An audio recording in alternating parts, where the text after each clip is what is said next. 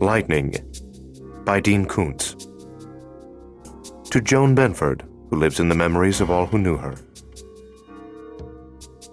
The wailing of the newborn infant is mingled with the dirge for the dead. Lucretius. I'm not afraid to die, I just don't want to be there when it happens. Woody Allen. Roller Coaster 1. A small gravity railroad, with steep inclines that produce sudden, speedy plunges for thrill-seeking passengers. The Random House Dictionary. Part 1. Laura. Being deeply loved by someone gives you strength, while loving someone deeply gives you courage. Lao Tzu. Chapter 1. A Candle in the Wind. 1. A storm struck on the night Laura Shane was born, and there was a strangeness about the weather that people would remember for years. Wednesday, January 12th, 1955, was frigid, gray, and somber. At twilight, thick, fluffy snowflakes spiraled out of the low sky, and the people of Denver huddled in expectation of a Rocky Mountain blizzard. By 10 o'clock that night, a bitterly cold gale blew in from the west, howling out of the mountain passes and shrieking down those rugged, wooded slopes. The snowflakes grew smaller until they were as fine as sand, and they sounded as abrasive as sand, too, when the wind blew them across the windows of Dr. Paul Markwell's book-lined study. Markwell slumped in the chair behind his desk, drinking scotch to keep warm. The persistent chill that troubled him was not caused by a winter draft, but by an internal frigidity of the mind and heart. In the 4 years since his only child, Lenny, had died of polio, Markwell's drinking had gotten steadily worse. Now, though on call for emergencies at County Medical, he picked up the bottle and poured more Chivas Regal. In the enlightened year of 1955, children were being inoculated with Dr. Jonas Salk's vaccine, and the day was near when no child would be paralyzed or die from poliomyelitis. But Lenny had been afflicted in 1951, a year before Salk tested the vaccine. The boy's respiratory muscles had been paralyzed too, and the case had been complicated by bronchopneumonia. Lenny never had a chance. From the mountains to the west, a low rumble echoed across the winter night, but at first Markwell thought nothing of it. He was so involved with his own enduring bile-black grief that sometimes he was only subliminally aware of events that transpired around him. A photograph of Lenny stood on his desk. Even after 4 years, he was tortured by his son's smiling face. He should have put the photo away, but instead left it in view because unceasing self-flagellation was his method of attempting to atone for his guilt. None of Paul Markwell's colleagues was aware of his drinking problem. He never appeared to be drunk. The errors he made in the treatment of some patients had resulted in complications that might have arisen naturally and were not attributed to malpractice. But he knew that he had blundered, and self-loathing only induced him to drink more. The rumbling came again. This time he recognized the thunder, but he still did not wonder about it. The phone rang. The scotch had left him numb and slow to react, so he did not pick up the receiver until the third ring. Hello? Dr. Markwell? Henry Yamada? Yamada, an intern at County Medical, sounded nervous. One of your patients, Janet Shane, was just brought in by her husband. She's in labor. The fact is, they were delayed by the storm, so she was well along when they got here. Markwell drank scotch while he listened. Then, pleased to hear that his voice was not slurred, he asked, She's still in first stage? Yes, but her labor pains are intense and unusually protracted for this point in the process. There's blood-tinged vaginal mucus. That's to be expected.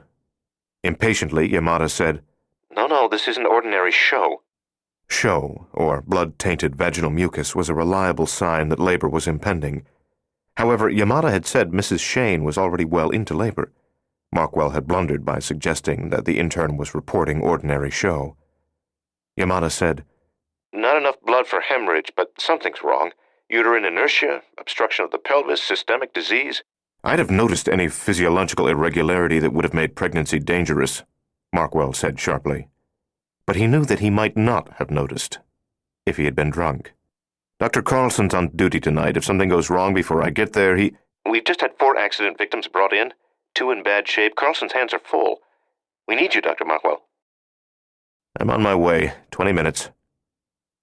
Markwell hung up, finished his scotch, and took a peppermint lozenge from his pocket. Since becoming a heavy drinker, he always carried mints. As he unwrapped the lozenge and popped it into his mouth, he left the study and went along the hall to the foyer closet. He was drunk, and he was going to deliver a baby, and maybe he was going to botch it, which would mean the end of his career, the destruction of his reputation, but he did not care. In fact, he anticipated that catastrophe with a perverse longing. He was pulling on his overcoat when a peal of thunder rocked the night. The house reverberated with it. He frowned and looked at the window beside the front door. Fine, dry snow swirled against the glass, briefly hung suspended as the wind held its breath, then swirled again. On a couple of other occasions over the years he had heard thunder in a snowstorm, though always at the beginning, always soft and far away, nothing as menacing as this. Lightning flashed, then again. Falling snow flickered queerly in the inconstant light, and the window was briefly transformed into a mirror in which Markwell saw his own haunted face.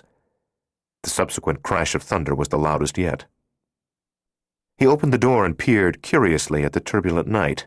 The hard-driving wind hurled snow under the porch roof, drifting it against the front wall of the house. A fresh 2 or 3 inch white mantle covered the lawn, and the windward boughs of the pine trees were flocked as well. Lightning flared bright enough to sting Markwell's eyes. The thunderclap was so tremendous that it seemed to come not only from the sky but from the ground, too, as if heaven and earth were splitting open, announcing Armageddon. 2 extended overlapping brilliant bolts seared the darkness. On all sides, eerie silhouettes leaped, writhed, throbbed. The shadows of porch railings, balusters, trees, barren shrubs, and street lamps were so weirdly distorted by every flash that Markwell's familiar world acquired the characteristics of a surrealistic painting. The unearthly light illuminated common objects in such a way as to give them mutant forms, altering them disturbingly. Disoriented by the blazing sky, thunder, wind, and billowing white curtains of the storm, Markwell abruptly felt drunk for the first time that night. He wondered how much of the bizarre electrical phenomenon was real and how much was alcohol-induced hallucination. He edged cautiously across the slippery porch to the head of the steps that led to the snow-covered front walk, and he leaned against a porch post, craning his head out to look up at the light-shattered heavens. A chain of thunderbolts made the front lawn and street appear to jump repeatedly, as if that scene were a length of motion picture film stuttering in a jammed projector. All color was burnt out of the night, leaving only the dazzling white of the lightning, the starless sky, the sparkling white of snow, and ink-black shuddering shadows. As he stared in awe and fear at the freakish celestial display, another jagged crack opened in the heavens. The earth-seeking tip of the hot bolt touched an iron street lamp only 60 feet away, and Markwell cried out in fear. At the moment of contact, the night became incandescent, and the glass panes in the lamp exploded. The clap of thunder vibrated in Markwell's teeth. The porch floor rattled. The cold air instantly reeked of ozone and hot iron. Silence, stillness, and darkness returned. Markwell had swallowed the peppermint. Astonished neighbors appeared on their porches along the street. Or perhaps they were present throughout the tumult, and perhaps he saw them only when the comparative calm of an ordinary blizzard was restored. A few trudged through the snow to have a closer look at the stricken street lamp, the iron crown of which appeared half-melted. They called to one another and to Markwell, but he did not respond. He had not been sobered by the terrifying exhibition. Afraid that neighbors would detect his drunkenness, he turned away from the porch steps and went into the house. Besides, he had no time to chat about the weather. He had a pregnant woman to treat, a baby to deliver. Striving to regain control of himself, he took a wool scarf from the foyer closet, wound it around his neck, and crossed the ends over his chest.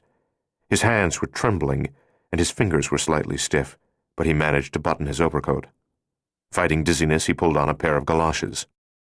He was gripped by the conviction that the incongruous lightning had some special meaning for him, a sign, an omen. Nonsense. Just the whiskey confusing him.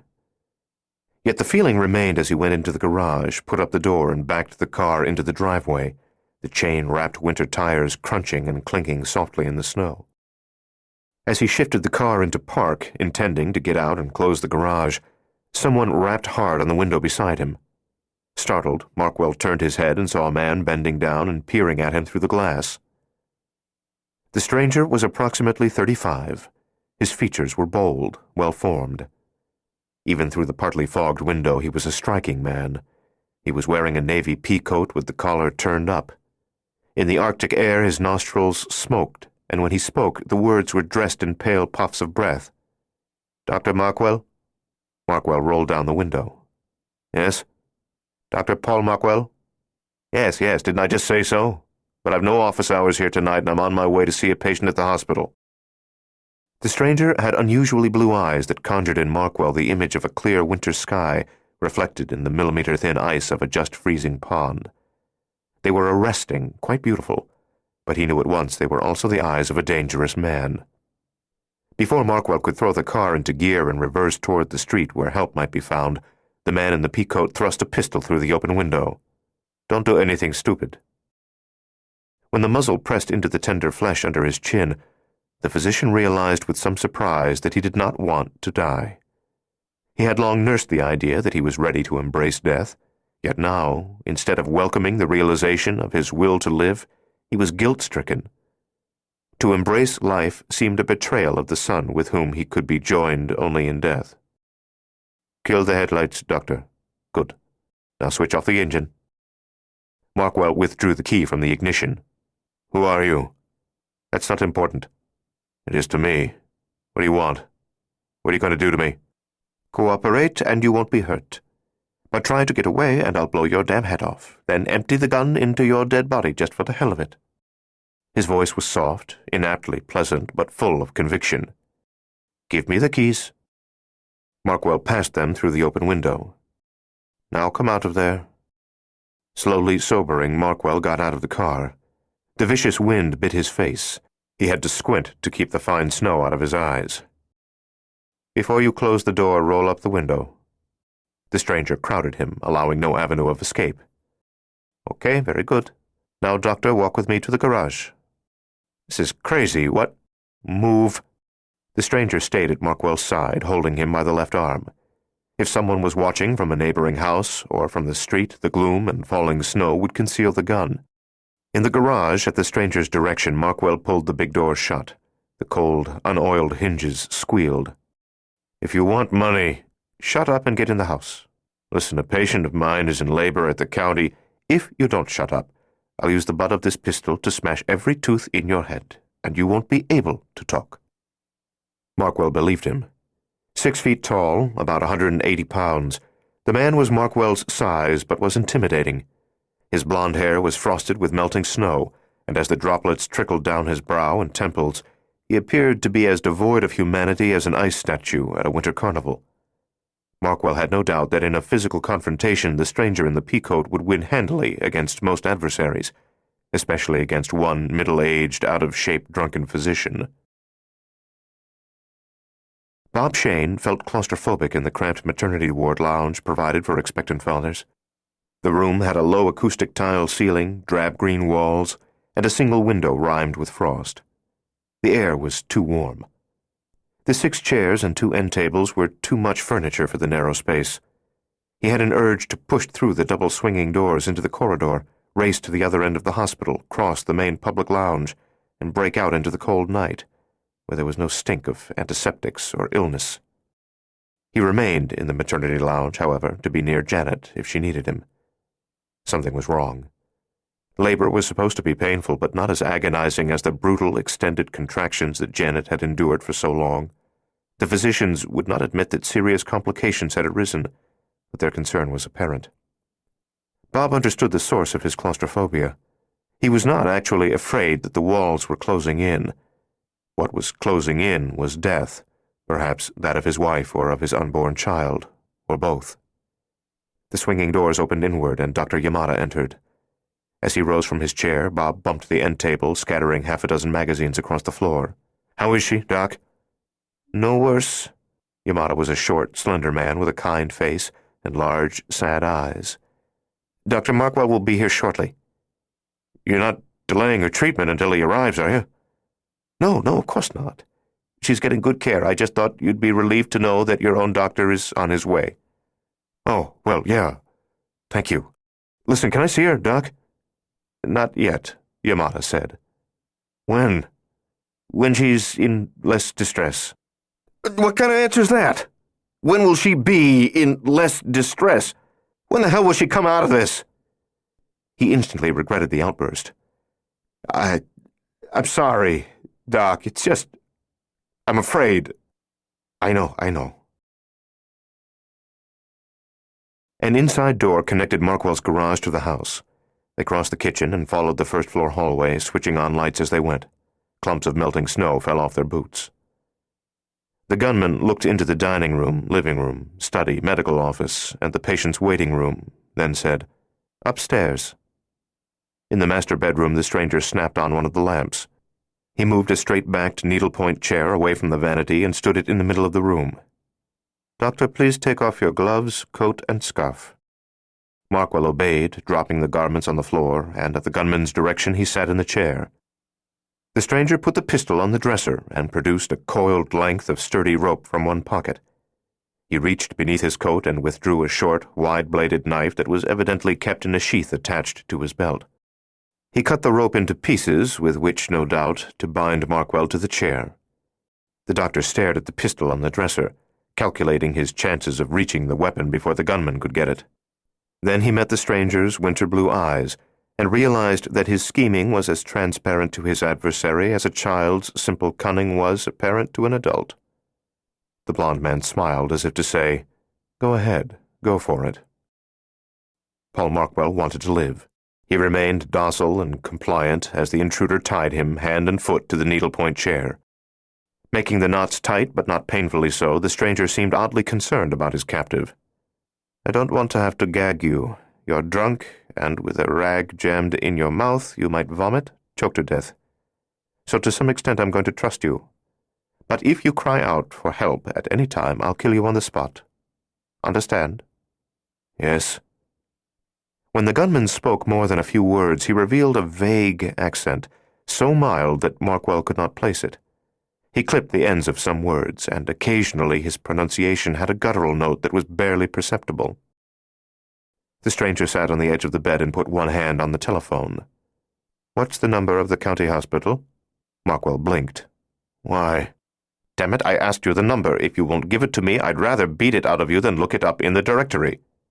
Chastened, Markwell gave him the number. "Who's on duty there tonight?" "Dr. Carlson, Herb Carlson." "Is he a good man?" "What do you mean?"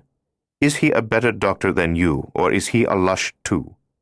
"I'm not a lush. I have—" "You're an irresponsible, self-pitying alcoholic wreck, and you know it. Answer my question, Doctor. Is Carlson reliable?" Markwell's sudden nausea resulted only partly from overindulgence in scotch. The other cause was revulsion at the truth of what the intruder had said. "Yeah, Herb Carlson's good, a very good doctor." "Who's the supervising nurse tonight?" Markwell had to ponder that for a moment. "Ella Hanlow, I think. I'm not sure. If it isn't Ella, it's Virginia Keene." The stranger called the county hospital and said he was speaking on behalf of Dr. Paul Markwell. He asked for Ella Hanlow. A blast of wind slammed into the house, rattling a loose window, whistling in the eaves, and Markwell was reminded of the storm. As he watched the fast-falling snow at the window, he felt another gust of disorientation blow through him.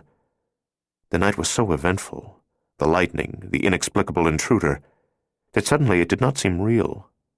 He pulled at the ropes that bound him to the chair, certain that they were fragments of a whiskey dream and would dissolve like gossamer, but they held him fast, and the effort made him dizzy again. At the phone, the stranger said, "Nurse Hanlow, Dr. Markwell won't be able to come to the hospital tonight. One of his patients there, Janet Shane, is having a difficult labor." "Yes, of course. He wants Dr. Carlson to handle the delivery." No, I'm afraid he can't possibly make it." "No, not the weather." "He's drunk." "That's right. He'd be a danger to the patient." "No, he's so drunk there's no point putting him on the line." "Sorry. He's been drinking a lot lately, trying to cover it, but tonight he's worse than usual." I'm a neighbor." Okay. Thank you, Nurse Hanlow. Goodbye. Markwell was angry, but also surprisingly relieved to have his secret revealed. You bastard, you've ruined me. No, Doctor. You've ruined yourself. Self-hatred is destroying your career, and it drove your wife away from you. The marriage was already troubled, sure, but it might have been saved if Lenny had lived. And it might even have been saved after he died if you hadn't withdrawn into yourself so completely. Markwell was astonished. How the hell do you know what it was like with me and Anna? How do you know about Lenny? I've never met you before. How can you know anything about me? Ignoring the questions, the stranger piled 2 pillows against the padded headboard of the bed. He swung his wet, dirty, booted feet onto the covers and stretched out. No matter how you feel about it, losing your son wasn't your fault. You're just a physician, not a miracle worker. But losing Anna was your fault. And what you've become, an extreme danger to your patients, that's your fault too. Markwell started to object, then sighed and let his head drop forward until his chin was on his chest. You know what your trouble is, Doctor. I suppose you'll tell me. Your trouble is you never had to struggle for anything, never knew adversity. Your father was well-to-do, so you got everything you wanted, went to the finest schools. And though you were successful in your practice, you never needed the money. You had your inheritance. So when Lenny got polio, you didn't know how to deal with adversity, because you'd never had any practice. You hadn't been inoculated, so you had no resistance, and you got a bad case of despair. Lifting his head, blinking until his vision cleared, Markwell said, I can't figure this. Through all this suffering, you've learned something, Markwell. And if you'll sober up long enough to think straight, you might get back on track. You've still got a slim chance to redeem yourself. Maybe I don't want to redeem myself. I'm afraid that could be true. I think you're scared to die, but I don't know if you have the guts to go on living. The doctor's breath was sour with stale peppermint and whiskey. His mouth was dry and his tongue swollen. He longed for a drink. He half-heartedly tested the ropes that bound his hands to the chair. Finally, disgusted by the self-pitying whine in his own voice, but unable to regain his dignity, he said, What do you want from me? I want to prevent you from going to the hospital tonight. I want to be damn sure you don't deliver Janet Shane's baby. You've become a butcher, a potential killer, and you have to be stopped this time. Markwell licked his dry lips. I still don't know who you are. And you never will, Doctor. You never will. Bob Shane had never been so scared. He repressed his tears, for he had the superstitious feeling that revealing his fear so openly would tempt the fates and ensure Janet's and the baby's deaths. He leaned forward in the waiting room chair, bowed his head, and prayed silently. Lord, Janet could have done better than me.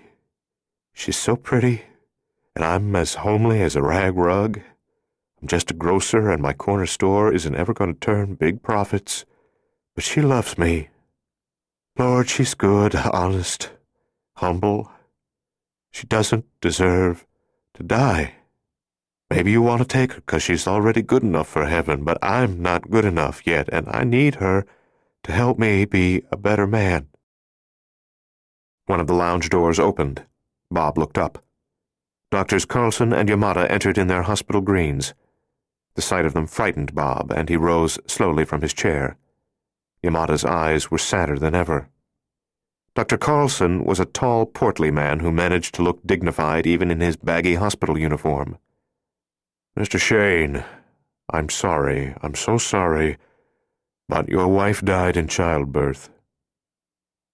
Bob stood rock still, as if the dreadful news had transformed his flesh to stone. He heard only part of what Carlson said.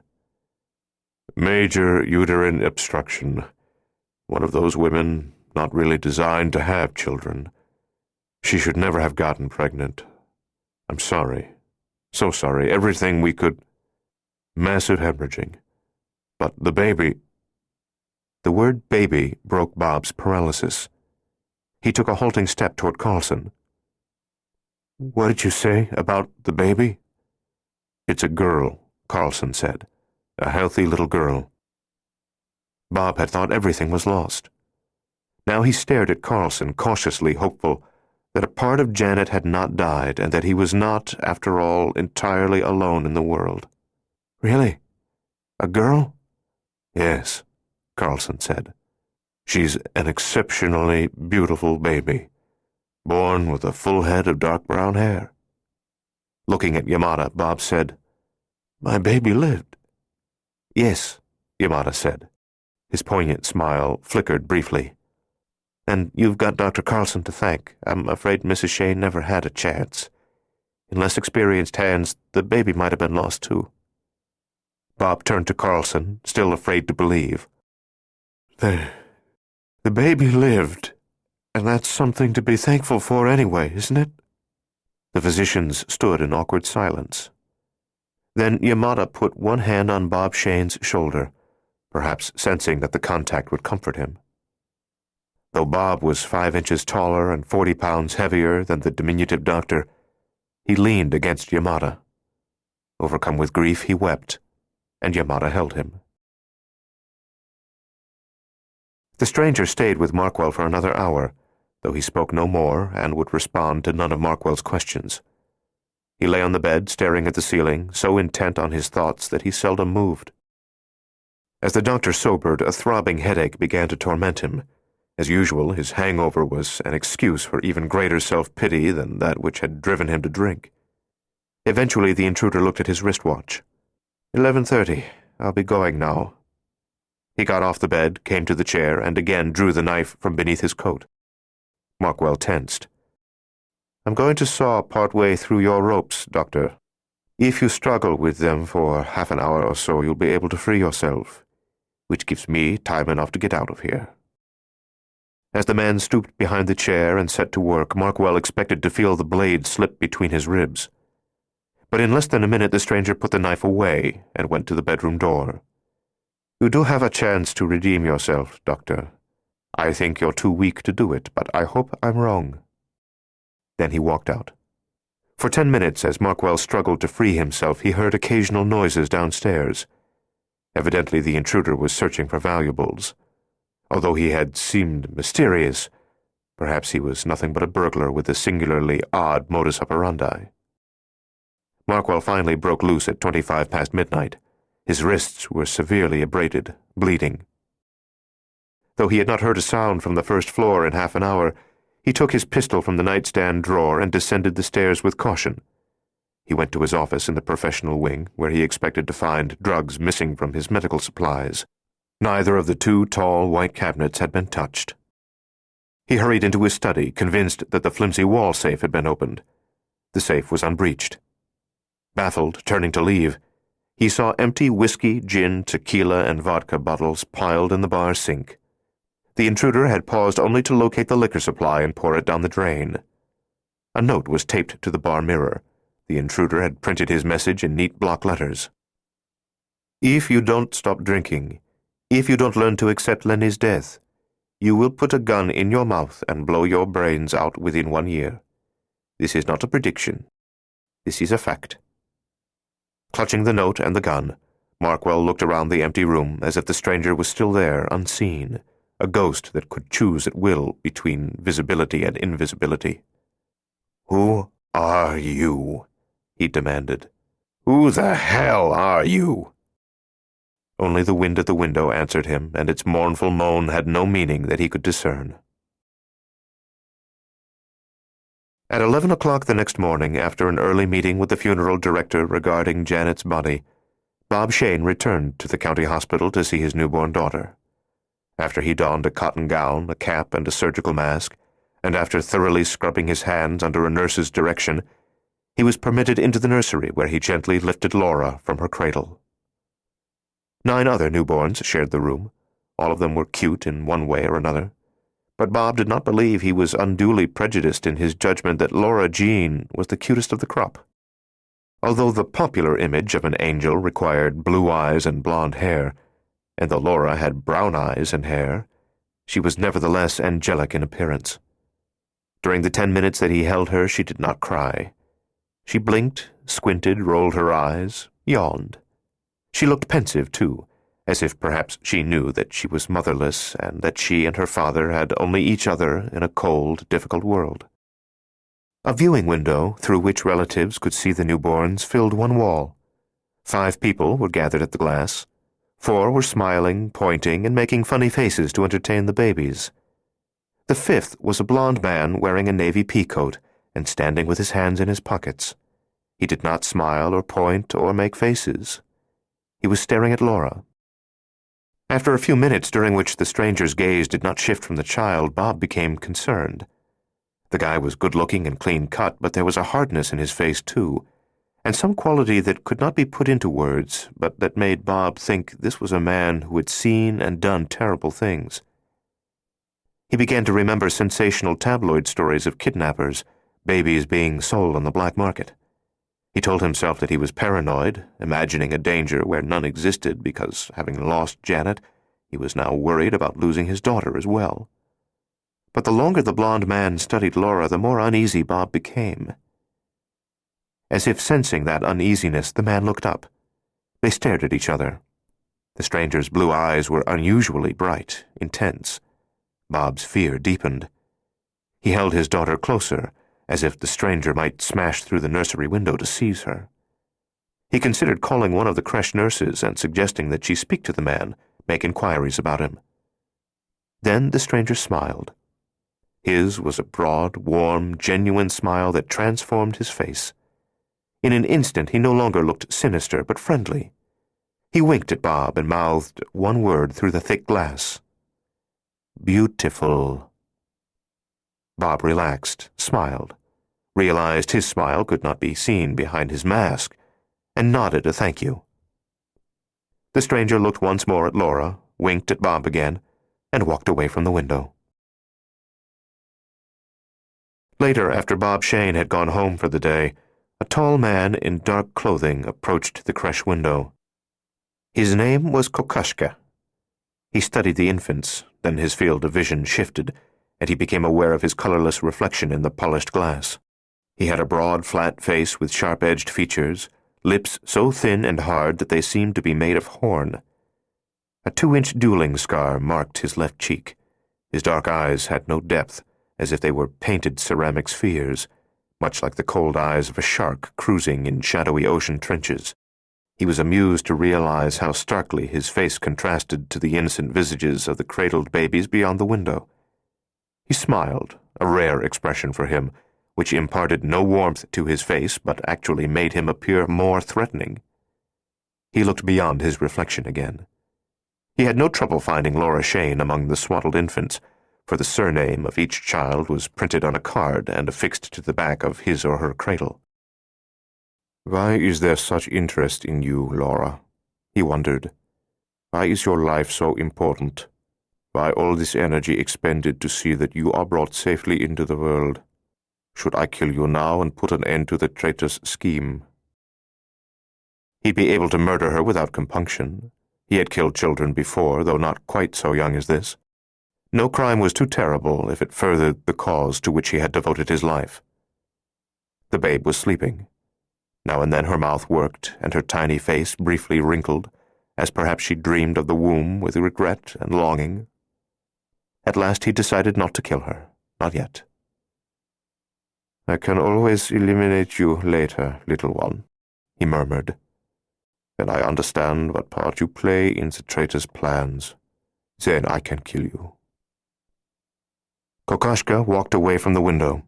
He knew he would not see the girl again for more than 8 years. 2. In Southern California, rain falls rarely in the spring, summer, and autumn. The true rainy season usually begins in December and ends in March.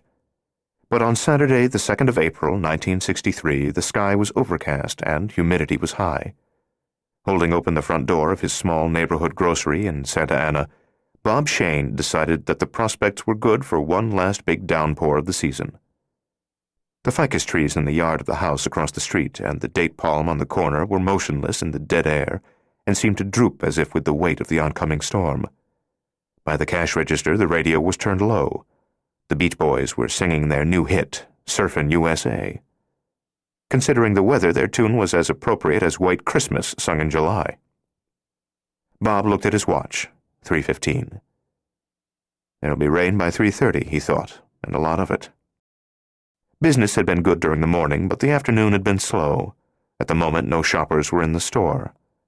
The family-owned grocery faced new deadly competition from convenience store chains like 7-Eleven. He was planning to shift to a deli-style operation, offering more fresh foods, but was delaying as long as possible because a deli required considerably more work. If the oncoming storm was bad, he would have few customers the rest of the day. He might close early and take Laura to a movie. Turning from the door, he said, "Better get the boat, doll."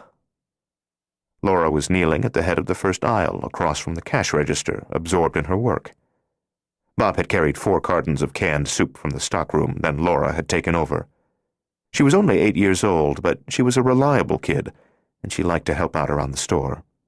After stamping the correct price on each of the cans, she stacked them on the shelves, remembering to cycle the merchandise, putting the new soup behind the old. She looked up reluctantly. "Boat? What boat?" "Upstairs in the apartment, the boat in the closet. From the look of the sky, we're going to need it to get around later today."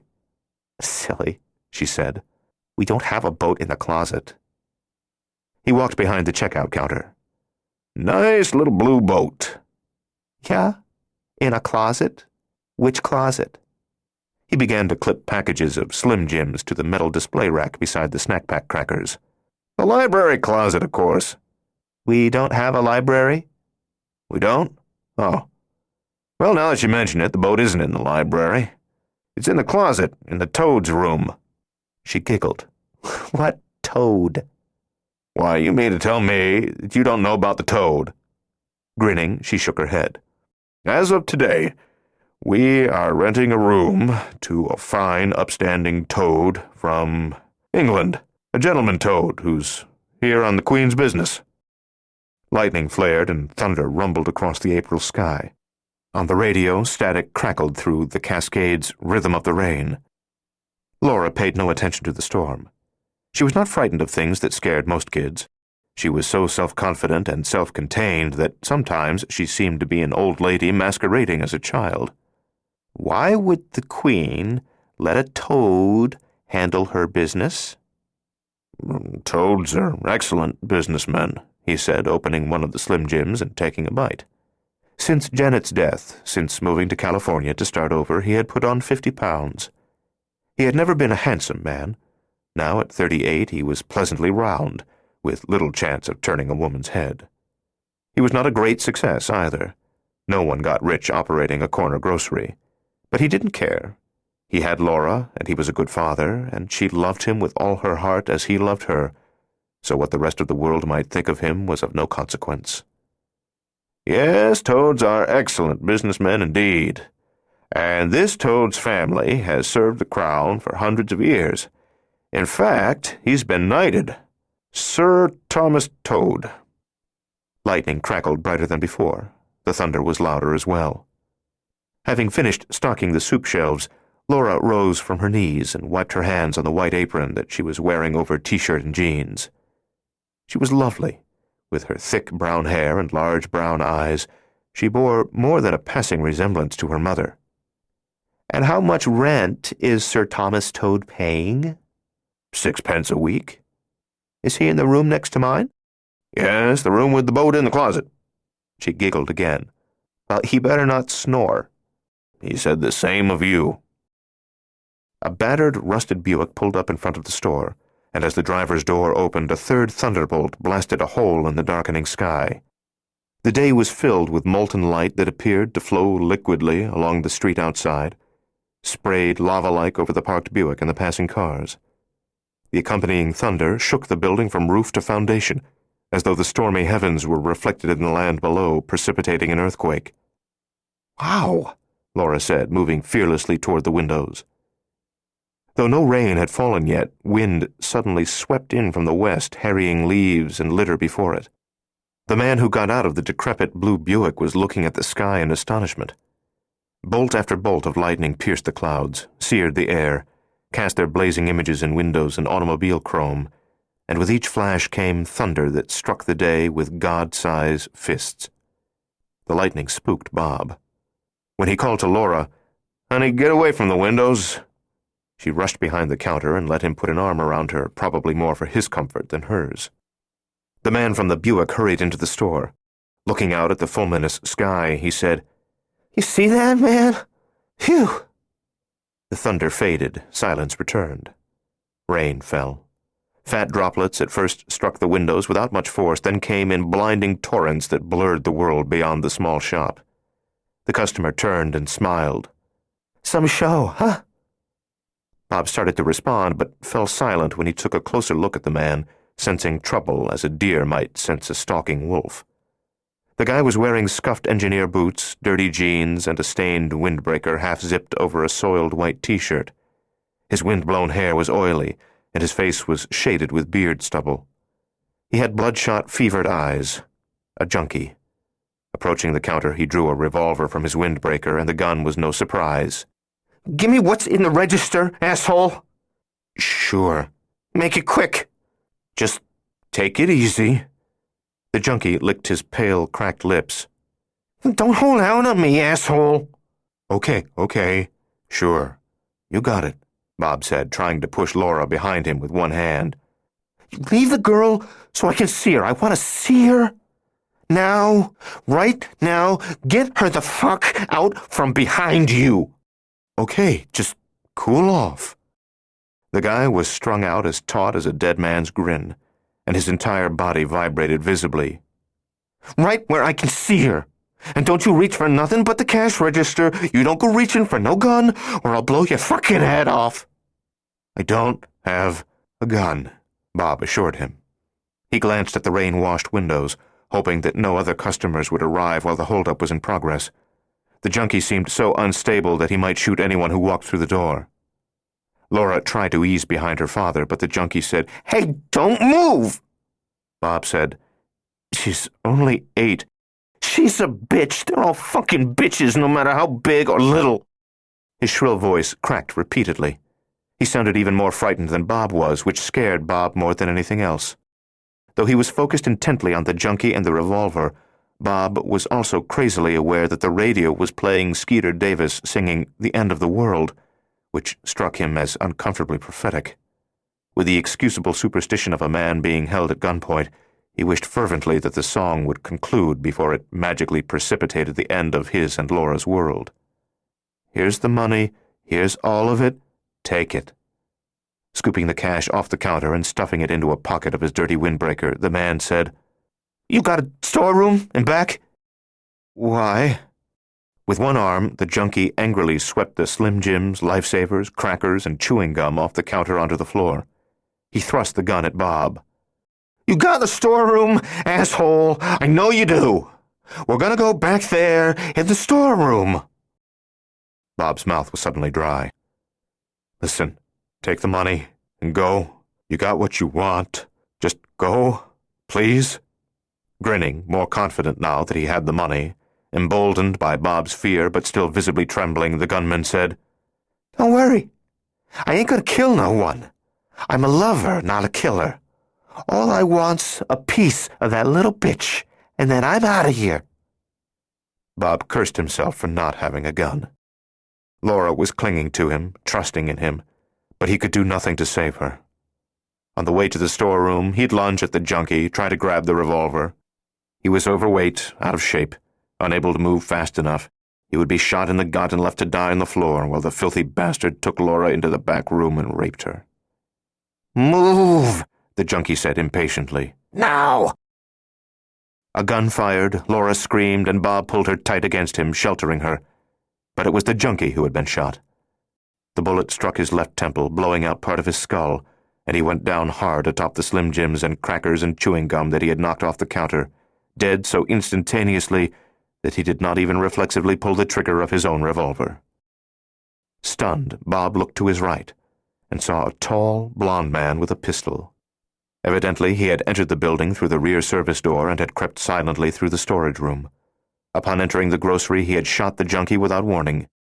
As he stared at the dead body, he looked cool, dispassionate. as if he were an experienced executioner. "Thank God," Bob said. "Police." "I'm not the police." The man wore gray slacks, a white shirt, and a dark gray jacket under which a shoulder holster was visible. Bob was confused, wondering if their rescuer was another thief about to take over where the junkie had been violently interrupted. The stranger looked up from the corpse. His eyes were pure blue, intense and direct. Bob was sure that he had seen the guy before, but he could not remember where or when. The stranger looked at Laura. "You all right, sweetheart?" "Yes," she said, but she clung to her father. The pungent odor of urine rose from the dead man, for he had lost control of his bladder at the moment of death. The stranger crossed the room, stepping around the corpse, and engaged the deadbolt lock on the front door. He pulled down the shade. He looked worriedly at the big display windows over which flowed a continuous film of rain, distorting the stormy afternoon beyond. "No way to cover those, I guess. We'll just have to hope nobody comes along and looks in." "What are you going to do to us?" Bob asked. "Me? Nothing. I'm not like that creep. I don't want anything from you. I just locked the door so we could work out the story you're going to have to tell the police. We have to get it straight before anyone walks in here and sees the body." "Why do I need a story?"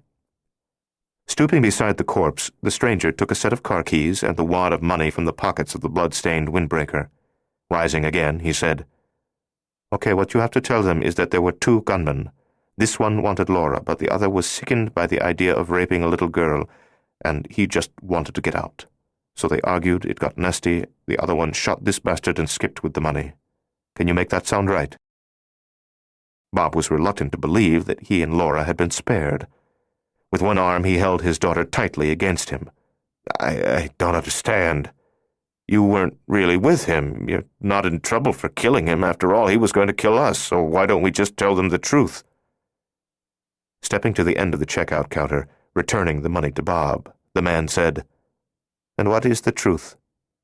"Well, you happened along and saw the robbery in progress." "I didn't just happen along, Bob. I've been watching over you and Laura."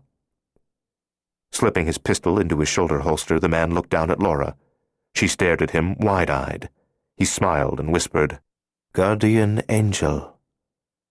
Not believing in guardian angels, Bob said, "Watching over us from where? How long? Why?"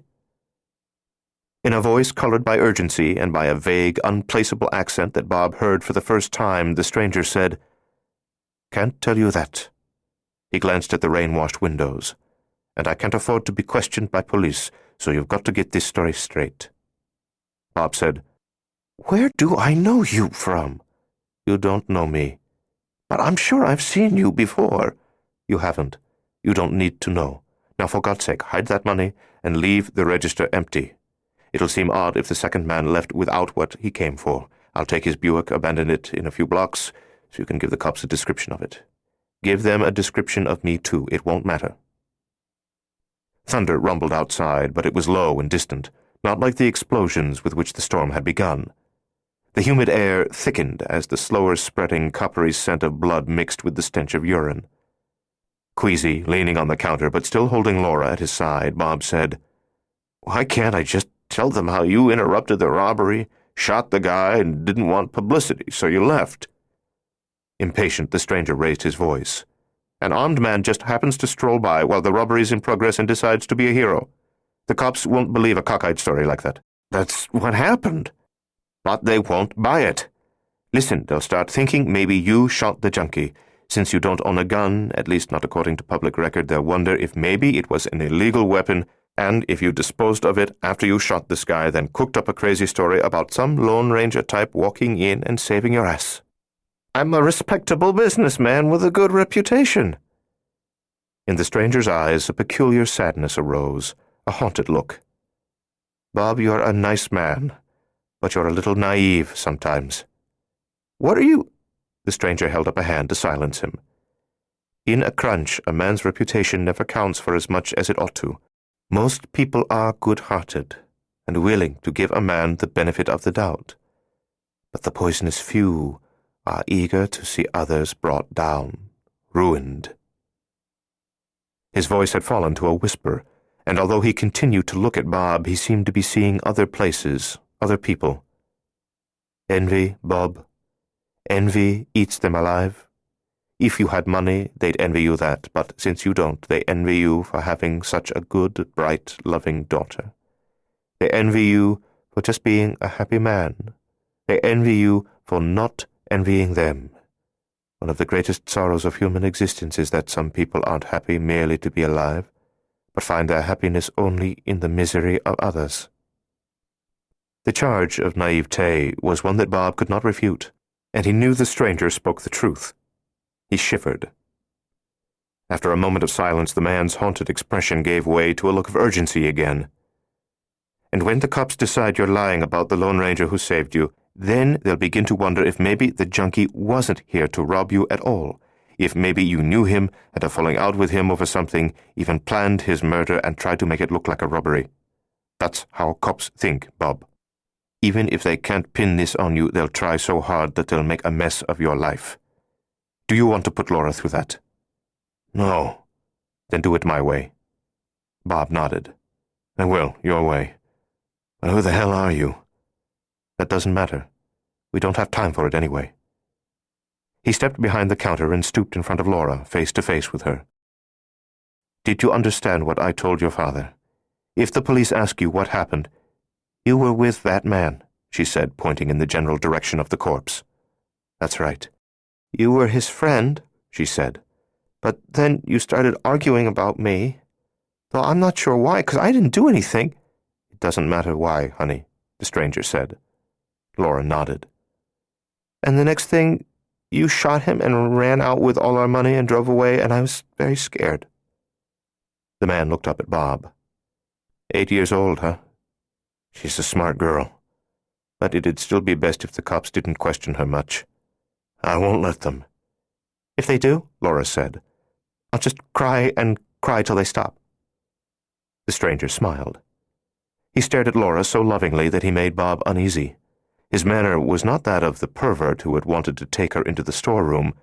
His expression was tender, affectionate. He touched her cheek. Astonishingly, tears shimmered in his eyes. He blinked, stood. Bob, put that money away. Remember, I left with it. Bob realized the wad of cash was still in his hand. He jammed it into his pants pocket, and his loose apron concealed the bulge. The stranger unlocked the door and put up the shade. Take care of her, Bob. She's special. Then he dashed into the rain, letting the door stand open behind him, and got into the Buick. The tires squealed as he pulled out of the parking lot. The radio was on, but Bob heard it for the first time since The End of the World had been playing, before the junkie had been shot. Now Shelley Fabre was singing Johnny Angel. Suddenly he heard the rain again, not just as a dull background hiss and patter, but really heard it, beating furiously on the windows and on the roof of the apartment above. In spite of the wind rushing through the open door, the stink of blood and urine was abruptly far worse than it had been a moment ago, and just as precipitously, as if coming out of a trance of terror and regaining his full senses, he realized how close his precious Laura had come to dying. He scooped her into his arms, lifted her off the floor, and held her, repeating her name, smoothing her hair.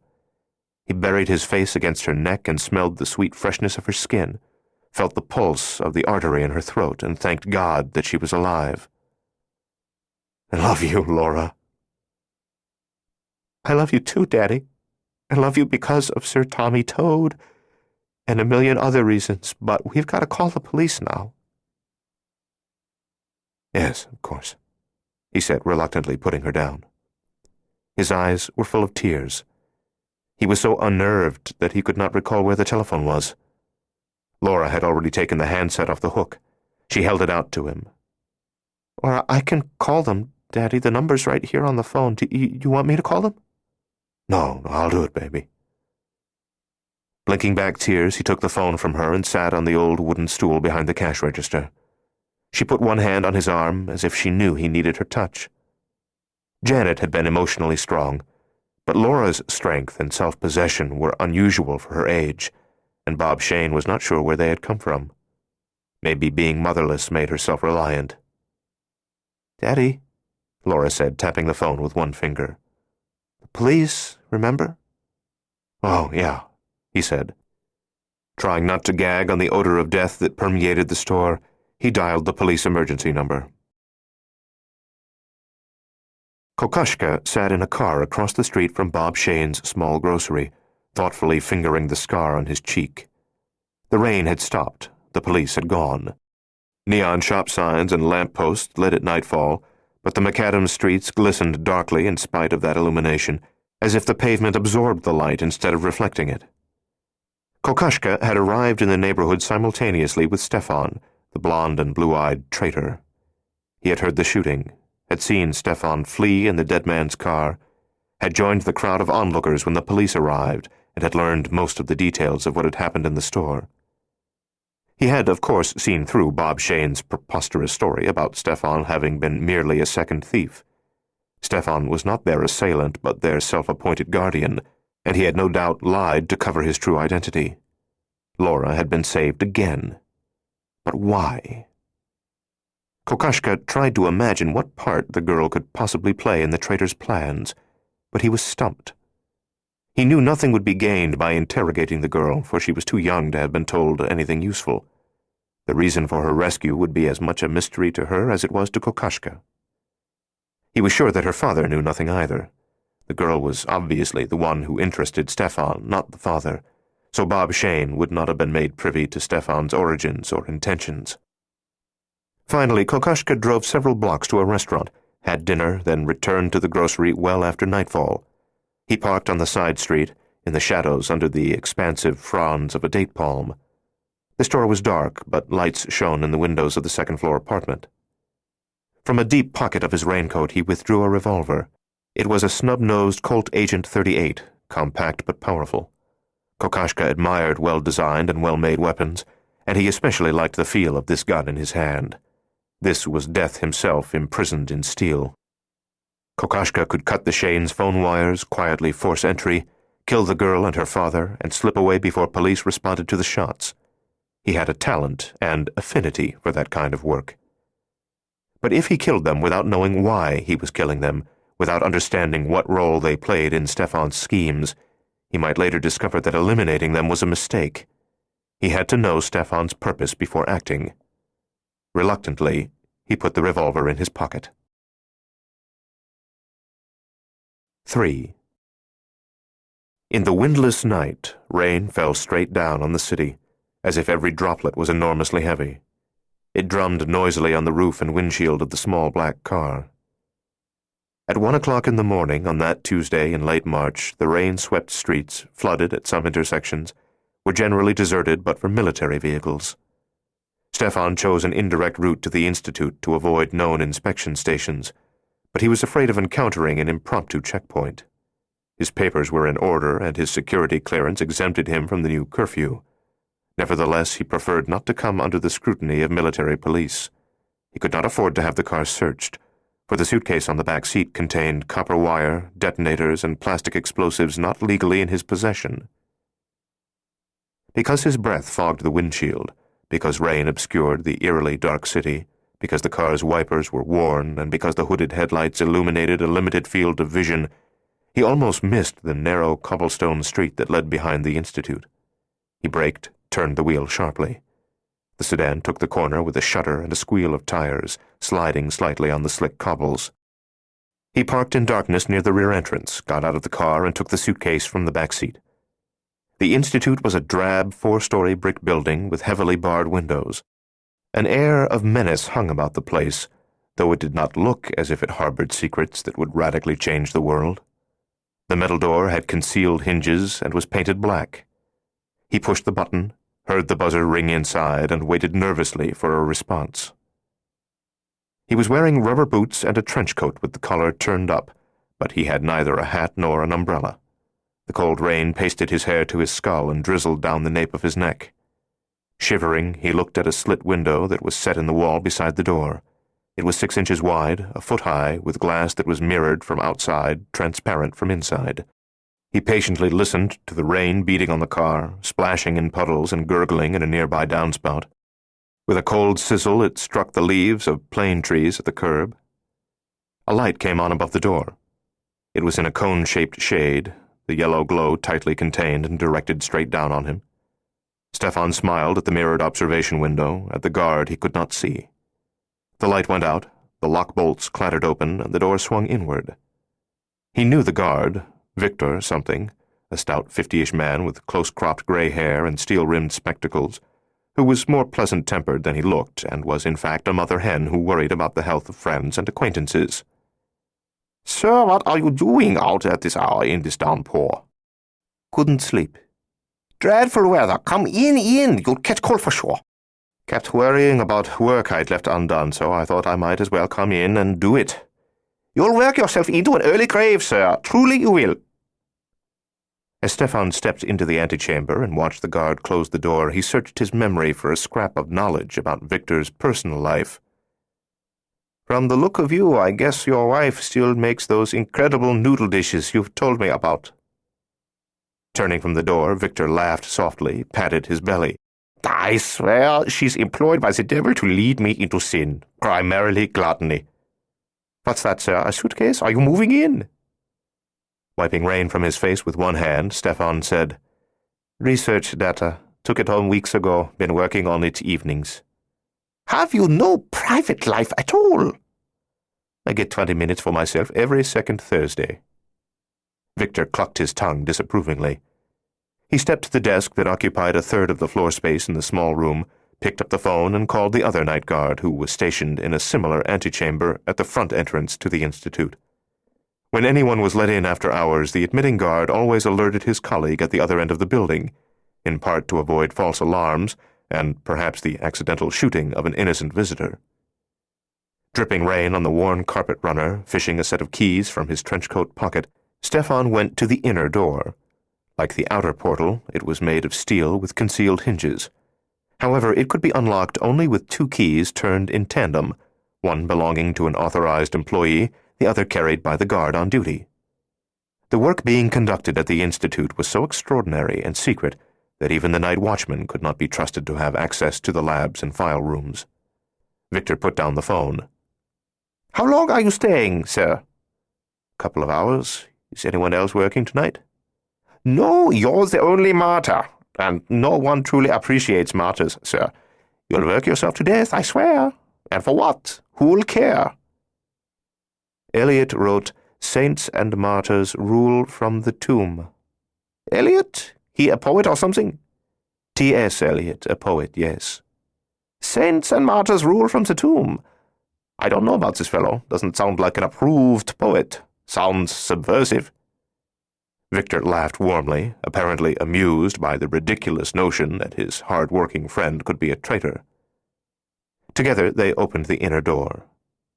Stefan lugged the suitcase of explosives into the Institute's ground-floor hallway, where he switched on the lights. "If you're going to make a habit of working in the middle of the night," Victor said, "I'll bring you one of my wife's cakes to give you energy." "Thank you, Victor, but I hope not to make a habit of this." The guard closed the metal door. The lock bolt clanked shut automatically. Alone in the hallway, Stefan thought, not for the first time, that he was fortunate in his appearance. Blond, strong-featured, blue-eyed. His looks partly explained why he could brazenly carry explosives into the Institute without expecting to be searched. Nothing about him was dark, sly, or suspect. He was the ideal, angelic when he smiled, and his devotion to country would never be questioned by men like Victor, men whose blind obedience to the state and whose beery, sentimental patriotism prevented them from thinking clearly about a lot of things. A lot of things. He rode the elevator to the 3rd floor and went directly to his office, where he turned on a brass gooseneck lamp. After removing his rubber boots and trench coat, he selected a manila folder from the file cabinet and arranged its contents across the desk to create a convincing impression that work was underway. In the unlikely event that another staff member decided to put in an appearance in the heart of the night, as much as possible must be done to allay suspicion. Carrying the suitcase and a flashlight that he had taken from an inner pocket of his trench coat, he climbed the stairs past the 4th floor and ascended all the way to the attic. The flashlight revealed huge timbers from which a few mist-driven nails bristled here and there. Though the attic had a rough wood floor, it was not used for storage and was empty of all but a film of gray dust and spiderwebs. The space under the highly pitched slate roof was sufficient to allow him to stand erect along the center of the building, though he would have to drop to his hands and knees when he worked closer to the eaves. With the roof only inches away, the steady roar of the rain was as thunderous as the flight of an endless fleet of bombers crossing low overhead. That image came to mind, perhaps because he believed that exactly such ruination would be the inevitable fate of his city. He opened the suitcase. Working with the speed and confidence of a demolitions expert, he placed the bricks of plastic explosives and shaped each charge to direct the power of the explosion downward and inward. The blast must not merely blow the roof off, but pulverize the middle floors and bring the heavy roof slates and timbers crashing down through the debris to cause further destruction. He secreted the plastique among the rafters and in the corners of the long room, even pried up a couple of floorboards and left explosives under them. Outside, the storm briefly abated, but soon more ominous peals of thunder rolled across the night, and the rain returned, falling harder than before. The long-delayed wind arrived, too, keening along the gutters and moaning under the eaves. Its strange, hollow voice seemed simultaneously to threaten and mourn the city. Chilled by the unheated attic air, he conducted his delicate work with increasingly tremulous hands. Though shivering, he broke out in a sweat. He inserted a detonator in every charge and strung wire from all the charges to the northwest corner of the attic. He braided them to a single copper line and dropped it down a ventilation chase that went all the way to the basement. The charges and wire were as well concealed as possible and would not be spotted by someone who merely opened the attic door for a quick look. But on closer inspection, or if the space was needed for storage, the wires and molded plastique surely would be noticed. He needed 24 hours during which no one would go into the attic. That wasn't much to ask, considering that he was the only one who had visited the Institute's garret in months. Tomorrow night he would return with a second suitcase and plant charges in the basement. Crushing the building between simultaneous explosions above and below was the only way to be certain of reducing it and its contents to splinters, gravel, and twisted scraps. After the blast and accompanying fire, no files must remain to rekindle the dangerous research now conducted there. The great quantity of explosives, although carefully placed and shaped, would damage structures on all sides of the Institute, and he was afraid that other people, some of them no doubt innocent, would be killed in the blast. Those deaths could not be avoided. He dared not use less plastique, for if every file and every duplicate of every file throughout the Institute were not utterly destroyed, the project might be quickly relaunched. And this was a project that must be brought to an end swiftly, for the hope of all mankind hinged on its destruction. If innocent people perished, he would just have to live with the guilt. In 2 hours, at a few minutes past 3 o'clock, he finished his work in the attic. He returned to his office on the 3rd floor and sat for a while behind his desk. He did not want to leave until his sweat-soaked hair had dried and he had stopped trembling, for Victor might notice. He closed his eyes. In his mind he summoned Laura's face. He could always calm himself with thoughts of her. The mere fact of her existence brought him peace and greater courage. 4. Bob Shane's friends did not want Laura to attend her father's funeral. They believed that a 12-year-old girl ought to be spared such a grim ordeal. She insisted, however, and when she wanted anything as badly as she wanted to say one last goodbye to her father, no one could thwart her. That Thursday, July 24th, 1967, was the worst day of her life, even more distressing than the preceding Tuesday when her father had died.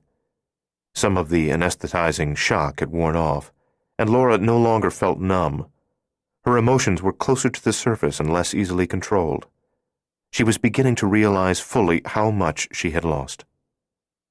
She chose a dark blue dress because she did not own a black one. She wore black shoes and dark blue socks, and she worried about the socks because they made her feel childish, frivolous. Having never worn nylons, however, she didn't think it a good idea to don them for the first time at the funeral. She expected her father to look down from heaven during the service, and she intended to be just the way he remembered her. If he saw her in nylons, a changeling striving awkwardly to be grown up, he might be embarrassed for her. At the funeral home, she sat in the front row between Cora Lance, who owned a beauty shop half a block from Shane's grocery, and Anita Pasadopoulos, who had done charity work with Bob at St. Andrew's Presbyterian Church. Both were in their late 50s, grandmotherly types who touched Laura reassuringly and watched her with concern. They did not need to worry about her. She would not cry, become hysterical, or tear out her hair. She understood death. Everyone had to die. People died, dogs died, cats died, birds died, flowers died. Even the ancient redwood trees died sooner or later, though they lived 20 or 30 times longer than a person, which didn't seem right. On the other hand, living 1,000 years as a tree would be a lot duller than living just 42 years as a happy human being. Her father had been 42 when his heart failed. Bang, a sudden attack, which was too young. But that was the way of the world, and crying about it was pointless. Laura prided herself on her sensibleness. Besides, death was not the end of a person. Death was actually only the beginning. Another and better life followed. She knew that must be true because her father had told her so, and her father never lied. Her father was the most truthful man, and kind and sweet. As the minister approached the lectern to the left of the casket, Cora Lance leaned close to Laura. "Are you okay, dear?" "Yes, I'm fine," she said. But she did not look at Cora. She dared not meet anyone's eyes, so she studied inanimate things with great interest. This was the first funeral home she had ever entered, and she did not like it. The burgundy carpet was ridiculously thick. The drapes and upholstered chairs were burgundy too, with only minimal gold trim, and the lamps had burgundy shades. So all the rooms appeared to have been decorated by an obsessed interior designer with a burgundy fetish. Fetish was a new word for her. She used it too much, just as she always overused a new word, but in this case it was appropriate. Last month, when she'd first heard the lovely word sequestered, meaning secluded or isolated, she had used it at every opportunity, until her father had begun to tease her with silly variations. "Hey, how's my little sequestrian this morning?" he would say, or, "Potato chips are a high turnover item, so we'll shift them into the first aisle, closer to the register, 'cause the corner they're in now is sort of sequestriaceous." He enjoyed making her giggle, as with his tales of Sir Tommy Toad, a British amphibian he had invented when she was 8 years old, and whose comic biography he embellished nearly every day. In some ways, her father had been more of a child than she was, and she had loved him for that. Her lower lip trembled. She bit it, hard. If she cried, she'd be doubting what her father had always told her about the next life, the better life. By crying, she would be pronouncing him dead, dead for once and all, forever, finito. She longed to be sequestered in her room above the grocery, in bed, the covers pulled over her head. That idea was so appealing, she figured she could easily develop a fetish for sequestering herself.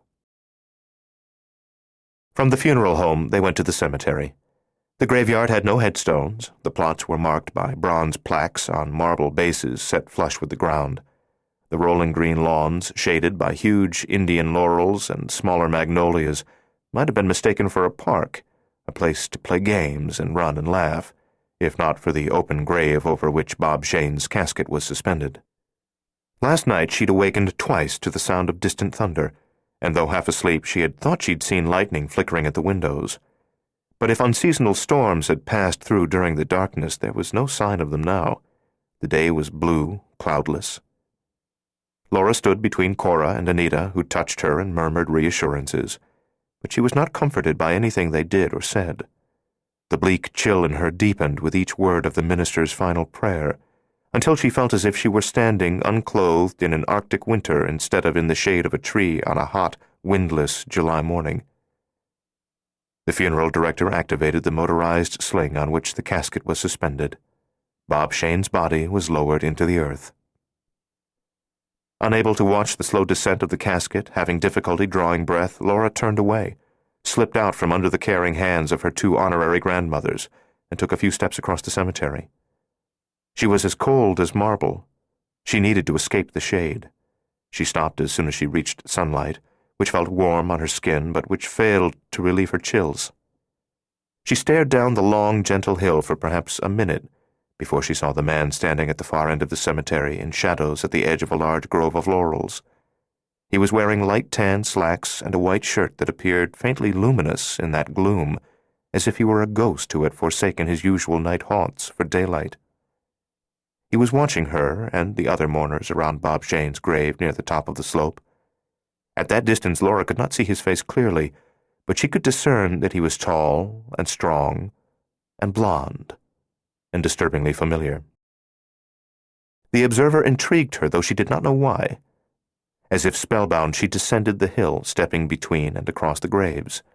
The nearer she drew to the blonde, the more familiar he looked. At first, he did not react to her approach, but she knew he was studying her intently. She could feel the weight of his gaze. Cora and Anita called to her, but she ignored them. Seized by an inexplicable excitement, she walked faster, now only 100 feet from the stranger. The man retreated into the false twilight among the trees. Afraid that he would slip away before she had gotten a good look at him, yet not certain why seeing him more clearly was so important, Laura ran. The soles of her new black shoes were slippery, and several times she nearly fell. At the place where he had been standing, the grass was tramped flat, so he was no ghost. Laura saw a flicker of movement among the trees, the spectral white of his shirt. She hurried after him. Only sparse pale grass grew under the laurels, beyond the reach of the sun. However, surface roots and treacherous shadows sprouted everywhere. She stumbled, grabbed the trunk of a tree to avoid a bad fall, regained her balance, looked up, and discovered that the man had vanished. The grove was comprised of perhaps 100 trees. The branches were densely interlaced, allowing sunlight through only in thin golden threads, as if the fabric of the sky had begun unraveling into the woods. She hurried forward, squinting at the darkness. Half a dozen times she thought she saw him, but it was always phantom movement, a trick of light or of her own mind. When a breeze sprang up, she was certain she heard his furtive footsteps in the masking rustle of the leaves, but when she pursued the crisp sound, its source eluded her. After a couple of minutes, she came out of the trees to a road that served another section of the sprawling cemetery. Cars were parked along the verge, sparkling in the brightness, and 100 yards away was a group of mourners at another graveside service. Laura stood at the edge of the lane, breathing hard, wondering where the man in the white shirt had gone and why she had been compelled to chase him. The blazing sun, the cessation of the short-lived breeze, and the return of perfect silence to the cemetery made her uneasy. The sun seemed to pass through her as if she were transparent, and she was strangely light, almost weightless, and mildly dizzy, too. She felt as if she were in a dream, floating an inch above an unreal landscape. "I'm going to pass out," she thought. She put one hand against the front fender of a parked car and gritted her teeth, struggling to hold on to consciousness. Though she was only 12, she did not often think or act like a child, and she never felt like a child. Not until that moment in the cemetery, when suddenly she felt very young, weak, and helpless. A tan Ford came slowly along the road, slowing even further as it drew near her. Behind the wheel was the man in the white shirt. The moment she saw him, she knew why he'd seemed familiar. 4 years ago, the robbery, her guardian angel. Although she had been just 8 years old at the time, she would never forget his face. He brought the Ford almost to a halt and drifted by her slowly, scrutinizing her as he passed. They were just a few feet apart. Through the open window of his car, every detail of his handsome face was as clear as on that terrible day when she had first seen him in the store. His eyes were as brilliantly blue and riveting as she had remembered. When their gazes locked, she shuddered. He said nothing, did not smile, but studied her intently as if trying to fix every detail of her appearance in his mind. He stared at her the way a man might stare at a tall glass of cool water after crossing a desert. His silence and unwavering gaze frightened Laura, but also filled her with an inexplicable sense of security. The car was rolling past her. She shouted, "Wait!" She pushed away from the car against which she had been leaning, dashed toward the tan Ford. The stranger accelerated and sped out of the graveyard, leaving her alone in the sun until a moment later she heard a man speak behind her. "Laura." When she turned, she could not see him at first. He called her name again, softly, and she spotted him 15 feet away at the edge of the trees, standing in the purple shadows under an Indian laurel. He wore black slacks, a black shirt, and seemed out of place in this summer day. Curious, perplexed, wondering if somehow this man was connected with her guardian angel, Laura started forward. She closed to within 2 steps of the new stranger before she realized that the disharmony between him and the bright, warm summer day was not solely a result of his black clothing. Wintry darkness was an integral part of the man himself. A coldness seemed to come from within him, as if he had been born to dwell in polar regions or in the high caves of ice-bound mountains. She stopped less than 5 feet from him. He said no more but stared at her intently, with a look that seemed as much puzzlement as anything. She saw a scar on his left cheek. "Why you?"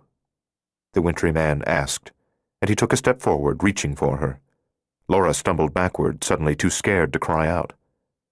From the middle of the copse of trees, Cora Lance called, "Laura? Are you all right, Laura?" The stranger reacted to the nearness of Cora's voice, turned and moved away through the laurels, his black-clad body disappearing quickly in the shadows, as if he had not been a real man at all, but a bit of darkness briefly come to life. 5 days after the funeral, on Tuesday, the 29th of July, Laura was back in her own room above the grocery store for the first time in a week. She was packing and saying goodbye to the place that had been home to her for as long as she could recall. Pausing to rest, she sat on the edge of the rumpled bed, trying to remember how secure and happy she had been in that room only days ago. 100 paperback books, mostly dog and horse stories, were shelved in one corner. 50 miniature dogs and cats, glass, brass, porcelain, pewter, filled the shelves above the headboard of her bed. She had no pets, for the health code prohibited animals in an apartment above a grocery.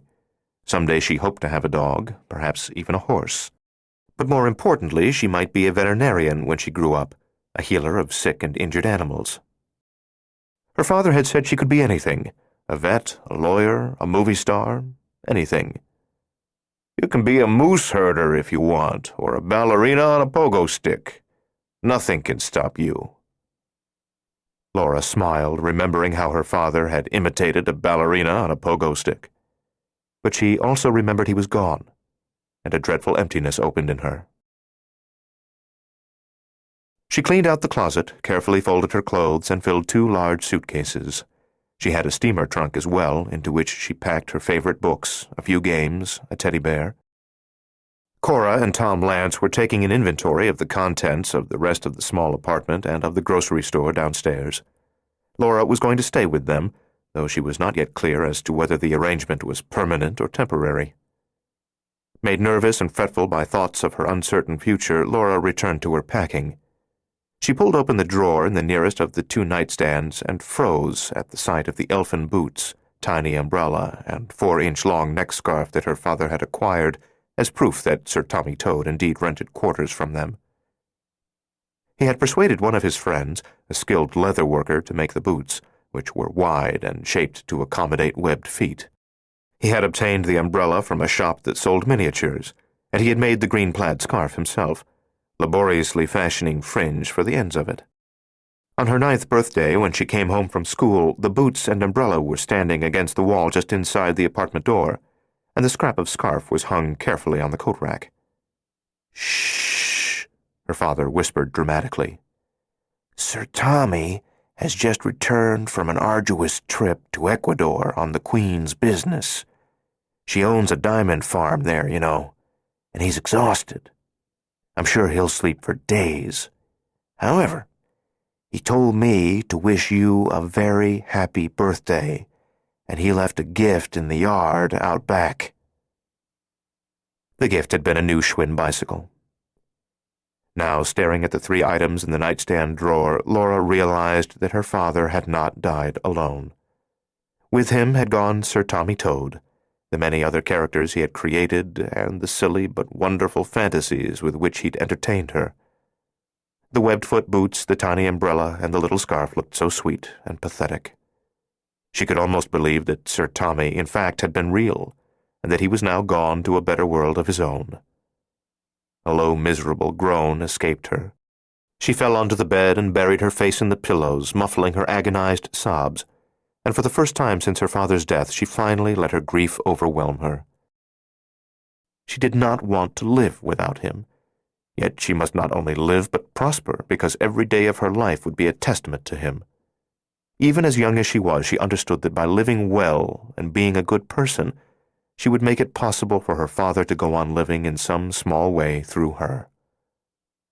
But facing the future with optimism and finding happiness was going to be hard.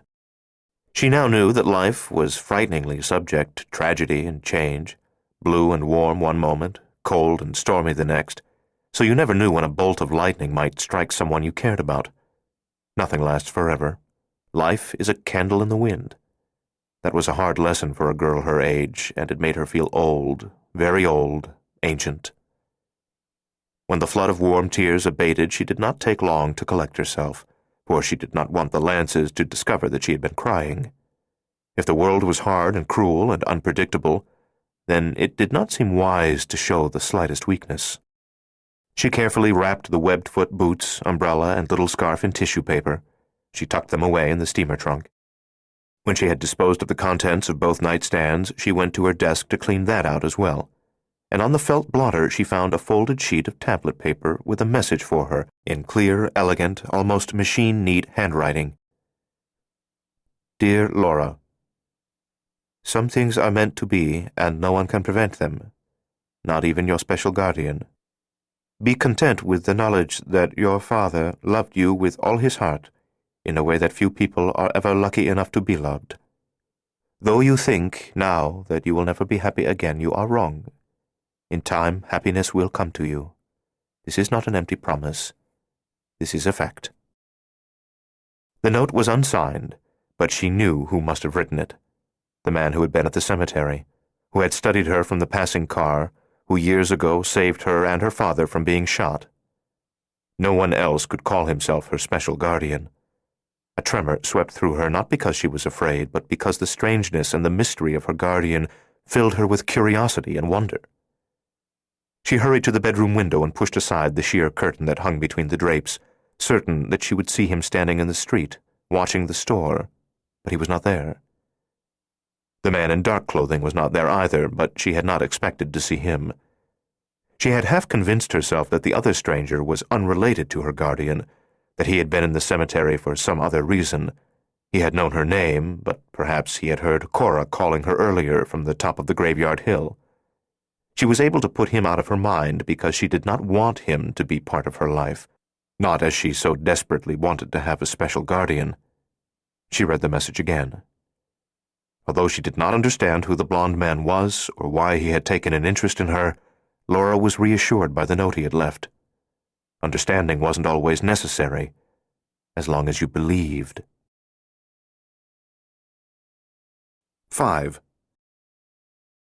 The following night, after he had planted explosives in the attic of the Institute, Stefan returned with the same suitcase, claiming he had insomnia again.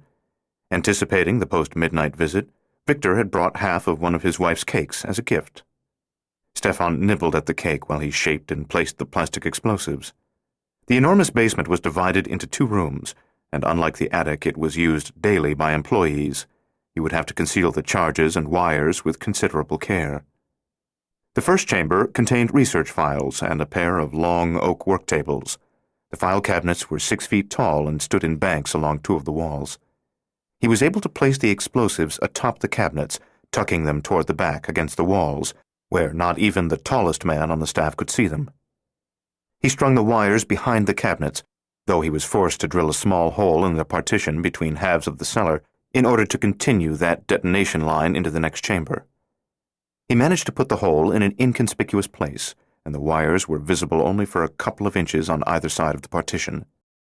The second room was used for storage of office and lab supplies, and to cage the score of animals, several hamsters, a few white rats, 2 dogs, 1 energetic monkey in a big cage with 3 bars to swing on, that had participated in, and survived, the Institute's early experiments. Though the animals were of no more use, they were kept in order to learn if over the long term they developed unforeseen medical problems that could be related to their singular adventures. Stefan molded powerful charges of plastique into hollow spaces toward the back of the stacked supplies, and brought all of the wires to the screened ventilation chase down which he had dropped the attic wires the previous night, and as he worked, he felt the animals watching with unusual intensity, as if they knew they had less than 24 hours to live. His cheeks flushed with guilt, which, strangely, he had failed to feel when contemplating the deaths of the men who worked in the Institute, perhaps because the animals were innocent and the men were not. By 4 o'clock in the morning, Stefan had finished both the job in the basement and the work he had to do in his office on the 3rd floor. Before leaving the Institute, he went to the main lab on the ground floor and for a minute stared at the gate. The gate. The scores of dials and gauges and graphs in the gate's support machinery all glowed softly orange, yellow, or green, for the power to it was never turned off. The thing was cylindrical, 12 feet long and 8 feet in diameter, barely visible in the dim light. Its stainless steel outer skin gleamed with faint reflections of the spots of light in the machinery that lined 3 of the room's walls. He had used the gate scores of times, but he was still in awe of it, not so much because it was an astonishing scientific breakthrough, but because its potential for evil was unlimited. It was not a gate to hell, but in the hands of the wrong men it might as well have been just that. And it was indeed in the hands of the wrong men. After thanking Victor for the cake and claiming to have eaten all that he had been given, though in fact he fed the larger part of it to the animals, Stefan drove back to his apartment.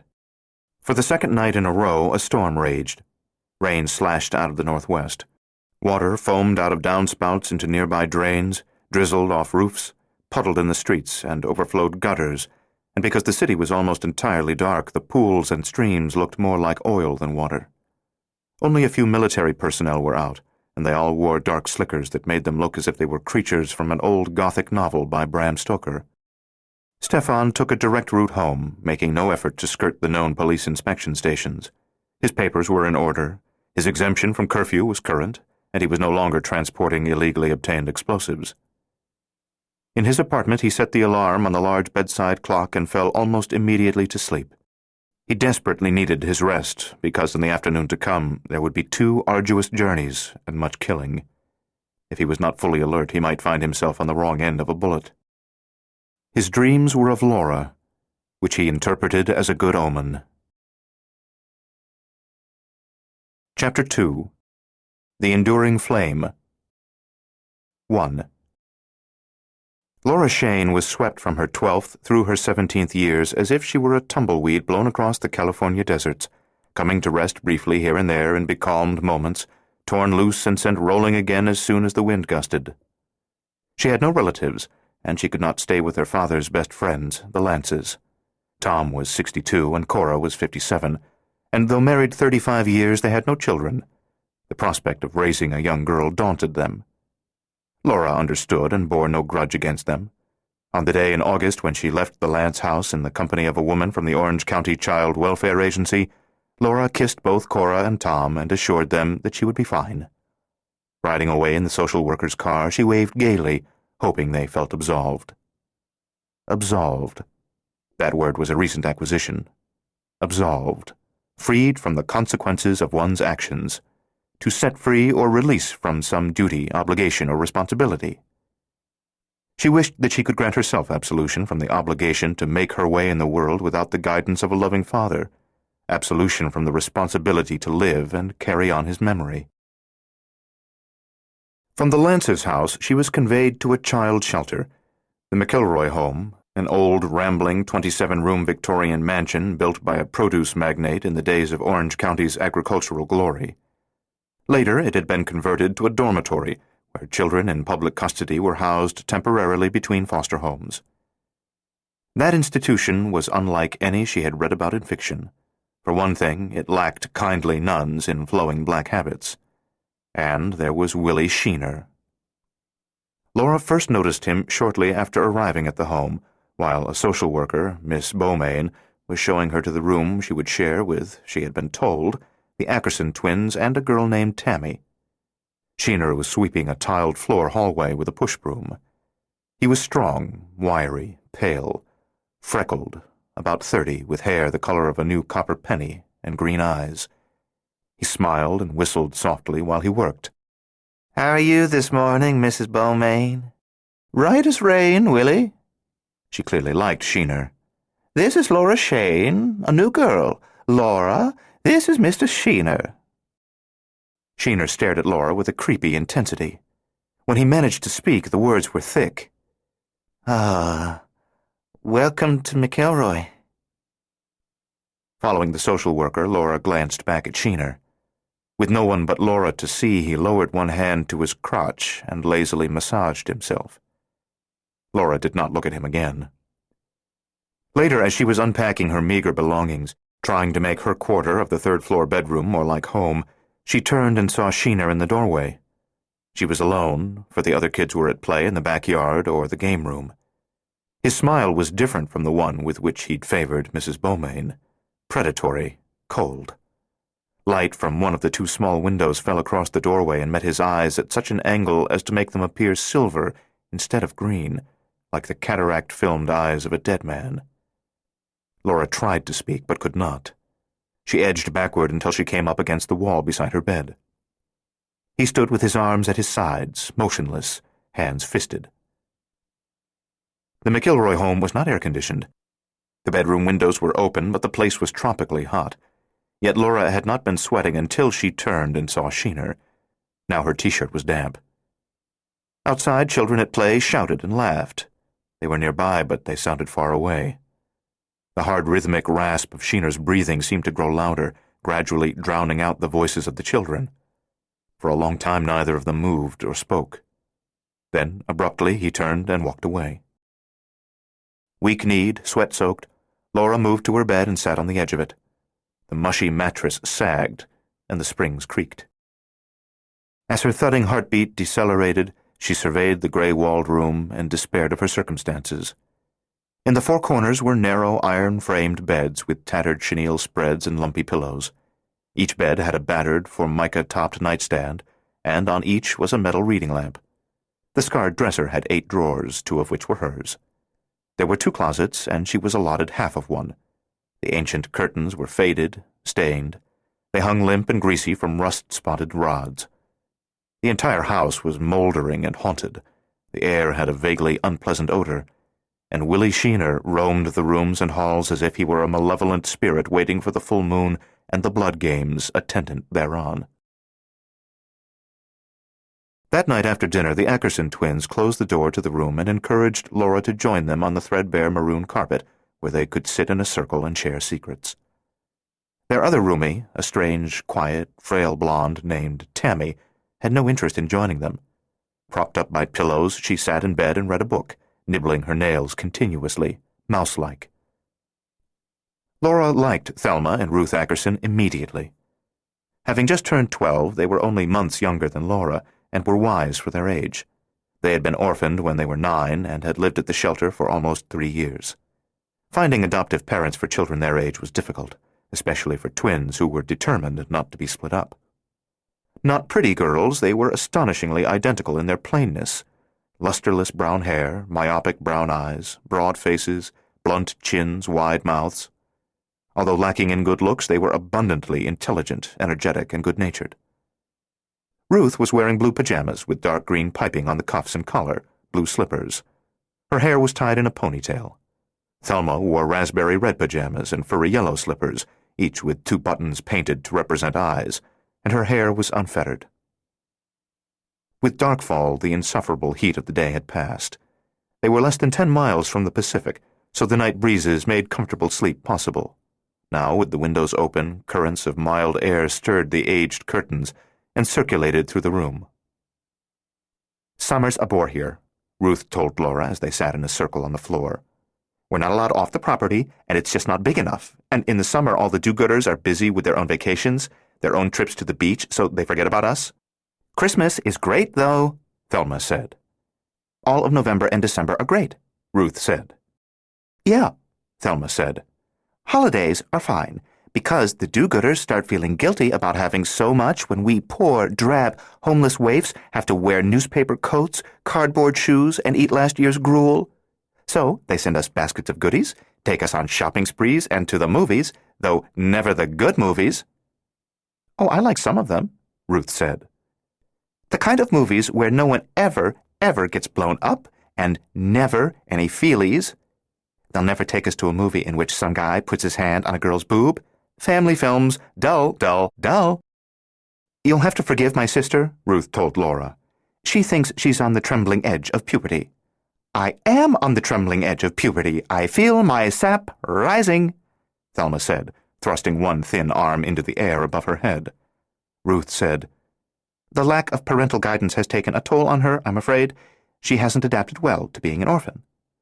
You'll have to forgive my sister, Thelma said. She's decided to skip puberty and go directly from childhood to senility. Laura said, What about Willie Sheener? The Ackerson twins glanced knowingly at each other and spoke with such synchronization that not a fraction of a second was lost between their statements. Oh, a disturbed man, Ruth said, and Thelma said, He's scum, and Ruth said, He needs therapy, and Thelma said, No, what he needs is a hit over the head with a baseball bat, maybe a dozen times, maybe 24, then locked away for the rest of his life. Laura told them about encountering Sheener in her doorway. He didn't say anything? Ruth asked. That's creepy. Usually he says, You're a very pretty little girl. Or he offers you candy. Thelma grimaced. Can you imagine? Candy! How trite. It's as if he learned to be a scumbag by reading those booklets the police hand out to warn kids about perverts. No candy, Laura said, shivering as she remembered Sheener's sun-silvered eyes and heavy rhythmic breathing. Thelma leaned forward, lowering her voice to a stage whisper. Sounds like the white eel was tongue-tied, too hot even to think of his usual lines. Maybe he has a special lech for you, Laura. White eel? That's Sheener, Ruth said. Or just the eel for short? Pale and slick as he is, Thelma said. The name fits. I'll bet the eel has a special lech for you. I mean, kid, you are a knockout. Not me, Laura said. Are you kidding? Ruth said. That dark hair? Those big eyes? Laura blushed and started to protest, and Thelma said, Listen, Shane, the dazzling Ackerson duo, Ruth and moi, cannot abide false modesty any more than we can tolerate bragging. We're straight-from-the-shoulder types. We know what our strengths are, and we're proud of them. God knows, neither of us will win the Miss America contest, but we're intelligent, very intelligent, and we're not reluctant to admit to brains, and you are gorgeous, so stop being coy. My sister is sometimes too blunt and too colorful in the way she expresses herself, Ruth said apologetically. And my sister, Thelma told Laura, is trying out for the part of Melanie in Gone with the Wind. She put on a thick Southern accent and spoke with exaggerated sympathy. Oh, Scarlett doesn't mean any harm. Scarlett's a lovely girl, really she is. Rhett is so lovely at heart, too, and even the Yankees are lovely, even those who sacked Tara, burned our crops, and made boots out of the skin of our babies. Laura began to giggle halfway through Thelma's performance. So drop the modest maiden act, Shane. You're gorgeous. Okay, I know I'm pretty. Kiddo, when the white eel saw you, a fuse blew in his brain. Yes, Ruth agreed. You stunned him. That's why he couldn't even think to reach in his pocket for the candy he always carries. Candy, Thelma said. Little bags of M&Ms. Tootsie Rolls. Laura, be real careful, Ruth warned. He's a sick man. He's a geek, Thelma said. A sewer rat. From the far corner of the room, Tammy said softly, He's not as bad as you say. The blonde girl was so quiet, so thin and colorless, so adept at fading into the background that Laura had forgotten her. Now she saw that Tammy had put her book aside and was sitting up in bed. She had drawn her bony knees against her chest and wrapped her arms around her legs. She was 10, 2 years younger than her roommates, small for her age. In a white nightgown and socks, Tammy looked more like an apparition than like a real person.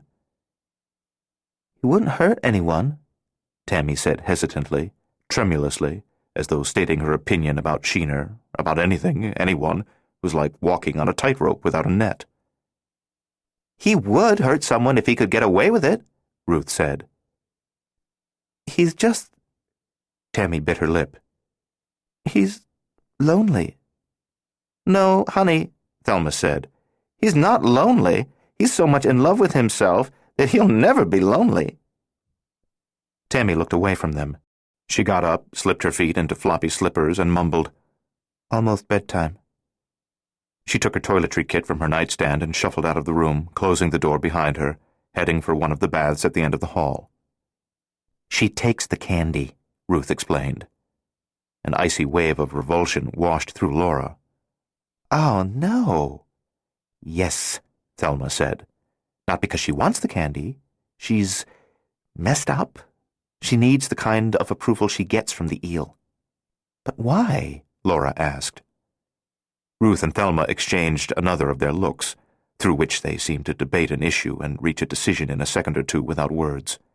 Sighing, Ruth said, "Well, see, Tammy needs that kind of approval because her father taught her to need it." Laura was jolted. "Her own father?" "Not all the kids at McIlroy are orphans," Thelma said. "Some are here because their parents committed crimes and went to jail, and others were abused by their folks physically or sexually." The freshening air coming through the open windows was probably only a degree or two colder than when they had sat down in a circle on the floor, but it seemed to Laura like a chilly late autumn wind that had mysteriously leaped the months and infiltrated the August night. Laura said, "But Tammy doesn't really like it." "No, I don't think she does," Ruth said. "But she's compelled," Thelma said. "Can't help herself, twisted." They were all silent, thinking the unthinkable, and finally Laura said, "Strange and so sad. Can't we stop it? Can't we tell Mrs. Beaumain or one of the other social workers about Sheener?" "It wouldn't do any good," Thelma said. "The eel would deny it, and Tammy would deny it too, and we don't have any proof." "But if she's not the only kid he's abused, one of the others—" Ruth shook her head. "Most have gone to foster homes, adoptive parents, or back to their own families. Those 2 or 3 still here? Well, they're either like Tammy, or they're just scared to death of the eel, too scared ever to rat on him." "Besides," Thelma said, "the adults don't want to know, don't want to deal with it. Bad publicity for the home, and it makes them look stupid to have this going on under their noses. Besides, who can believe children?" Thelma imitated Mrs. Beaumain, catching the note of phoniness so perfectly that Laura recognized it at once. "Oh, my dear, they're horrible, lying little creatures. Noisy, rambunctious, bothersome little beasts, capable of destroying Mr. Sheener's fine reputation for the fun of it. If only they could be drugged, hung on wall hooks, and fed intravenously, how much more efficient that system would be, my dear, and really so much better for them, too." "Then the eel would be cleared," Ruth said, "and he'd come back to work, and he'd find ways to make us pay for speaking against him. It happened that way before with another perv who used to work here, a guy we called Ferret Fogel. Poor Denny Jenkins. Denny ratted on Ferret Fogel? He told Beaumain the ferret molested him and 2 other boys. Fogel was suspended. But the 2 other boys wouldn't support Denny's story. They were afraid of the ferret. But they also had this sick need for his approval. When Beaumain and her staff interrogated Denny, they hammered at him," Ruth said angrily. "With trick questions, trying to trip him up. He got confused, contradicted himself, so they said he was making it all up." "And Fogel came back to work," Thelma said. "He bided his time," Ruth said, "and then he found ways to make Denny miserable. He tormented the boy relentlessly until one day, Denny just started screaming and couldn't stop. The doctor had to give him a shot, and then they took him away. Emotionally disturbed, they said." She was on the brink of tears. "We never saw him again." Thelma put one hand on her sister's shoulder. To Laura, she said, "Ruth was fond of Denny. He was a nice boy, small, shy, sweet. He never had a chance. That's why you've got to be tough with the white eel. You can't let him see that you're afraid of him. If he tries anything, scream, and kick him in the crotch." Tammy returned from the bathroom. She did not look at them, but stepped out of her slippers and got under the covers. Although Laura was repulsed by the thought of Tammy submitting to Sheener, she regarded the frail blonde with less disgust than sympathy. No sight could be more pitiful than that small, lonely, defeated girl lying on her narrow, sagging bed. That night Laura dreamed of Sheener.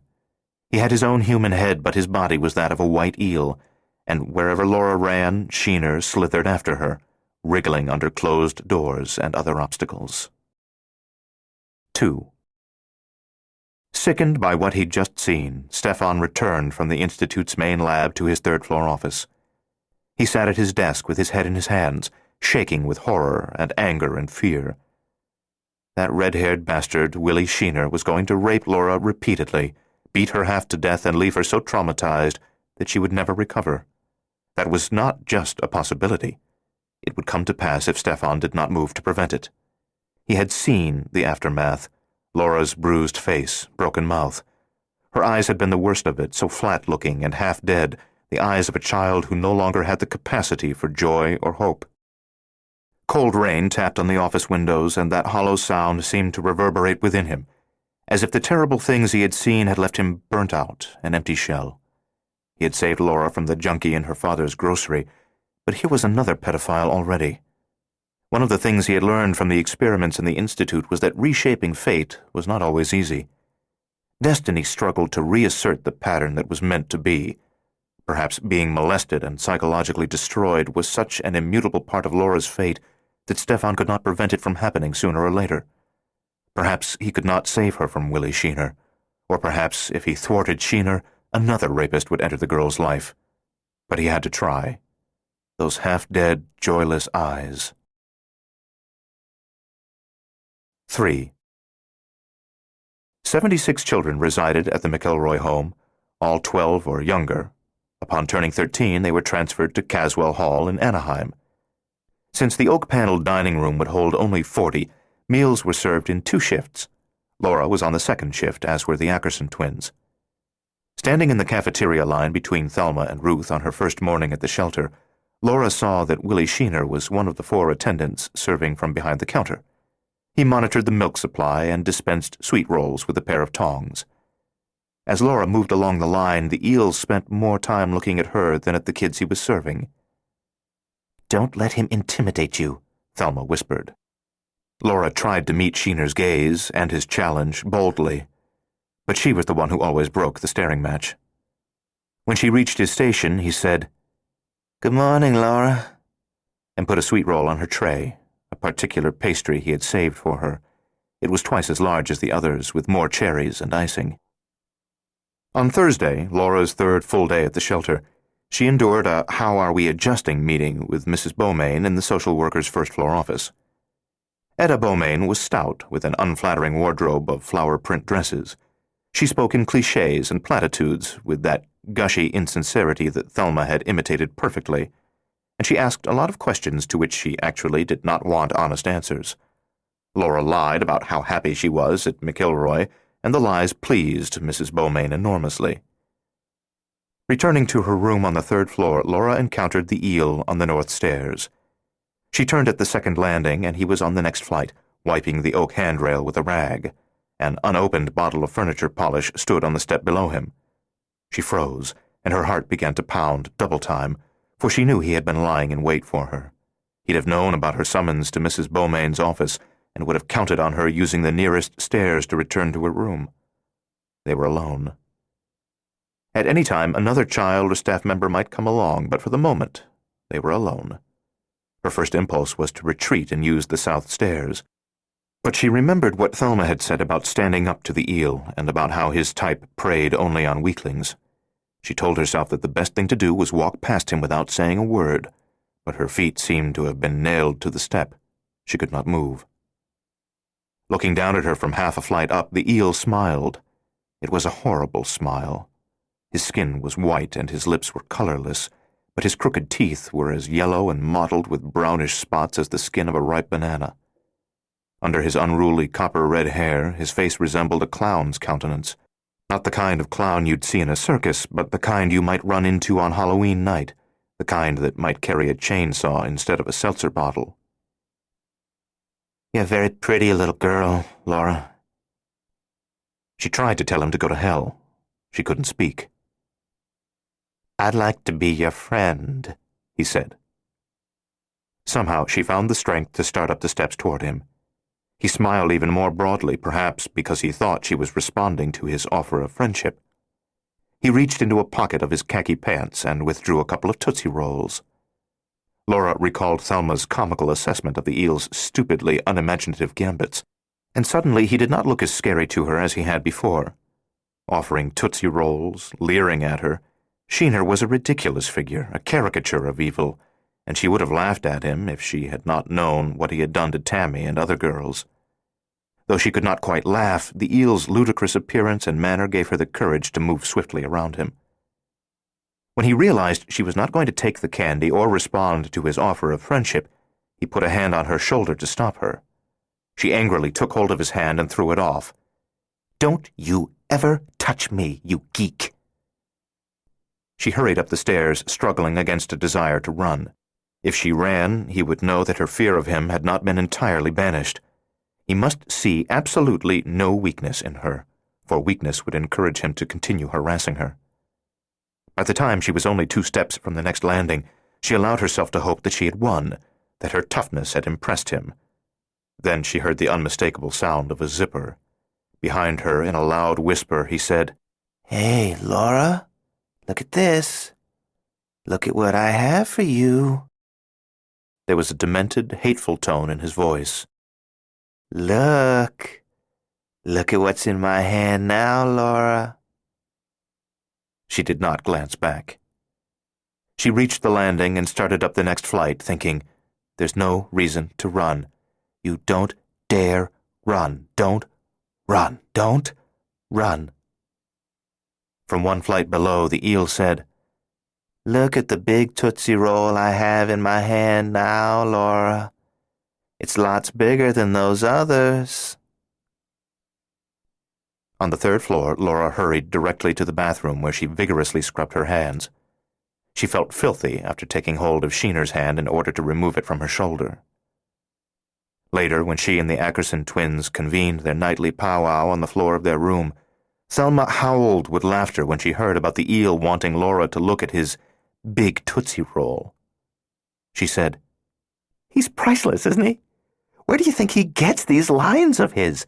Does Doubleday publish the Pervert's Book of Classic Come-Ons or something?" "The point is," Ruth said worriedly, "he wasn't turned off when Laura stood up to him. I don't think he's going to give up on her as quickly as he gives up on other girls who resist him." That night Laura had difficulty sleeping. She thought about her special guardian, and she wondered if he would appear as miraculously as before, and if he would deal with Willie Sheener. Somehow she didn't think she could count on him this time. During the following 10 days, as August waned, the eel shadowed Laura as reliably as the moon shadowed the earth. When she and the Ackerson twins went to the game room to play cards or Monopoly, Sheener arrived within 10 minutes and set to work ostensibly washing windows, or polishing furniture, or repairing a drapery rod, though in fact his attention was primarily focused on Laura. If the girls sought refuge in a corner of the playground behind the mansion, either to talk or play a game of their own devising, Sheener entered the yard shortly thereafter, having suddenly found shrubbery that had to be pruned or fertilized. And although the 3rd floor was for girls only, it was open to male staff members for the purpose of maintenance between 10 in the morning and 4 in the afternoon on weekdays, so Laura could not escape to her room during those hours with any degree of safety. Worse than the eel's diligence was the frightening rate at which his dark passion for her grew, a sick need revealed by the steadily increasing intensity of his gaze and the sour sweat that burst from him when he was in the same room with her for more than a few minutes. Laura, Ruth, and Thelma tried to convince themselves that the threat from the eel lessened with every day he did not act, that his hesitation revealed his awareness of Laura as unsuitable prey. At heart they knew they were hoping to slay the dragon with a wish, but they were unable to face the full extent of the danger till a Saturday afternoon late in August, when they returned to their room and found Tammy destroying Laura's book collection in a fit of twisted jealousy. The library of 50 paperbacks, her favorite books, which she had brought with her from the apartment above the grocery, were kept under Laura's bed. Tammy had brought them out into the middle of the room, and in a hateful frenzy had ripped apart 2/3 of them. Laura was too shocked to act, but Ruth and Thelma pulled the girl away from the books and restrained her. Because those were her favorite books, because her father bought them for her and they were therefore a link to him, but most of all because she owned so little, Laura was pained by the destruction. Her possessions were so meager, of no value, but she suddenly realized that they formed ramparts against the worst cruelties of life. Tammy lost interest in the books now that the true object of her rage stood before her. "I hate you! I hate you!" Her pale, drawn face was alive for the first time since Laura had known her, flushed and contorted with emotion. The bruise-like circles around her eyes hadn't vanished, but they no longer made her appear weak or broken. Instead, she looked wild, savage. "I hate you, Laura! I hate you!" "Tammy, honey," Thelma said, struggling to hold on to the girl. "Laura's never done anything to you." Breathing hard, but no longer thrashing to break free of Ruth and Thelma, Tammy shrieked at Laura. "You're all he talks about. He isn't interested in me anymore, just you. He can't stop talking about you. I hate you. Why did you have to come here? I hate you." No one had to ask her to whom she was referring. The eel. "He doesn't want me anymore. Nobody wants me now. He only wants me so I can help him get to you. Laura, Laura, Laura. He wants me to trick you into a place where he can get you alone. Where it'll be safe for him, but I won't do it. I won't. Because then what would I have when he's got you? Nothing." Her face was a furious red. Worse than her rage was the awful desperation that lay behind it. Laura ran out of the room, down the long hall into the lavatory. Sick with disgust and fear, she fell to her knees on the cracked yellow tiles before one of the toilets and threw up. Once her stomach was purged, she went to one of the sinks, rinsed her mouth repeatedly, then splashed cold water on her face. When she raised her head and looked in the mirror, the tears came at last. It was not her own loneliness or fear that brought her to tears. She was crying for Tammy. The world was an unthinkably mean place if it would allow a 10-year-old girl's life to be devalued to such an extent that the only words of approval she ever heard from an adult were those spoken by the demented man who abused her, that the only possession in which she could take pride was the underdeveloped sexual aspect of her own thin, prepubescent body. Laura realized that Tammy's situation was infinitely worse than her own. Even stripped of her books, Laura had good memories of a loving, kind, gentle father, which Tammy did not.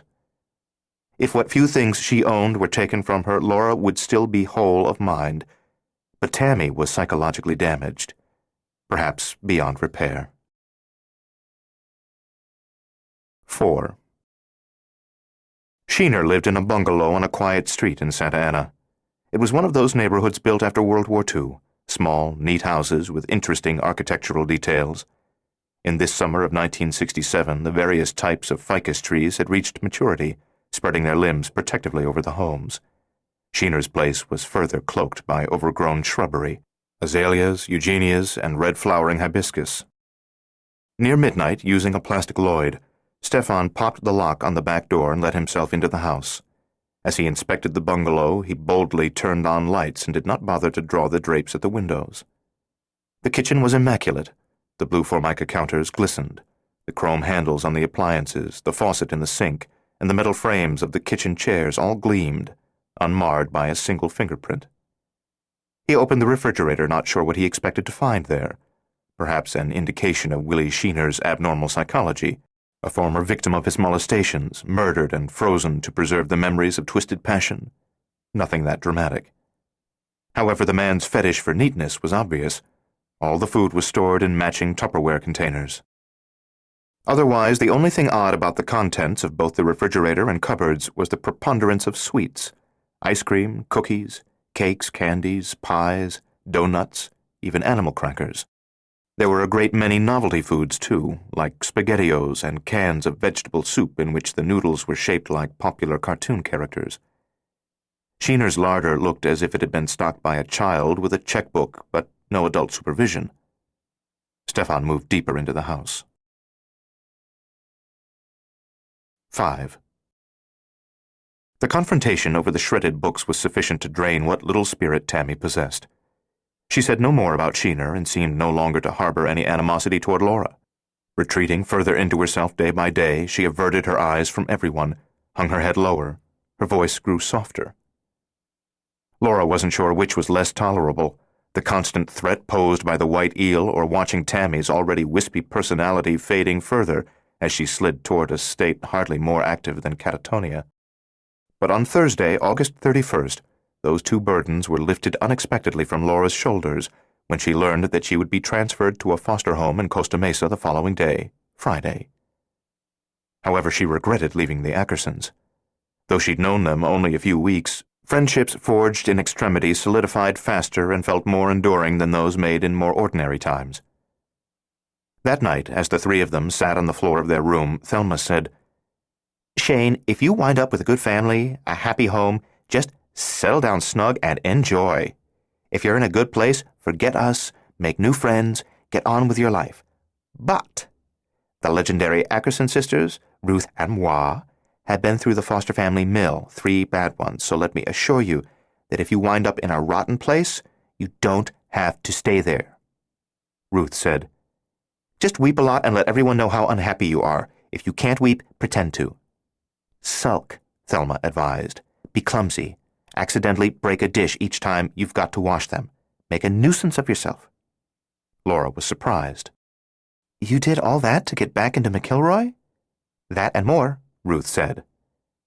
"But didn't you feel terrible, breaking their things?" "It was harder for Ruth than me," Thelma said. "I've got the devil in me, while Ruth is the reincarnation of an obscure, treacly 14th century nun whose name we've not yet ascertained." Within one day, Laura knew she did not want to remain in the care of the Teagle family, but she tried to make it work because at first she thought their company was preferable to returning to McIlroy.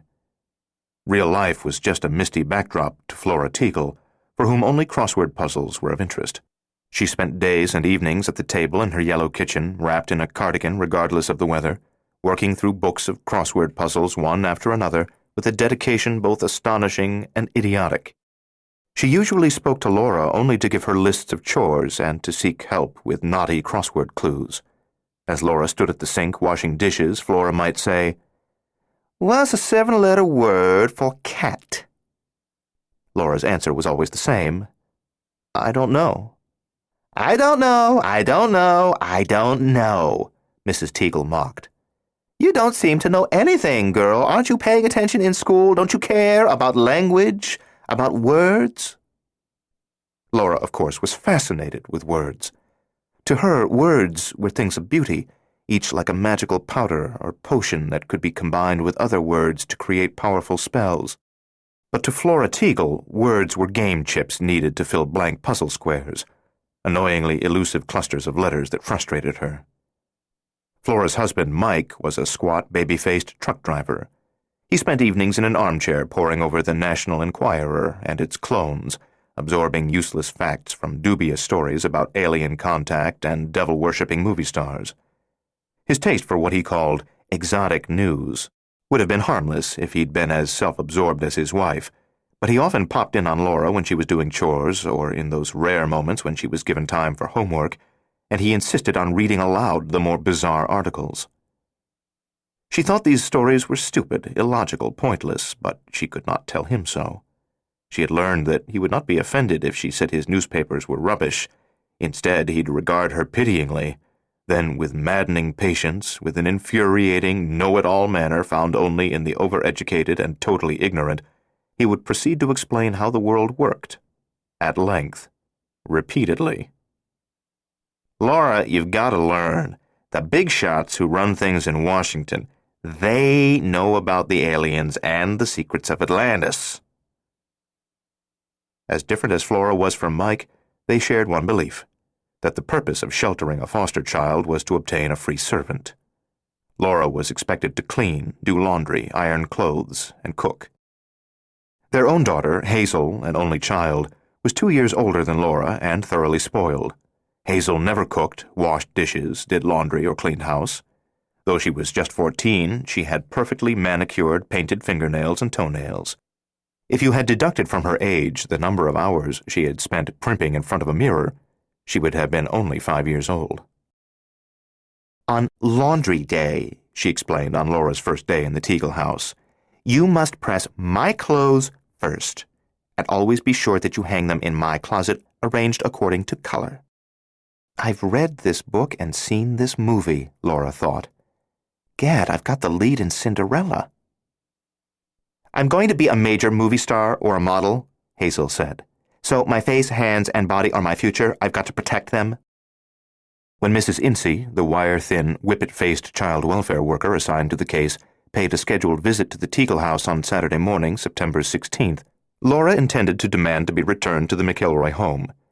The threat posed by Willie Sheener had come to seem less of a problem than everyday life with the Teagles. Mrs. Ince arrived on schedule to find Flora washing the first dishes she had washed in 2 weeks. Laura was sitting at the kitchen table, apparently working a crossword puzzle that, in fact, had been shoved into her hands only when the doorbell had rung. In that portion of the visit devoted to a private interview with Laura in her bedroom, Mrs. Ince refused to believe what she was told about Laura's load of housework. "But dear Mr. and Mrs. Teagle are exemplary foster parents. You don't look to me as if you've been worked to the bone.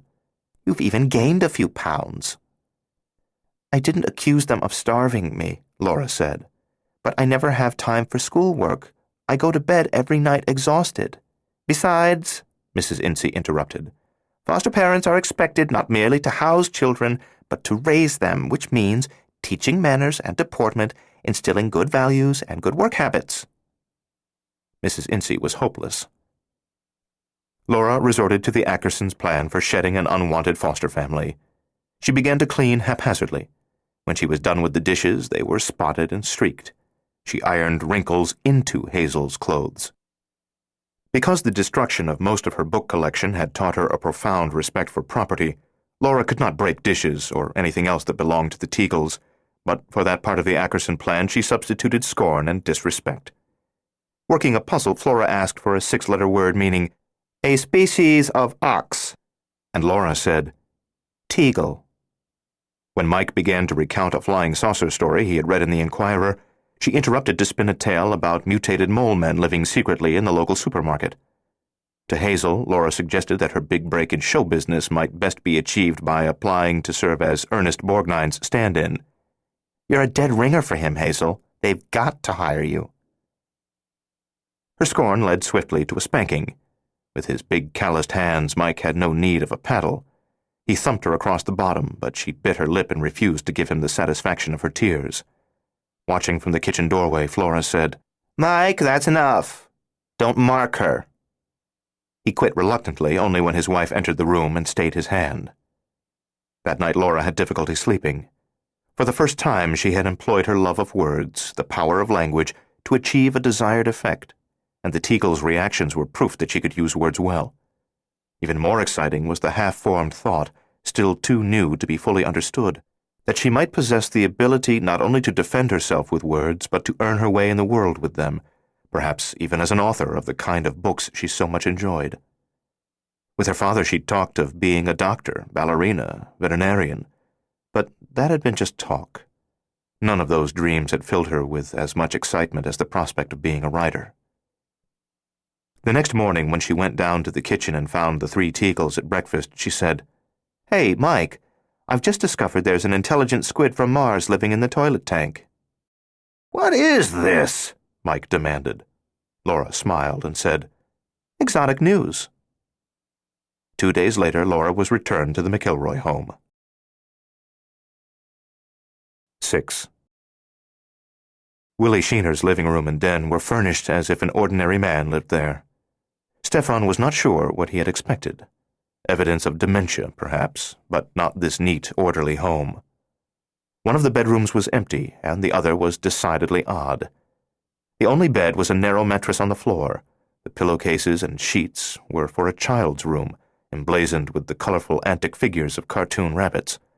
The nightstand and dresser were scaled to a child's dimensions, pale blue with stenciled animals on the sides and drawers, giraffes, rabbits, squirrels. Sheener owned a collection of little golden books as well, and other children's picture books, stuffed animals, and toys suitable for a 6- or 7-year-old. At first, Stefan thought that the room was designed for the seduction of neighborhood children, that Sheener was unstable enough to seek out prey even on his home ground, where the risk was greatest. But there was no other bed in the house, and the closet and dresser drawers were filled with a man's clothing. On the walls were a dozen framed photos of the same red-headed boy, some as an infant, some when he was 7 or 8, and the face was identifiably that of a younger Sheener. Gradually, Stefan realized the decor was for Willie Sheener's benefit alone. The creep slept here. At bedtime, Sheener evidently retreated into a fantasy of childhood, no doubt finding a desperately needed peace in his eerie nightly regression. Standing in the middle of that strange room, Stefan felt both saddened and repelled. It seemed that Sheena molested children not solely or even primarily for the sexual thrill of it, but to absorb their youth, to become young again like them. Through perversion, he seemed to be trying to descend not into moral squalor so much as into a lost innocence. He was equally pathetic and despicable, inadequate to the challenges of adult life, but nonetheless dangerous for his inadequacies. Stefan shivered. 7. Her bed in the Ackerson twins' room was now occupied by another kid. Laura was assigned to a small 2-bedroom at the north end of the 3rd floor near the stairs. Her bunkmate was 9-year-old Eloise Fisher, who had pigtails, freckles, and a demeanor too serious for a child. "I'm going to be an accountant when I grow up," she told Laura. "I like numbers a lot. You can add up a column of numbers and get the same answer every time. There are no surprises with numbers. They're not at all like people." Eloise's parents had been convicted of drug dealing and sent to prison, and she was in McIlroy while the court decided which relative would be given custody of her. As soon as Laura had unpacked, she hurried to the Ackersons' room. Bursting in on them, she cried, "I is free! I is free!" Tammy and the new girl looked at her blankly, but Ruth and Thelma ran to her and hugged her, and it was like coming home to real family. "Your foster family didn't like you?" Ruth asked. Thelma said, "Aha! You used the Ackerson plan." "No, I killed them all while they slept." "That'll work," Thelma agreed. The new girl, Rebecca Bogner, was about 11. She and the Ackersons, obviously, were not simpatico. Listening to Laura and the twins, Rebecca kept saying, "You're weird," and "too weird," and "geez, what weirdos," with such an air of superiority and disdain that she poisoned the atmosphere as effectively as a nuclear detonation. Laura and the twins went outside to a corner of the playground where they could share 5 weeks of news without Rebecca's snotty commentary. It was early October and the days were still warm, though at 4:45 the air was cooling. They wore jackets and sat on the lower branches of the jungle gym, which was abandoned now that the younger children were washing up for the early dinner. They had not been in the yard 5 minutes before Willie Sheena arrived with an electric shrub trimmer. He set to work on a Eugenia hedge about 30 feet from them, but his attention was on Laura. At dinner, the eel was at his serving station on the cafeteria line, passing out cartons of milk and pieces of cherry pie. He had saved the largest slice for Laura. On Monday, she entered a new school where the other kids already had 4 weeks to make friends. Ruth and Thelma were in a couple of her classes, which made it easier to adjust, but she was reminded that the primary condition of an orphan's life was instability. Tuesday afternoon, when Laura returned from school, Mrs. Beaumain stopped her in the hall. "Laura, may I see you in my office?" Mrs. Beaumain was wearing a purple floral pattern dress that clashed with the rose and peach floral patterns of her office drapes and wallpaper. Laura sat in a rose-patterned chair. Mrs. Beaumain stood at her desk, intending to deal with Laura quickly and move on to other tasks. Mrs. Beaumain was a bustler, a busy type. "Eloise Fisher left our charge today," Mrs. Beaumain said. "Who got custody?" Laura asked. She liked her grandmother. "It was her grandmother," Mrs. Beaumain confirmed. Good for Eloise. Laura hoped the pig-tailed, freckled future accountant would find something to trust besides cold numbers. "Now, you've no roommate," Mrs. Beaumain said briskly, "and we've no vacant bed elsewhere, so you can't just move in with—" "May I make a suggestion?" Mrs. Beaumain frowned with impatience and consulted her watch. Laura said quickly, "Ruth and Thelma are my best friends, and their roomies are Tammy Hinson and Rebecca Bogner. But I don't think Tammy and Rebecca get along well with Ruth and Thelma, so—" "We want you children to learn how to live with people different from you. Bunking with girls you already like won't build character. Anyway, the point is, I can't make new arrangements until tomorrow. I'm busy today. So I want to know if I can trust you to spend the night alone in your current room." "Trust me?" Laura asked in confusion. "Tell me the truth, young lady. Can I trust you alone tonight?" Laura could not figure what trouble the social worker anticipated from a child left alone for one night. Perhaps she expected Laura to barricade herself in the room so effectively that police would have to blast the door, disable her with tear gas, and drag her out in chains. Laura was as insulted as she was confused. "Sure, I'll be okay. I'm not a baby. I'll be fine." "Well, all right. You'll sleep by yourself tonight, but we'll make other arrangements tomorrow." After leaving Mrs. Beaumain's colorful office for the drab hallways, climbing the stairs to the third floor, Laura suddenly thought, the white eel. Sheener would know she was going to be alone tonight. He knew everything that went on at McIlroy, and he had keys, so he could return in the night. Her room was next to the north stairs, so he could slip out of the stairwell into her room, overpower her in seconds. He'd club her or drug her, stuff her in a burlap sack, take her away, lock her in a cellar, and no one would know what had happened to her. She turned at the second-floor landing, descended the stairs 2 at a time, and rushed back toward Mrs. Beaumain's office. But when she turned the corner into the front hall, she nearly collided with the eel. He had a mop and a wringer-equipped bucket on wheels, which was filled with water reeking of pine-scented cleanser. He grinned at her. Maybe it was only her imagination, but she was certain that he already knew she would be alone that night. She should have stepped by him, gone to Mrs. Beaumain, and begged for a change in the night's sleeping arrangements.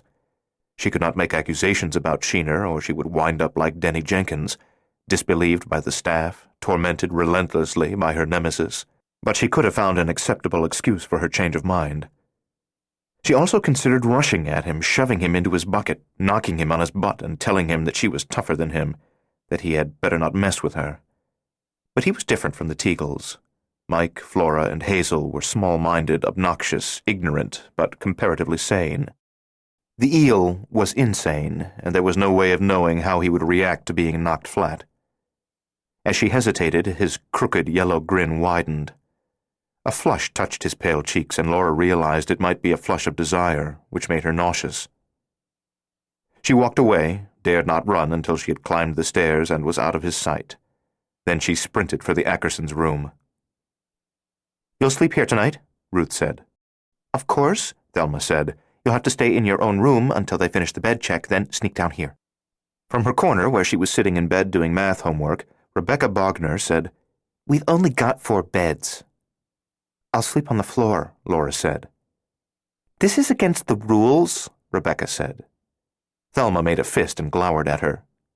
"Okay, all right," Rebecca agreed.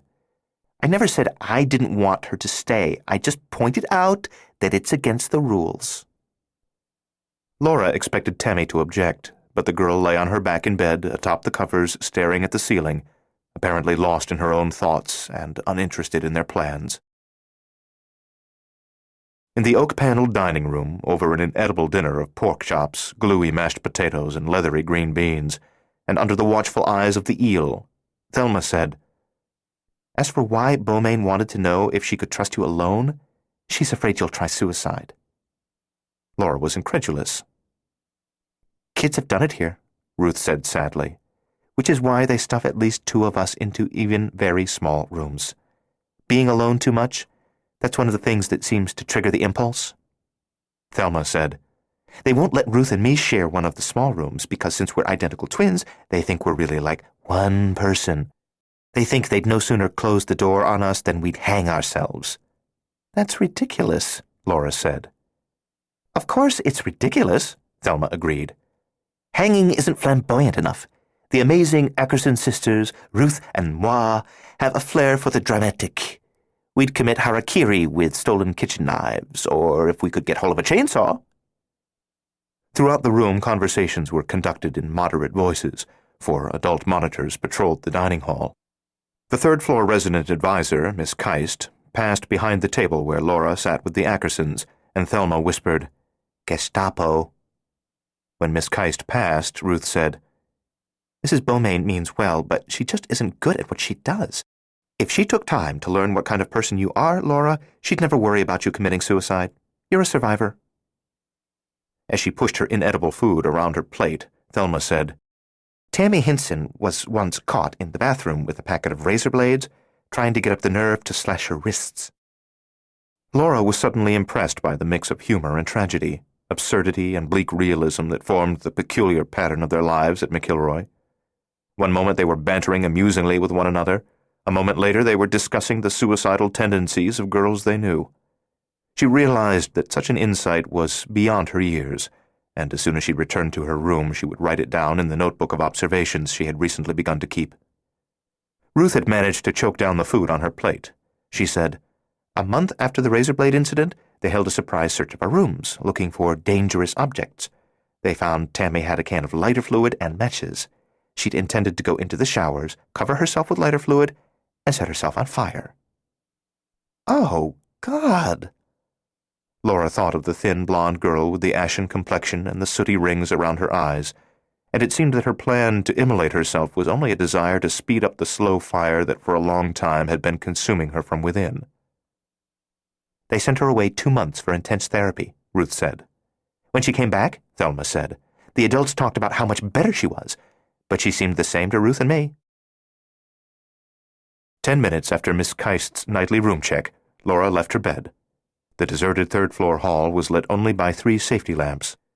Dressed in pajamas, carrying a pillow and blanket, she hurried barefoot to the Ackersons' room. Only Ruth's bedside lamp was aglow.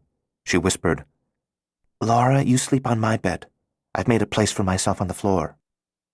"Well, unmake it and get back in your bed," Laura said. She folded her blanket several times to make a pad on the floor near the foot of Ruth's bed, and she lay on it with her pillow.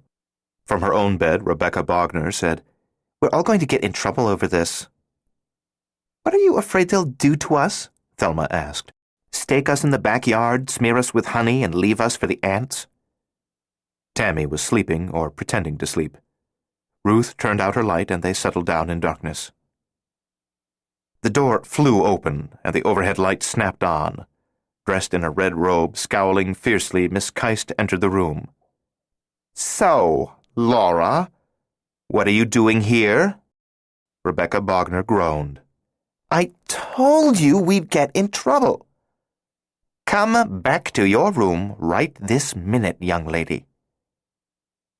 The swiftness with which Miss Keist appeared was suspicious, and Laura looked at Tammy Hinson. The blonde was no longer feigning sleep. She was leaning on one elbow, smiling thinly. Evidently she had decided to assist the eel in his quest for Laura, perhaps with the hope of regaining her status as his favorite. Miss Keist escorted Laura to her room. Laura got into bed, and Miss Keist stared at her for a moment. "It's warm. I'll open the window." Returning to the bed, she studied Laura thoughtfully. "Is there anything you want to tell me? Is anything wrong?" Laura considered telling her about the eel. But what if Miss Keist waited to catch the eel as he crept into her room, and what if he didn't show? Laura would never be able to accuse the eel again because she'd have a history of accusing him. No one would take her seriously. Then, even if Sheena raped her, he'd get away with it. "No, nothing's wrong," she said.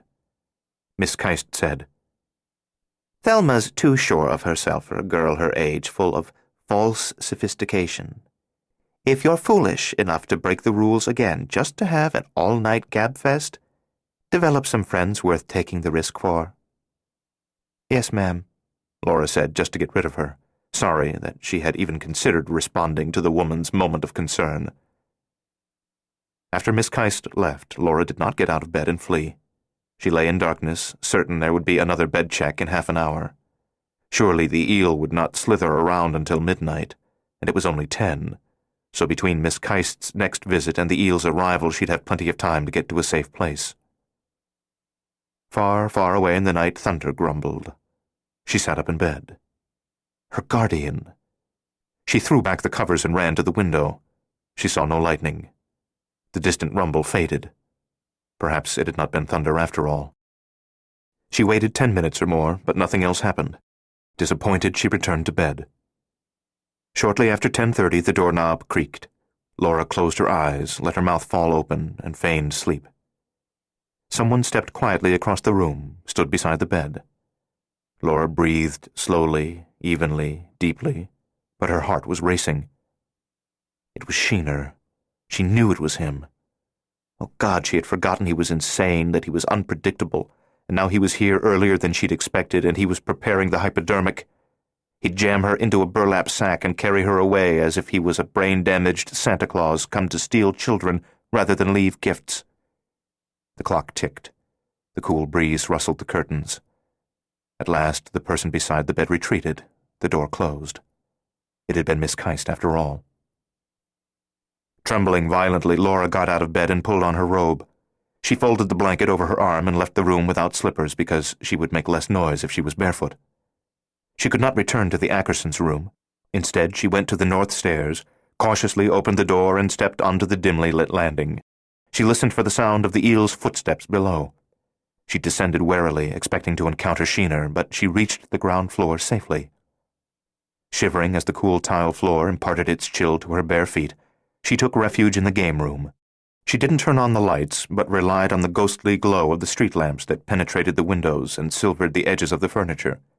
She eased past chairs and game tables, bedding down on her folded blanket behind the sofa. She dozed fitfully, waking repeatedly from nightmares. The old mansion was filled with stealthy sounds in the night. The creaking of floorboards overhead, the hollow popping of ancient plumbing. 8. Stefan turned out all the lights and waited in the bedroom that was furnished for a child. At 3:30 in the morning he heard Sheener returning. Stefan moved silently behind the bedroom door. A few minutes later, Willie Sheener entered, switched on the light, and started toward the mattress. He made a queer sound as he crossed the room, partly a sigh and partly the whimper of an animal escaping from a hostile world into its burrow. Stefan closed the door, and Sheener spun around at the sound of movement, shocked that his nest had been invaded. Who are you? What the hell are you doing here? From a Chevy parked in the shadows across the street, Kokashka watched Stefan depart Willie Sheener's house. He waited 10 minutes, got out of the car, walked around to the back of the bungalow, found the door ajar, and cautiously went inside. He located Sheener in a child's bedroom, battered and bloody and still. The air reeked of urine, for the man had lost control of his bladder. Someday, Kokashka thought with grim determination and a thrill of sadism, I'm going to hurt Stefan even worse than this. Him and that damned girl. As soon as I understand what part she plays in his plans and why he's jumped across decades to reshape her life, I'll put both of them through the kind of pain that no one knows this side of hell. He left Sheener's house. In the backyard, he stared up at the star-spattered sky for a moment, then returned to the Institute. 9. Shortly after dawn, before the first of the shelter's residents had arisen, but when Laura felt the danger from Sheener had passed, she left her bed in the game room and returned to the 3rd floor. Everything in her room was as she had left it. There was no sign that she'd had an intruder during the night. Exhausted, bleary-eyed, she wondered if she had given the eel too much credit for boldness and daring. She felt somewhat foolish. She made her bed, a housekeeping chore every McIlroy child was expected to perform, and when she lifted her pillow she was paralyzed by the sight of what lay under it. A single Tootsie Roll. That day the white eel did not come to work. He had been awake all night preparing to abduct Laura and no doubt needed his sleep. How does a man like that sleep at all? Ruth wondered as they gathered in a corner of McIlroy's playground after school. I mean, doesn't his conscience keep him awake? Ruthie, Thelma said, he doesn't have a conscience. Everyone does, even the worst of us. That's how God made us. Shane, Thelma said, prepare to assist me in an exorcism. Our Ruth is once again possessed by the moronic spirit of Gidget. In an uncharacteristic stroke of compassion, Mrs. Beaumain moved Tammy and Rebecca to another room and allowed Laura to bunk with Ruth and Thelma. For the time being, the 4th bed was vacant. It'll be Paul McCartney's bed, Thelma said as she and Ruth helped Laura settle in. Anytime the Beatles are in town, Paul can come use it. And I'll use Paul. Sometimes, Ruth said, you're embarrassing. Hey, I'm only expressing healthy sexual desire. Thelma, you're only 12, Ruth said exasperatedly. 13's next. Going to have my first period any day now. We'll wake up one morning, and there'll be so much blood this place will look like there's been a massacre. Thelma! Sheener did not come to work on Thursday either. His days off that week were Friday and Saturday, so by Saturday evening, Laura and the twins speculated excitedly that the eel would never show up again, that he had been run down by a truck or had contracted beriberi. But at Sunday morning breakfast, Sheener was at the buffet. He had 2 black eyes, a bandaged right ear, a swollen upper lip, a 6-inch scrape along his left jaw, and he was missing 2 front teeth. Maybe he was hit by a truck, Ruth whispered as they moved forward in the cafeteria line. Other kids were commenting on Sheener's injuries, and some were giggling, but they either feared and despised him or scorned him, so none cared to speak to him directly about his condition. Laura, Ruth, and Thelma fell silent as they reached the buffet. The closer they drew to him, the more battered he appeared. His black eyes were not new, but a few days old, yet the flesh was still horribly discolored and puffy. Initially, both eyes must have been nearly swollen shut. His split lip looked raw. Where his face was not bruised or abraded, his usually milk-pale skin was gray. Under his mop of frizzy copper-red hair, he was a ludicrous figure, a circus clown who had taken a pratfall down a set of stairs without knowing how to land properly and avoid injury. He did not look up at any of the kids as he served them, but kept his eyes on the milk and breakfast pastries. He seemed to tense when Laura came before him, but he did not raise his eyes. At their table, Laura and the twins arranged their chairs so they could watch the eel, a turn of events they would not have contemplated an hour ago. But he was now less fearful than intriguing. Instead of avoiding him, they spent the day following him on his chores, trying to be casual about it, as if they just happened to wind up in the same places he did, watching him surreptitiously. Gradually, it became clear that he was aware of Laura but was avoiding even glancing at her. He looked at other kids, paused in the game room to speak softly to Tammy Hinson on one occasion, but seemed as loath to meet Laura's eyes as he would have been to stick his fingers in an electric socket. By late morning, Ruth said, "Laura, he's afraid of you." "Damned if he isn't," Thelma said. "Was it you who beat him up, Shane? Have you been hiding the fact that you're a karate expert?" "It is strange, isn't it? Why is he afraid of me?" But she knew. Her special guardian. Though she had thought she would have to deal with Sheener herself, her guardian had come through again, warning Sheener to stay away from her. She was not sure why she was reluctant to share the story of her mysterious protector with the Ackersons. They were her best friends. She trusted them. Yet intuitively she felt the secret of her guardian was meant to remain a secret, that what little she knew of him was sacred knowledge, and that she had no right to prattle on about him to other people, reducing sacred knowledge to mere gossip. During the following 2 weeks, the eel's bruises faded, and the bandage came off his ear to reveal angry red stitches where that flap of flesh nearly had been torn off. He continued to keep his distance from Laura. When he served her in the dining hall, he no longer saved the best dessert for her, and he continued to refuse to meet her eyes. Occasionally, however, she caught him glaring at her from across a room. Each time he quickly turned away, but in his fiery green eyes she now saw something worse than his previous twisted hunger. Rage. Obviously he blamed her for the beating he had suffered. On Friday, October 27th, she learned from Miss Beaumain that she was going to be transferred to another foster home the following day. A couple in Newport Beach, Mr. and Mrs. Dockweiler, were new to the foster child program and eager to have her. "I'm sure this will be a more compatible arrangement," Mrs. Beaumain said, standing at her desk in a blazing yellow floral print dress that made her look like a sun-porch sofa.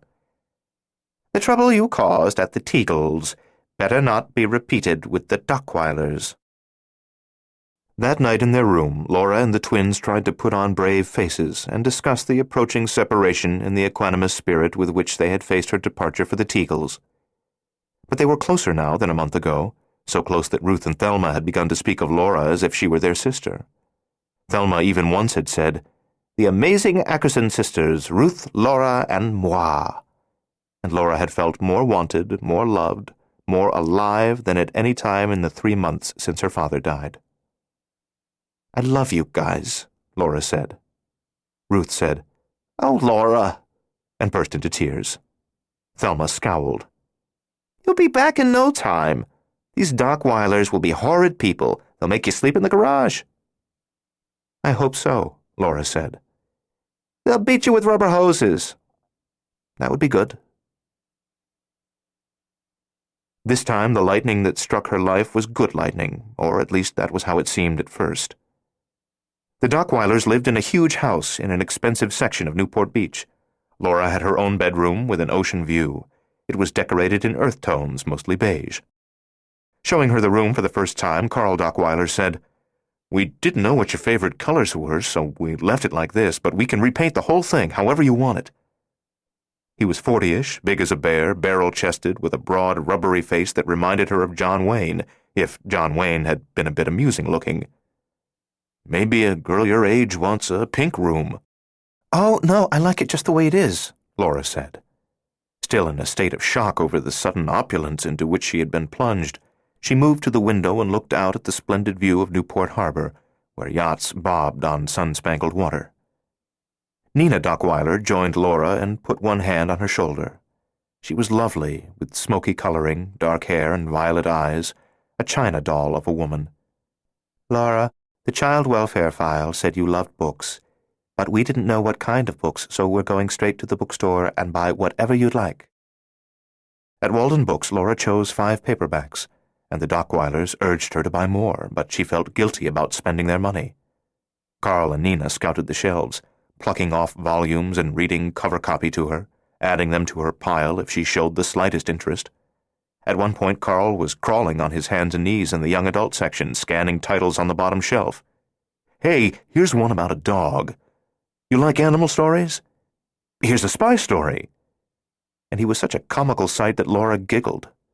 By the time they left the store, they'd bought 100 books, bags full of books. Their first dinner together was at a pizza parlor where Nina exhibited a surprising talent for magic by plucking a pepperoni ring from behind Laura's ear, then making it vanish.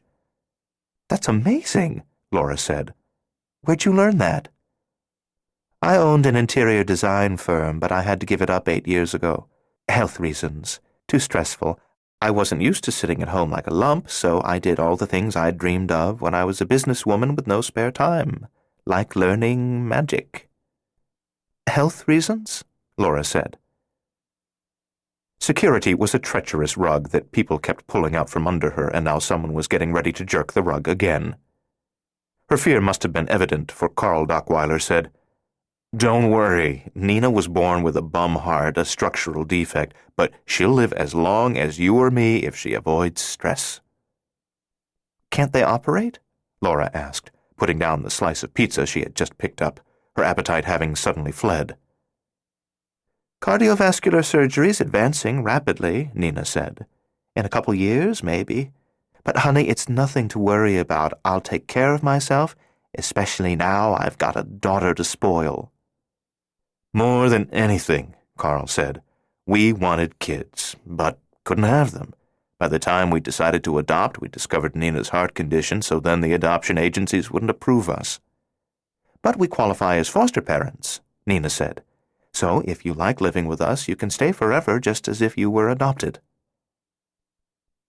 That night in her big bedroom with its view of the sea, now an almost scary, vast expanse of darkness, Laura told herself that she must not like the Dockweilers too much, that Nina's heart condition foreclosed any possibility of real security. The following day, Sunday, they took her shopping for clothes, and would have spent fortunes if she had not finally begged them to stop. With their Mercedes crammed full of her new clothes, they went to a Peter Sellers comedy, and after the movie they had dinner at a hamburger restaurant where the milkshakes were humongous. Pouring ketchup on her French fries, Laura said, "You guys are lucky that child welfare sent me to you instead of some other kid." Carl raised his eyebrows. "Oh?" "Well, you're nice. Too nice. And a lot more vulnerable than you realize. Any kid would see how vulnerable you really are, and a lot would take advantage of you, mercilessly.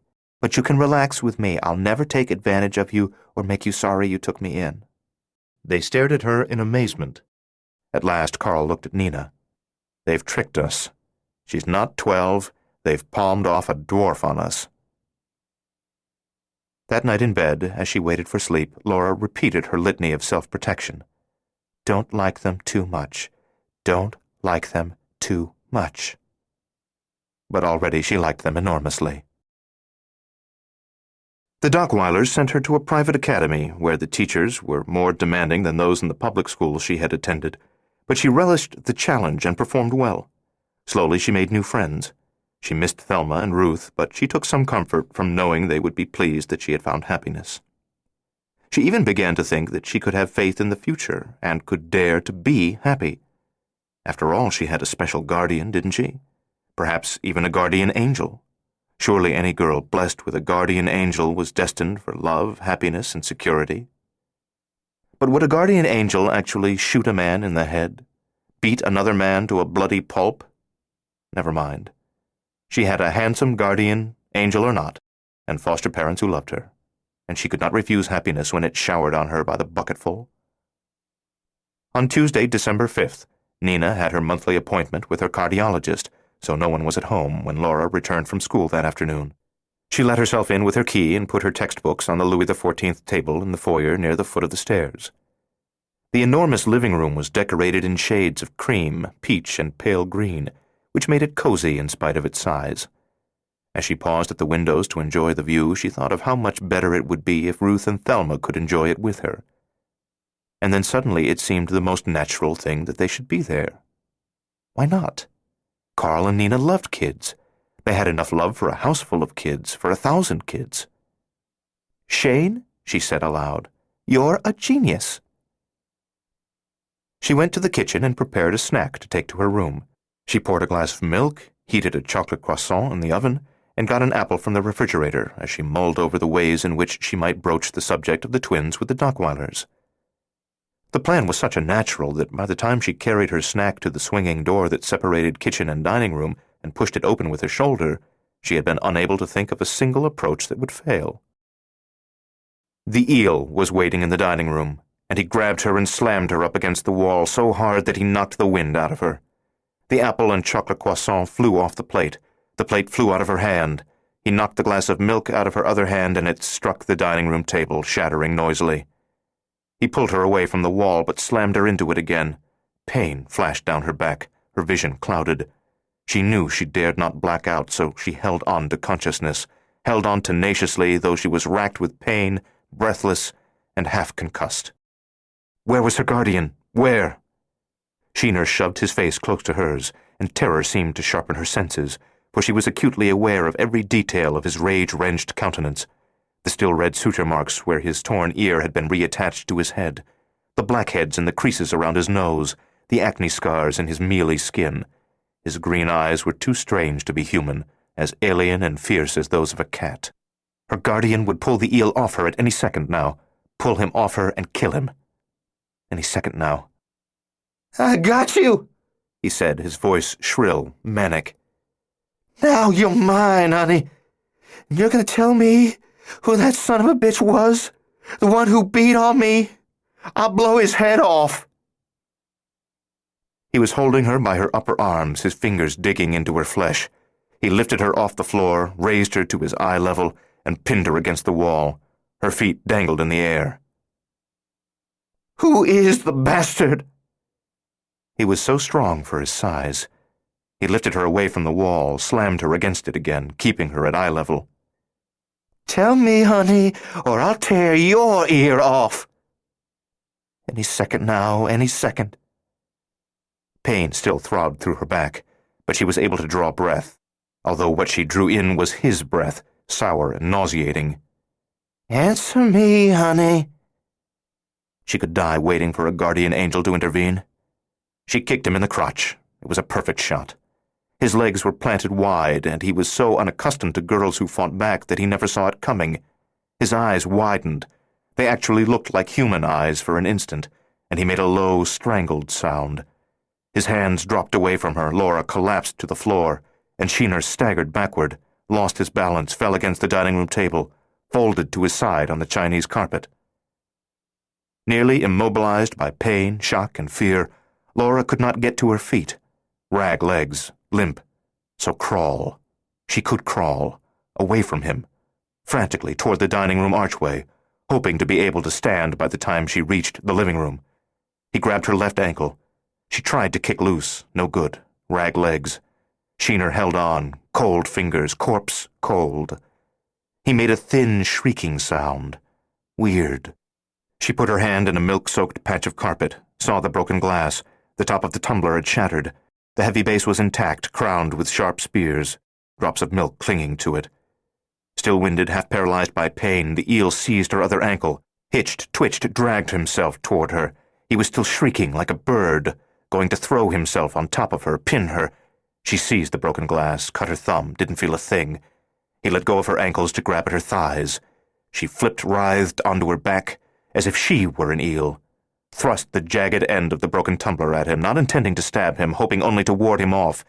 But he was heaving himself onto her, falling onto her, and the 3 glass points speared into his throat. He tried to pull away, twisted the tumbler. The points broke off in his flesh. Choking, gagging, he nailed her to the floor with his body.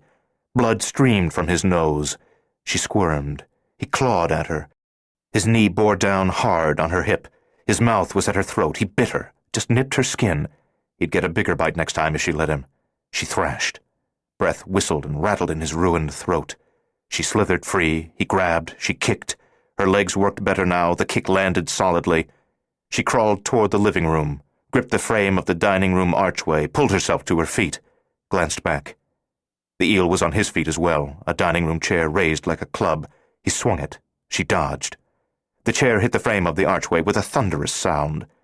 She staggered into the living room, heading for the foyer, the door, escape. He threw the chair. It struck her shoulder. She went down, rolled, looked up. He towered over her, seized her left arm. Her strength faded. Darkness pulsed at the edges of her vision. He gripped her other arm. She was finished. Would have been finished anyway, if the glass in his throat had not finally worked through one more artery. Blood suddenly gushed from his nose. He collapsed atop her, a great and terrible weight, dead. She could not move, could barely breathe, and had to struggle to hold fast to consciousness. Above the eerie sound of her own strangled sobs, she heard a door open. Footsteps. "Laura, I'm home." It was Nina's voice, light and cheery at first, then shrill with horror. "Laura! Oh my God, Laura!" Laura strove to push the dead man off her, but she was able to squirm only half free of the corpse, just far enough to see Nina standing in the foyer archway. For a moment the woman was paralyzed by shock. She stared at her cream and peach and seafoam green living room, the tasteful decor now liberally accented with crimson smears. Then her violet eyes returned to Laura, and she snapped out of her trance. "Laura, oh, dear God, Laura!" She took 3 steps forward, halted abruptly, and bent over, hugging herself as if she had been hit in the stomach. She made an odd sound. "Ah, ah, ah, ah, ah!" She tried to straighten up. Her face was contorted. She could not seem to stand erect, and finally she crumpled to the floor and made no sound at all. It could not happen like this. This wasn't fair, damn it. New strength born of panic and love for Nina filled Laura. She wriggled free of Sheena and crawled quickly to her foster mother. Nina was limp. Her beautiful eyes were open, sightless. Laura put her bloody hand to Nina's neck, feeling for a pulse. She thought she found one, weak, irregular, but a pulse. She pulled a cushion off a chair and put it under Nina's head, then ran into the kitchen where the numbers of the police and fire departments were on the wall phone. Shakily, she reported Nina's heart attack and gave the fire department their address. When she hung up, she knew everything was going to be all right because she had already lost one parent to a heart attack, her father, and it would be just too absurd to lose Nina the same way. Life had absurd moments, yes, but life itself wasn't absurd. Life was strange, difficult, miraculous, precious, tenuous, mysterious, but not flat-out absurd. So Nina would live because Nina dying made no sense. Still scared and worried, but feeling better, Laura hurried back to the living room and knelt beside her foster mother, held her. Newport Beach had first-rate emergency services. The ambulance arrived no more than 3 or 4 minutes after Laura had called for it. The 2 paramedics were efficient and well-equipped. Within just a few minutes, however, they pronounced Nina dead. And no doubt she had been dead from the moment she collapsed. 10. 1 week after Laura returned to McIlroy and 8 days before Christmas, Mrs. Beaumain reassigned Tammy Hinson to the 4th bed in the Ackersons' room. In an unusual private session with Laura, Ruth, and Thelma, the social worker explained the reasoning behind that reassignment. I know you say Tammy isn't happy with you girls, but she seems to get along better there than anywhere else. We've had her in several rooms, but the other children can't tolerate her. I don't know what it is about the child that makes her an outcast, but her other roommates usually end up using her as a punching bag. Back in their room before Tammy arrived, Thelma settled into a basic yoga position on the floor, legs folded in a pretzel form, heels against hips. She had become interested in yoga when the Beatles endorsed Eastern meditation, and she had said that when she finally met Paul McCartney, which was her indisputable destiny, "It would be nice if we have something in common, which we will if I can talk with some authority about this yoga crap." Now, instead of meditating, she said, "What would that cow have done if I'd said, 'Mrs. Beaumain, the kids don't like Tammy because she let herself be diddled by the eel, and she helped him target other vulnerable girls, so as far as they're concerned, she's the enemy?' What would Bovine Beaumain have done when I laid that on her?"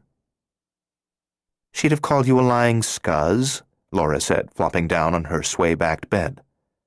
"No doubt. Then she'd have eaten me for lunch. Do you believe the size of that woman? She gets bigger by the week. Anyone that big is dangerous. A ravenous omnivore capable of eating the nearest child, bones and all, as casually as she'd consume a pint of fudge ripple." At the window, looking down at the playground behind the mansion, Ruth said, "It's not fair the way the other kids treat Tammy." "Life isn't fair," Laura said. "Life isn't a weenie roast either," Thelma said. "Geez, Shane, don't wax philosophical if you're going to be trite. You know we hate triteness here, only slightly less than we hate turning on the radio and hearing Bobby Gentry singing Ode to Billy Joe." When Tammy moved in an hour later, Laura was tense.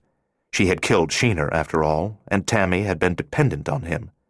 She expected Tammy to be bitter and angry, but in fact the girl greeted her only with a sincere, shy, and piercingly sad smile. After Tammy had been with them 2 days, it became clear that she viewed the loss of the eel's twisted affections with perverse regret, but also with relief. The fiery temper she had revealed when she tore apart Laura's books was quenched. She was once again that drab, bony, washed-out girl who, on Laura's first day at McIlroy, had seemed more of an apparition than a real person, in danger of dissolving into smoky ectoplasm, and, with the first good draft, dissipating entirely. After the deaths of the eel and Nina Dockweiler, Laura attended half-hour sessions with Dr. Boone, a psychotherapist, when he visited McIlroy every Tuesday and Saturday. Boone was unable to understand that Laura could absorb the shock of Willie Sheener's attack and Nina's tragic death without psychological damage. He was puzzled by her articulate discussions of her feelings and the adult vocabulary with which she expressed her adjustment to events in Newport Beach. Having been motherless, having lost her father, having endured many crises and much terror, but most of all having benefited from her father's wondrous love, she was as resilient as a sponge, absorbing what life presented. However, though she could speak of Sheener with dispassion and of Nina with as much affection as sadness, the psychiatrist viewed her adjustment as merely apparent and not real. "So, you dream about Willie Sheener?" he asked as he sat beside her on the sofa in the small office reserved for him at McIlroy. "I've only dreamed of him twice. Nightmares, of course, but all kids have nightmares." "You dream about Nina, too. Are those nightmares?" "Oh, no, those are lovely dreams." He looked surprised. "When you think of Nina, you feel sad?" "Yes, but also I remember the fun of shopping with her, trying on dresses and sweaters. I remember her smile and her laugh. And guilt? Do you feel guilty about what happened to Nina?" "No. Maybe Nina wouldn't have died if I hadn't moved in with them and drawn Sheener after me, but I can't feel guilty about that. I tried hard to be a good foster daughter to them, and they were happy with me. What happened was that life dropped a big custard pie on us, and that's not my fault. You can never see the custard pies coming. It's not good slapstick if you see the pie coming. Custard pie? He asked, perplexed. You see life as slapstick comedy, like the Three Stooges? Partly. Life is just a joke, then? No, life is serious and a joke at the same time. But how can that be? If you don't know, she said, maybe I should be the one asking the questions here. She filled many pages of her current notebook with observations about Dr. Will Boone. Of her unknown guardian, however, she wrote nothing. She tried not to think of him either. He had failed her. Laura had come to depend on him. His heroic efforts on her behalf had made her feel special, and feeling special had helped her cope since her father's death. Now she felt foolish for ever looking beyond herself for survival. She still had the note he had left on her desk after her father's funeral, but she no longer reread it. And day by day her guardian's previous efforts on her behalf seemed more like fantasies akin to those of Santa Claus, which must be outgrown. On Christmas afternoon they returned to their room with the gifts they received from charities and do-gooders. They wound up in a sing-along of holiday songs, and both Laura and the twins were amazed when Tammy joined in. She sang in a low, tentative voice. Over the next couple of weeks she nearly ceased biting her nails altogether. She was only slightly more outgoing than usual, but she seemed calmer, more content with herself than she had ever been. When there's no perv around to bother her, Thelma said, maybe she gradually starts to feel clean again. Friday, January 12th, 1968, was Laura's 13th birthday, but she did not celebrate it. She could find no joy in the occasion. On Monday she was transferred from McIlroy to Caswell Hall, a shelter for older children in Anaheim 5 miles away. Ruth and Thelma helped her carry her belongings downstairs to the front foyer. Laura had never imagined that she would so intensely regret leaving McIlroy. We'll be coming in May, Thelma assured her. We turn 13 on May 2nd, and then we're out of here. We'll be together again. When the social worker from Caswell arrived, Laura was reluctant to go, but she went. Caswell Hall was an old high school that had been converted to dormitories, recreational lounges, and offices for social workers. As a result, the atmosphere was more institutional than at McIlroy. Caswell was also more dangerous than McIlroy because the kids were older and because many were borderline juvenile delinquents. Marijuana and pills were available, and fights among the boys, and even among the girls, were not infrequent. Cliques formed, as they had at McIlroy, but at Caswell, some of the cliques were perilously close in structure and function to street gangs. Thievery was common. Within a few weeks, Laura realized that there were 2 types of survivors in life, those like her who found the requisite strength in having once been loved with great intensity, and those who, having not been loved, learned to thrive on hatred, suspicion, and the meager rewards of revenge. They were at once scornful of the need for human feeling and envious of the capacity for it. She lived with great caution at Caswell, but never allowed fear to diminish her. The thugs were frightening, but also pathetic, and in their posturing and rituals of violence, even funny. She found no one like the Ackersons with whom to share the black humor, so she filled her notebooks with it. In those neatly written monologues, she turned inward while she waited for the Ackersons to be 13. That was an intensely rich time of self-discovery and increasing understanding of the slapstick, tragic world into which she had been born. On Saturday, March 30th, she was in her room at Caswell reading when she heard one of her roomies, a whiny girl named Fran Wickert, talking to another girl in the hall, discussing a fire in which kids had been killed. Laura was eavesdropping with only half an ear until she heard the word McIlroy. A chill pierced her, freezing her heart, numbing her hands. She dropped the book and raced into the hallway, startling the girls. When was this fire? Yesterday, Fran said. How many were killed? Not too many. 2 kids, I think. Maybe only 1, but I heard if you was there, you could smell burning meat. Is that the grossest thing? Advancing on Fran, Laura said, What were their names? Hey, let me go. Tell me their names. I don't know any names. Christ, what's the matter with you? Laura did not remember letting go of Fran, and she did not recall leaving the grounds of the shelter. But suddenly she found herself on Catella Avenue, blocks from Caswell Hall. Catella was a commercial street in that area, and in some places there was no sidewalk, so she ran on the shoulder of the road heading east with traffic whizzing by on her right side. Caswell was 5 miles from McIlroy, and she was not sure she knew the entire route, but trusting to instinct, she ran until she was exhausted, then walked until she could run again.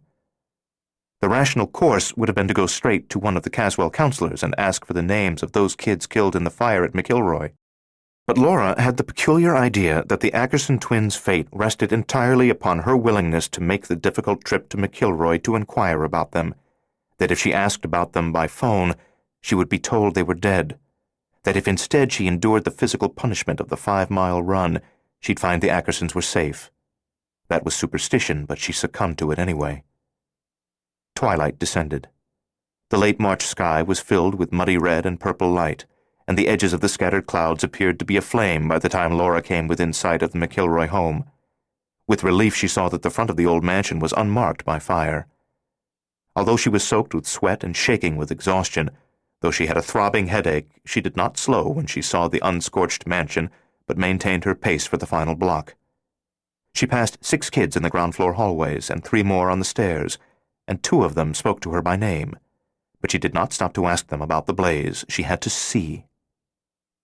On the last flight of stairs, she caught the scent of a fire's aftermath, the acrid, tarry stench of burnt things, the lingering, sour smell of smoke. When she went through the door at the top of the stairwell, she saw that the windows were open at each end of the third-floor hall, and that electric fans had been set up in the middle of the corridor to blow the tainted air in both directions.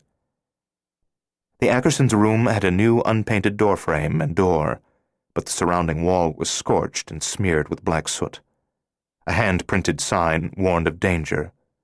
Like all the doors in McIlroy, this one had no lock, so she ignored the sign and flung open the door and stepped across the threshold and saw what she had been so afraid of seeing. Destruction. The hall lights behind her and the purple glow of twilight at the windows did not adequately illuminate the room, but she saw that the remains of the furniture had been cleaned out. The place was empty but for the reeking ghost of the fire. The floor was blackened by soot and charred, though it looked structurally sound. The walls were smoke-damaged. The closet doors had been reduced to ashes but for a few burnt chunks of wood clinging to the hinges, which had partially melted. Both windows had blown out or been broken by those fleeing the flames. Now those gaps were temporarily covered by sections of clear plastic drop cloths stapled to the walls. Fortunately for the other kids at McIlroy, the fire had burned upward rather than outward, eating through the ceiling. She looked overhead into the mansion's attic, where massive blackened beams were dimly visible in the gloom. Apparently the flames had been stopped before they'd broken through to the roof, for she could not see the sky. She was breathing laboriously, noisily, not only because of the exhausting trip from Caswell, but because a vice of panic was squeezing her chest painfully, making it difficult to inhale, and every breath of the bitterly scented air brought the nauseating taste of carbon. From that moment in her room at Caswell, when she had heard of the fire at McIlroy, she had known the cause, though she had not wanted to admit to the knowledge. Tammy Hinson once had been caught with a can of lighter fluid and matches with which she planned to set herself afire. On hearing of that intended self-immolation, Laura had known that Tammy had been serious about it, because immolation seemed such a right form of suicide for her, an externalization of the inner fire that had been consuming her for years. Please, God, she was alone in the room when she did it. Please. Gagging on the stink and taste of destruction, Laura turned away from the fire-blasted room and stepped into the third-floor corridor. Laura? She looked up and saw Rebecca Bogner. Laura's breath came and went in wrenching inhalations, shuddering exhalations, but somehow she croaked their names. Ruth? Thelma? Rebecca's bleak expression denied the possibility that the twins had escaped unharmed, but Laura repeated the precious names, and in her ragged voice she heard a pathetic, beseeching note. Down there, Rebecca said, pointing toward the north end of the hall. The next to the last room, on the left. With a sudden rush of hope, Laura ran to the indicated room.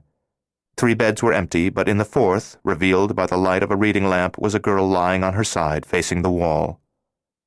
Ruth? Thelma?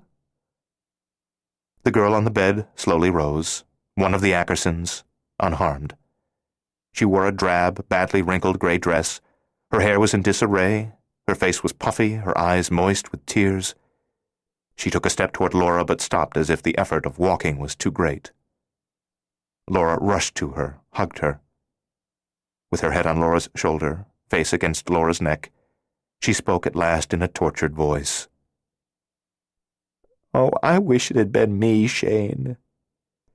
If it had to be one of us, why couldn't it have been me?" Until the girl spoke, Laura had assumed she was Ruth.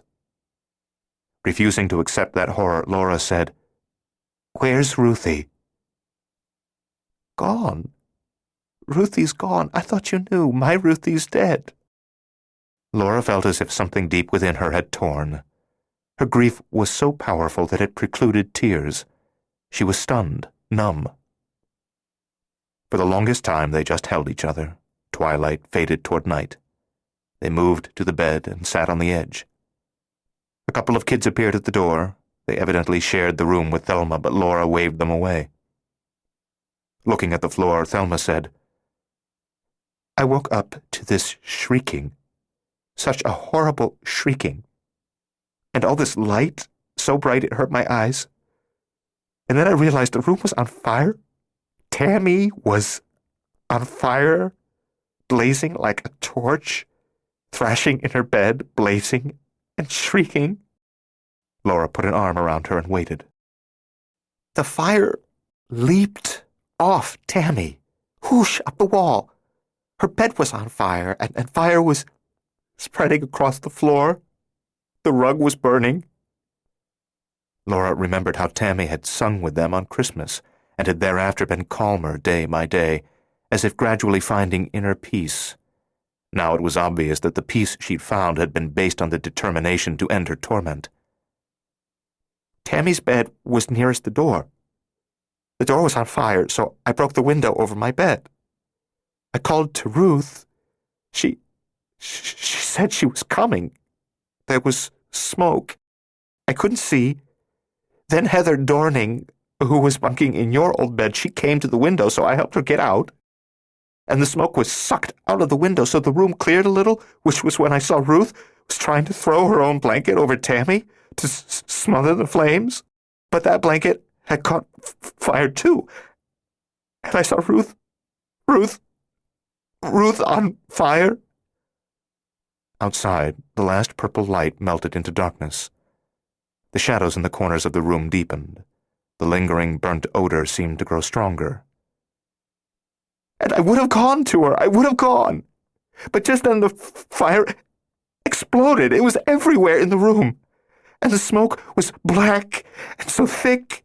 And I couldn't see Ruth anymore or anything. Then I heard sirens, loud and close sirens, so I tried to tell myself they'd get there in time to help Ruth, which was a lie. A lie. I told myself and wanted to believe, and I left her there, Shane. Oh, God. I went out the window and left Ruthie on fire, burning." "You couldn't do anything else," Laura assured her. "I left Ruthie burning. There was nothing you could do. I left Ruthie. There was no point in you dying too. I left Ruthie burning." In May, after her 13th birthday, Thelma was transferred to Caswell and assigned to a room with Laura. The social workers agreed to that arrangement because Thelma was suffering from depression and was not responding to therapy. Maybe she would find the succor she needed in her friendship with Laura. For months, Laura despaired of reversing Thelma's decline.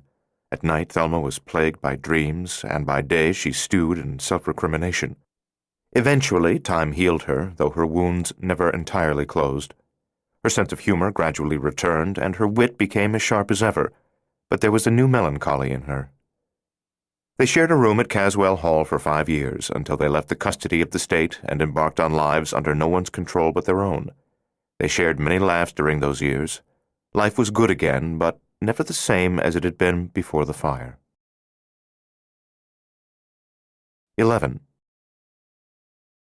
In the main lab of the Institute, the dominant object was the gate through which one could step into other ages.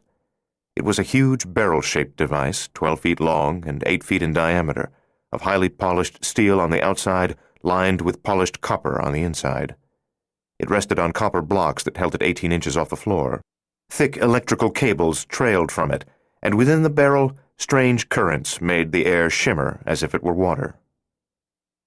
Kokoschka returned through time to the gate, materializing inside that enormous cylinder. He had made several trips that day, shadowing Stefan in far times and places, and at last he had learned why the traitor was obsessed with reshaping the life of Laura Shane. He hurried to the mouth of the gate and stepped down onto the lab floor, where 2 scientists and 3 of his own men were waiting for him. "The girl has nothing to do with the bastard's plots against the government. Nothing to do with his attempts to destroy the time travel project," Kokoschka said. "She's an entirely separate matter, just a personal crusade of his." "So now we know everything he's done and why," said one of the scientists. "And you can eliminate him." "Yes," Kokoschka said, crossing the room to the main programming board. "Now that we've uncovered all the traitor's secrets, we can kill him." As he sat down at the programming board, intending to reset the gate to deliver him to yet another time where he could surprise the traitor, Kokoschka decided to kill Laura, too. It would be an easy job, something he could handle by himself, for he would have the element of surprise on his side. He preferred to work alone anyway, whenever possible. He disliked sharing the pleasure. Laura Shane was no danger to the government or to its plans to reshape the future of the world, but he would kill her first and in front of Stefan, merely to break the traitor's heart before putting a bullet in it. Besides, Kokoschka liked to kill. Chapter 3. A Light in the Dark. 1. On Laura Shane's 22nd birthday, January 12, 1977, she received a toad in the mail. The box in which it came bore no return address, and no note was enclosed. She opened it at the desk by the window in the living room of her apartment, and the clear sunlight of the unusually warm winter day glimmered pleasingly on the charming little figurine. The toad was ceramic, 2 inches tall, standing on a ceramic lily pad, wearing a top hat and holding a cane. 2 weeks earlier, the campus literary magazine had published Amphibian Epics, a short story of hers about a girl whose father spun fanciful tales of an imaginary toad, Sir Tommy of England. Only she knew that the piece was as much fact as fiction, though someone apparently intuited at least something of the true importance that the story had for her, because the grinning toad in the top hat was packed with extraordinary care. It was carefully wrapped in a swatch of soft cotton cloth tied with red ribbon, then further wrapped in tissue paper, nestled in a plain white box in a bed of cotton balls, and that box was packed in a nest of shredded newspaper inside a still larger box. No one would go to such trouble to protect a $5 novelty figurine unless the packing was meant to signify the sender's perception of the depth of her emotional involvement with the events of Amphibian Epics.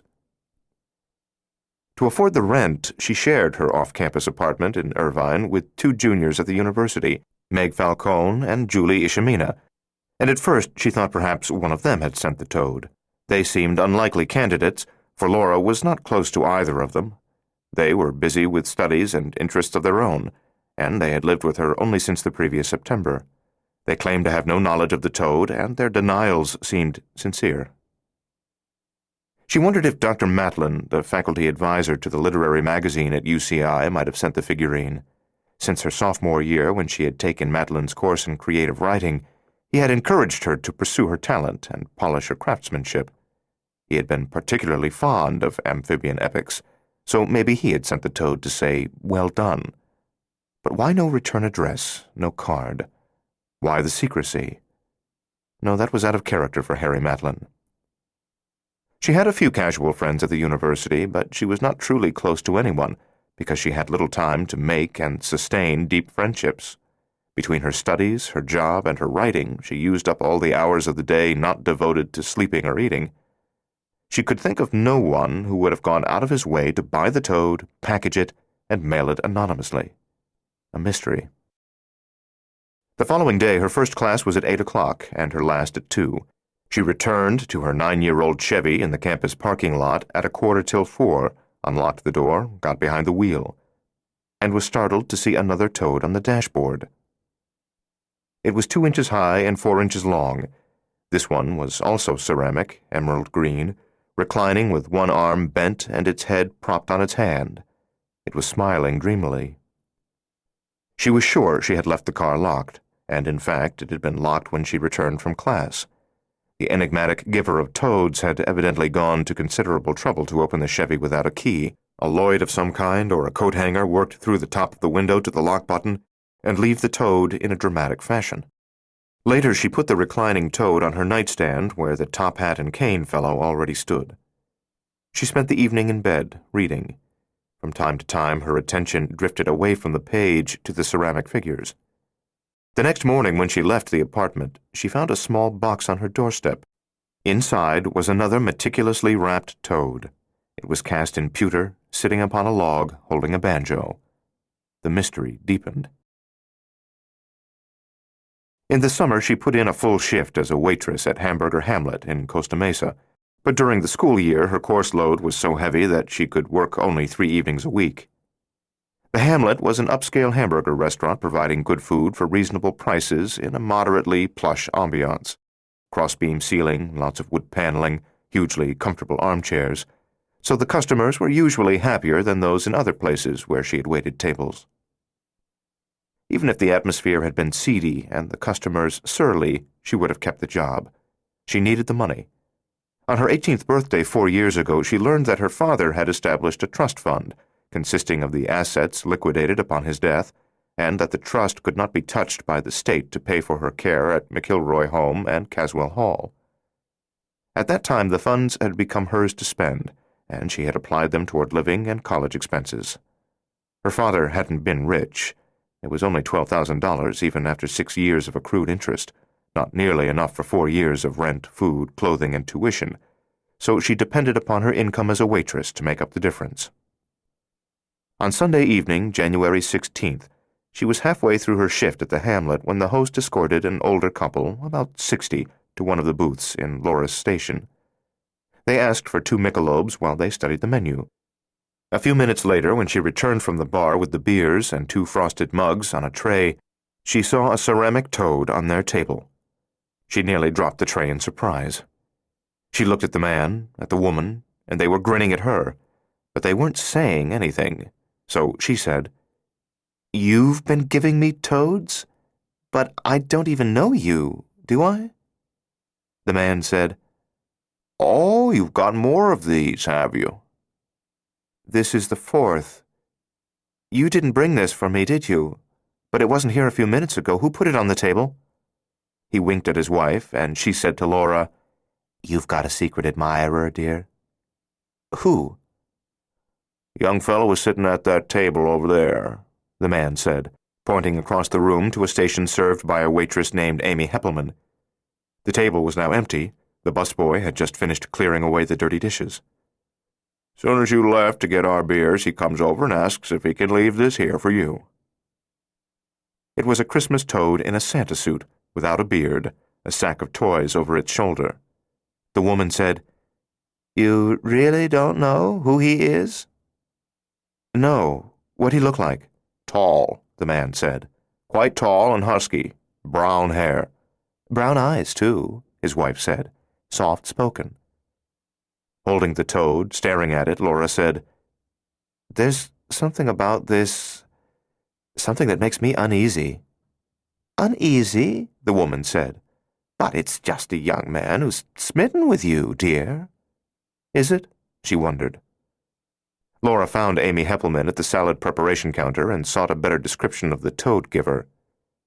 "He had a mushroom omelet, whole wheat toast, and a Coke," Amy said, using a pair of stainless steel tongs to fill 2 bowls with salad greens. "Didn't you see him sitting there?" "I didn't notice him, no." "Biggish guy, jeans, a blue checkered shirt. His hair was cut too short, but he was kind of cute if you like the moose type. Didn't talk much, seemed kind of shy." "Did he pay with a credit card?" "No, cash." "Damn," Laura said. She took the Santa toad home and put it with the other figurines. The following morning, Monday, as she left the apartment, she found yet another plain white box on the doorstep. She opened it reluctantly. It contained a clear glass toad. When Laura returned from the UCI campus that same afternoon, Julie Ishimina was sitting at the dinette table, reading the daily paper and drinking a cup of coffee. "You got another one," she said, pointing to a box on the kitchen counter. "Came in the mail." Laura tore open the elaborately wrapped package. The sixth toad was actually a pair of toads, salt and pepper shakers. She put the shakers with the other figurines on her nightstand, and for a long while she sat on the edge of her bed frowning at that growing collection. At 5 o'clock that afternoon, she called Thelma Ackerson in Los Angeles and told her about the toads. Lacking a trust fund of any size, Thelma had not even considered college, but, as she said, that was no tragedy because she was not interested in academics. Upon completing high school, she had gone straight from Caswell Hall to Los Angeles, intent upon breaking into show business as a stand-up comic. Nearly every night from about 6 o'clock until 2 in the morning, she hung around the comedy clubs, the Improv, the Comedy Store, and all their imitators, angling for a 6-minute unpaid shot on the stage, making contacts, or hoping to make them, competing with a horde of young comics for the coveted exposure. She worked days to pay the rent, moving from job to job, some of them decidedly peculiar. Among other things, she had worn a chicken suit and sung songs and waited tables in a weird theme pizza parlor, and she'd been a picket line stand-in for a few Writers Guild West members who were required by their union to participate in a strike action, but who preferred to pay someone $100 a day to carry a placard for them and sign their names on the duty roster. Though they lived just 90 minutes apart, Laura and Thelma got together only 2 or 3 times a year, usually just for a long lunch or dinner, because they led busy lives. But regardless of the time between visits, they were instantly comfortable with each other and quick to share their most intimate thoughts and experiences. "The McIlroy-Caswell bond," Thelma once said, "is stronger than being blood brothers, stronger than the Mafia covenant, stronger than the bond between Fred Flintstone and Barney Rubble, and those two are close." Now, after she listened to Laura's story, Thelma said, "So, what's your problem, Shane? Sounds to me like some big, shy hunk of a guy has a crush on you. Lots of women would swoon over this." "Is that what it is, though? An innocent crush?" "What else?" "I don't know, but it makes me uneasy." "Uneasy? These toads are all cute little things, aren't they? None of them is a snarling toad. None of them is holding a bloody little butcher knife, or a little ceramic chainsaw?" "No." "He hasn't sent you any beheaded toads, has he?" "No, but—" "Shane, the last few years have been calm, though, of course, you've had a pretty eventful life. It's understandable that you'd expect this guy to be Charles Manson's brother, but it's almost a sure bet he's just what he appears to be. A guy who admires you from afar, is maybe a little shy, and has a streak of romance in him about 18 inches wide. How's your sex life?" "I don't have any," Laura said. "Why not? You're not a virgin. There was that guy last year." "Well, you know that didn't work out." "Nobody since?" "No." "What do you think? I'm promiscuous?" "Sheesh, kiddo, 2 lovers in 22 years would not make you promiscuous, even by the Pope's definition. Unbend a little. Relax. Stop being a worrier. Flow with this. See where it goes. He might just turn out to be Prince Charming." "Well, maybe I will. I guess you're right." "But, Shane." "Yeah?" "Just for luck, from now on you better carry a .357 Magnum." "Very funny." "Funny is my business." During the following 3 days, Laura received 2 more toads, and by Saturday morning, the 22nd, she was equally confused, angry, and afraid. Surely no secret admirer would string the game out so long. Each new toad seemed to be mocking rather than honoring her.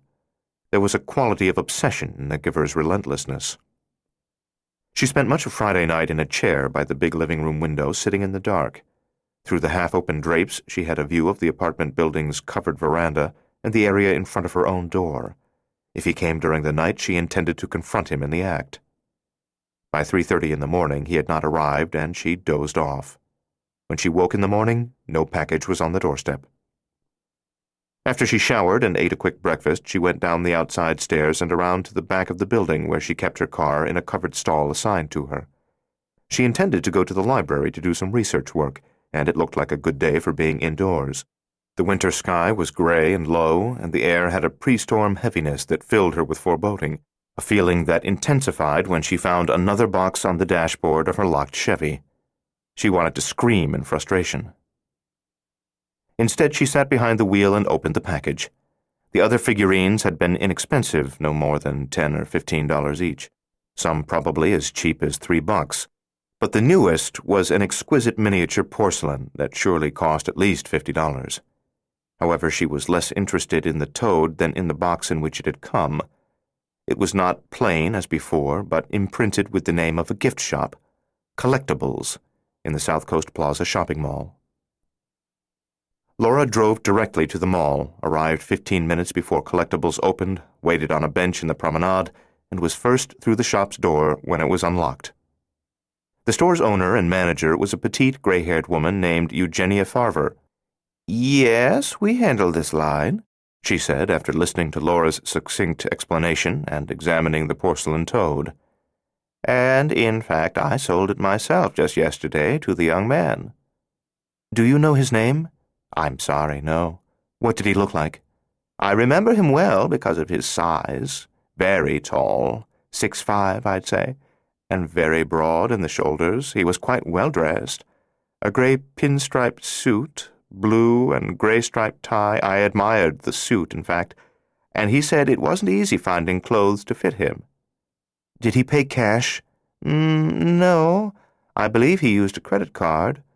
"Would you still have the charge slip?" "Oh, yes, we usually run a day or two behind in organizing them and transferring them to the master ticket for deposit." Mrs. Farver led Laura past glass display cases filled with porcelains, Lalique and Waterford crystal, Wedgwood plates, Hummel figurines, and other expensive items to the cramped office at the back of the store. Then she suddenly had second thoughts about sharing her customer's identity. "If his intentions are innocent, if he's just an admirer of yours, and I must say there seemed no harm in him, he seemed quite nice, then I'll be spoiling everything for him. He'll want to be revealing himself to you according to his own plan." Laura tried hard to charm the woman and win her sympathy. She could not recall ever having spoken more eloquently or with such feeling. Usually she was not as good at vocalizing her feelings as she was at putting them down in print. Genuine tears sprang to her assistance, surprising her even more than they did Eugenia Farver. From the MasterCard charge slip she obtained his name, Daniel Packard, and his telephone number.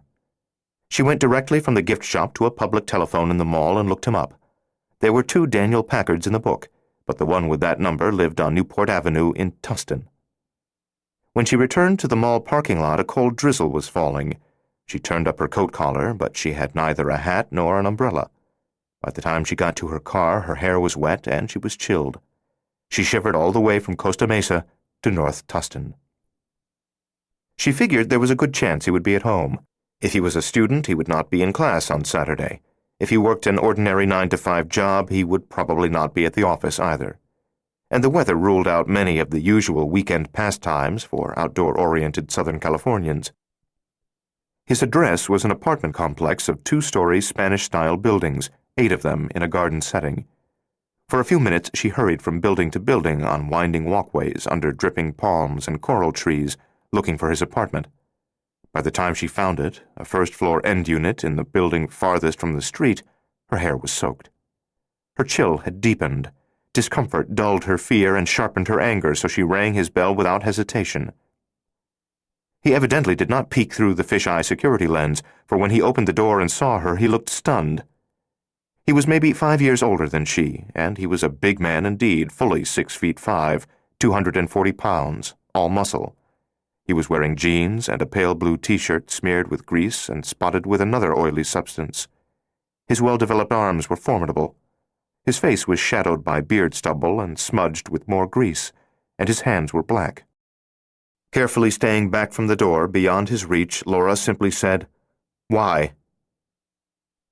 "Because—" He shifted from one foot to the other, almost too big for the doorway in which he stood. "Because—" "I'm waiting." He wiped one grease-covered hand through his close-cropped hair and seemed oblivious to the resultant mess. His eyes shifted away from her. He looked out at the rain-lashed courtyard as he spoke. How'd you find out it was me? That's not important. What's important is that I don't know you, I've never seen you before, and yet I've got a toad menagerie that you've sent me. You come around in the middle of the night to leave them on my doorstep? You break into my car to leave them on the dashboard? And it's been going on for weeks, so don't you think it's time I knew what this is all about? Still not looking at her, he flushed and said, Well, sure, but I wasn't ready, didn't think the time was right. The time was right a week ago. So tell me, why? Looking down at his greasy hands, he said quietly, Well, see. Yes? I love you. She stared at him, incredulous. He finally looked at her. She said, You love me, but you don't even know me. How can you love a person you've never met? He looked away from her, rubbed his filthy hand through his hair again, and shrugged. I don't know, but there it is, and I have this feeling, see? This feeling that I've got to spend the rest of my life with you. With cold rainwater trickling from her wet hair down the nape of her neck and along the curve of her spine, with her day at the library shot, how could she concentrate on research after this insane scene? And with more than a little disappointment that her secret admirer had turned out to be this dirty, sweaty, inarticulate lummox, Laura said, Listen, Mr. Packard, I don't want you sending me any more toads. Well, see, I really want to send them. But I don't want to receive them. And tomorrow I'll mail back the ones you've sent me. No, today. I'll mail them back today. He met her eyes again, blinked in surprise, and said, I thought you liked toads. With growing anger, she said, I do like toads. I love toads. I think toads are the cutest things in creation. Right now, I even wish I were a toad. But I don't want your toads. Understand? Don't harass me, Packard. Maybe some women surrender to your weird mix of heavy-handed romance and sweaty macho charm, but I'm not one of them, and I can protect myself. Don't think I can't. I'm a lot tougher than I look, and I've dealt with worse than you. She turned away from him, walked out from under the veranda into the rain, returned to her car, and drove back to Irvine. She shook all the way home, not because she was wet and chilled, but because she was in the grip of anger. The nerve of him. At her apartment, she undressed, bundled up in a quilted robe, and brewed a pot of coffee with which to ward off the chills. She had just taken her first sip of coffee when the phone rang. She answered it in the kitchen. It was Packard. Speaking so rapidly that he ran his sentences together in long gushes, he said, Please don't hang up on me. You're right. I'm stupid about these things, an idiot, but give me just 1 minute to explain myself. I was fixing the dishwasher when you came. That's why I was such a mess, greasy and sweaty. Had to pull it from under the counter myself. The landlord would have fixed it, but going through management takes a week, and I'm good with my hands, so I can fix anything. It was a rainy day, nothing else to do, so why not fix it myself? I never figured you'd show up. My name's Daniel Packard, but you know that already. I'm 28. I was in the Army until 73, graduated from the University of California at Irvine with a degree in business just 3 years ago. Work as a stockbroker now, but I take a couple night courses at the university, which is how I came across your story about the toad in the campus literary magazine. It was terrific. I loved it. A great story, really. So I went to the library and searched through back issues to find everything else you'd written, and I read it all, and a lot of it was good, damn good. Not all of it, but a lot. I fell in love with you somewhere along the way, with the person I knew from her writing, because the writing was so beautiful and so real. One evening, I was sitting there in the library reading one of your stories. They won't let anyone check out back issues of the literary magazine. They have them in binders, and you have to read them in the library. And this librarian was passing behind my chair, and she leaned over and asked if I liked the story. I said I did, and she said, Well, the author's right over there, if you want to tell her it's good. And there you were, just 3 tables away with a stack of books, doing research, scowling, making notes, and you were gorgeous. See, I knew you would be beautiful inside because your stories are beautiful. The sentiment in them is beautiful. But it never occurred to me that you'd be beautiful outside, too. And there was no way I could approach you because I've always been tongue-tied and stumble-footed around beautiful women. Maybe because my mother was beautiful but cold and forbidding, so now maybe I think all beautiful women will reject me the way my mother did. A little half-baked analysis there. But it sure would have been a lot easier for me if you'd been ugly or at least plain-looking. Because of your story, I thought I'd use the toads, that whole secret admirer bit with the gifts, as a way to soften you up. And I planned to reveal myself after the third or fourth toad, I really did. But I kept delaying because I didn't want to be rejected, I guess. And I knew it was getting crazy, toad after toad after toad, but I just couldn't stop it and forget you, yet I wasn't able to face you either, and that's it. I never meant you any harm. I sure didn't mean to upset you. Can you forgive me? I hope you can. He stopped at last, exhausted. She said, "Well," he said. So, will you go out with me? Surprised by her own response, she said, "Yes." Dinner and a movie? "All right." Tonight? Pick you up at 6? "Okay." After she hung up, she stood for a while, staring at the phone. Finally, she said aloud, "Shane, are you nuts?" Then she said, "But he told me my writing was so beautiful and so real." She went into her bedroom and looked at the collection of toads on the nightstand. She said, "He's inarticulate and silent one time, a babbler the next. He could be a psycho-killer, Shane." Then she said, "Yeah, he could be, but he's also a great literary critic."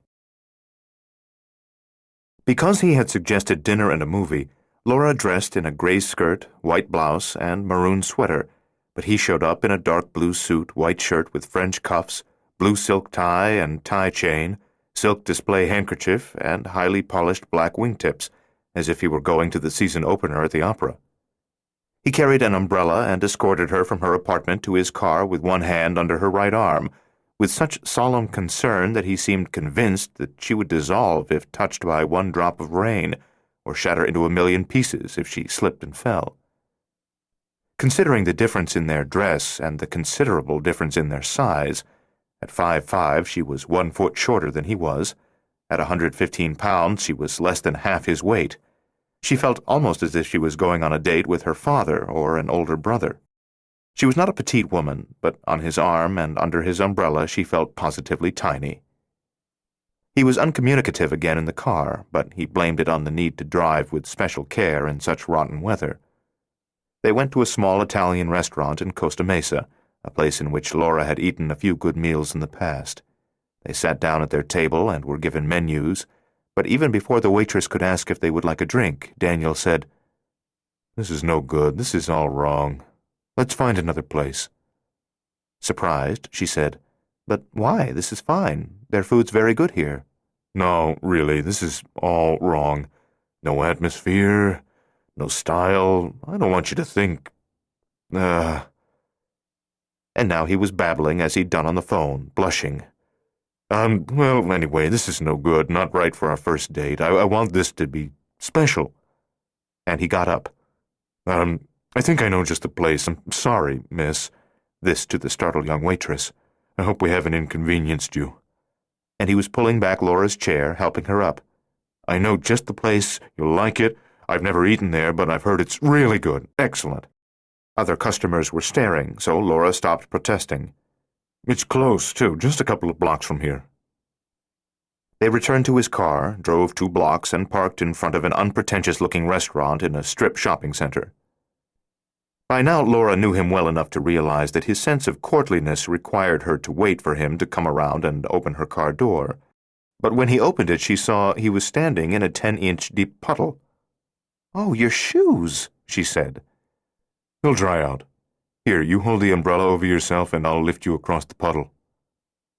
Nonplussed, she allowed herself to be plucked from the car and carried over the puddle as if she weighed no more than a feather pillow. He put her down on higher pavement, and without the umbrella he sloshed back to the car to close the door. The French restaurant had less atmosphere than the Italian place.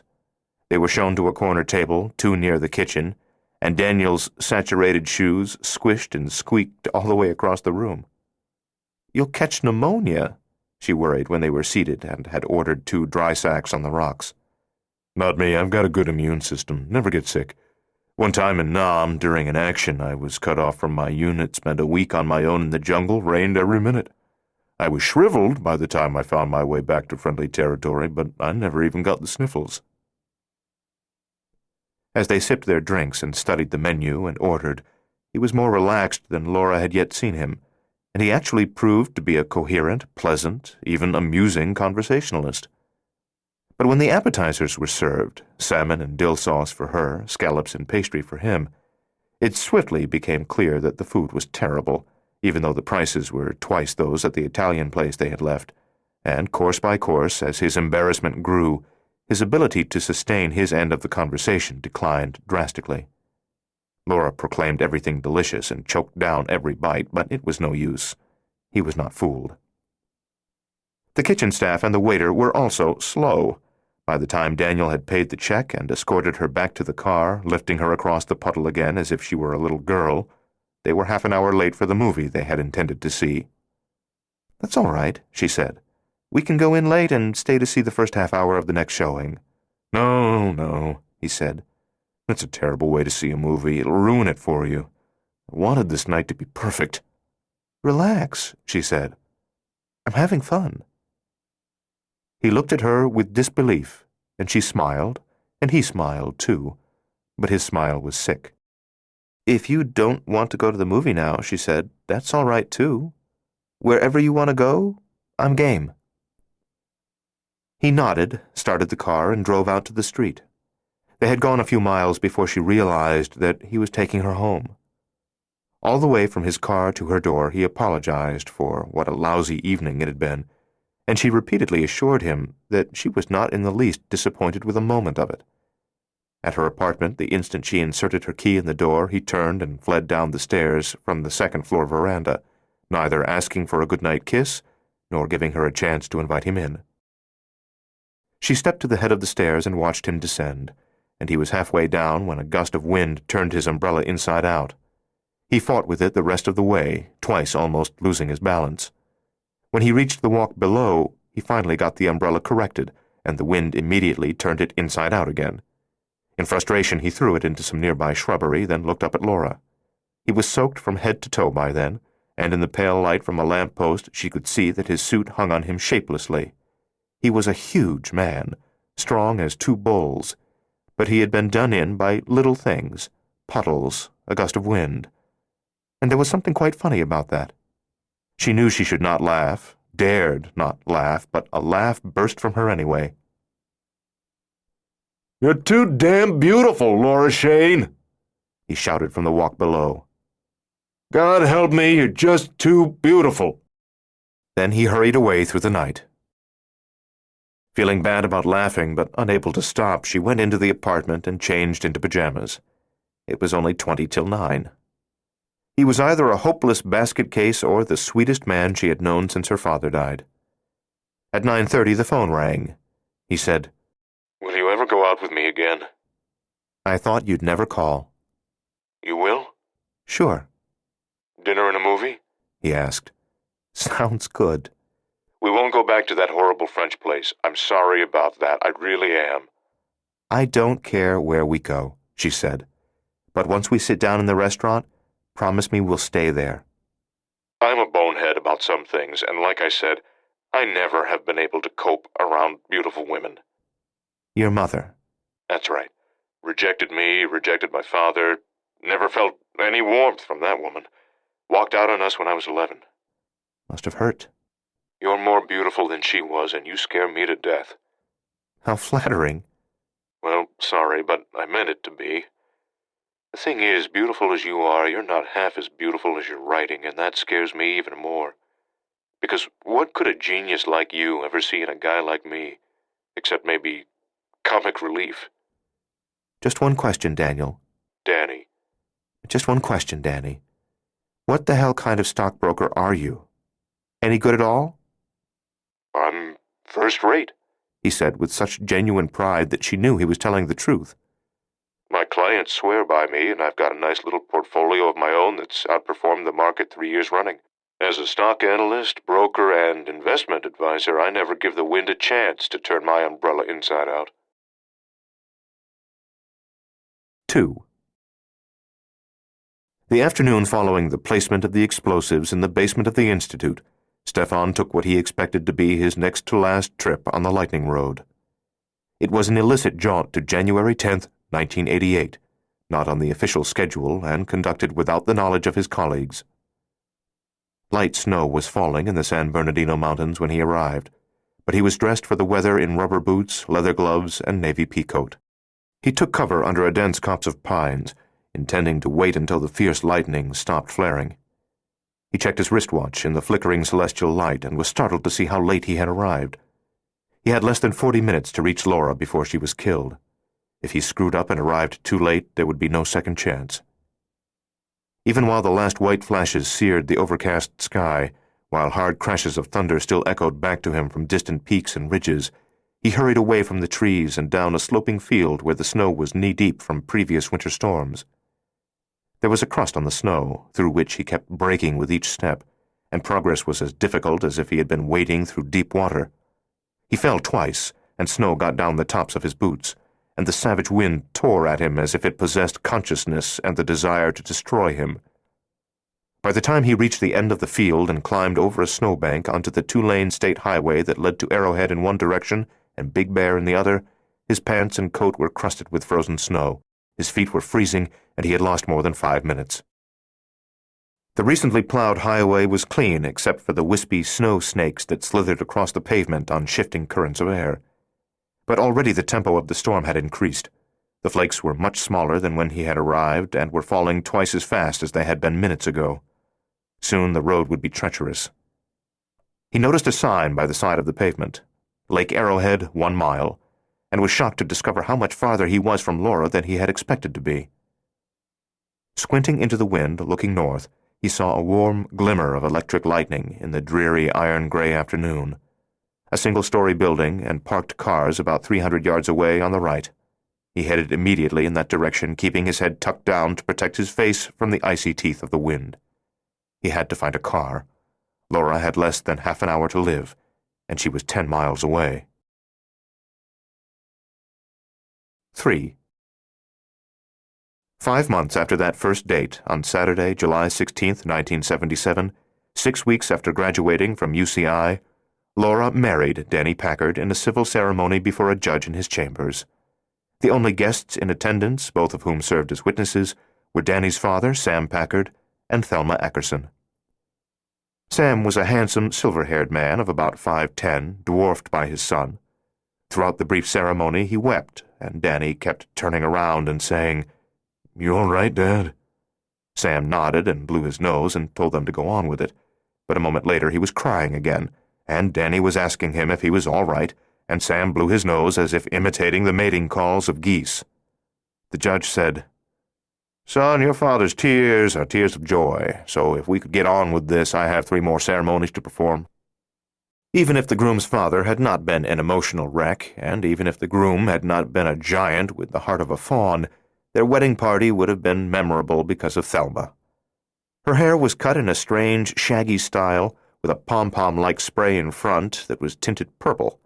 In the middle of summer, and at a wedding yet, she was wearing red high heels, tight black slacks, and tattered black blouse, carefully, purposefully tattered, gathered at the waist with a length of ordinary steel chain used as a belt. She was wearing exaggerated purple eye makeup, blood-red lipstick, and one earring that looked like a fishhook. After the ceremony, as Danny was having a private word with his father, Thelma huddled with Laura in a corner of the courthouse lobby and explained her appearance. "It's called the punk look, the latest thing in Britain. No one's wearing it over here yet. In fact, hardly anyone's wearing it in Britain either, but in a few years, everyone will dress like this. It's great for my act. I look freaky, so people want to laugh as soon as I step on the stage. It's also good for me. I mean, face it, Shane, not exactly blossoming with age. Hell, if homely was a disease and had an organized charity, I'd be their poster child. But the two great things about punk style is you get to hide behind flamboyant makeup and hair, so no one can tell just how homely you are. And you're supposed to look weird, anyway. Jesus, Shane, Danny's a big guy. You've told me so much about him on the phone, but you never once said he was so huge. Put him in a Godzilla suit, turn him loose in New York, film the results, and you could make one of those movies without having to build expensive miniature sets. So you love him, huh? I adore him, Laura said. He's as gentle as he is big, maybe because of all the violence he saw and was part of in Vietnam, or maybe because he's always been gentle at heart. He's sweet, Thelma, and he's thoughtful, and he thinks I'm one of the best writers he's ever read. And when he first started giving you toads, you thought he was a psychopath. A minor misjudgment. 2 uniformed police officers passed through the courthouse lobby, flanking a bearded young man in handcuffs, taking him to one of the courtrooms. The prisoner gave Thelma a looking over as he passed and said, "Hey, Mama, let's get it on." "Ah, the Ackerson charm," Thelma said to Laura. "You get a guy who's a combination of a Greek god, a teddy bear, and Bennett Cerf, and I get crude propositions from the dregs of society. But come to think of it, I never even used to get that, so maybe my time is coming yet." You underrate yourself, Thelma. You always have. Some very special guy's going to see what a treasure you are. Charles Manson, when he's paroled. No, someday you're going to be every bit as happy as I am. I know it. Destiny, Thelma. Good heavens, Shane, you've become a raging optimist. What about the lightning? All those deep conversations we had on the floor of our room at Caswell, you remember? We decided that life is just an absurdist comedy, and every once in a while it's suddenly interrupted with thunderbolts of tragedy to give the story balance, to make the slapstick seem funnier by comparison. Maybe it struck for the last time in my life, Laura said. Thelma stared hard at her. Wow. I know you, Shane, and I know you realize what emotional risk you're putting yourself at by even just wanting to be this happy. I hope you're right, kid, and I bet you are. I bet there'll be no more lightning for you. Thank you, Thelma. And I think your Danny is a sweetheart, a jewel, but I'll tell you something that ought to mean a lot more than my opinion. Ruthie would have loved him too. Ruthie would have thought he was perfect. They held each other tightly, and for a moment they were young girls again, defiant yet vulnerable, filled with both the cockeyed confidence and the terror of blind fate that had shaped their shared adolescence. Sunday, July 24th, when they returned from a week-long honeymoon in Santa Barbara, they went grocery shopping, then cooked dinner together, tossed salad, sourdough bread, microwave meatballs, and spaghetti at the apartment in Tustin. She'd given up her own place and moved in with him a few days before the wedding. According to the plan that they had worked out, they would stay at the apartment for 2 years, maybe 3. They had talked about their future so often and in such detail they now capitalized those 2 words in their minds, the plan, as if they were referring to some cosmic owner's manual that had come with their marriage and that could be relied upon for an accurate picture of their destiny as husband and wife. So after 2 years, maybe 3, they would be able to afford the down payment on the right house without dipping into the tidy stock portfolio that Danny was building, and only then would they move. They dined at the small table in the alcove off the kitchen, where they had a view of the king palms in the courtyard in the golden late afternoon sun, and they discussed the key part of the plan, which was for Danny to support them while Laura stayed home and wrote her first novel. "When you're wildly rich and famous," he said, twirling spaghetti on his fork, "then I'll leave the brokerage and spend my time managing our money." "What if I'm never rich and famous?" "You will be."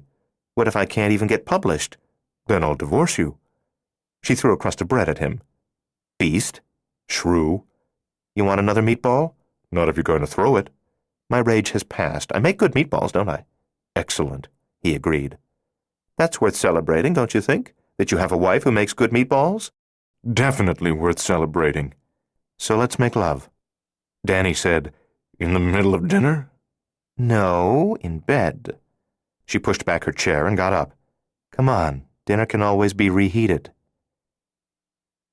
During that first year they made love frequently, and in their intimacies Laura found more than sexual release, something far more than she had expected. Being with Danny, holding him within her, she felt so close to him that at times it almost seemed as if they were one person, one body and one mind, one spirit, one dream. She loved him wholeheartedly, yes, but that feeling of oneness was more than love, or at least different from love. By their first Christmas together, she understood that what she felt was a sense of belonging not experienced in a long time, a sense of family. For this was her husband, and she was his wife, and one day from their union would come children, after 2 or 3 years, according to the plan, and within the shelter of the family was a peace not to be found elsewhere. She would have thought that working and living in continuous happiness, harmony, and security day after day would lead to mental lethargy, that her writing would suffer from too much happiness, that she needed a balanced life with down days and miseries to keep the sharp edge on her work. But the idea that an artist needed to suffer to do her best work was a conceit of the young and inexperienced. The happier she grew, the better she wrote. 6 weeks before their first wedding anniversary, Laura finished a novel, Jericho Nights, and sent a copy to a New York literary agent, Spencer Keene, who had responded favorably to a query letter a month earlier. 2 weeks later, Keene called to say he would represent the book, expected a quick sale, and thought she had a splendid future as a novelist.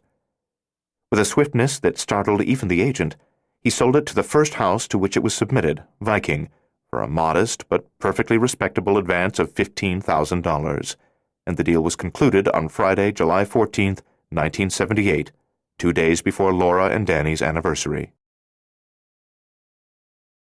4. The place he had seen from farther up the road was a restaurant and tavern in the shadows of enormous ponderosa pines. The trees stood over 200 feet tall, bedecked with clusters of 6-inch cones with beautifully fissured bark, some boughs bent low under the weight of snow from previous storms. The single-story building was made of logs. It was so sheltered by trees on 3 sides that its slate roof was covered with more pine needles than snow. The windows were either steamed over or frosted, and the light from within was pleasingly diffused by that translucent film on the glass. In the parking lot in front of the building were 2 Jeep wagons, 2 pickup trucks, and a Thunderbird. Relieved that no one would be able to see him through the tavern windows, Stefan went directly to one of the Jeeps, tried the door, found it unlocked, and got in behind the steering wheel, closing the door after him. He drew the Walther PPK-S 380 from the shoulder holster he was wearing inside his peacoat. He put it on the seat at his side. His feet were painfully cold, and he wanted to pause and empty the snow out of his boots. But he had arrived late, and his original schedule was shot, so he dared not waste a minute. Besides, if his feet hurt, they weren't frozen. He wasn't in danger of frostbite yet. The keys were not in the ignition.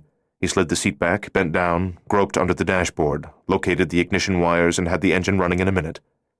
Stefan sat up just as the owner of the Jeep, breath reeking of beer, pulled open the door. "Hey, what the hell you doing, pal?" The rest of the snow-swept parking lot was still deserted. They were alone. Laura would be dead in 25 minutes.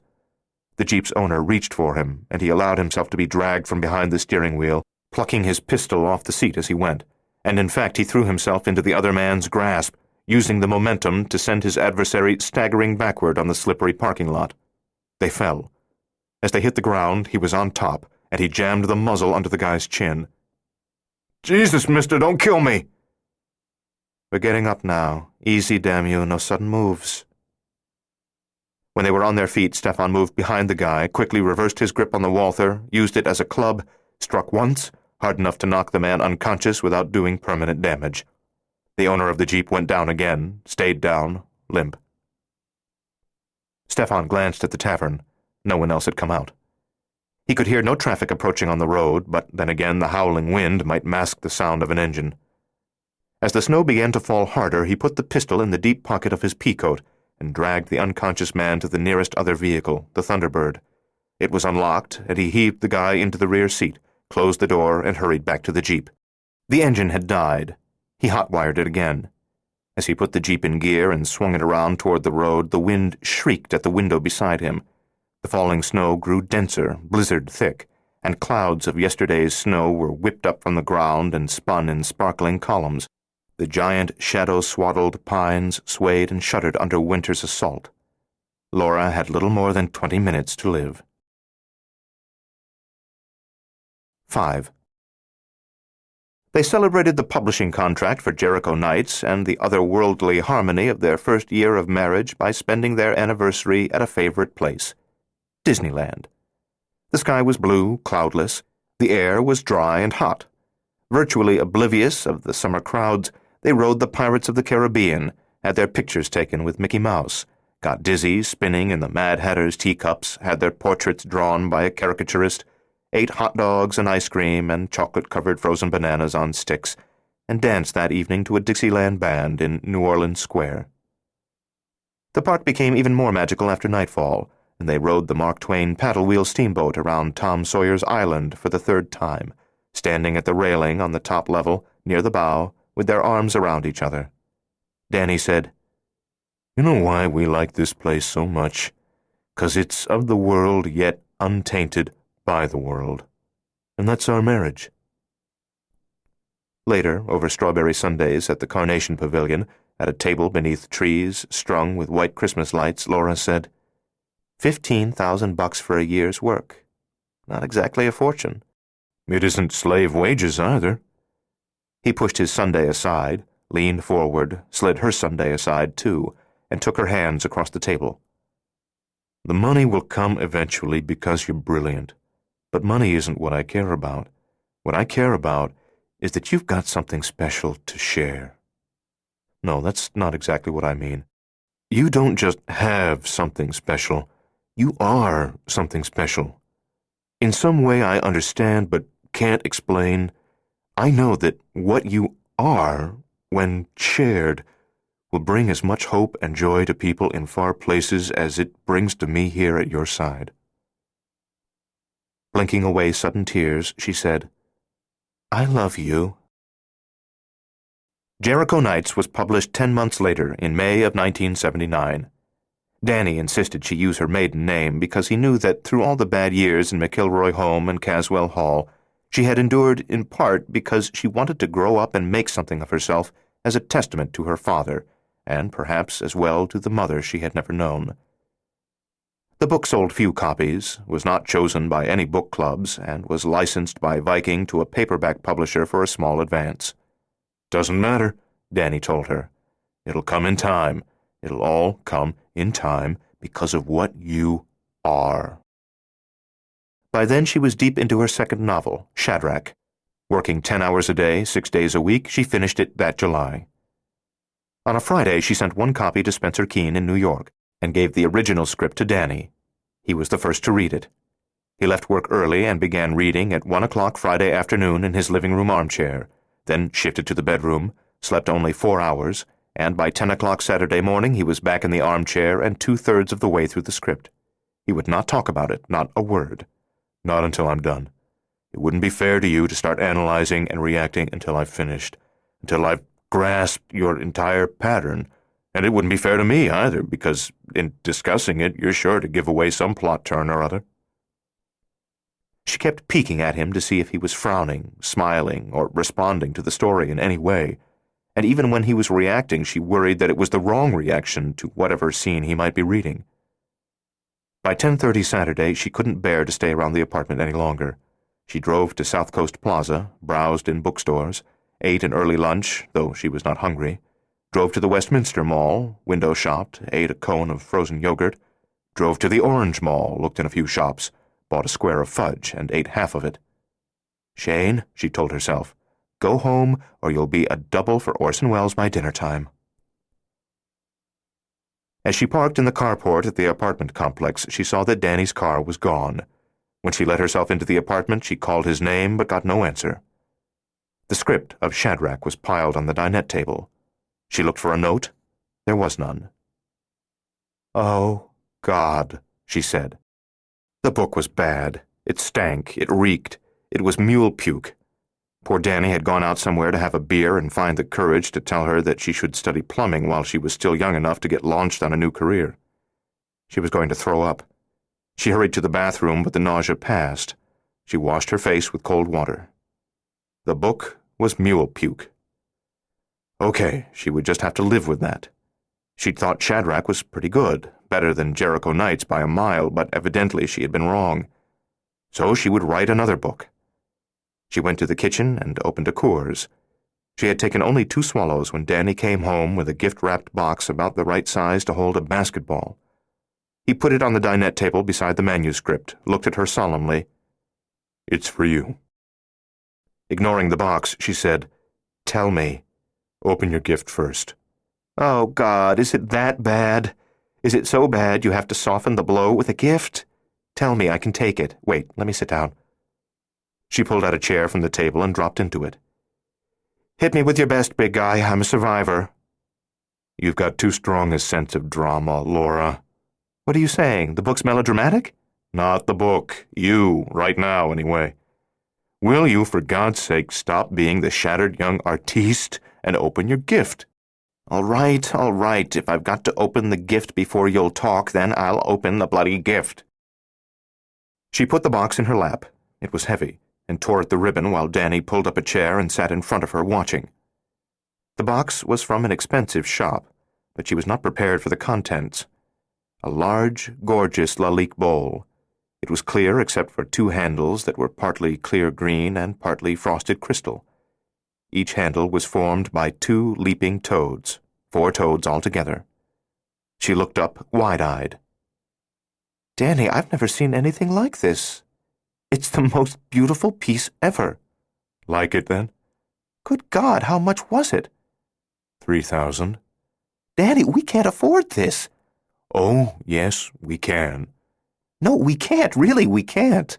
Just because I wrote a lousy book and you want to make me feel better—" "You didn't write a lousy book. You wrote a toad-worthy book, a 4-toad book on a scale of 1 to 4, 4 being the best. We can afford that bowl precisely because you wrote Shadrach. This book is beautiful, Laura, infinitely better than the last one. And it's beautiful because it's you. This book is what you are, and it shines." In her excitement and in her eagerness to hug him, she nearly dropped the $3,000 bowl. 6. A skin of new snow covered the highway now. The Jeep wagon had 4-wheel drive and was equipped with tire chains, so Stefan was able to make reasonably good time in spite of the road conditions, but not good enough. He estimated that the tavern where he had stolen the Jeep was about 11 miles from the Packard house, which was just off State Route 330, a few miles south of Big Bear. The mountain roads were narrow, twisty, full of dramatic rises and falls, and blowing snow ensured poor visibility, so his average speed was about 40 miles an hour.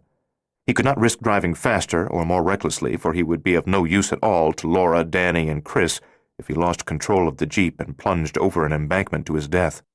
At his current speed, however, he would arrive at their place at least 10 minutes after they had left. His intention had been to delay them at their house until the danger had passed.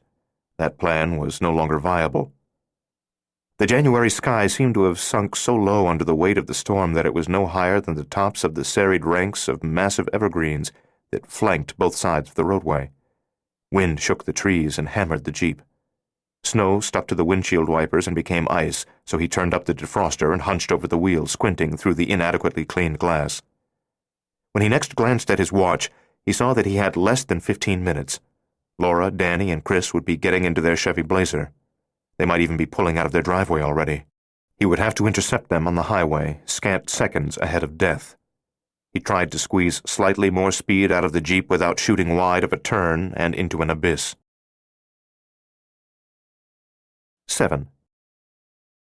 5 weeks after the day that Danny bought her the Lalique Bowl on August 15th, 1979, a few minutes after noon, Laura was in the kitchen heating a can of chicken soup for lunch when she got a call from Spencer Keene, her literary agent in New York. Viking loved Shadrach and were offering $100,000. "Dollars?" she asked. "Of course dollars," Spencer said. "What do you think? Russian rubles? What would that buy you? A hat, maybe?" Oh, God.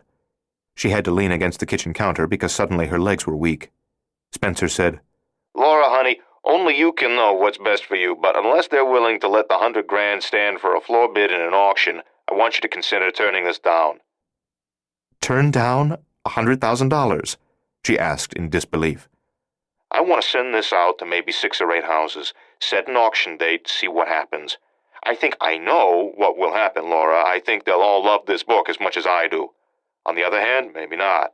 It's a hard decision, and you've got to go away and think about it before you answer me. The moment Spencer said goodbye and hung up, Laura dialed Danny at work and told him about the offer. He said, If they won't make it a floor bid, turn it down. But, Danny, can we afford to? I mean, my car is 11 years old and falling apart. Yours is almost 4 years old. Listen, what did I tell you about this book? Didn't I tell you that it was you, a reflection of what you are? You're sweet, but... Turn it down. Listen, Laura, you're thinking that scoring 100K is like spitting in the faces of all the gods of good fortune. It's like inviting that lightning you've spoken about.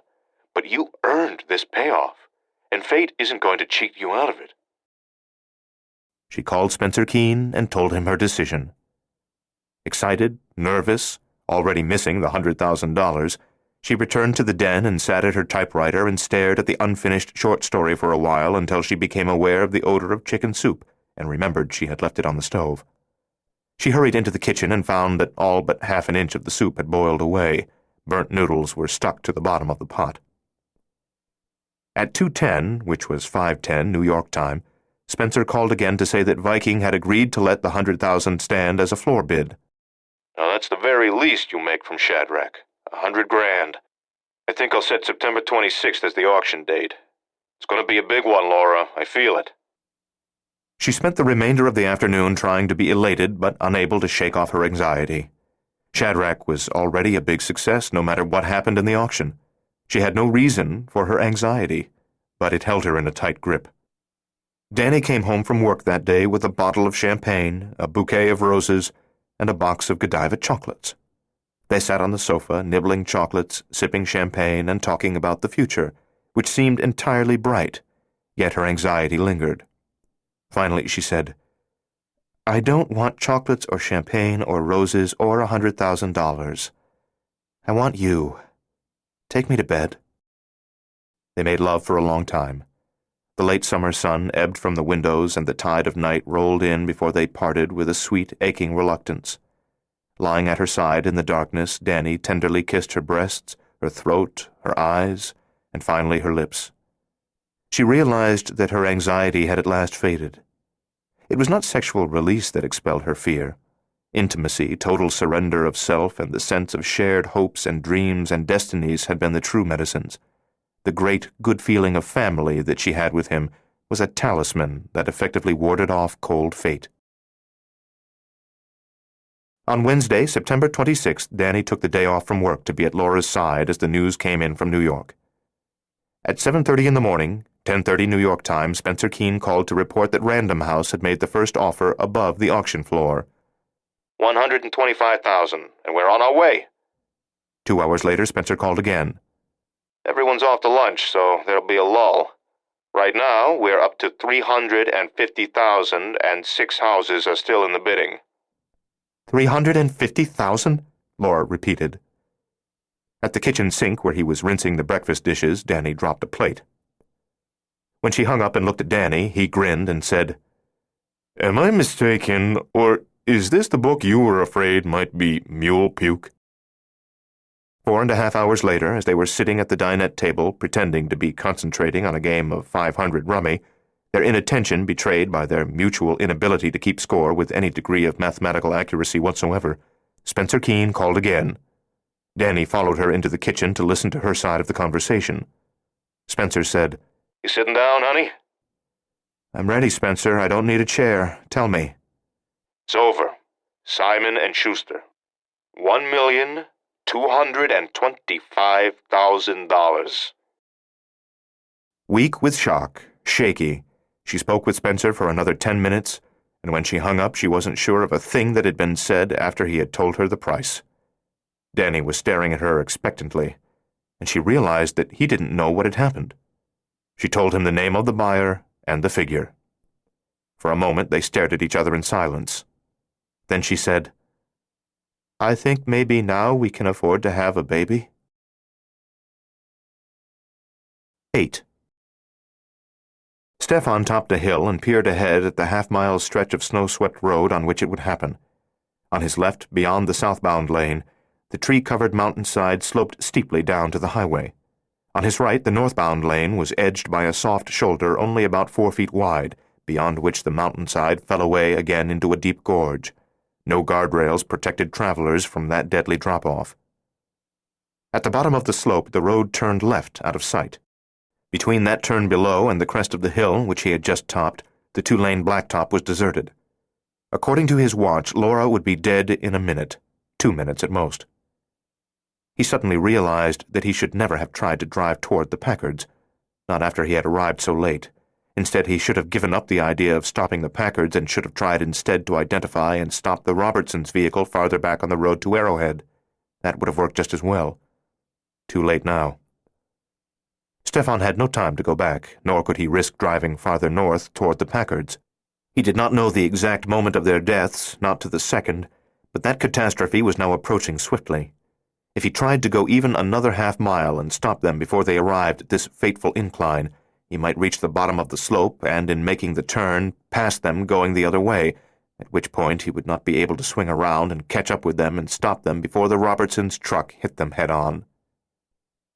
He braked gently and angled across the ascending southbound lane, stopping the Jeep in a wide portion of that shoulder of the road about halfway down the slope, so close to the embankment that he could not get out of the driver's door.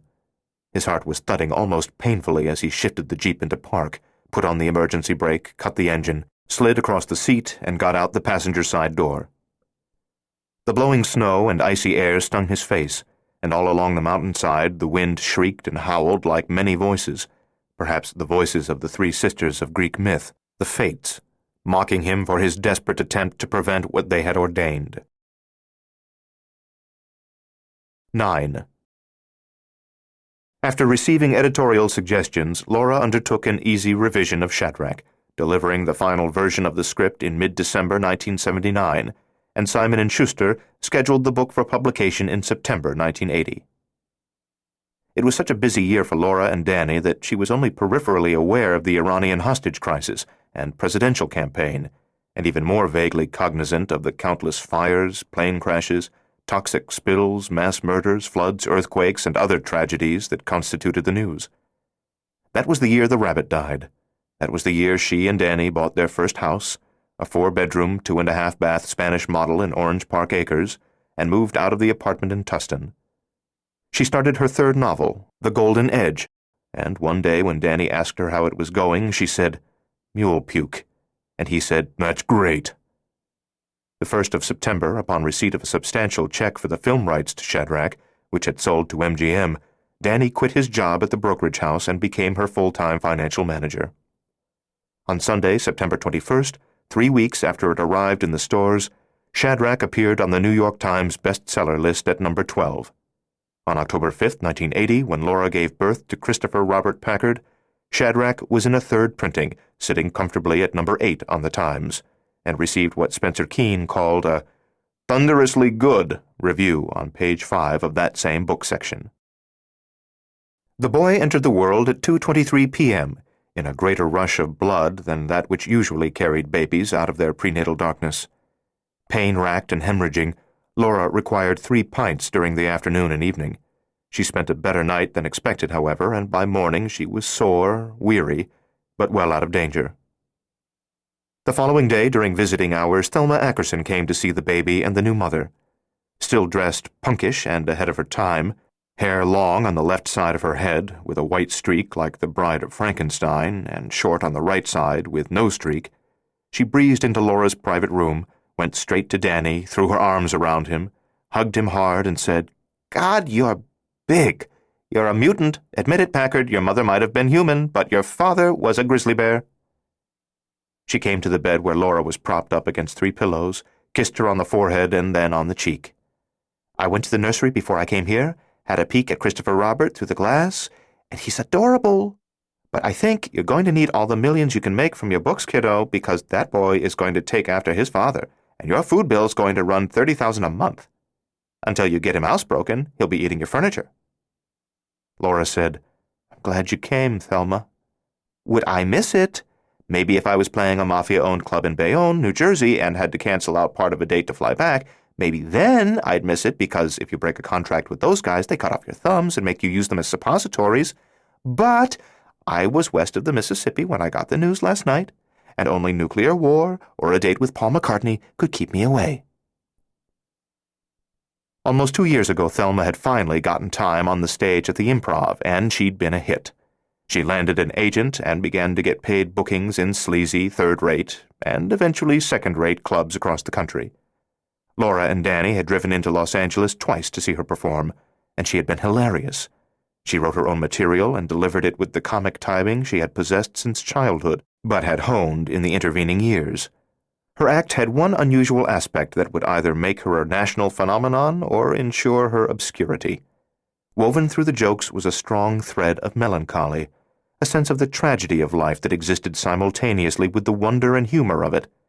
In fact, it was similar to the tone of Laura's novels. But what appealed to book readers was less likely to appeal to audiences who had paid for belly laughs. Now Thelma leaned across the bed railing, peered closely at Laura, and said, "Hey, you look pale, and those rings around your eyes. Thelma, dear, I hate to shatter your illusions, but a baby isn't really brought by the stork.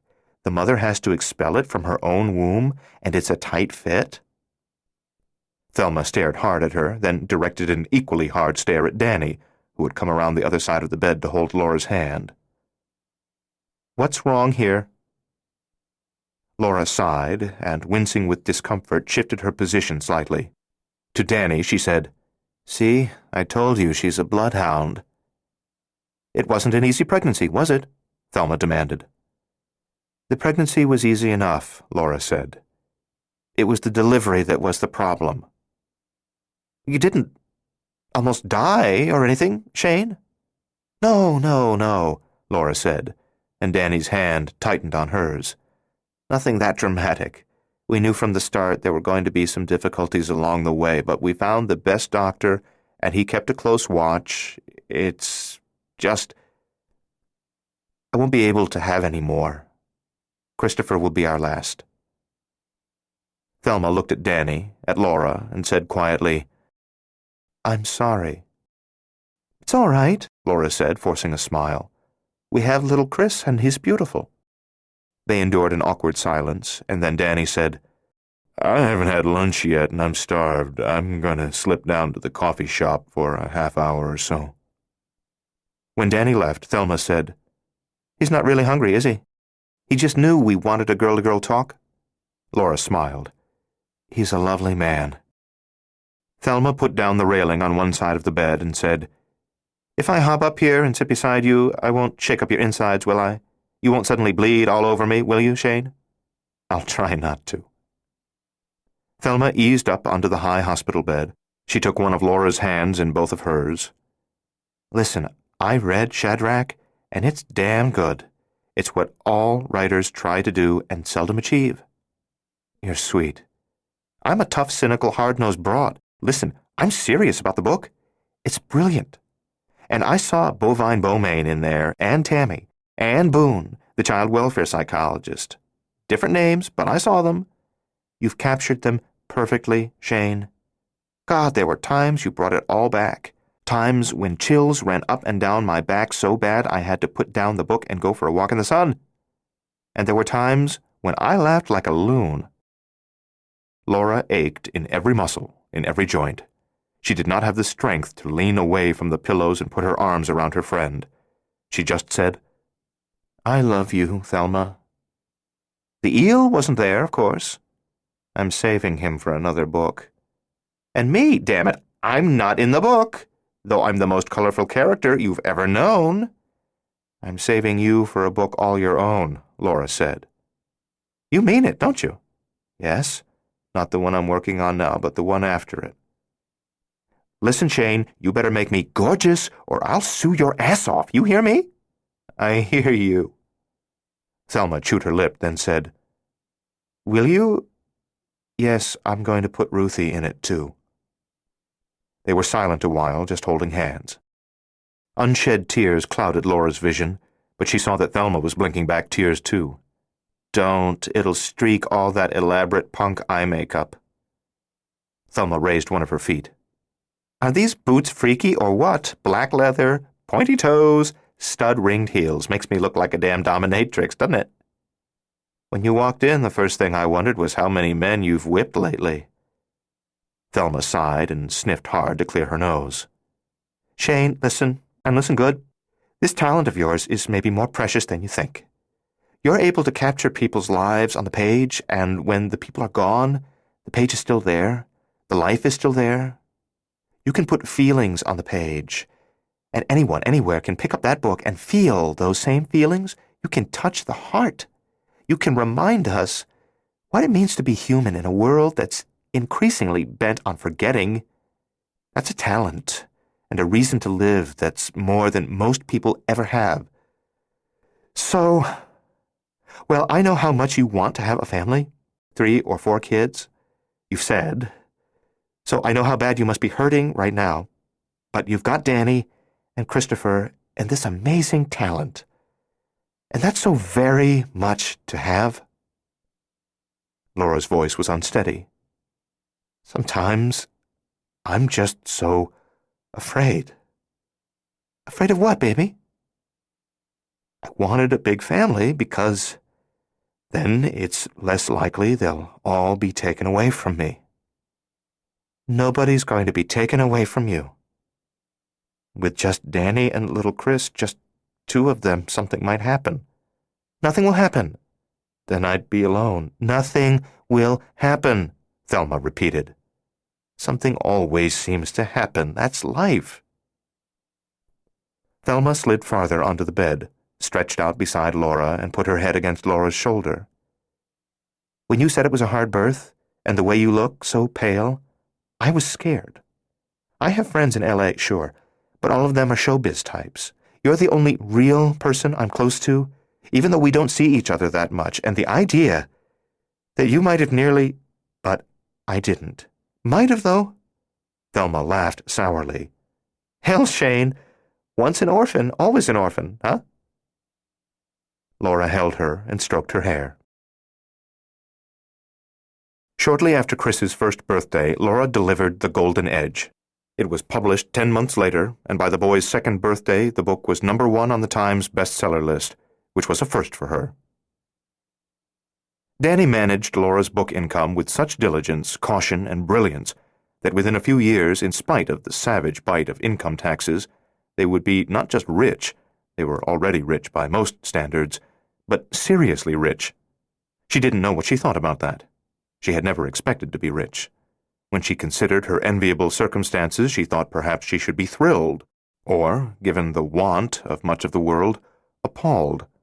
But she felt nothing much one way or the other about the money. The security that money provided was welcome. It inspired confidence.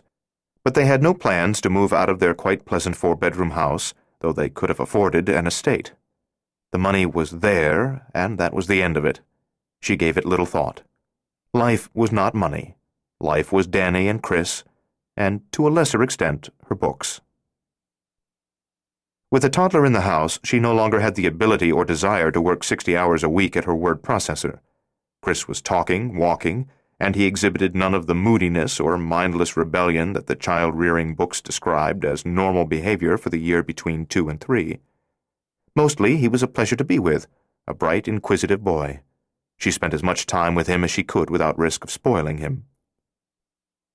The Amazing Appleby Twins, her 4th novel, was not published until October 1984, 2 years after The Golden Edge, but there was none of the drop-off in audience that is sometimes the case when a writer does not publish a book each year.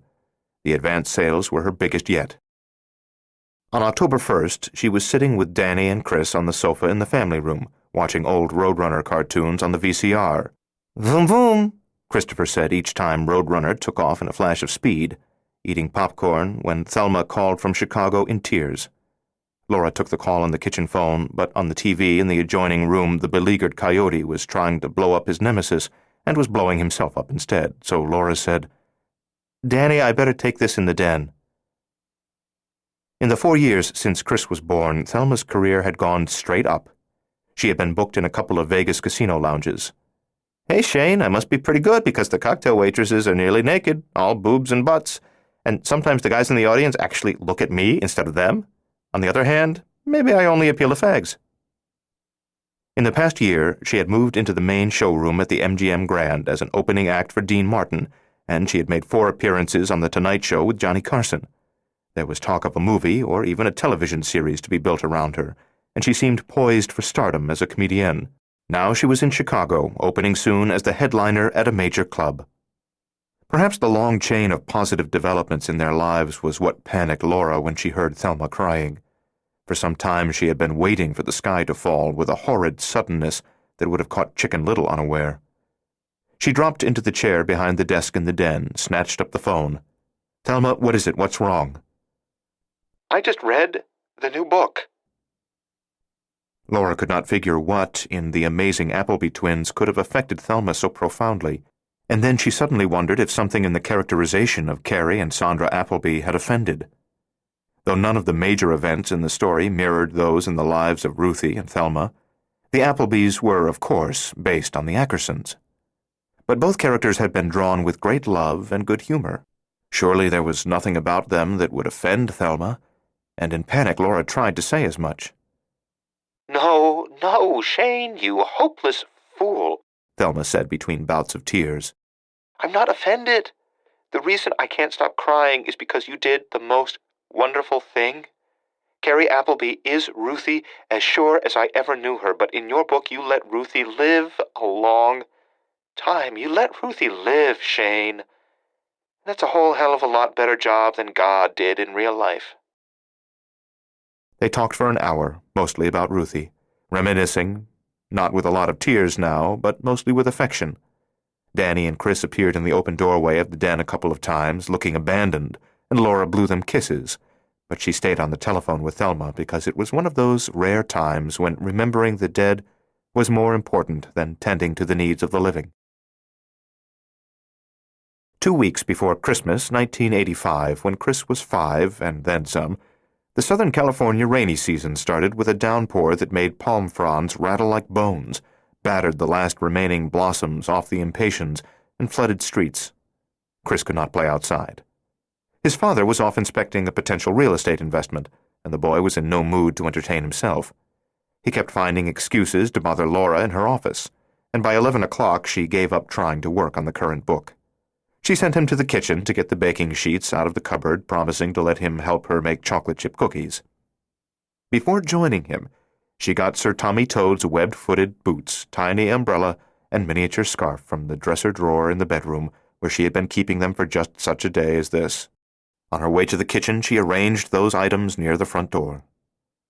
Later, as she was slipping a tray of cookies into the oven, she sent him to the front door to see if the United Parcel delivery man had left a package that she professed to be expecting, and Chris came back flushed with excitement. "Mommy, come look! Come see!"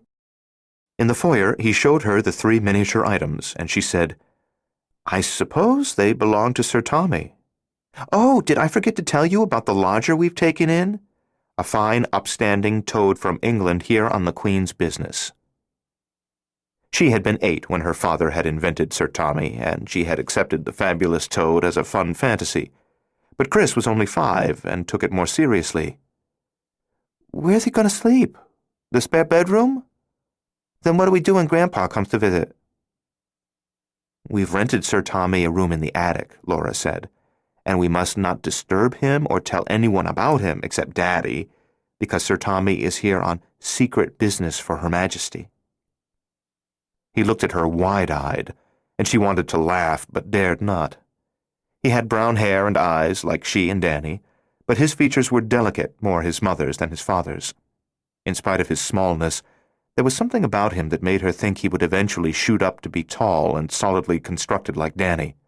He leaned close and whispered, "Is Sir Tommy a spy?" Throughout the afternoon, as they baked cookies, cleaned up, and played a few games of Old Maid, Chris was full of questions about Sir Tommy. Laura discovered that tale-telling for children was in some ways more demanding than writing novels for adults. When Danny came home at 4:30, he shouted a greeting on his way along the hall from the connecting door to the garage. Chris jumped up from the breakfast nook table where he and Laura were playing cards and urgently shushed his father. Shh, hey! Sir Tommy might be sleeping now. He had a long trip. He's the Queen of England, and he's spying in our attic. Danny frowned. I go away from home for just a few hours, and while I'm gone, we're invaded by scaly transvestite British spies. That night in bed, after Laura made love with a special passion that surprised even her, Danny said, "What's gotten into you today? All evening you were so buoyant, so up." Snuggling against him under the covers, enjoying the feel of his nude body against hers, she said, I don't know. It's just that I'm alive, and Chris is alive, you're alive, we're all together, and it's this Tommy Toad thing. It tickles you? Tickles me, yes, but it's more than that. Somehow it makes me feel that life goes on, that it always goes on, the cycle is renewed. Does this sound crazy? And that life is going to go on for us, too, for all of us, for a long time. Well, yeah, I think you're right, he said. Unless you're that energetic every time you make love from now on, in which case you'll kill me in about 3 months. In October 1986, when Chris turned 6, Laura's 5th novel, Endless River, was published to critical acclaim and bigger sales than any of her previous titles. Her editor had predicted the greater success. It's got all the humor, all the tension, all the tragedy, that whole weird mix of a Laura Shane novel, but it's somehow not as dark as the others, and that makes it especially appealing. For 2 years, Laura and Danny had been taking Chris up to the San Bernardino Mountains at least one weekend a month to Lake Arrowhead and Big Bear, both during the summer and winter, to make sure he learned that the whole world was not like the pleasant but thoroughly urbanized and suburbanized realms of Orange County. With the continued flowering of her career and the success of Danny's investment strategies, and considering her recent willingness not only to entertain optimism but to live it, they decided it was time to indulge themselves, so they bought a second home in the mountains. It was an 11-room stone and redwood place on 30 acres just off State Route 330, a few miles south of Big Bear. It was, in fact, a more expensive house than the one they lived in during the week in Orange Park Acres. The property was mostly covered with western juniper, ponderosa pine, and sugar pine, and their nearest neighbor was far beyond sight. During their first weekend at the retreat, as they were making a snowman, 3 deer appeared at the edge of the looming forest, 20 yards away, and watched curiously. Chris was thrilled at the sight of the deer, and by the time he had been tucked in bed that night, he was sure that they were Santa Claus's deer. This was where the jolly fat man went after Christmas, he insisted, and not, as legend had it, to the North Pole. Wind and Stars appeared in October of '87, and it was a still bigger hit than any of her previous books. The movie of Endless River was released that Thanksgiving, enjoying the biggest opening week box office of any film that year. On Friday, January 8, 1988, buoyed by the knowledge that Wind and Stars would hold the #1 spot on the Times list that Sunday for the 5th week in a row, they drove up to Big Bear in the afternoon as soon as Chris came home from school.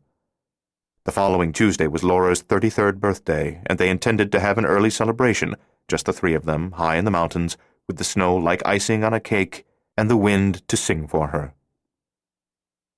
Accustomed to them, the deer ventured within 20 feet of their house on Saturday morning. But Chris was 7 now, and in school he heard the rumor that Santa Claus was not real, and he was no longer so sure that these were more than ordinary deer. The weekend was perfect, perhaps the best they had spent in the mountains, but they had to cut it short. They had intended to leave at 6 o'clock Monday morning, returning to Orange County in time to deliver Chris to school. However, a major storm moved into the area ahead of schedule late Sunday afternoon, and though they were little more than 90 minutes from the balmy temperatures nearer the coast, the weather report called for 2 feet of new snow by morning.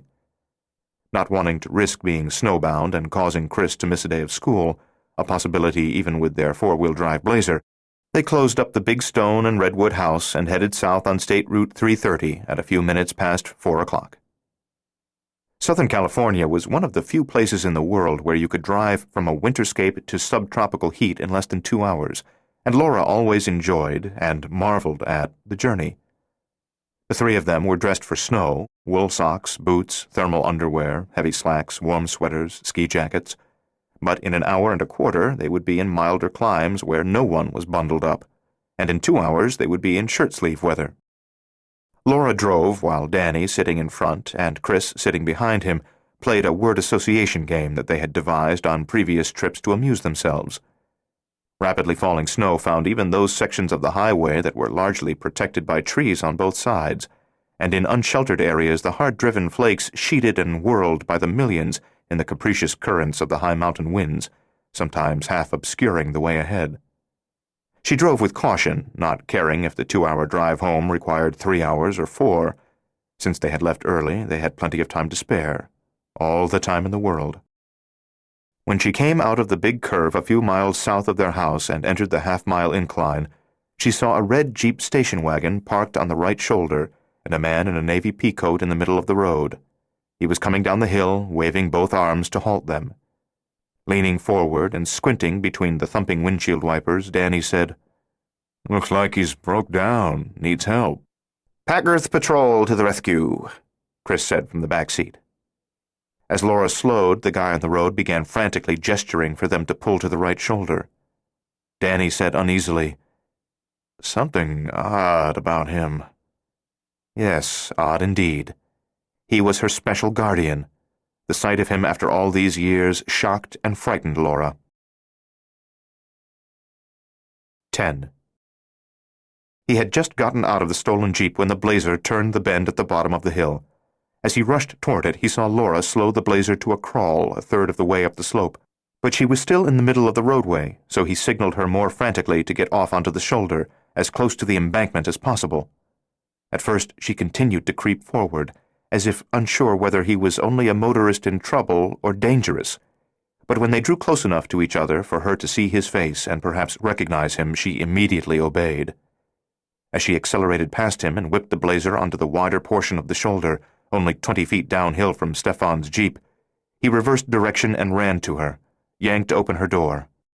"I don't know if being off the road's good enough. Get out up the embankment, quickly, now." Danny said, "Hey, just wait." "Do what he says," Laura shouted. "Chris, come on, get out." Stefan gripped Laura's hand and helped her out of the Blazer's seat. As Danny and Chris also scrambled from the Blazer, Stefan heard a laboring engine above the skirling wind. He looked up the long hill and saw that a big pickup truck had topped the crest and was starting down toward them. Pulling Laura after him, he ran around the front of the Blazer. Her guardian said, "Up the embankment, come on," and began to climb the hard-packed, ice-crusted snow that had been shoved there by plows and that sloped steeply toward the nearby trees. Laura looked up the highway and saw the truck, a quarter-mile from them and only 100 feet below the crest, beginning a long, sickening slide on the treacherous pavement until it was coming sideways down the road.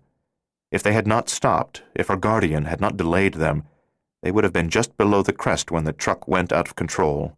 Already they would have been hit. Beside her, with Chris riding him piggyback and holding on tight, Danny obviously had seen the danger. The truck might come all the way down the hill without the driver in control, might slam into the Jeep and Blazer.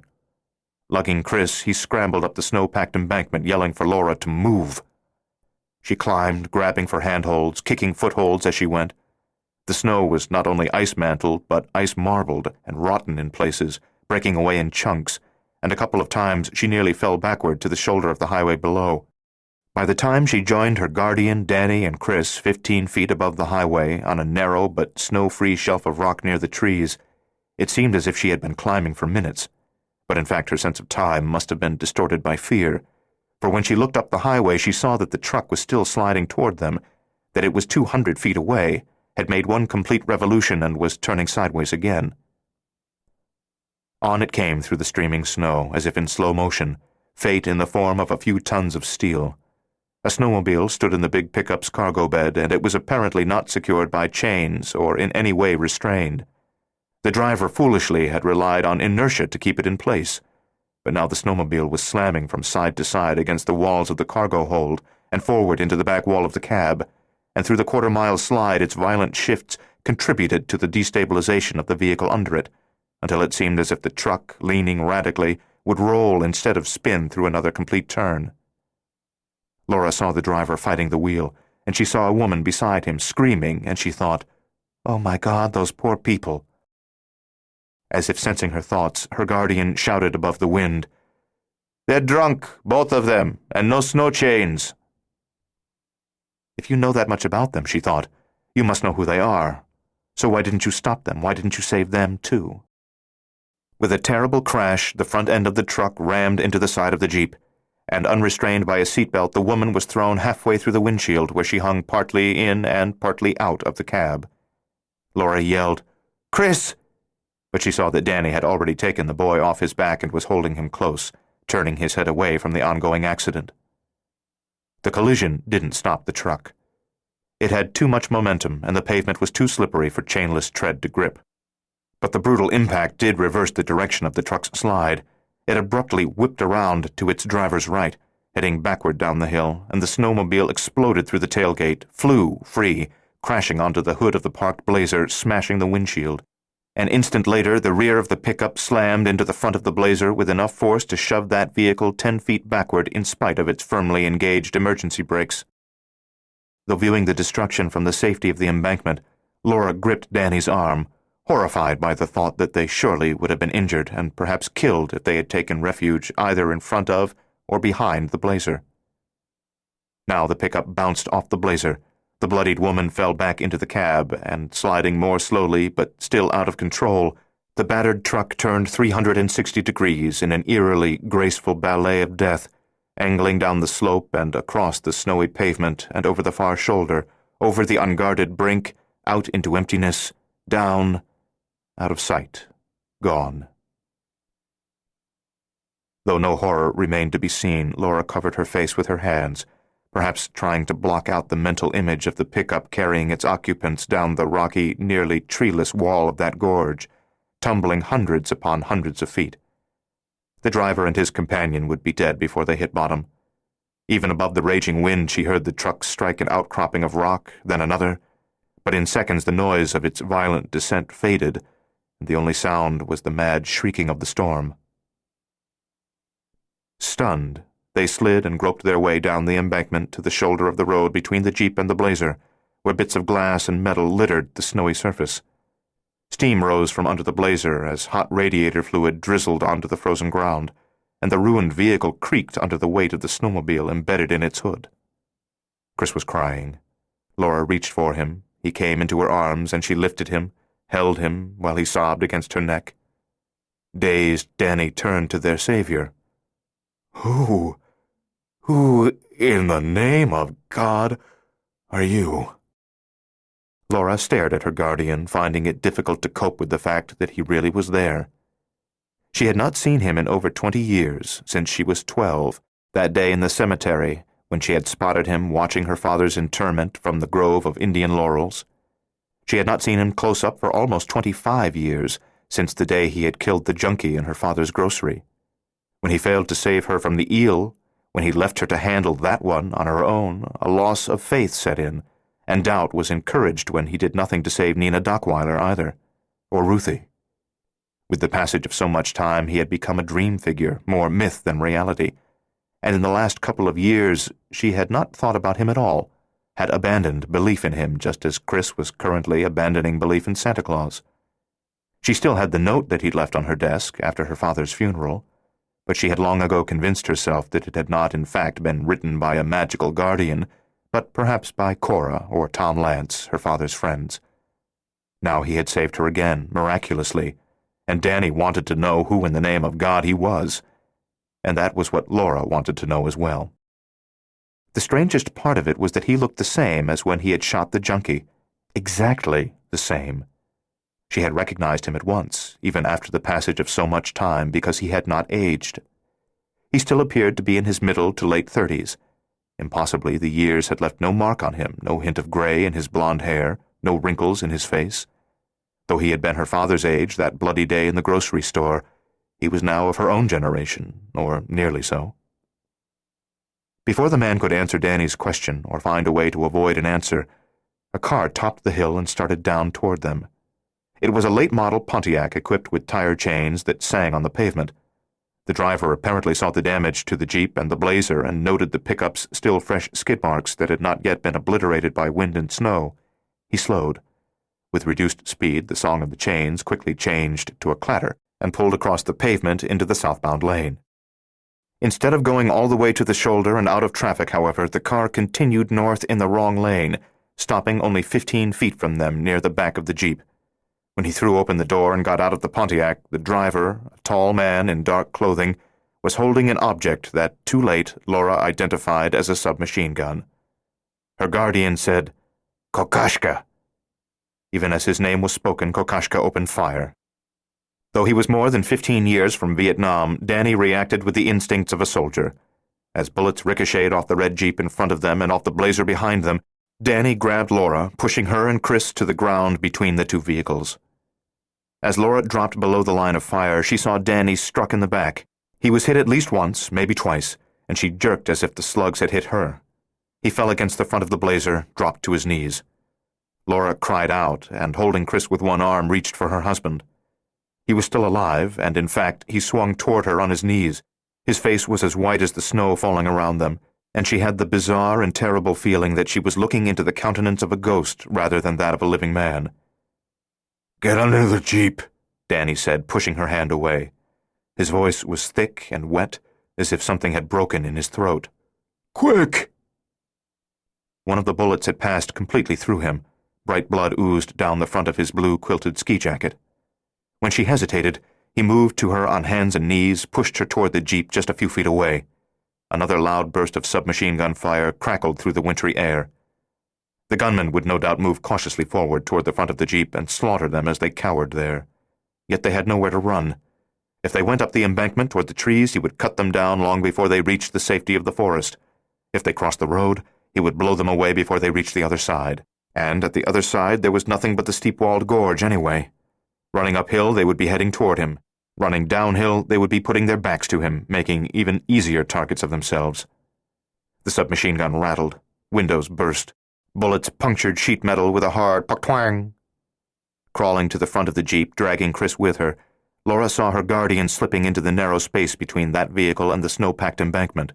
He was crouched below the fender, out of sight of the man he had called Kokoschka. In his fear, he no longer seemed magical, no guardian angel, but merely a man. And in fact, he was no longer a savior either, but an agent of death, for his presence here had attracted the killer. At Danny's urging, she frantically squirmed under the Jeep. Chris squirmed too, not crying now, being brave for his father. But then he had not seen his father shot, for his face had been pressed to Laura's breast, buried in her ski jacket. It seemed useless to get under the Jeep because Kokoschka would find them anyway. He could not be so dim-witted as to fail to look under the Jeep when they could be found nowhere else. So at most they were just buying a little time, an extra minute of life at most. When she was completely under the Jeep, pulling Chris against her to give him what little additional protection her body could provide, she heard Danny speak to her from the front of the vehicle. "I love you." Anguish pierced her as she realized that those 3 short words also meant goodbye. Stefan slipped between the Jeep and the dirty mounded snow along the embankment.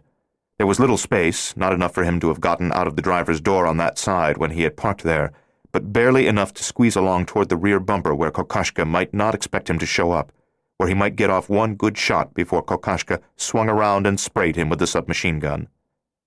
Kokoschka.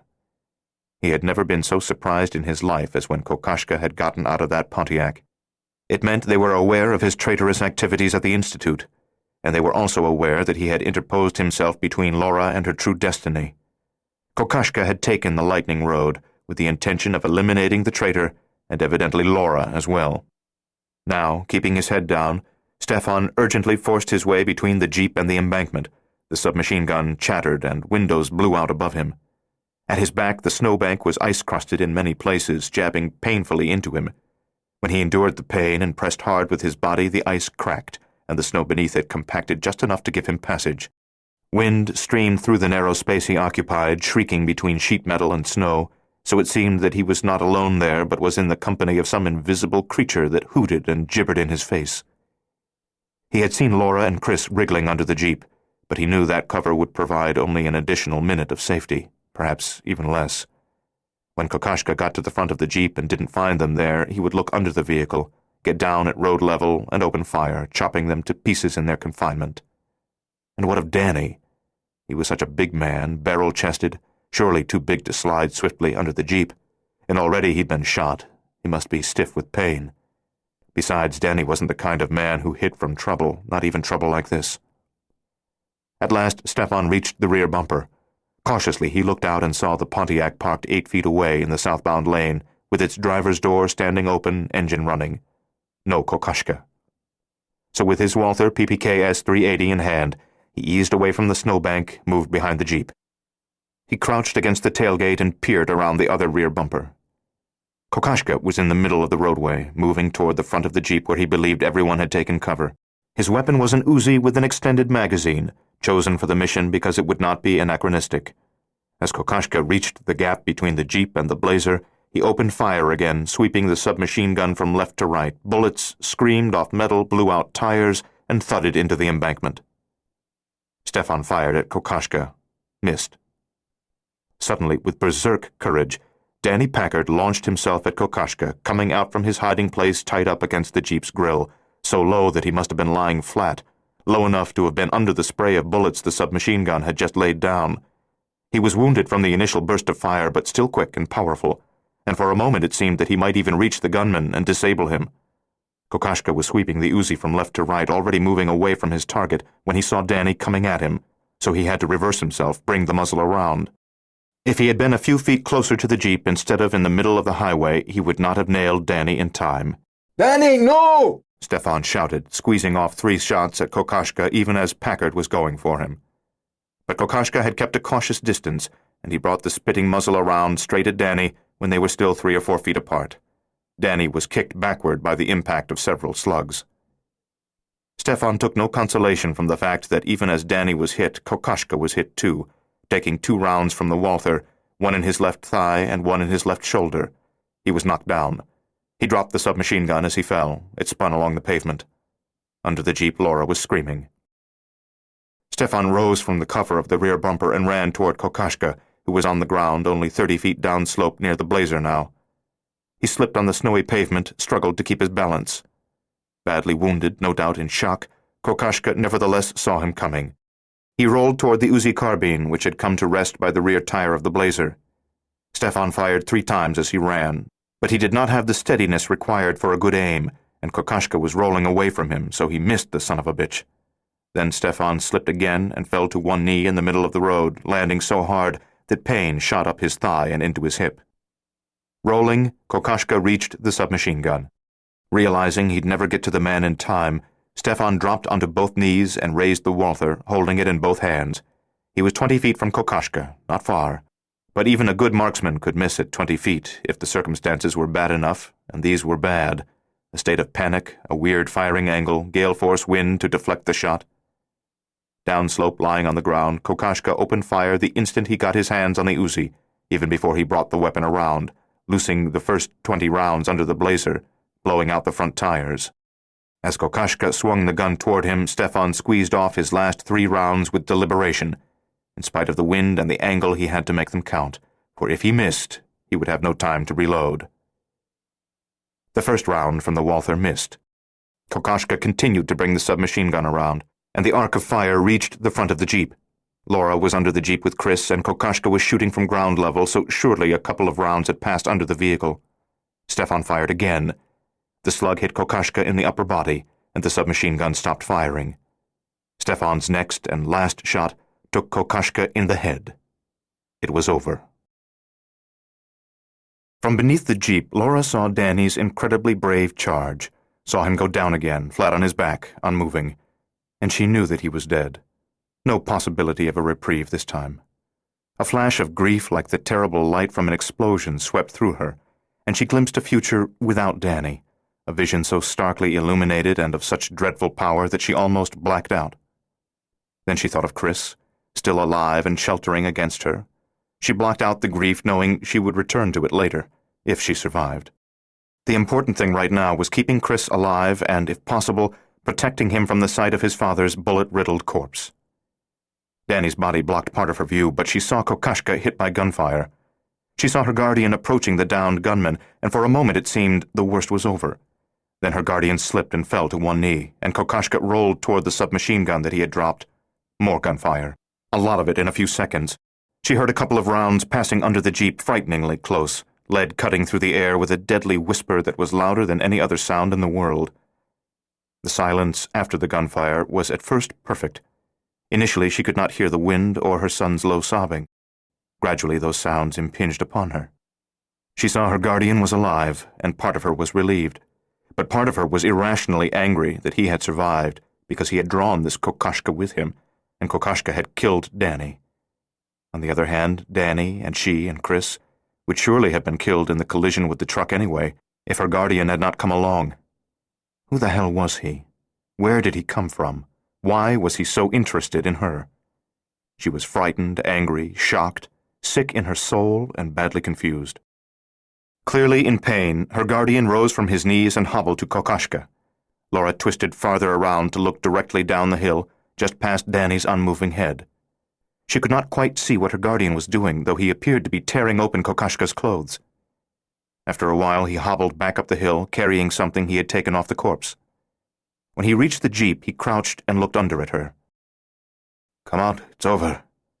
His face was pale, and in the past few minutes he seemed to have aged at least a couple of his 25 lost years. He cleared his throat. In a voice filled with what seemed like genuine, deeply felt remorse, he said, "I'm sorry, Laura. I'm so very sorry."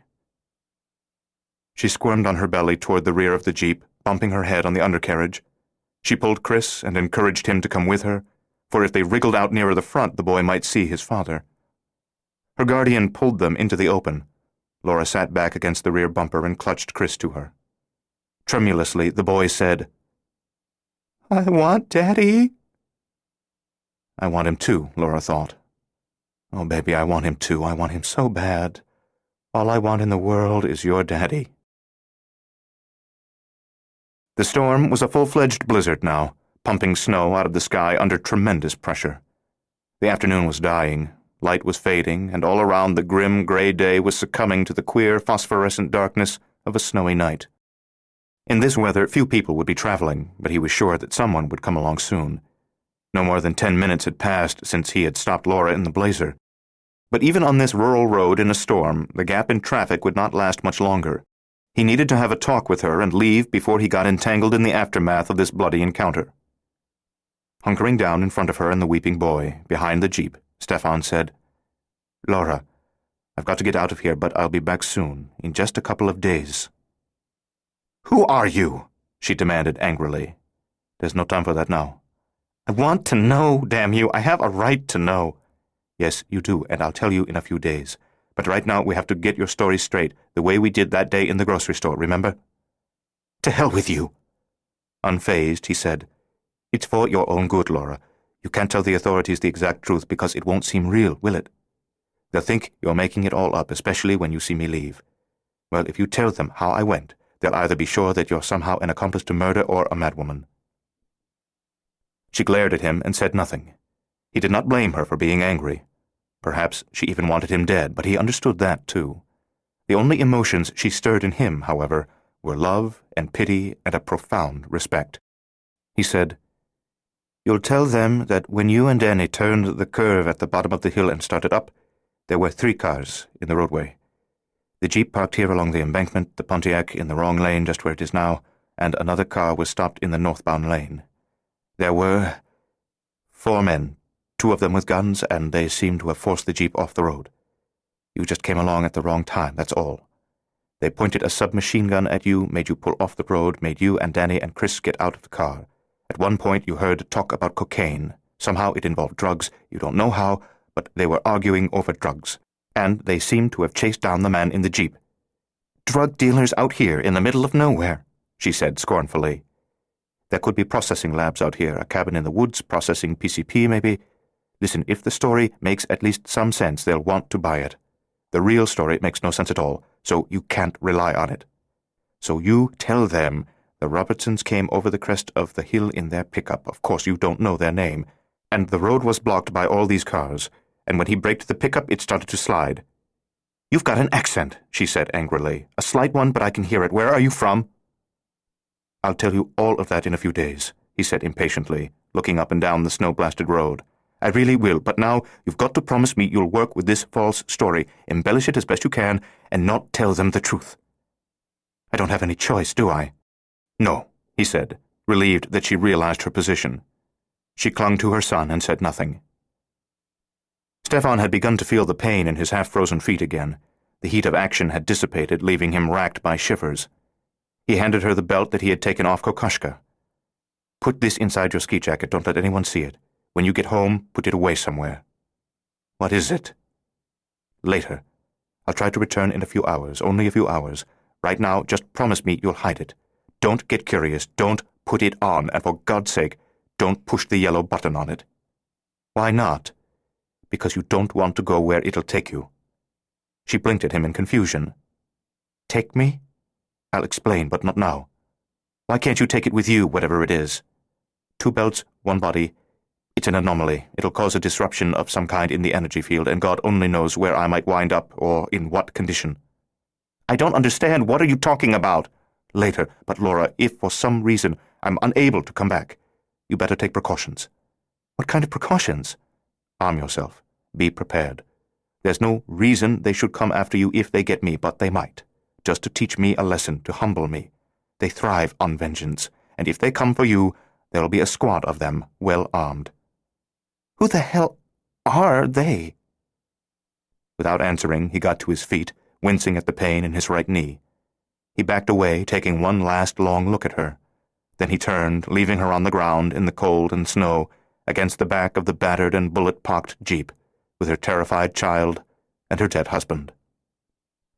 Slowly he walked out into the middle of the highway, where more light seemed to come from the shifting snow on the pavement than from the sky overhead. She called to him, but he ignored her. He holstered his empty gun beneath his coat. He reached inside his shirt, felt for and located the yellow button on his own travel belt, and hesitated. They had sent Kokoschka to stop him. Now they would be waiting anxiously at the Institute to learn the outcome. He would be arrested on arrival. He probably never again would have an opportunity to take the lightning road to return to her as he had promised. The temptation to stay was great. If he stayed, however, they would only send someone else to kill him, and he would spend the rest of his life running from one assassin after another, while watching the world around him change in ways that would be too horrible to endure. On the other hand, if he went back, there was a slim chance that he might still be able to destroy the Institute. Dr. Penlovsky and the others obviously knew everything about his meddling in the natural flow of events in this one woman's life, but perhaps they did not know that he had planted explosives in the attic and basement of the Institute. In that case, if they gave him an opportunity to get into his office for just a moment, he could throw the hidden switch and blow the place, and all its files, to hell where it belonged. More likely than not, they had found the explosive charges and removed them. But as long as there was any possibility whatsoever that he could bring an end forever to the project and close the lightning road, he was morally obliged to return to the Institute, even if it meant that he would never see Laura again. As the day died, the storm seemed to come more fiercely alive. On the mountainside above the highway, the wind rumbled and keened through the enormous pines, and the boughs made an ominous rustling sound, as if some many-legged giant creature were scuttling down the slope.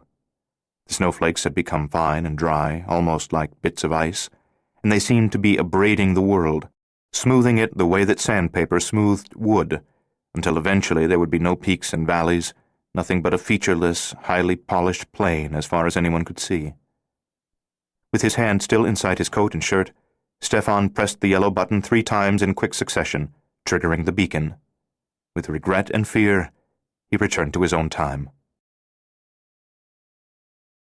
Holding Chris, whose sobbing had subsided, Laura sat on the ground at the back of the jeep and watched her guardian walk into the slanting snow, past the rear of Kokoschka's Pontiac.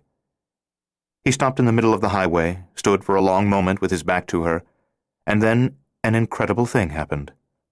First, the air became heavy.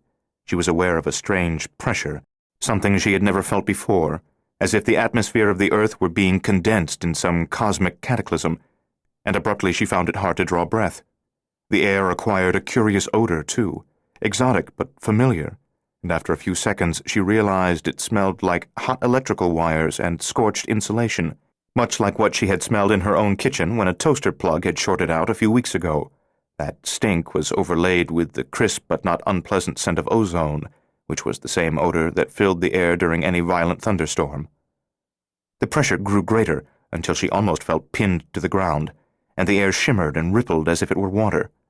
With a sound like an enormous cork popping out of a bottle, her guardian vanished from the purple-gray winter twilight, and simultaneously with that pop came a great whoosh of wind, as if massive quantities of air were rushing in to fill some void. Indeed, for an instant she felt trapped in a vacuum, unable to breathe. Then the crushing pressure was gone, the air smelled only of snow and pine, and everything was normal again. Except, of course, after what she had seen, nothing could ever be normal for her again. The night grew very dark. Without Danny, it was the blackest night of her life. Only one light remained to illuminate her struggle toward some distant hope of happiness: Chris. He was the last light in her darkness. Later, at the top of the hill, a car appeared. Headlights bored through the gloom and the heavily falling snow. She struggled to her feet and took Chris into the middle of the roadway. She waved for help. As the descending car slowed, she suddenly wondered if, when it stopped, another man with another submachine gun would get out and open fire. She would never again feel safe. Chapter 4. The Inner Fire. 1.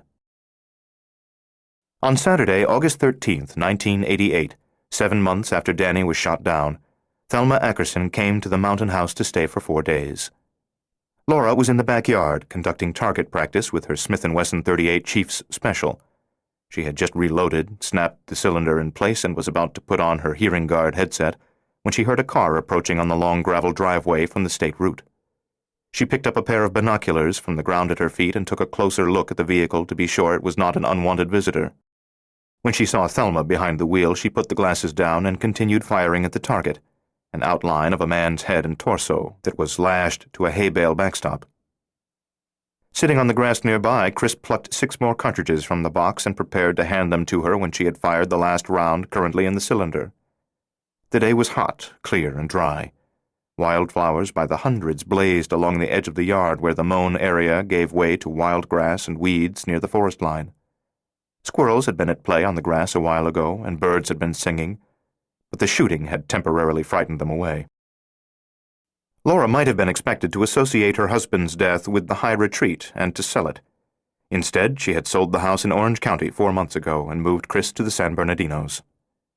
She believed that what had happened to them the previous January on Route 330 could have happened anywhere. The place was not to blame.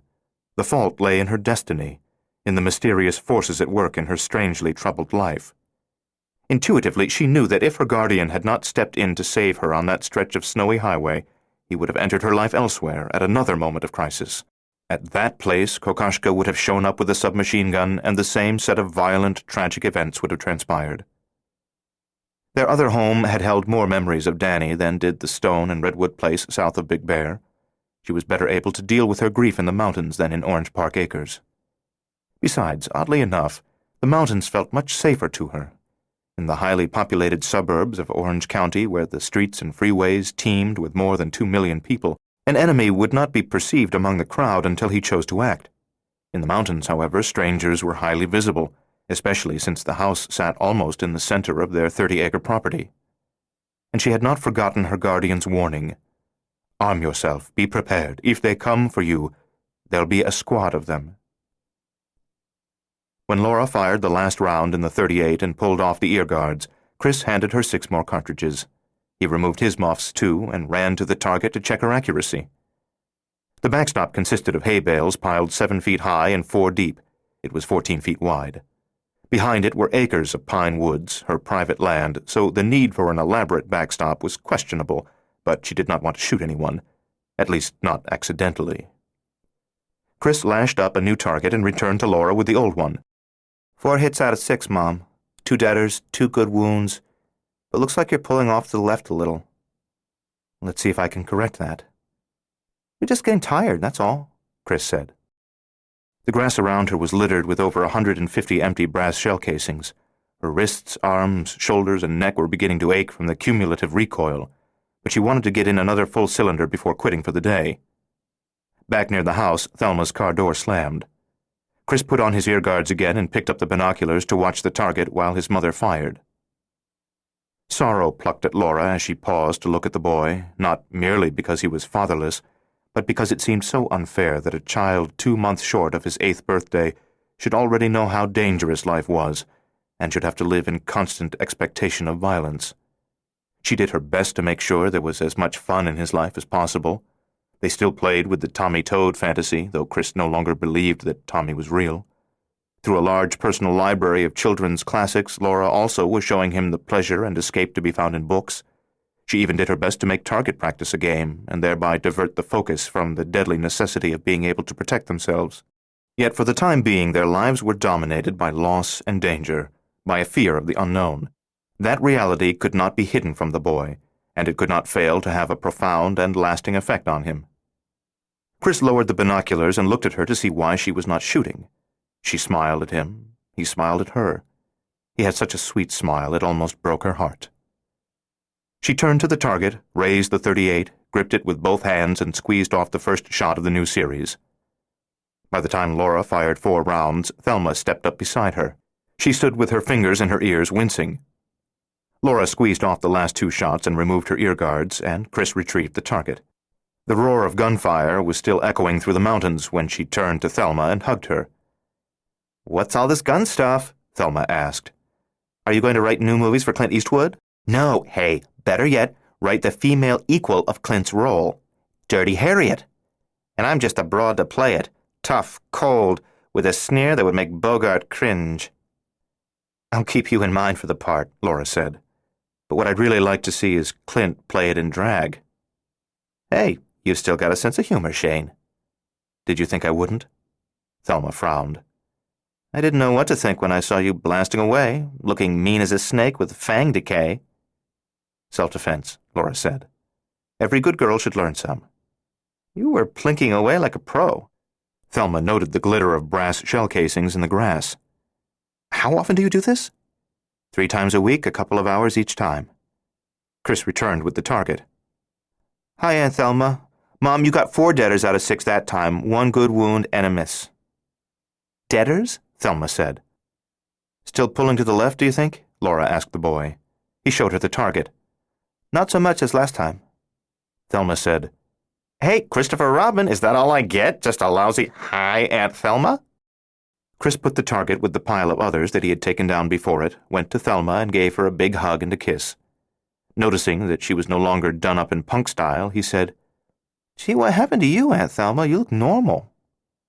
"I look normal? What is that, a compliment or an insult?" "Just you remember, kid, even if your old Aunt Thelma looks normal, she is no such thing. She is a comic genius, a dazzling wit, a legend in her own scrapbook. Anyway, I decided punk was passé." They enlisted Thelma to help them collect empty shell casings. "Mom's a terrific shot," Chris said proudly. "She better be terrific with all this practice. There's enough brass here to make balls for an entire army of Amazon warriors." To his mother, Chris said, "What's that mean?" "Ask me again in 10 years, Laura said.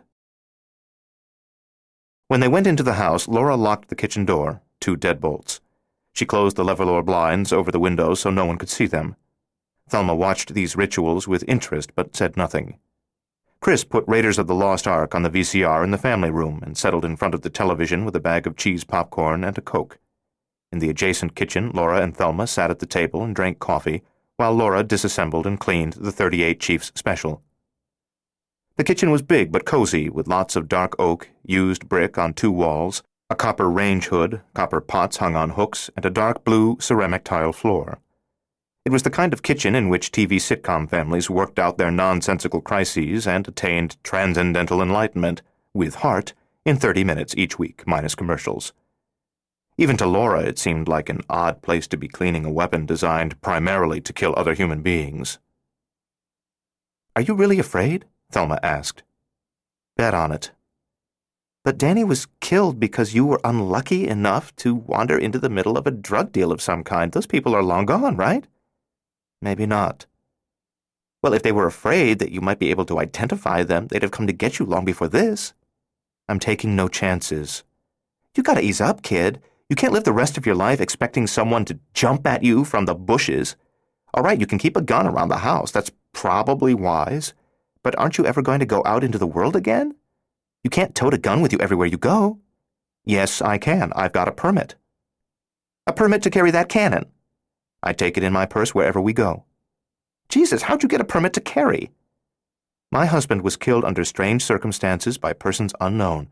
Those killers tried to shoot my son and me, and they are still at large. On top of all that, I'm a rich and relatively famous woman. It'd be a little odd if I couldn't get a permit to carry. Thelma was silent for a minute, sipping her coffee, watching Laura clean the revolver. Finally, she said, "This is kind of spooky, Shane, seeing you so serious about this, so tense.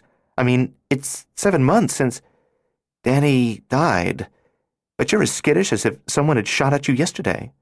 You can't maintain this level of tension or readiness or whatever you want to call it. That way lies madness, paranoia. You've got to face the fact that you can't really be on guard the rest of your life, every minute." "I can, though, if I have to." "Oh, yeah? What about right now? Your gun's disassembled. What if some barbarian thug with tattoos on his tongue started kicking down the kitchen door?" The kitchen chairs were on rubber casters, so when Laura suddenly shoved away from the table, she rolled swiftly to the counter beside the refrigerator. She pulled open a drawer and brought out another .38 Chiefs Special. Thelma said, "What? Am I sitting in the middle of an arsenal?" Laura put the second revolver back in the drawer. "Come on, I'll give you a tour." Thelma followed her to the pantry. Hung on the back of the pantry door was an Uzi semi-automatic carbine. "That's a machine gun. Is it legal to have one?" "With federal approval, you can buy them at gun shops, though you can only get a semi-automatic. It's illegal to have them modified for full automatic fire." Thelma studied her, then sighed. "Has this one been modified?" "Yes, it's fully automatic, but I bought it that way from an illegal dealer, not a gun shop." "This is too spooky, Shane, really." She led Thelma into the dining room and showed her the revolver that was clipped to the bottom of the sideboard. In the living room, a fourth revolver was clipped under an end table next to one of the sofas. A second modified Uzi was hung on the back of the foyer door at the front of the house. Revolvers were also hidden in the desk drawer in the den, in her office upstairs, in the master bathroom, and in the nightstand in her bedroom. Finally, she kept a third Uzi in the master bedroom. Staring at the Uzi that Laura pulled from under the bed, Thelma said, "Spookier and spookier. If I didn't know you better, Shane, I'd think you'd gone mad, a raving, paranoid gun nut. But knowing you, if you're really this scared, you've got to have some reason. But what about Chris around all these guns?" "He knows not to touch them, and I know he can be trusted. Most Swiss families have members in the militia. Nearly every male citizen there is prepared to defend his country. Did you know that? With guns in almost every house. But they have the lowest rate of accidental shootings in the world, because guns are a way of life. Children are taught to respect them from an early age. Chris will be okay." As Laura put the Uzi under the bed again, Thelma said, "How on earth do you find an illegal gun dealer?" "I'm rich, remember? And money can buy anything? Okay, maybe that's true, but come on. How does a gal like you find an arms dealer? They don't advertise on laundromat bulletin boards, I presume." "I've researched the backgrounds to several complicated novels, Thelma. I've learned how to find anyone or anything I need." Thelma was silent as they returned to the kitchen. From the family room came the heroic music that accompanied Indiana Jones on all of his exploits. While Laura sat at the table and continued cleaning the revolver, Thelma poured fresh coffee for both of them. "Straight talk now, kiddo. If there's really some threat out there that justifies all this armament, then it's bigger than you can handle yourself. Why not bodyguards?" "I don't trust anyone. Anyone but you and Chris, that is. And Danny's father, except he's in Florida." "But you can't go on like this, alone, afraid." Working a spiral brush into the barrel of the revolver, Laura said, "I'm afraid, yeah, but I feel good about being prepared. All my life I've stood by while people I love have been taken from me. I've done nothing about it but endure. Well, to hell with that. From now on, I fight. If anyone wants to take Chris from me, they're going to have to go through me to get him. They'll have to fight a war." "Laura, I know what you're going through. But listen, let me play psychoanalyst here and tell you that you're reacting less to any real threat than you are overreacting to a sense of helplessness in the face of fate. You can't thwart Providence, kid. You can't play poker with God and expect to win because you've got a .38 in your purse. I mean, you lost Danny to violence, yeah. And maybe you could say that Nina Dockweiler would have lived if someone had put a bullet in the eel when he first deserved it. But those are the only cases where lives of people you loved might have been saved with guns. Your mother died in childbirth. Your father died of a heart attack. We lost Ruthie to fire. Learning to defend yourself with guns is fine. But you've got to keep perspective. You've got to have a sense of humor about our vulnerability as a species, or you'll wind up in an institution with people who talk to tree stumps and eat their belly button lint. God forbid, what if Chris got cancer? You're all prepared to blow away anyone who touches him, but you can't kill cancer with a revolver. And I'm afraid you're so crazy determined to protect him that you'll fall to pieces if something like that happens. Something you can't deal with, that no one can deal with. I worry about you, kid. Laura nodded and felt a rush of warmth for her friend. I know you do, Thelma, and you can put your mind at ease. For 33 years, I just endured. Now I'm fighting back as best I can. If cancer were to strike me or Chris, I'd hire all the best specialists, seek the finest possible treatment.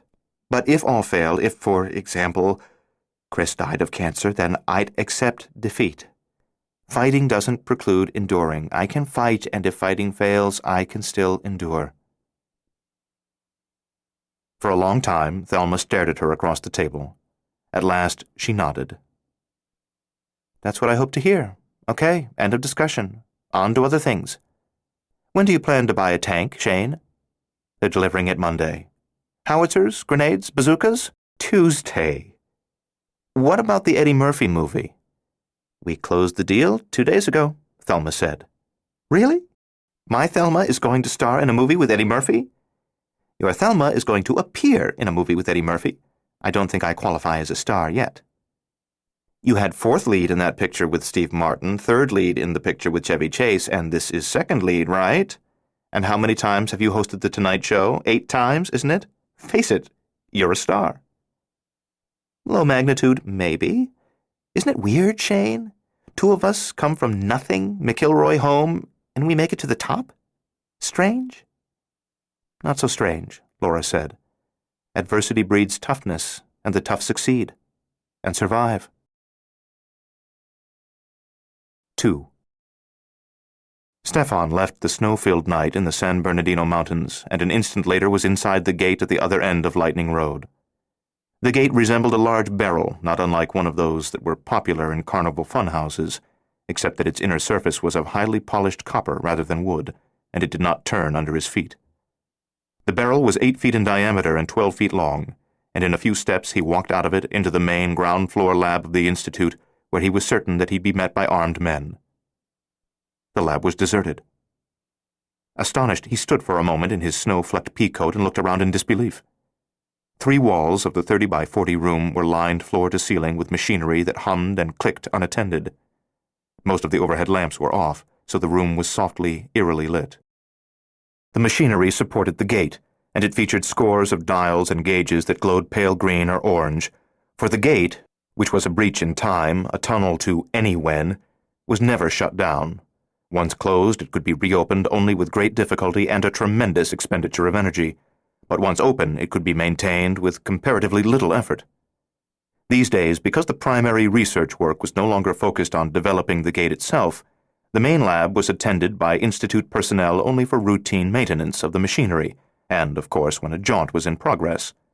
If different circumstances had pertained, Stefan would never have been able to make the scores of secret, unauthorized trips that he had taken to monitor and sometimes correct the events of Laura's life.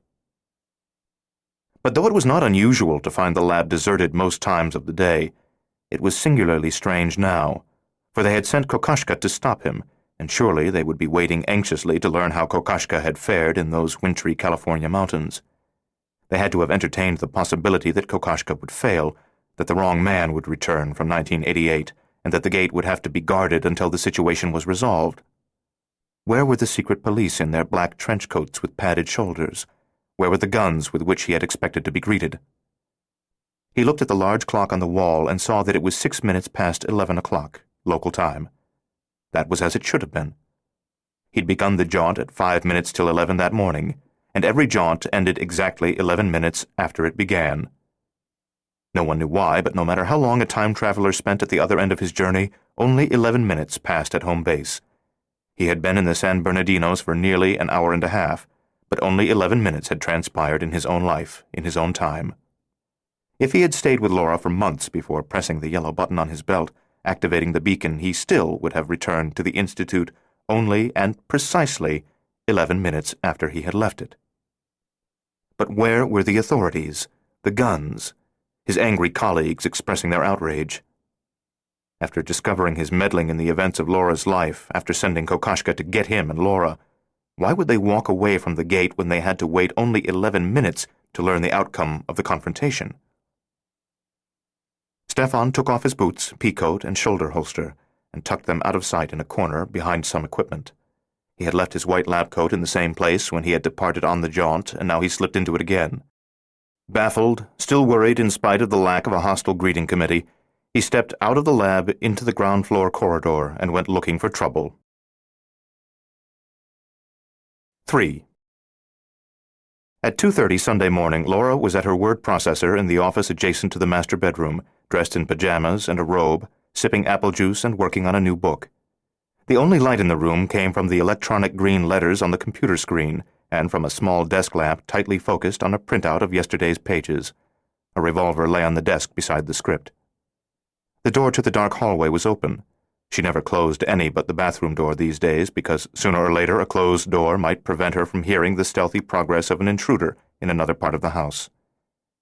The house had a sophisticated alarm system, but she kept interior doors open just in case. She heard Thelma coming down the hallway, and she turned just as her friend looked through the door. "Sorry if I've made any noise that's kept you awake." We nightclub types work late, but I sleep till noon. What about you? You're usually up at this hour?" "I don't sleep well anymore. 4 or 5 hours a night is good for me. Instead of lying in bed fidgeting, I get up and write." Thelma pulled up a chair, sat, and propped her feet on Laura's desk. Her taste in sleepwear was even more flamboyant than it had been in her youth. Baggy silk pajamas in a red, green, blue, and yellow abstract pattern of squares and circles.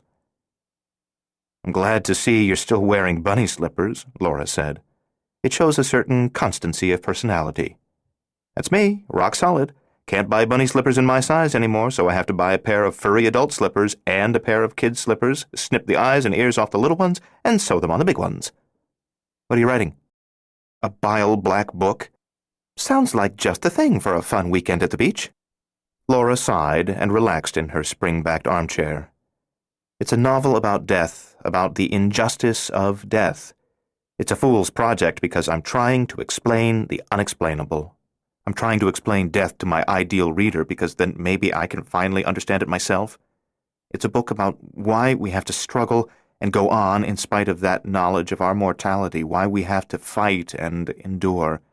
It's a black, bleak, grim, moody, depressing, bitter, deeply disturbing book." "Is there a big market for that?" Laura laughed. "Probably no market at all. But once an idea for a novel seizes a writer, well, it's like an inner fire that at first warms you and makes you feel good, but then begins to eat you alive, burn you up from within. You can't just walk away from the fire, it keeps burning. The only way to put it out is to write the damned book. Anyway, when I get stuck on this one, I turn to a nice little children's book I'm writing all about Sir Tommy Toad." "You're nuts, Shane. Who's wearing the bunny slippers?" They talked about this and that with the easy camaraderie they had shared for 20 years. Perhaps it was Laura's loneliness, more acute than in the days immediately following Danny's murder, or maybe it was fear of the unknown. But for whatever reason, she began to speak of her special guardian. In all the world, only Thelma might believe the tale. In fact, Thelma was spellbound, soon lowering her feet from the desk and sitting forward on her chair, never expressing disbelief as the story unrolled from the day the junkie was shot until the guardian vanished on the mountain highway. When Laura had quenched that inner fire, Thelma said, "Why didn't you tell me about this guardian years ago, back in McIlroy?" "I don't know. It seemed like something magical, something I should keep to myself because if I shared it, I'd break the spell and never see him again. Then after he left me to deal with the eel on my own, after he had done nothing to save Ruthie, I guess I just stopped believing in him. I never told Danny about him because by the time I met Danny, my guardian was no more real to me than Santa Claus. Then, suddenly, there he was again on the highway. That night on the mountain, he said he'd be back to explain everything in a few days. But I haven't seen him since. I've been waiting 7 months, and I figure that when someone suddenly materializes, it might be my guardian, or just as likely another Kokoschka with a submachine gun. The story had electrified Thelma, and she fidgeted on her chair as if a current were crackling through her. Finally, she got up and paced. What about Kokoschka? The cops find out anything about him? Nothing. He was carrying no identification whatsoever. The Pontiac he was driving was stolen, just like the red Jeep. They ran his fingerprints through every file they've got, came up empty-handed. And they can't interrogate a corpse. They don't know who he was, or where he came from, or why he wanted to kill us. You've had a long time to think about all this, so any ideas? Who is this guardian? Where did he come from? I don't know. She had one idea in particular that she focused on, but it sounded mad, and she had no evidence to support the theory. She withheld it from Thelma not because it was crazy, however, but because it would sound so egomaniacal. I just don't know. Where's this belt he left with you? In the safe, Laura said, nodding toward the corner where a floor-set box was hidden under the carpet. Together they pulled the wall-to-wall carpet off its tack strip in that corner, revealing the face of the safe, which was a cylinder 12 inches in diameter and 16 inches deep. Only one item reposed within, and Laura withdrew it. They moved back to the desk to look at the mysterious article in better light. Laura adjusted the flexible neck of the lamp. The belt was 4 inches wide and was made of a stretchy black fabric, perhaps nylon, through which were woven copper wires that formed intricate and peculiar patterns. Because of its width, the belt required 2 small buckles rather than 1. Those were also made of copper. In addition, sewn on the belt just to the left of the buckles, was a thin box the size of an old-fashioned cigarette case, about 4 inches by 3 inches, only 3/4 of an inch thick, and this too was made of copper. Even on close examination, no way to open the rectangular copper box could be discerned. Its only feature was a yellow button toward the lower left corner, less than an inch in diameter. Thelma fingered the odd material. Tell me again what he said would happen if you pushed the yellow button. He just told me for God's sake not to push it, and when I asked why not, he said, "You won't want to go where it'll take you." They stood side by side in the glow of the desk lamp, staring at the belt that Thelma held. It was after 4 in the morning, and the house was as silent as any dead, airless crater on the moon. Finally, Thelma said, "You ever been tempted to push the button?" "No, never," Laura said without hesitation. "When he mentioned the place to which it would take me, there was a terrible look in his eyes. And I know he returned there himself only with reluctance.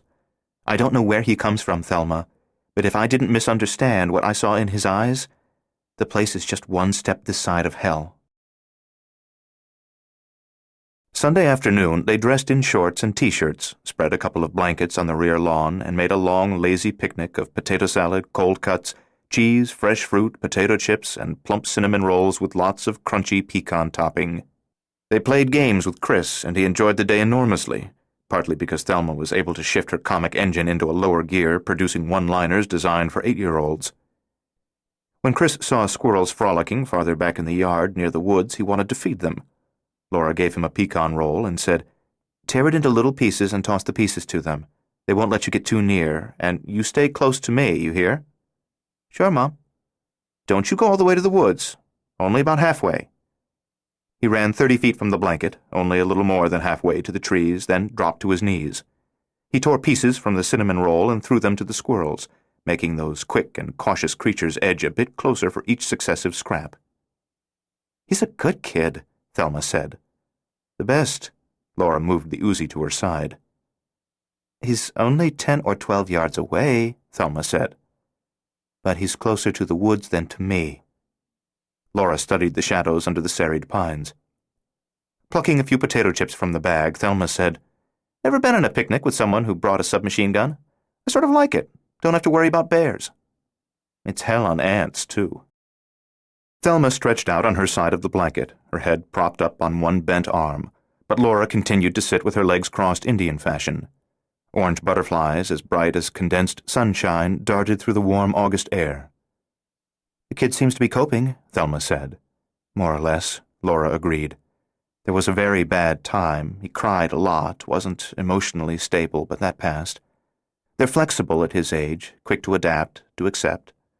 But as good as he seems, I'm afraid there's a darkness in him now that wasn't there before, and that isn't going to go away.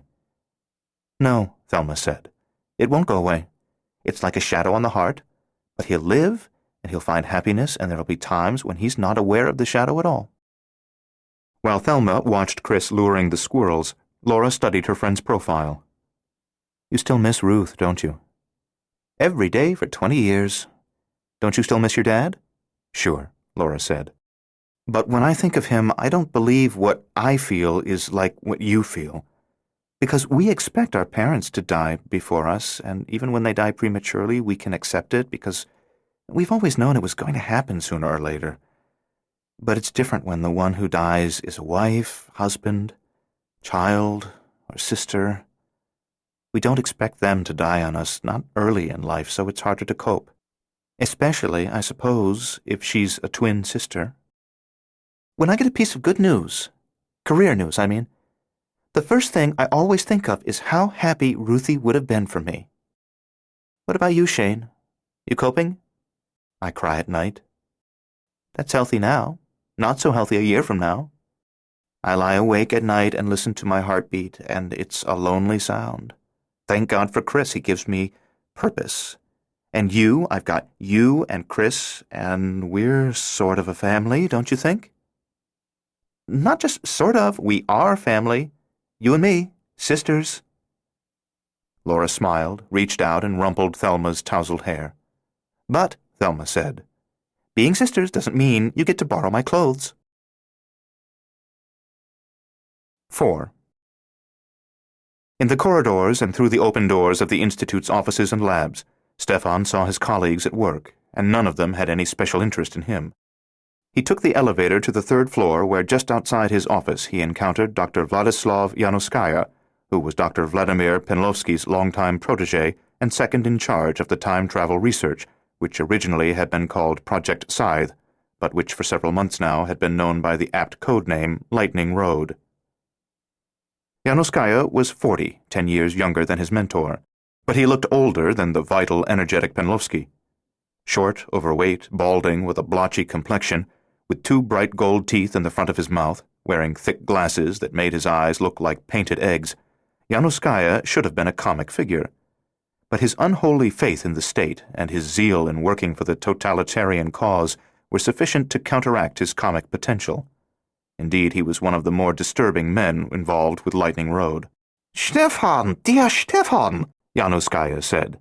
I've been meaning to tell you how grateful we are for your timely suggestion last October that the power supply to the gate should be provided by a secure generator. Your foresight has saved the project. If we were still drawing from the municipal power lines, why, the gate would have collapsed 6 times by now, and we'd be woefully behind schedule. Having returned to the Institute in expectation of arrest, Stefan was confused to find his treachery undiscovered and startled to hear himself being praised by this evil worm. He had suggested switching the gate to a secure generator not because he wanted to see their vile project achieve success, but because he had not wanted his own jaunts into Laura's life to be interrupted by the failure of the public power supply. I would not have thought last October that by this time we would have come to such a situation as this, with ordinary public services no longer to be trusted, Januskaya said, shaking his head sadly. The social order so thoroughly disturbed. What must the people endure to see the socialist state of their dreams triumph, eh? These are dark times, Stefan said, meaning very different things than Januskaya meant. But we will triumph, Januskaya said forcefully. His magnified eyes filled with the madness that Stefan knew too well. Through the Lightning Road, we will triumph. He patted Stefan on the shoulder and continued down the hall. After Stefan watched the scientist walk nearly to the elevators, he said, "Oh, Dr. Januskaya?" The fat white worm turned and looked at him. Yes? Have you seen Kokashka today? Today? No, not yet today. He's here, isn't he? Oh, I'd imagine so. He's here pretty much as long as there's anyone working, you know. He's a diligent man. If we had more like Kokashka, we'd have no doubt of ultimate triumph. Do you need to talk to him? If I see him, should I send him to you? No, Stefan said. It's nothing urgent. I wouldn't want to interrupt him in other work. I'm sure I'll see him sooner or later. Yanuskaya continued to the elevators, and Stefan went into his office, closing the door behind him. He crouched beside the filing cabinet that he had repositioned slightly to cover 1/3 of the grill in the corner ventilation chase. In the narrow space behind it, a bundle of copper wires was barely visible, coming out of the bottom slot in the grill. The wires were connected to a simple dial-type timer that was in turn plugged into a wall outlet farther behind the cabinet. Nothing had been disconnected. He could reach behind the cabinet, set the timer, and in 1 to 5 minutes, depending on how big a twist he gave the dial, the Institute would be destroyed. What the hell is going on? He wondered. He sat for a while at his desk, staring at the square of sky that he could see from one of his 2 windows, scattered dirty gray clouds moving sluggishly across an azure backdrop. Finally, he left his office, went to the north stairs, and climbed quickly past the 4th floor to the attic. The door opened with only a brief squeak. He flipped the light switch and entered the long half-finished room, stepping as softly as possible on the board floor. He checked 3 of the charges of plastique that he had hidden in the rafters 2 nights ago. The explosives had not been disturbed. He had no need to examine the charges in the basement. He left the attic and returned to his office. Obviously, no one knew about either his intention of destroying the Institute or his attempts to turn Laura's life away from a series of ordained tragedies. No one except Kokashka. Damn it, Kokashka had to know because he had shown up on the mountain road with an Uzi. So why hadn't Kokashka told anyone else? Kokashka was an officer of the state's secret police, a true fanatic, obedient and eager servant of the government, and personally responsible for the security of Lightning Road. On discovering a traitor at the Institute, Kokashka would not have hesitated to call in squads of agents to encircle the building, guard the gate, and interrogate everyone. Surely he would not have allowed Stefan to go to Laura's aid on that mountain highway, then follow with the intent of killing them all. For one thing, he would want to detain Stefan and interrogate him to determine if Stefan had conspirators in the Institute. Kokashka had learned of Stefan's meddling in the ordained flow of events in one woman's life, and he had either discovered or had not discovered the explosives at the Institute. Probably not, or he would have at least unwired them. Then, for reasons of his own, he had not reacted as a policeman, but as an individual. This morning he had followed Stefan through the gate to that wintry afternoon in January of '88, with intentions that Stefan did not now understand at all. It made no sense, yet that was what had to have happened. What had Kokashka been up to? He would probably never know. Now Kokashka was dead on a highway in 1988, and soon someone at the Institute would realize that he was missing. This afternoon at 2 o'clock, Stefan was scheduled to take an approved jaunt under the direction of Penlovsky and Yanuskaya. He had intended to blow the Institute, in 2 senses, at 1 o'clock, an hour before the scheduled event. Now, at 11:43, he decided that he would have to move faster than he originally intended, before Kokashka's disappearance caused alarm. He went to one of the tall files, opened the bottom drawer, which was empty, and disconnected it from its slides, lifting it all the way out of the cabinet. Wired to the back of the drawer was a pistol, a Colt Commander 9mm Parabellum with a 9-round magazine, acquired on one of his illicit jaunts and brought back secretly to the Institute. From behind another drawer he removed 2 high-tech silencers and 4 additional fully loaded magazines. At his desk, working quickly lest someone enter without knocking, he screwed one of the silencers onto the pistol, flicked off the safety, and distributed the other silencer and magazines in the pockets of his lab coat. When he left the Institute by way of the gate for the last time, he could not trust to the explosives to kill Penlovsky, Yanuskaya, and certain other scientists. The blast would bring down the building and no doubt destroy all machinery and paper files, but what if just one of the key researchers survived? The necessary knowledge to rebuild the gate was in Penlovsky's and Yanuskaya's minds, so Stefan planned to kill them and one other man, Volkov, before he set the timer on the explosives and entered the gate to return to Laura. With the silencer attached, the commander was too long to fit all the way in the pocket of his lab coat, So he turned the pocket inside out and tore the bottom of it. With his finger on the trigger, he shoved the gun into his now bottomless pocket and held it there as he opened his office door and went into the hallway. His heart pounded furiously. This was the most dangerous part of his plan, the killing, because there were so many opportunities for something to go wrong before he finished with the gun and returned to his office to set the timer on the explosives.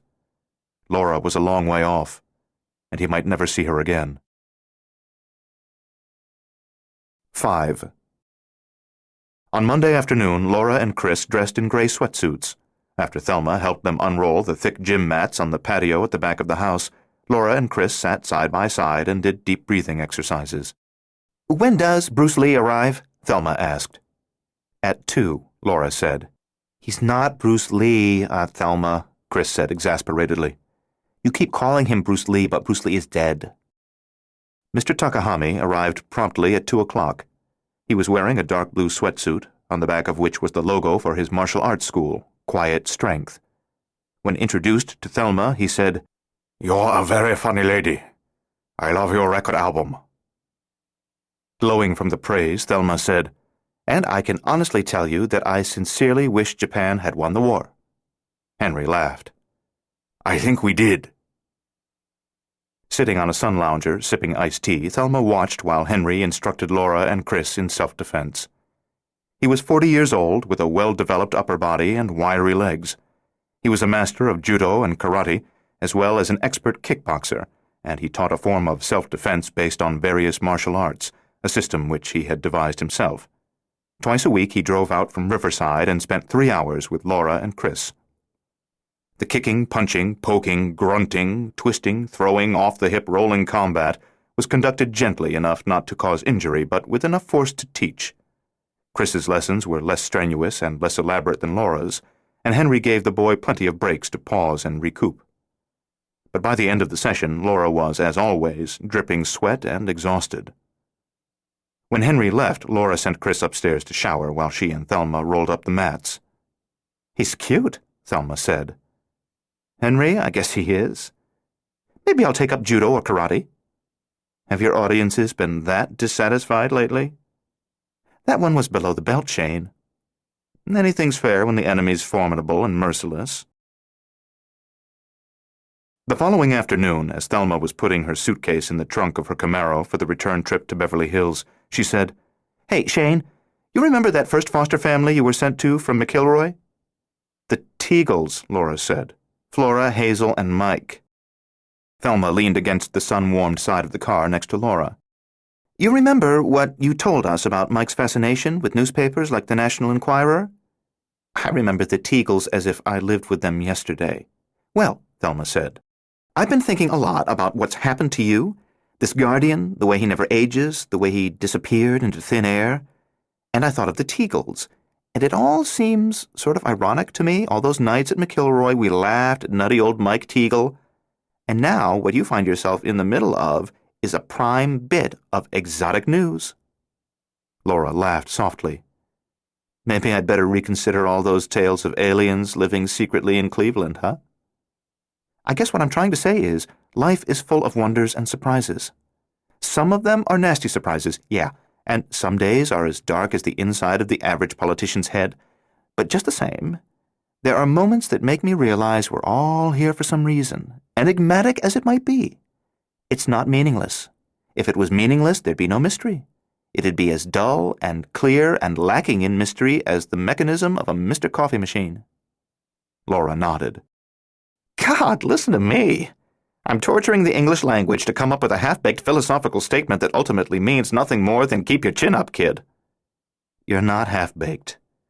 "Mystery," Thelma said. "Wonder. You're in the middle of it, Shane, and that's what life's all about. If it's dark right now, well, this too shall pass." They stood by the car, hugging, not needing to say more, until Chris ran out from the house with a crayon drawing he had done for Thelma and that he wanted her to take back to L.A. with her. It was a crude but charming scene of Tommy Toad standing outside a movie theater, gazing up at a marquee on which Thelma's name was huge. He had tears in his eyes. "But do you really have to go, Aunt Thelma? Can't you stay one more day?" Thelma hugged him, then carefully rolled up the drawing as if in possession of a priceless masterwork. "I'd love to stay, Christopher Robin, but I can't. My adoring fans are crying for me to make this movie. Besides, I've got a big mortgage." "What's a mortgage?" "The greatest motivator in the world," Thelma said, giving him a last kiss. She got into the car, started the engine, put down the side window, and winked at Laura. "Exotic news, Shane." "Mystery." "Wonder." Laura gave her the split-finger greeting from Star Trek. Thelma laughed. "You'll make it, Shane. In spite of the guns and all I've learned since I came here on Friday, I'm less worried about you now than I was then." Chris stood at Laura's side, and they watched Thelma's car until it went down the long driveway and disappeared onto the state route. 6. Dr. Vladimir Penlovsky's large office suite was on the 4th floor of the Institute. When Stefan entered the reception lounge, it was deserted, but he heard voices coming from the next room. He went to the inner door, which was ajar, pushed it all the way open, and saw Penlovsky giving dictation to Anna Kaspar, his secretary. Penlovsky looked up, mildly surprised to see Stefan. He must have perceived the tension in Stefan's face, for he frowned and said, "Is something wrong?" "Something's been wrong for a long time," Stefan said. "But it'll all be fine now, I think." Then, as Penlovsky's frown deepened, Stefan pulled the silencer-equipped Colt Commander from the pocket of his lab coat and shot the scientist twice in the chest. Anna Kaspar sprang up from her chair, dropping her pencil and dictation pad, a scream caught in her throat. He did not like killing women, he did not like killing anyone, but there was no choice now, so he shot her 3 times, knocking her backward onto the desk before the scream could tear free of her. Dead, she slid off the desk and crumpled to the floor. The shots had been no louder than the hissing of an angry cat, and the sound of the body dropping had been insufficient to draw attention. Penlovsky was slumped in his chair, eyes and mouth open, staring sightlessly. One of the shots must have pierced his heart, for there was only a small spot of blood on his shirt. His circulation had been cut off in an instant. Stefan backed out of the room, closed the door. He crossed the reception lounge and, stepping into the hall, shut the outer door too. His heart was racing. With those 2 murders, he had cut himself off forever from his own time, his own people. From here on, the only life for him was in Laura's time. Now there was no turning back. With his hands and the gun jammed in his lab coat pockets, he went down the hall toward Yanuskaya's office. As he neared the door, 2 of his other colleagues came out of it. They said hello as they passed him, and he stopped to see if they were heading for Penlovsky's office. If they were, he'd have to kill them too. He was relieved when they stopped at the elevators. The more corpses he left strewn around, the more likely someone would be to stumble across one of them and sound an alarm that would prevent him from setting the timer on the explosives and escaping by way of the lightning road. He went into Yanuskaya's office, which also had a reception area. At the desk, the secretary, provided as Anna Kaspar had been by the secret police, looked up and smiled. "Is Dr. Yanuskaya here?" Stefan asked. "No. He's down in the documents room with Dr. Volkov." Volkov was the 3rd man whose overview of the project was great enough to require that he be eliminated. It seemed a good omen that he and Vladislav Yanuskaya were conveniently in the same place.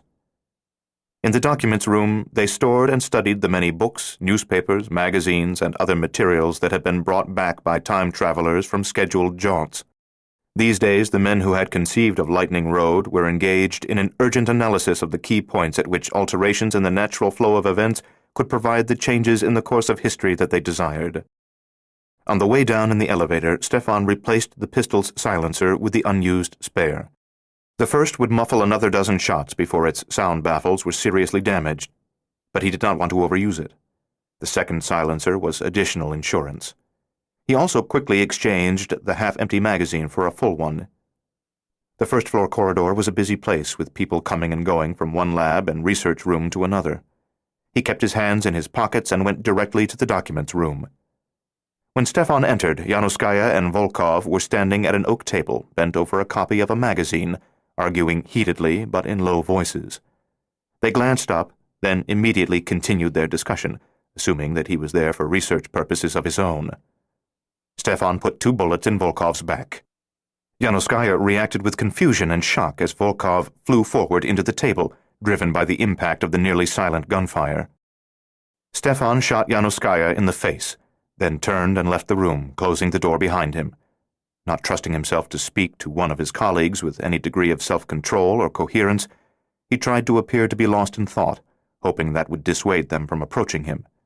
He went to the elevators as quickly as possible without running, went to his third-floor office, reached behind the file cabinet and twisted the dial on the timer as far as it would go, giving himself just 5 minutes to get to the gate and away before the Institute was reduced to burning rubble. 7. By the time the school year began, Laura had won approval for Chris to receive his education at home from a state-accredited tutor. Her name was Ida Palomar, and she reminded Laura of Marjorie Main, the late actress in the Ma and Pa Kettle movies. Ida was a big woman, a bit gruff, but with a generous heart, and she was a good teacher. By the Thanksgiving school break, instead of feeling as if they were imprisoned, both she and Chris had accommodated to the relative isolation in which they lived.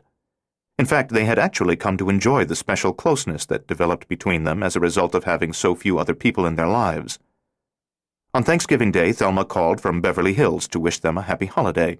Laura took the call in the kitchen, which was full of the aroma of roasting turkey.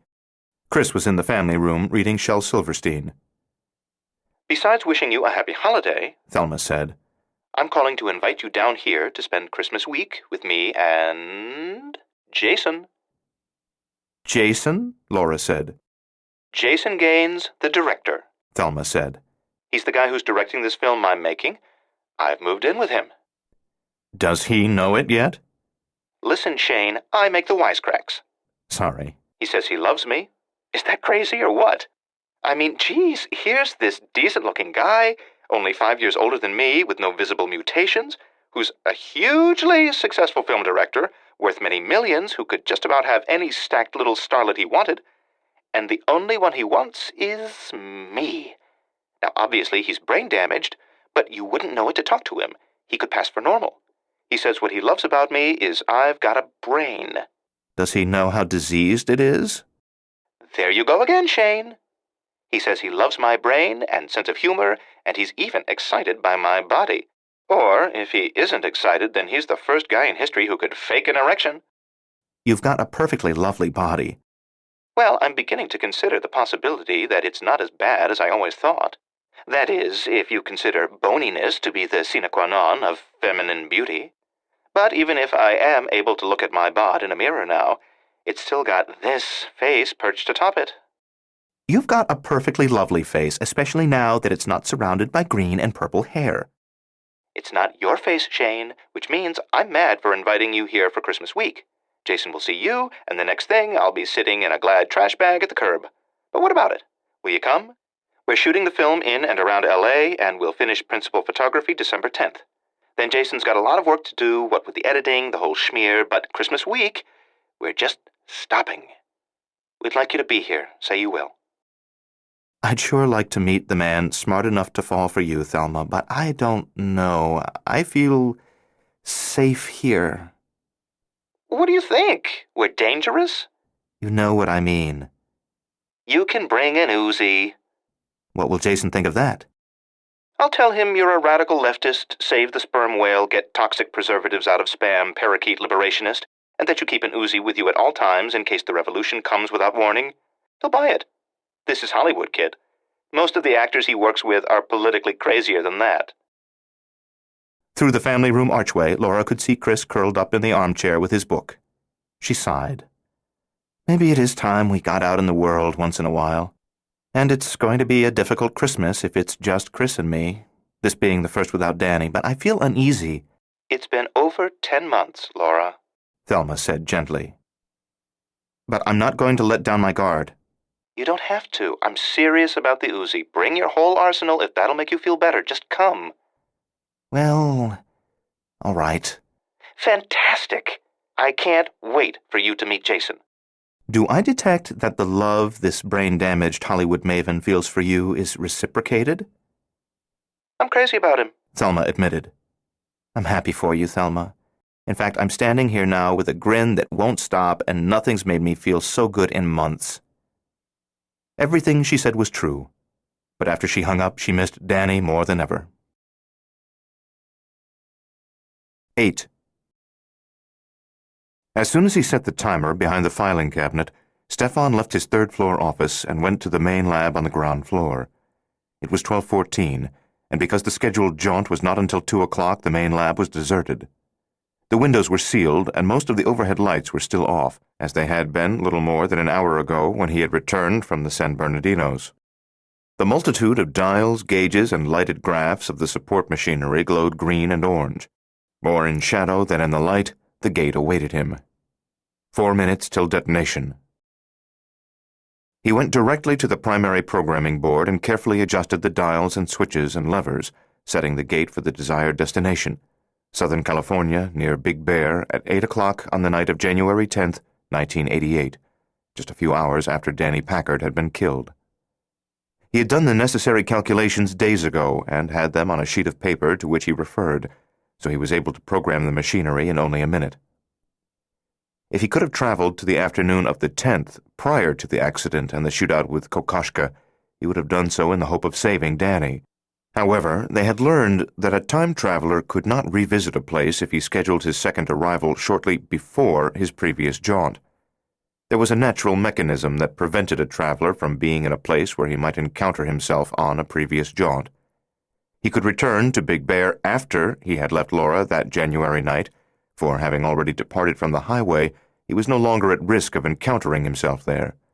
But if he set the gate for an arrival time that would make it possible for him to meet himself, he would simply bounce back to the Institute without going anywhere. That was one of the many mysterious aspects of time travel which they had learned, around which they worked, but which they did not understand. When he finished programming the gate, he glanced at the latitude and longitude indicator to confirm that he would arrive in the general area of Big Bear. Then he looked at the clock that noted his arrival time, and he was startled to see that it showed 8 p.m., January 10th, 1989, instead of 1988. The gate was now set to deliver him to Big Bear not hours after Danny's death, but a full year later. He was sure that his calculations were correct. He'd had plenty of time to make them and recheck them over the past couple of weeks.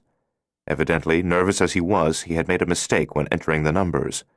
He would have to reprogram the gate. Less than 3 minutes until detonation. He blinked sweat out of his eyes and studied the numbers on the paper, the end product of his extensive calculations. As he reached for a control knob to cancel out the current program and re-enter the first of the figures again, a shout of alarm went up in the ground floor corridor. The cries sounded as if they were coming from the north end of the building, in the general area of the document room. Someone had found the bodies of Yanuskaya and Volkov. He heard more shouting, people running. Glancing nervously at the closed door to the hall, he decided he had no time to reprogram. He would have to settle for returning to Laura 1 year after he had last left her. With the silencer-fitted Colt Commander in his right hand, he rose from the programming console and headed toward the gate, that 8-foot-high, 12-foot-long polished steel open-ended barrel resting a foot off the floor on copper-plated blocks. He did not even want to risk taking time to recover his pea coat from the corner where he had left it an hour ago. The commotion in the corridor was louder. When he was only a couple of steps from the entrance to the gate, the lab door was thrown open behind him with such force that it hit the wall with a crash. "Stop right there!" Stefan recognized the voice, but he did not want to believe what he heard. He brought up the pistol as he swung around to confront his challenger. The man who had raced into the lab was Kokoschka. Impossible. Kokoschka was dead. Kokoschka had followed him to Big Bear on the night of January 10th, 1988, and he had killed Kokoschka on that snow-swept highway. Stunned, Stefan squeezed off 2 shots, both wide. Kokoschka returned his fire. One slug took Stefan in the chest, high on the left side, knocking him backward against the edge of the gate. He stayed on his feet and got off 3 shots at Kokoschka, forcing the bastard to dive for cover and roll behind a lab bench. There were less than 2 minutes from detonation. Stefan felt no pain because he was in shock, but his left arm was useless. It hung limply at his side, and an insistent, oily blackness seeped in at the edges of his vision.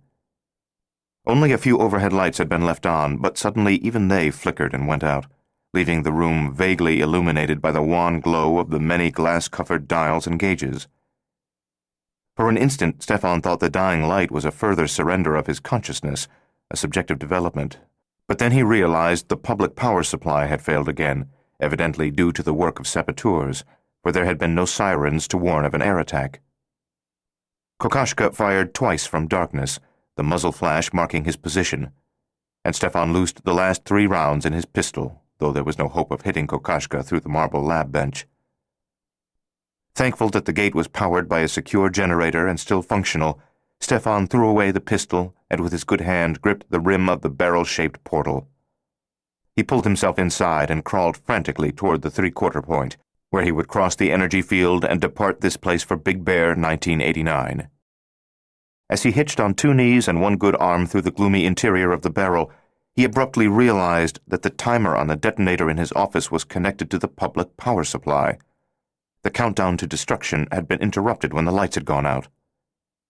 With dismay, he understood why Kokoschka was not dead in Big Bear in 1988. Kokoschka had not made that trip yet. Kokoschka had only now learned of Stefan's perfidy when he had discovered the bodies of Yanuskaya and Volkov. Before the public power supply was restored, Kokoschka would search Stefan's office, find the detonator, and disarm the explosives. The Institute would not be destroyed. Stefan hesitated, wondering if he should go back. Behind him, he heard other voices in the lab, other security men arriving to reinforce Kokoschka. He crawled forward. And what of Kokoschka? The security chief evidently would travel to January 10th, 1988, trying to kill Stefan on State Route 330. But he would only manage to kill Danny before being killed himself. Stefan was pretty sure that Kokoschka's death was an immutable destiny, but he would need to think more about the paradoxes of time travel to see if there was any way Kokoschka could escape being gunned down in 1988, a death that Stefan had already witnessed. The complications of time travel were confusing even when one pondered them with a clear head. In his condition, wounded and struggling to remain conscious, he only grew dizzier thinking about such things. Later. He would worry about it later. Behind him in the dark laboratory, someone began firing into the entrance of the gate, hoping to hit him before he reached the point of departure. He crawled the last couple of feet, toward Laura, toward a new life in a distant time. But he had hoped to close forever the bridge between the era he was leaving and that to which he was now pledging himself. Instead, the gate would remain open, and they could come across time to get him, and Laura. 9.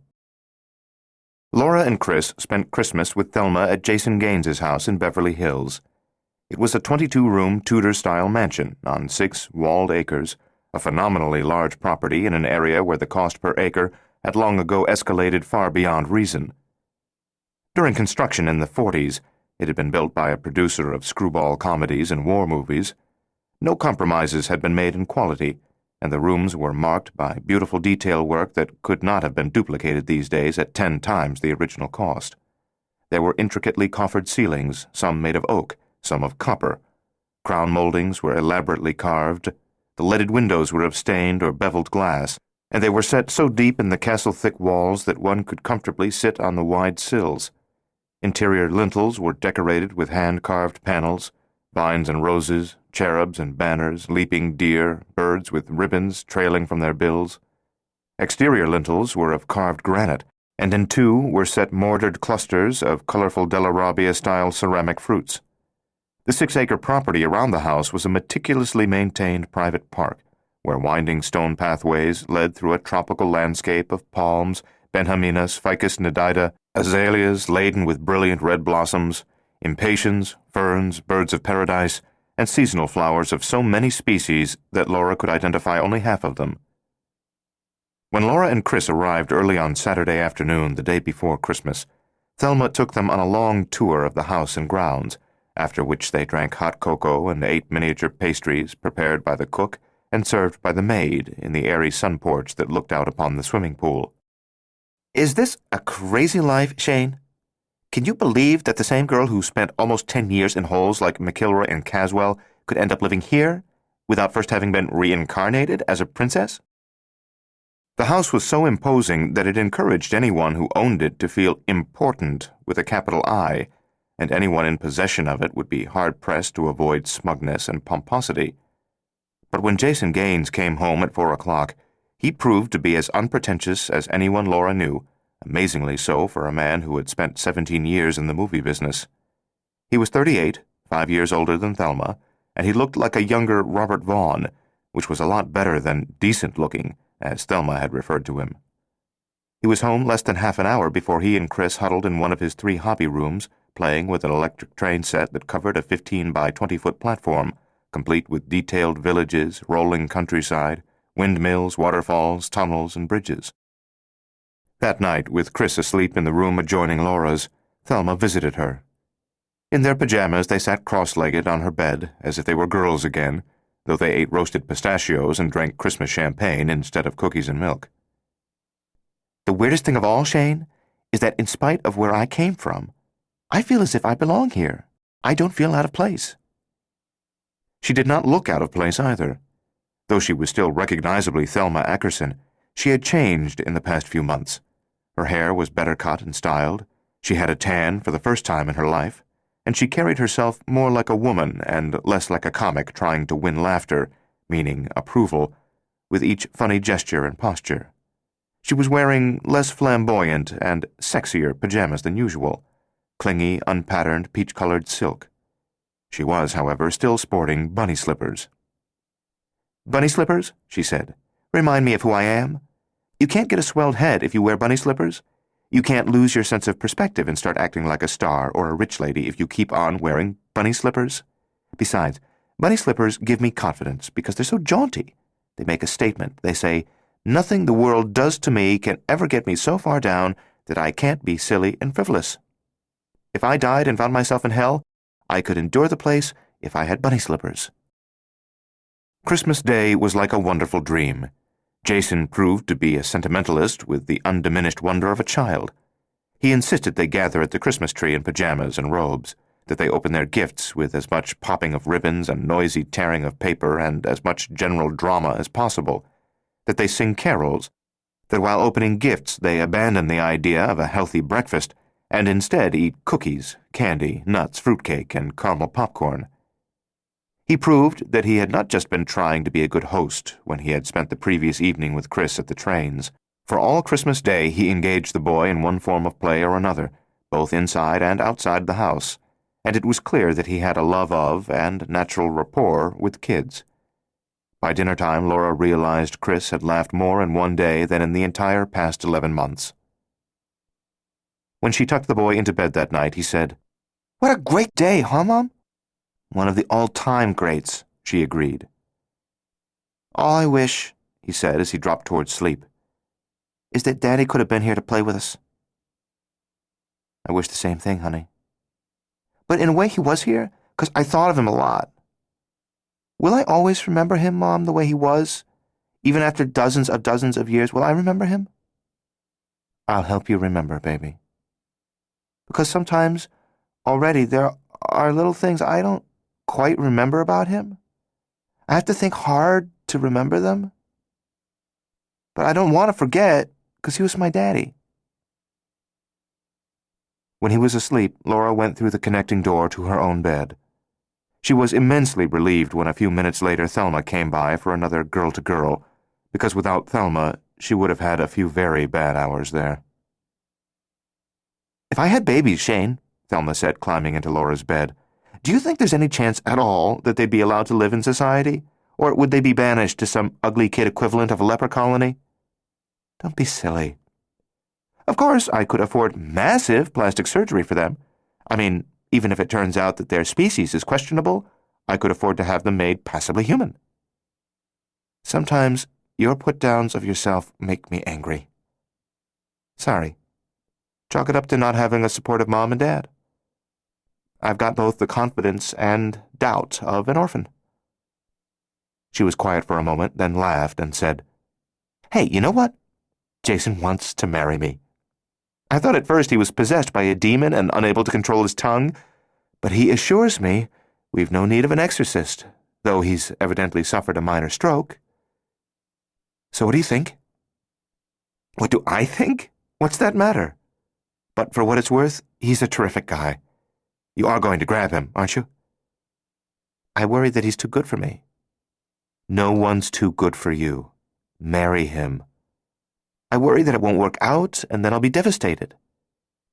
And if you don't give it a try, Laura said, you'll be worse than devastated. You'll be alone. 10.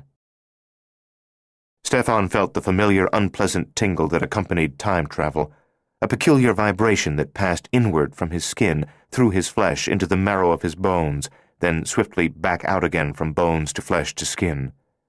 With a pop whoosh, he left the gate, and in the same instant he was stumbling down a steep, snow-covered slope in the California mountains on the night of January 10th, 1989.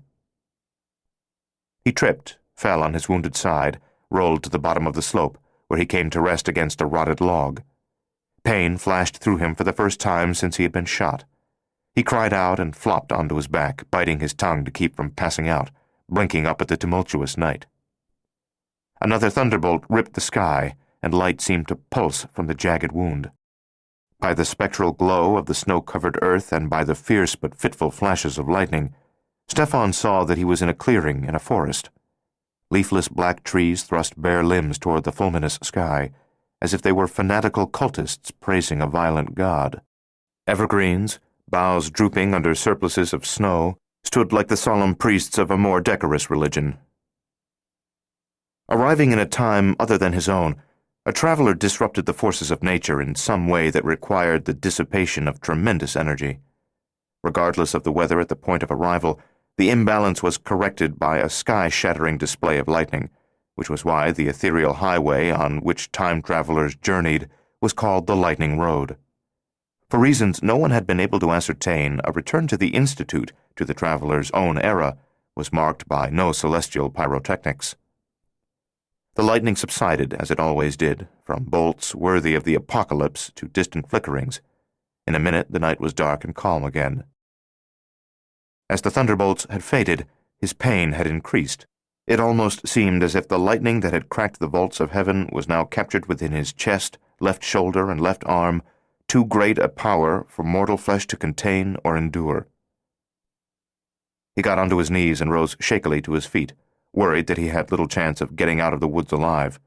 But for the phosphorescent glow of the snow-mantled clearing, the cloudy night was cellar black, forbidding. Though undisturbed by wind, the winter air was icy, and he was wearing only a thin lab coat over shirt and pants. Worse, he might be miles from a highway or any landmark by which he could reckon his position. If the gate was considered as a gun, its accuracy was remarkable for the temporal distance covered to the target, but it was far from perfect in its aim. A traveler usually arrived within 10 or 15 minutes of the time he intended, but not always with the desired geographic precision.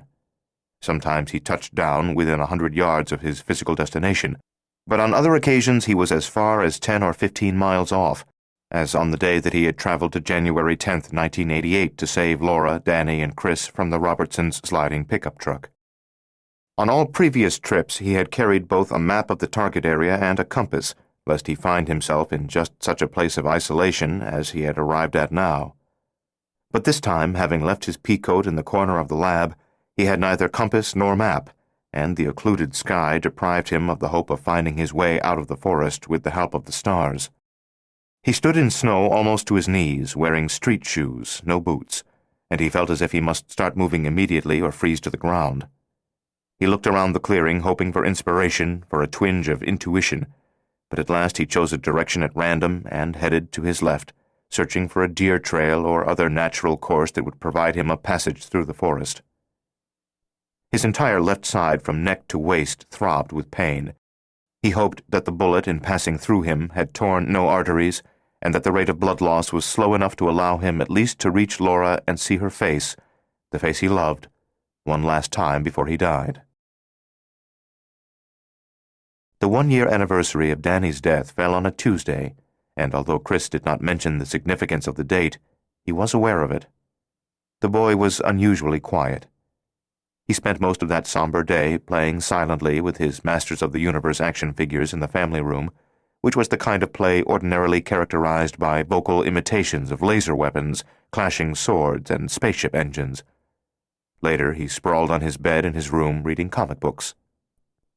He resisted Laura's every effort to draw him out of his self-imposed isolation, which was probably for the best, Any attempt she made to be cheerful would have been transparent, and he would have been further depressed by the perception that she was also struggling mightily to turn her thoughts away from their grievous loss. Thelma, who had called only days before to report the good news that she had decided to marry Jason Gaines, called again at 7:15 that evening, just to chat, as if she were unaware of the importance of the date. Laura took the call in her office, where she was still struggling with the bile-black book that had occupied her for the past year. Hey, Shane, guess what? I met Paul McCartney. He was in L.A. to negotiate a recording contract, and we were at the same party Friday night. When I first saw him, he was stuffing an hors d'oeuvre in his mouth. He said hello. He had crumbs on his lip. And he was gorgeous.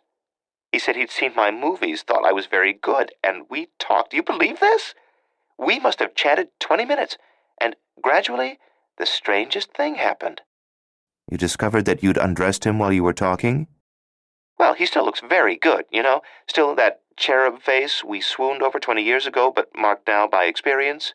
Tray, sophisticated, and with an extremely appealing touch of sadness about his eyes. And he was enormously amusing and charming. At first, maybe I did want to tear his clothes off, yeah, and live out the fantasy at last. But then, the longer we talked, the less he seemed like a god. The more he seemed like a person. And in minutes, Shane, the myth evaporated, and he was just this very nice, attractive, middle-aged man. Now what do you make of that? What am I supposed to make of it? I don't know, Thelma said. I'm a little disturbed. Shouldn't a living legend continue to awe you longer than 20 minutes after you meet him? I mean, I've met lots of stars by now, and none of them have remained godlike, but this was McCartney. Well, if you want my opinion, his swift loss of mythological stature says nothing negative about him, but it says plenty positive about you. You've achieved a new maturity, Ackerson. Does this mean I've got to give up watching old Three Stooges movies every Saturday morning? The Stooges are permitted, but food fights are definitely a thing of the past for you. By the time Thelma hung up at 10 minutes till 8, Laura was feeling slightly better, so she switched from the bile-black book to the tale about Sir Tommy Toad. She had written only 2 sentences of the children's story when the night beyond the windows was lit by a bolt of lightning bright enough to spark dire thoughts of nuclear holocaust. The subsequent thunderclap shook the house from roof to foundation, as if a wrecker's ball had slammed into one of the walls. She came to her feet with a start, so surprised that she did not even hit the save key on the computer. A second bolt seared the night, making the windows as luminous as television screens, and the thunder that followed was louder than the first explosion. "Mom!" She turned and saw Chris standing in the doorway. "It's okay," she said. He ran to her. She sat in the spring-backed armchair and pulled him onto her lap. "It's all right. Don't be afraid, honey." "But it's not raining," he said. "Why is it booming like that if it's not raining?" Outside, an incredible series of lightning bolts and overlapping thunderclaps continued for nearly a minute, then subsided. The power of the event had been so great, Laura was able to imagine that in the morning they would find broken sky lying about in huge chunks, like fragments of a giant eggshell. Before he walked 5 minutes from the clearing in which he had arrived, Stefan was forced to pause and lean against the thick trunk of a pine, whose branches began just above his head.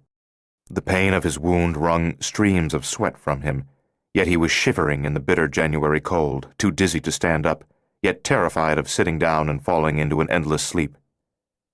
With the drooping boughs of that mammoth pine overhead and all around, he felt as if he had taken refuge under death's black robe, from which he might not emerge.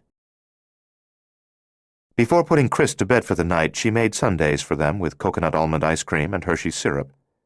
They ate at the kitchen table, and the boy's depression seemed to have lifted.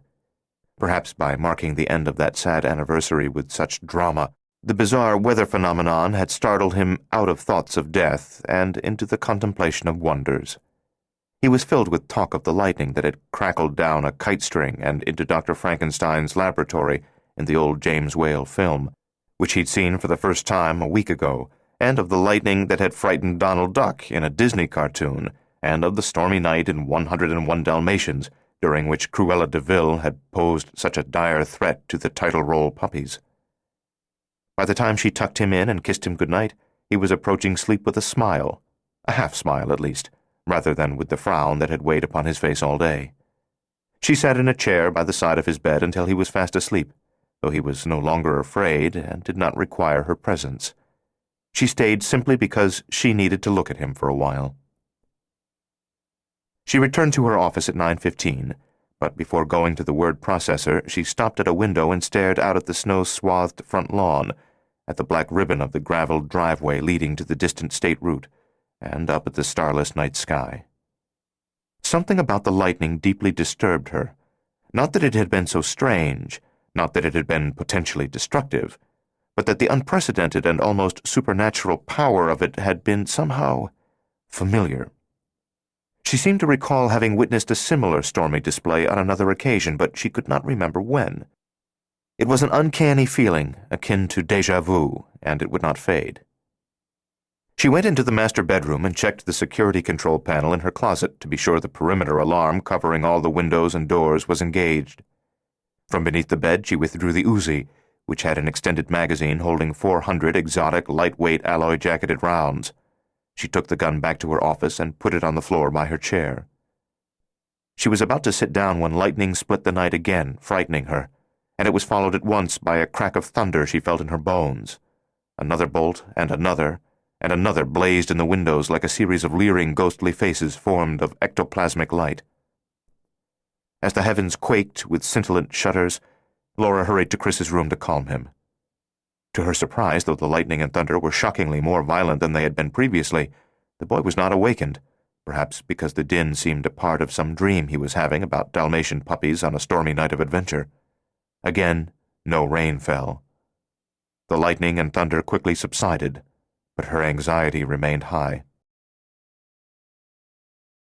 He saw strange ebony shapes in the darkness, things that slipped between the trees and watched him with eyes blacker than their bodies. But though they startled and frightened him, he knew that they were not real, only phantoms spawned by his increasingly disoriented mind. He plodded onward in spite of outer cold, inner heat, prickling pine needles, sharp bramble thorns, icy ground that sometimes tilted out from beneath his feet and sometimes spun like a phonograph turntable. The pain in his chest and shoulder and arm was so intense that he was assailed by delirium images of rats gnawing at his flesh from within his body, though he could not figure how they had gotten in there. After wandering for at least an hour, it seemed like many hours, even days, but could not have been days because the sun had not risen, he came to the perimeter of the forest, and at the far end of a sloping half-acre of snow-mantled lawn, he saw the house. Lights were vaguely visible at the edges of the blind-covered windows. He stood disbelieving, at first convinced that the house was no more real than the Stygian figures that had accompanied him through the woods. Then he began moving toward the mirage, in case it wasn't a fever dream after all. When he had taken only a few steps, a lash of lightning whipped the night, scarred the sky. The whip cracked repeatedly, and each time a stronger arm seemed to power it. Stefan's shadow leaped and writhed on the snow around him, though he was temporarily paralyzed by fear. Sometimes he had two shadows because lightning silhouetted him simultaneously from two directions. Already well-trained hunters had followed him on the lightning road, determined to stop him before he had a chance to warn Laura. He looked back at the trees out of which he had come. Under the stroboscopic sky, the evergreens seemed to jump toward him, then back, then toward him again. He saw no hunters there. As the lightning faded, he staggered toward the house again. He fell twice, struggled up, kept moving, though he was afraid that if he fell again, he would not be able to get to his feet or shout loud enough to be heard. Staring at the computer screen, trying to think about Sir Tommy Toad, and thinking instead of the lightning, Laura suddenly recalled when she previously had seen such a preternaturally stormy sky. The very day on which her father had first told her about Sir Tommy, the day that the junkie had come into the grocery, the day that she had seen her guardian for the first time, that summer of her 8th year. She sat up straight in her chair. Her heart began to hammer hard, fast. Lightning of that unnatural power meant trouble of a specific nature, trouble for her. She could recall no lightning on the day that Danny died or when her guardian appeared in the cemetery during her father's burial service, but with an absolute certainty that she could not explain, she knew that the phenomenon she had witnessed tonight held a terrible meaning for her. It was an omen, and not a good one. She grabbed the Uzi and made a circuit of the upstairs, checking all the windows, looking in on Chris, making sure everything was as it should be. Then she hurried downstairs to inspect those rooms. As she stepped into the kitchen, something thumped against the back door. With a gasp of surprise and fear, she whirled in that direction, swung the Uzi around, and nearly opened fire. But it was not the determined sound of someone breaking in. It was an unthreatening thump, barely louder than a knock, repeated twice. She thought she heard a voice, too, weakly calling her name. Silence. She edged to the door and listened for perhaps half a minute. Nothing. The door was a high-security model with a steel core sandwiched between 2-inch-thick slabs of oak, so she was not worried about being shot by a gunman on the other side. Yet she hesitated to move directly to it and peer through the fish-eye lens because she feared seeing an eye pressed to the other side, trying to peer in at her. When at last she had the courage for it, the peephole gave her a wide-angled view of the patio, and she saw a man sprawled on the concrete, his arms flung out at his sides as if he had fallen backward after knocking on the door. Trap, she thought. Trap. Trick. She switched on the outdoor spotlights and crept to the Levolor-covered window above the built-in writing desk. Cautiously, she lifted one of the slats. The man on the concrete patio was her guardian. His shoes and trousers were caked with snow. He wore what appeared to be a white lab coat, the front darkly stained with blood. As far as she could see, no one was crouched on the patio or on the lawn beyond, but she had to consider the possibility that someone had dumped his body there as a lure to bring her out of the house. Opening the door at night under these circumstances was foolhardy. Nevertheless, she could not leave him out there, not her guardian, not if he was hurt and dying. She pressed the alarm bypass button next to the door, disengaged the deadbolt locks, and reluctantly stepped into the wintry night with the Uzi at the ready. No one shot at her. On the dimly snow-illuminated lawn, all the way back to the forest, nothing moved. She went to her guardian, knelt at his side, and felt for his pulse. He was alive. She peeled back one of his eyelids. He was unconscious. The wound high in the left side of his chest looked bad, though it did not appear to be bleeding at the moment.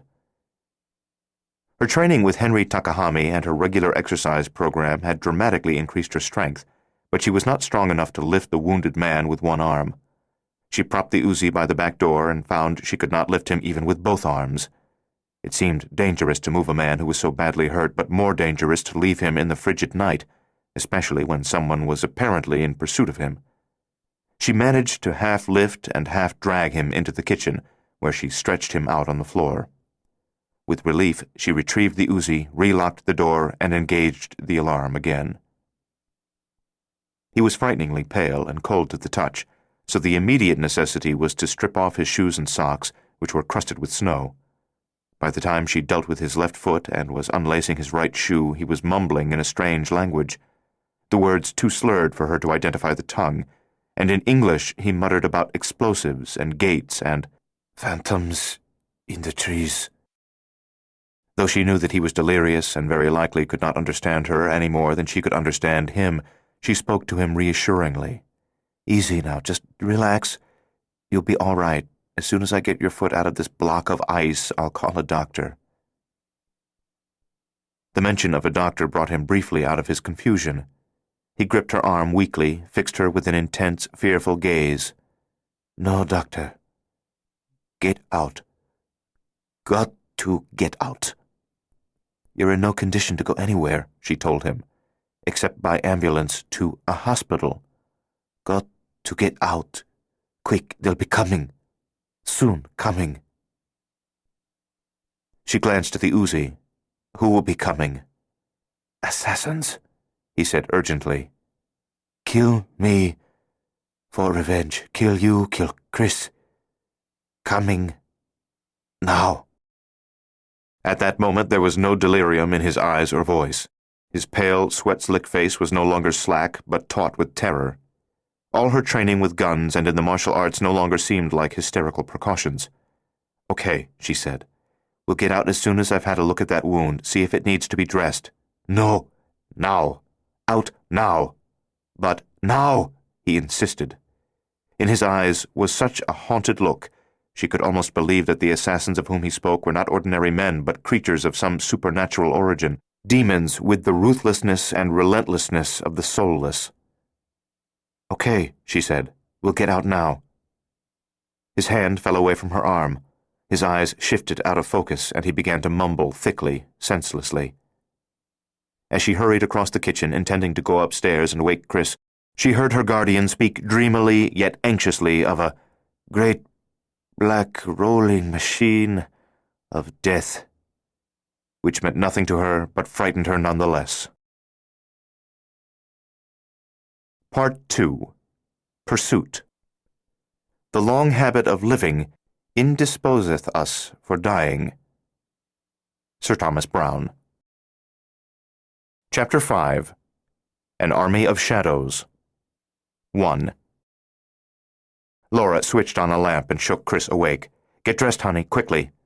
What's happening? He asked sleepily, rubbing his eyes with his small fists. Some bad men are coming, and we've got to get out of here before they arrive. Now hurry. Chris had spent a year not only mourning his father, but preparing for the moment when the deceptively placid events of daily life would be disrupted by another unexpected explosion of the chaos that lay at the heart of human existence, the chaos that, from time to time, erupted like an active volcano, as it had done the night his father had been murdered. Chris had watched his mother become a first-rate shot with a handgun, had seen her collect an arsenal, had taken self-defense classes with her, and through it all, he had retained the point of view and attitudes of a child, had seemed pretty much like any other child, if understandably melancholy since the death of his father.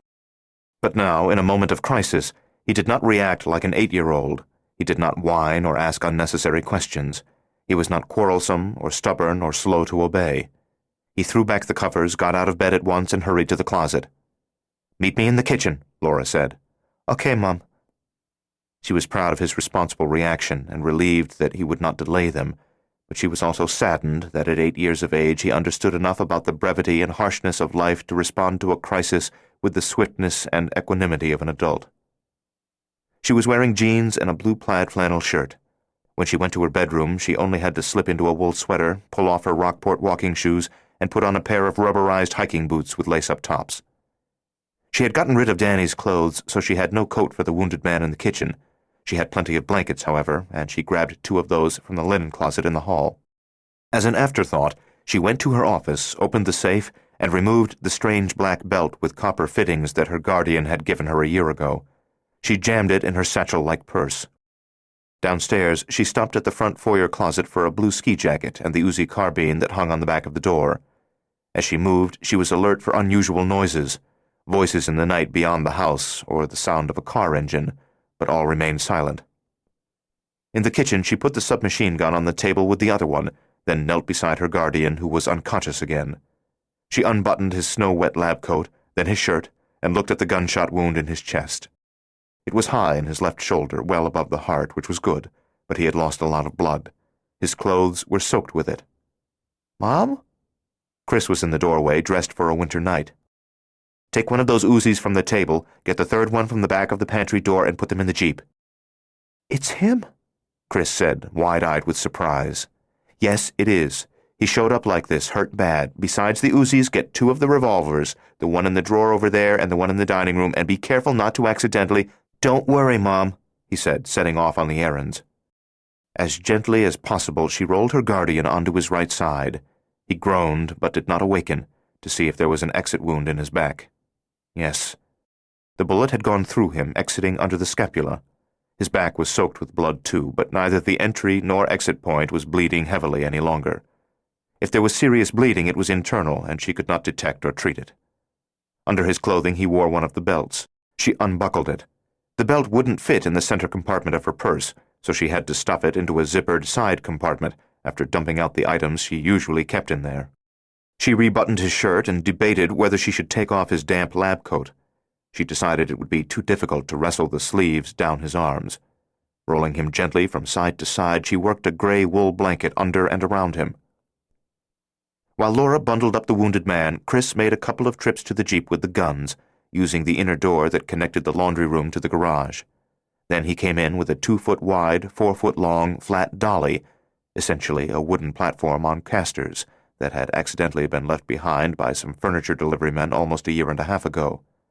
Riding it like a skateboard toward the pantry, he said, "We gotta take the ammo box, but it's too heavy for me to carry. I'll put it on this." Pleased by his initiative and cleverness, she said, "We have 12 rounds in the 2 revolvers and 1,200 rounds in the 3 Uzis, so I don't think we'll need more than that, no matter what happens. Bring the board here, quick now. I've been trying to figure out how we can get him to the Jeep without shaking him up too bad. That looks like the ticket." They were moving fast, as if they had drilled for just this particular emergency, yet Laura felt that they were taking too much time. Her hands were shaking, and her belly fluttered continuously. She expected someone to hammer on the door at any moment. Chris held the dolly still while Laura heaved the wounded man onto it. When she got the board under his head, shoulders, back, and buttocks, she was able to lift his legs and push him as if he were a wheelbarrow. Chris scooted along at a crouch by the front wheels, one hand on the unconscious man's right shoulder to keep him from sliding off and to prevent the board from rolling out from beneath him. They had a little trouble easing across the door sill at the end of the laundry room, but they got him into the 3-car garage. The Mercedes was on the left, the Jeep wagon on the right, with the middle slot empty. They wheeled her guardian to the Jeep. Chris had opened the tailgate. He had also unrolled a small gym mat in there for a mattress. "You're a great kid," she told him. Together, they managed to transfer the wounded man from the dolly into the cargo bed by way of the open tailgate. "Bring the other blanket and his shoes from the kitchen," she told Chris. By the time the boy returned with those items, Laura had gotten her guardian stretched out flat on his back on the gym mat.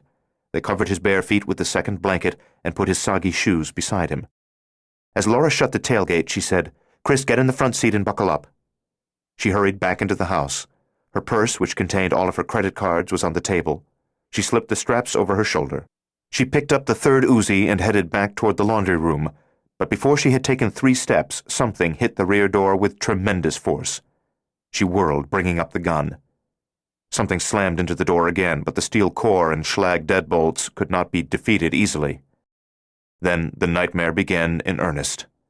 A submachine gun chattered, and Laura threw herself against the side of the refrigerator, sheltering there. They were trying to blow open the back door, but the heavy steel core held against that assault, too. The door shook, however, and bullets pierced the wall on both sides of the reinforced frame, tearing holes in the drywall. Family room and kitchen windows exploded as a second submachine gun opened fire. The metal levelors danced on their mountings. Metal slats twanged as slugs passed between them, and some slats bent, but most of the shattered window glass was contained behind the blinds, where it rained on sills from there to the floor. Cabinet doors splintered and cracked as bullets pierced them, and chips of brick flew off one wall, and bullets ricocheted off the copper range hood, leaving it dented, creased. Hanging from ceiling hooks, the copper pots and pans took a lot of hits, produced a variety of clinks and ponks.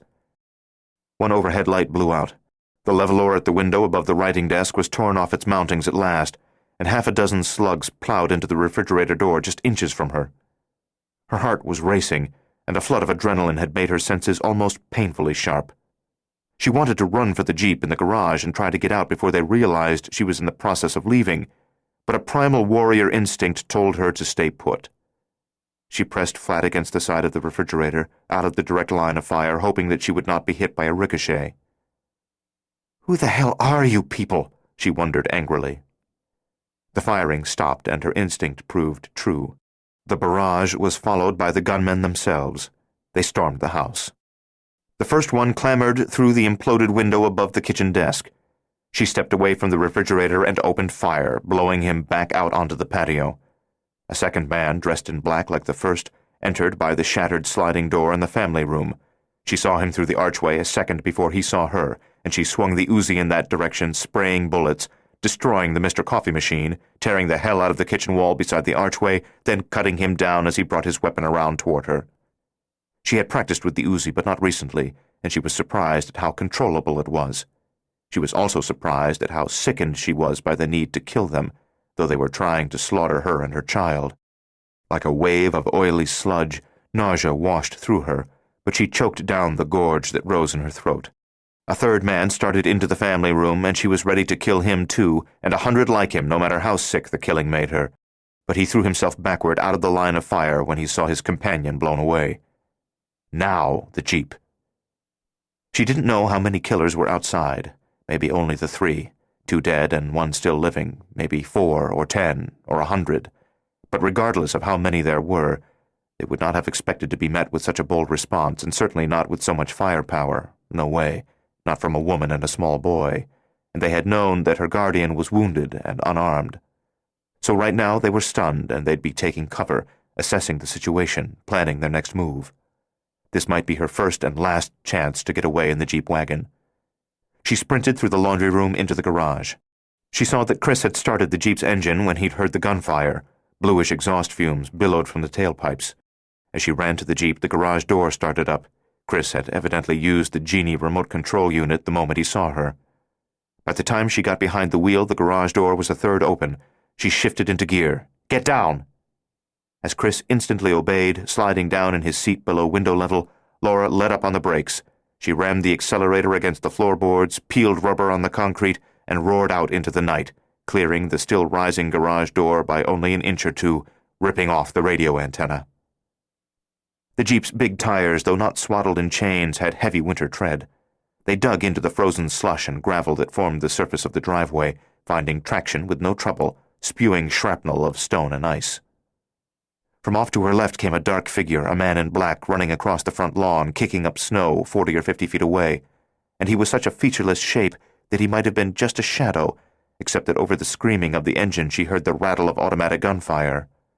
Slugs slammed into the side of the Jeep, and the window behind her blew in, but the window beside her remained intact, and then she was speeding away, heading out of range, a few seconds from safety now, with wind shrieking at the broken window. She prayed none of the tires would be hit, and she heard more rounds striking sheet metal, or maybe it was gravel and ice churned up by the Jeep. When she reached the state route at the end of the driveway, she was certain that she was out of range. As she braked hard for the left turn, she glanced into the rearview mirror and saw far back a pair of headlights at the open garage. The killers had arrived at her house without a vehicle. God only knew how they had traveled, perhaps with the use of those strange belts, and they were using her Mercedes to pursue her. She had intended to turn left on the state route, head down past Running Springs, past the turnoff to Lake Arrowhead, onto the superhighway and into the city of San Bernardino, where there were people and safety in numbers, where men dressed in black and toting automatic weapons would not stalk her so boldly, and where she could get medical treatment for her guardian. But when she saw the headlights behind her, she responded to an innate proclivity for survival, turning right instead, heading east-northeast toward Big Bear Lake. If she had gone left, they would have come to that fateful half-mile of inclined highway on which Danny had been murdered a year ago, and Laura felt intuitively, almost superstitiously, that the most dangerous place in the world for them at that moment was that sloping length of two-lane blacktop. She and Chris had been meant to die twice on that hill, first when the Robertsons' pickup slid out of control, second when Kokashka opened fire on them. Sometimes she perceived that there were both benign and ominous patterns in life, and that once thwarted, fate strove to reassert those predestined designs. Though she had no intellectually sound reason for believing that they would die if they headed down toward Running Springs, she knew in her heart that death in fact awaited them there. As they pulled onto the state route and headed for Big Bear, tall evergreens rising darkly on both sides, Chris sat up and looked back. "They're coming," Laura told him, "but we'll outrun them." Are they the ones that got Daddy? "Yes, I think so, but we didn't know about them then, and we weren't prepared." The Mercedes was on the state route now, out of sight most of the time because the roadway rose and fell and twisted, putting hills and turns between the two vehicles. The car seemed to be about 200 yards behind, but it was probably closing because it had a bigger engine and a lot more power than the Jeep. Who are they? Chris asked. "I'm not sure, honey, and I don't know why they want to hurt us either, but I know what they are. They're thugs, they're scum. I learned all about their type a long time ago at Caswell Hall, and I know the only thing you can do with people like them is stand up to them, fight back, because they only respect toughness." You were terrific back there, Mom. "You were darn good yourself, kiddo. That was very smart of you to start the Jeep when you heard the gunfire, and to have the garage door on the way up by the time I got behind the wheel. That probably saved us." Behind them, the Mercedes had closed the distance to about 100 yards. It was a road hugger, a 420 SEL, which handled as well as anything on the highway, much better than the Jeep. They're coming fast, Mom. "I know. Real fast." Approaching the eastern point of the lake, Laura pulled up behind a rattletrap Dodge pickup with one broken taillight and a rusted bumper that appeared to be held together by stickers with supposedly funny sayings. "I brake for blondes. Mafia staff car." It chugged along at 30 miles an hour, below the speed limit. If Laura hesitated, the Mercedes would close the gap. When they were near enough, the killers might use their guns again. They were in a no-passing zone, but she could see enough clear road ahead to risk the maneuver. She swung around the pickup, tramped the accelerator hard, got in front of the truck, and returned to the right lane. Immediately ahead was a Buick doing about 40, and she passed that too, just before the road got too twisty to allow the Mercedes to get around the old truck. They're hung up back there, Chris said. Laura put the Jeep up to 55, which was too fast for some of the turns, though she held it on the road and began to think they were going to escape. But the highway split at the lake, and neither the Buick nor the old Ford pickup followed her along the south shore toward Big Bear City. They both turned toward Fawnskin and the north shore, leaving the road empty between her and the Mercedes, which at once began to close the distance between them. Houses were everywhere now, both on the high ground to the right and on the lower ground down toward the lake on her left. Some of them were dark, probably vacation homes used only on winter weekends and in the summers, but the lights of other places were visible among the trees. She knew she could follow any of those lanes and driveways to 100 different houses where she and Chris would have been taken in. People would open their doors without hesitation. This was not the city. In the small-town atmosphere of the mountains, people were not instantly suspicious of unannounced night visitors. The Mercedes closed to within 100 yards, and the driver flicked the headlights from low beam to high beam again and again, as if gleefully saying, "Hey, here we come, Laura. We're gonna get you. We're the boogeymen, the real thing, and nobody can run from us forever. Here we come. Here we come." If she tried to take refuge in one of the nearby houses, the killers probably would follow, murdering not only her and Chris, but the people who sheltered them. The bastards might be reluctant to chase her to ground in the heart of San Bernardino or Riverside or even Redlands, where they were likely to encounter police response, but they would not be intimidated by a mere handful of bystanders, because no matter how many people they slaughtered, they could no doubt elude capture by pushing the yellow buttons on their belts and vanishing as her guardian had vanished 1 year ago. She had no idea where they would be vanishing to, but she suspected that it was a place where the police could never touch them. She would not risk innocent lives, so she passed house after house without slowing. The Mercedes was about 50 yards back, closing fast. "Mom, I see them, honey." She was headed toward Big Bear City, but unfortunately the place was inaptly named. It was not only less than a city, but not even much of a village, hardly a hamlet. There were not enough streets for her to hope to lose their pursuers, and the police presence was inadequate to deal with a couple of fanatics armed with submachine guns. Light traffic passed them going the other way, and she got behind another car in their lane, a gray Volvo, around which she whipped on an almost blind stretch of road, but she had no choice because the Mercedes was within 40 yards. The killers passed the Volvo with equal recklessness. "How's our passenger?" she asked. Without unfastening his safety harness, Chris turned to look into the back of the Jeep wagon. He looks okay, I guess. He's getting bounced around a lot. "I can't help that." Who is he, Mom? "I don't know much about him," she said. "But when we get out of this fix, I'm going to tell you what I do know. I haven't told you before because I didn't know what was going on, and I was afraid it might be dangerous somehow for you to know anything about him at all. But it can't get more dangerous than this, huh? So I'll tell you later." Assuming there was going to be a later. When she was 2/3 of the way along the south shore of the lake, pushing the Jeep as fast as she dared, with the Mercedes just 35 yards behind, she saw the Ridge Road turnoff ahead. It led up through the mountains past Clark's Summit, a 10-mile county road that cut off the 30 or 35-mile eastern loop of State Route 38, rejoining that 2-lane highway south near Barton Flats. As she recalled, the Ridge Road was paved for a couple of miles at each end, but was only a graded dirt lane for 6 or 7 miles in the middle. Unlike the Jeep, the Mercedes did not have four-wheel drive. It had winter tires, but they were not currently equipped with chains.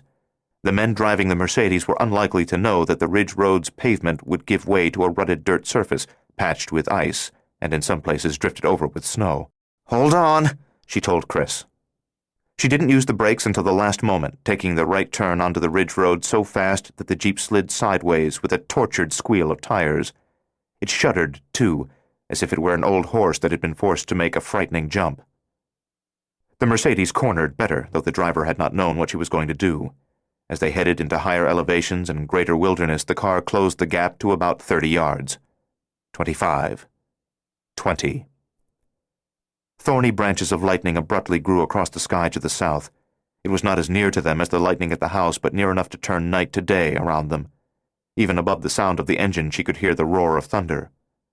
Gaping at the stormy display, Chris said, "Mommy, what's going on? What's happening?" "I don't know," she said, and she had to shout to be heard above the cacophony of the racing engine and clashing heavens.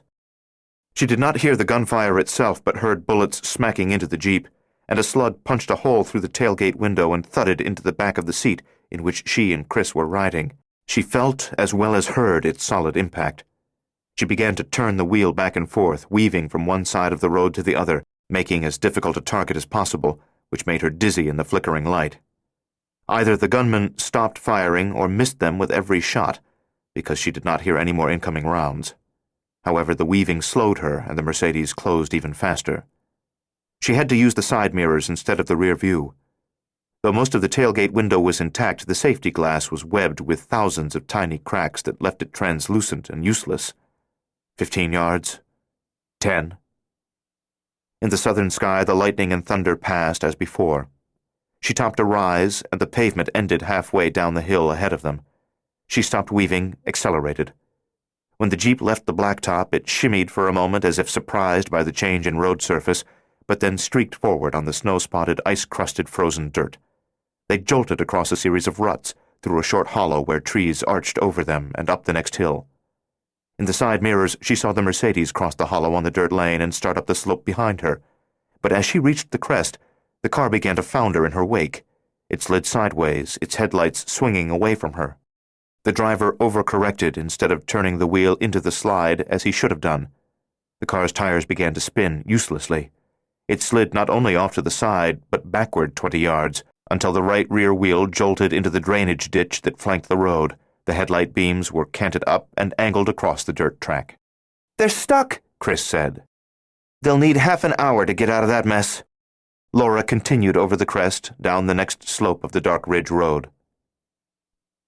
Although she should have been exultant over their escape, or at least relieved, her fear was undiminished. She had a hunch that they were not yet safe, and she had learned to trust her hunches more than 20 years ago, when she had suspected the white eel was going to come for her the night that she would have been alone in the end room by the stairs at McIlroy, the night when in fact he had left a Tootsie Roll under her pillow. After all, hunches were just messages from the subconscious, which was thinking furiously all the time and processing information she had not consciously noted. Something was wrong. But what? They made less than 20 miles an hour on that narrow, winding, potholed, rutted, frozen dirt track. For a while the road followed the rocky spine of a ridge where there were no trees, then traced the course of a declivity in the ridge wall, all the way to the floor of the parallel ravine, where trees were so thick on both sides that the headlights bouncing back from their trunks seemed to reveal phalanxes of pines as solid as board walls. In the back of the wagon her guardian murmured wordlessly in his fevered sleep. She was worried about him, and she wished that she could go faster, but she dared not. For the first 2 miles after they lost their pursuers, Chris was silent. Finally he said, "At the house, did you kill any of them?" She hesitated. "Yes, 2. "Good." Disturbed by the grim pleasure in the single word that he spoke, Laura said, "No, Chris, it isn't good to kill. It made me sick." "But they deserve to be killed," he said.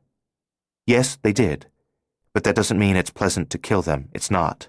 There's no satisfaction in it, just disgust at the necessity of it and sadness. I wish I could have killed one of them," he said with tight, cold anger that was disturbing in a boy his age. She glanced at him. With his face carved by shadows and the pale yellow light from the dashboard, he looked older than he was, and she had a glimpse of the man he would become. When the ravine floor became too rocky to provide passage, the road rose again, following a shelf on the ridge wall. She kept her eyes on the rude track. "Honey, we'll have to talk about this later at more length. Right now, I just want you to listen carefully and try to understand something. There are a lot of bad philosophies in the world. You know what a philosophy is?" "Sorta. No, not really." then let's just say people believe in a lot of things that are bad for them to believe. But there are two things that different kinds of people believe that are the worst, most dangerous, wrongest of all. Some people believe the best way to solve a problem is with violence. They beat up or kill anyone who disagrees with them. Like these guys who are after us. Yes, evidently that's the kind of people they are. That's a real bad way of thinking because violence leads to more violence. Besides, if you settle differences with a gun, there's no justice, no moment of peace, no hope. You follow me? I guess so. But what's the other worst kind of bad thinking? Pacifism, she said. That's just the opposite of the first kind of bad thinking. Pacifists believe you should never lift a hand against another human being, no matter what he has done or what you know he's going to do. If a pacifist was standing beside his brother, and if he saw a man coming to kill his brother, he'd urge his brother to run, but he wouldn't pick up a gun and stop the killer. He'd let the guy go after his brother? Chris asked, astonished. Yes, if worse came to worst, he'd let his brother be murdered rather than violate his own principles and become a killer himself. That's wacko! They rounded the point of the ridge, and the road descended into another valley. The branches of overhanging pines were so low they scraped the roof. Clumps of snow fell onto the hood and windshield. Laura turned on the wipers and hunched over the steering wheel, using the change in terrain as an excuse not to talk until she had time to think how to make her point most clearly. They had endured a lot of violence in the past hour. Much more violence, no doubt, lay ahead of them, and she was concerned that Chris develop a proper attitude toward it. She did not want him to get the idea that guns and muscle were acceptable substitutes for reason. On the other hand, she did not want him to be traumatized by violence and learn to fear it at the cost of personal dignity and ultimate survival. At last she said, "Some pacifists are cowards in disguise, but some really believe it's right to permit the murder of an innocent person rather than kill to stop it. They're wrong because, by not fighting evil, they've become part of it. They're as bad as the guy who pulls the trigger. Maybe this is above your head right now, and maybe you'll have to do a lot of thinking before you understand, but it's important you realize there's a way to live that's in the middle, between killers and pacifists. You try to avoid violence, you never start it. But if someone else starts it, you defend yourself, friends, family, anyone who's in trouble. When I had to shoot those men at the house, it made me sick. I'm no hero. I'm not proud of having shot them, but I'm not ashamed of it either. I don't want you to be proud of me for it, or think that killing them was satisfying, that revenge in any way makes me feel better about your dad's murder. It doesn't." He was silent. She said, "Did I dump too much on you?" "No. I just got to think about it a while," he said. "Right now I'm thinking bad, I guess, 'cause I want them all dead. All of them who had anything to do with what happened to Dad. But I'll work on it, Mom. I'll try to be a better person." She smiled. "I know you will, Chris." During her conversation with Chris, and for the few minutes of mutual silence that followed it, Laura continued to be plagued by the feeling that they were not yet out of imminent danger. They had gone about 7 miles on the ridge road with perhaps another mile of dirt track and 2 miles of pavement ahead before they connected with State Route 38. The farther she drove, the more certain she became that she was overlooking something and that more trouble was drawing near. She suddenly stopped on the spine of another ridge just before the road dipped down again, and for the last time toward lower land. She switched off the engine and the lights. "What's wrong?" Chris asked. "Nothing. I just need to think, have a look at our passenger." She got out and went around to the back of the Jeep. She opened the tailgate where a bullet had punched through the window. Chunks of safety glass broke out and fell on the ground at her feet. She climbed into the cargo bed and, lying next to her guardian, checked the wounded man's pulse. It was still weak, perhaps even slightly weaker than before, but it was regular. She put a hand to his head and found he was no longer cold. He seemed to be afire within. At her request, Chris gave her the flashlight from the glove compartment.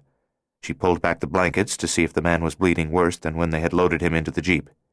His wound looked bad, but there was not much fresh blood, in spite of the bouncing that he had endured. She replaced the blankets, returned the flashlight to Chris, got out of the Jeep, and closed the tailgate. She broke all the remaining glass out of the tailgate window and out of the smaller rear window on the driver's side.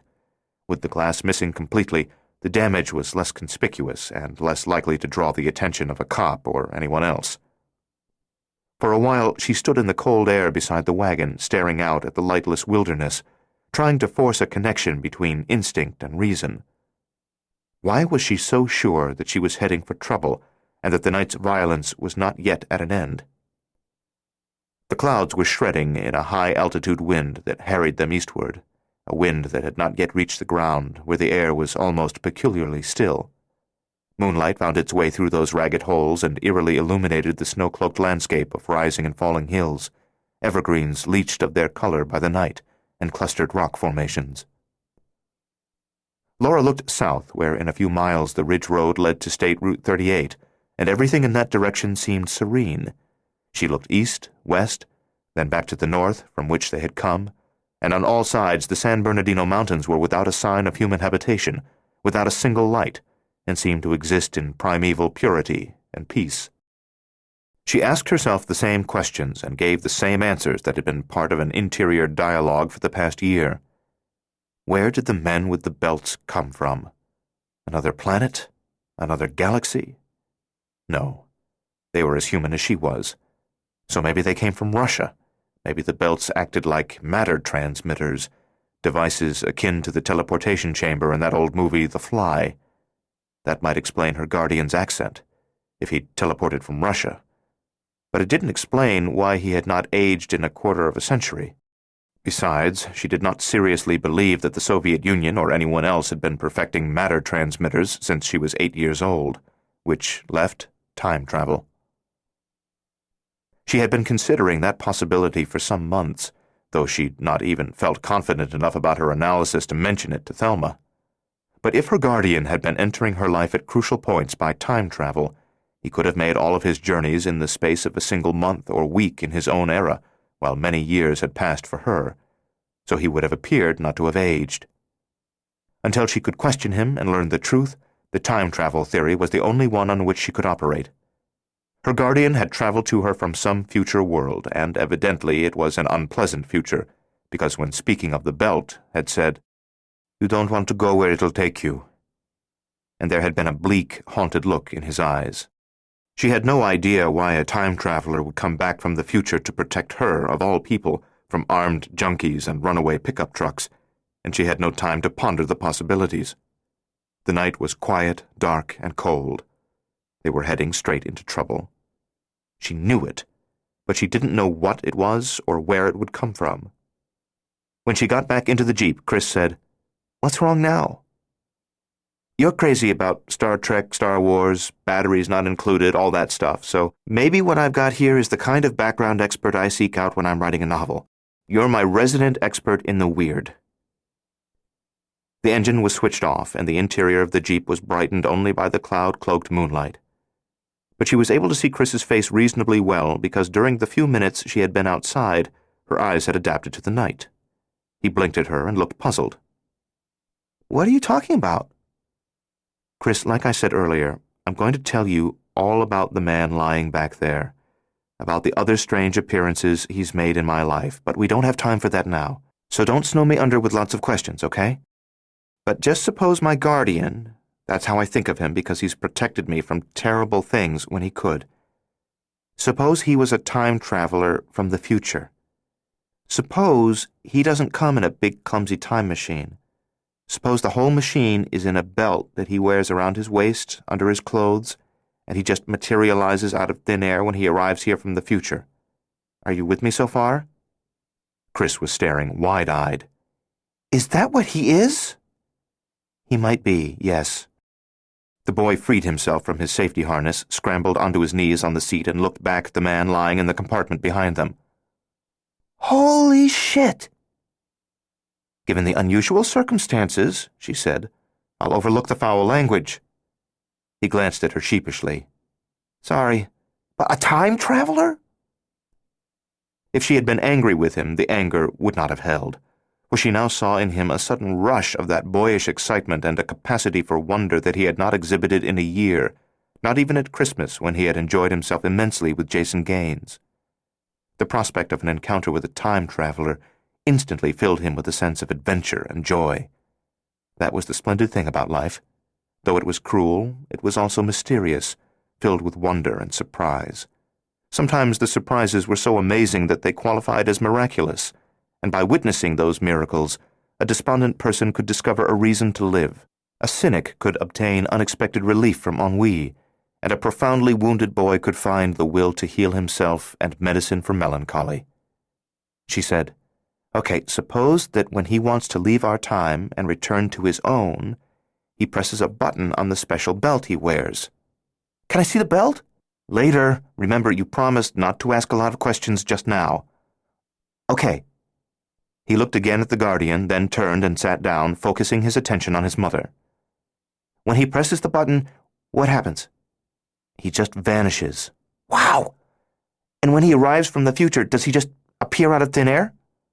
I don't know. I've never seen him arrive. Though I think for some reason there's lightning and thunder. The lightning tonight? Yes, but there's not always lightning. All right, suppose that he came back in time to help us, to protect us from certain dangers. Like the runaway pickup. We don't know why he wants to protect us, can't know why until he tells us. Anyway, suppose other people from the future don't want us to be protected. We can't understand their motivations either, but one of them was Kokashka, the man who shot your father. And the guys who showed up tonight at the house, Chris said. They're from the future too. I think so. They were planning to kill my guardian, you, and me. But we killed some of them instead and left 2 of them stranded in the Mercedes. So, what are they going to do next, kiddo? You're the resident expert on the weird. Do you have any ideas? Let me think. Moonlight gleamed dully on the dirty hood of the Jeep. The interior of the station wagon was growing cold. Their breath issued in frosty plumes, and the windows were beginning to fog over. Laura switched on the engine, heater, defroster, but not the lights. Chris said, "Well, see, their mission failed, so they won't hang around. They'll go back to the future where they came from." "Those 2 guys in our car?" "Yeah. They probably already pushed the buttons on the belts of the guys you killed, sent the bodies back to the future, so there are no dead men at the house. No proof time travelers were ever there, except maybe some blood. So, when the last 2 or 3 guys got stuck in the ditch, they probably gave up and went home." "So they aren't back there anymore? They wouldn't walk back to Big Bear, maybe steal a car and try to find us?" "Nope. That would be too hard. I mean, they have an easier way to find us than to just drive around looking for us like regular bad guys would have to do." "What way?" The boy screwed up his face and squinted through the windshield at the snow and moonglow and darkness ahead. "See, Mom, as soon as they lost us, they'd push the buttons on their belts, go home to the future, and then make a new trip back to our time to set another trap for us. They knew we took this road, so what they probably did was make another trip back to our time, but earlier tonight, and they set a trap at the other end of this road, and now they're waiting there for us." "Yeah, that's where they are. I'll just bet that's where they are." "But why couldn't they come back even earlier tonight, earlier than they came the first time, back to the house, and attack us before my guardian ever showed up to warn us?" "Paradox," the boy said. "You know what that means?" The word seemed too complex for a boy his age, but she said, "Yes, I know what a paradox is. Anything that's self-contradictory, but possibly true." "See, Mom, the neat thing is that time travel is full of all kinds of possible paradoxes. Things that couldn't be true, shouldn't be true, but they might be."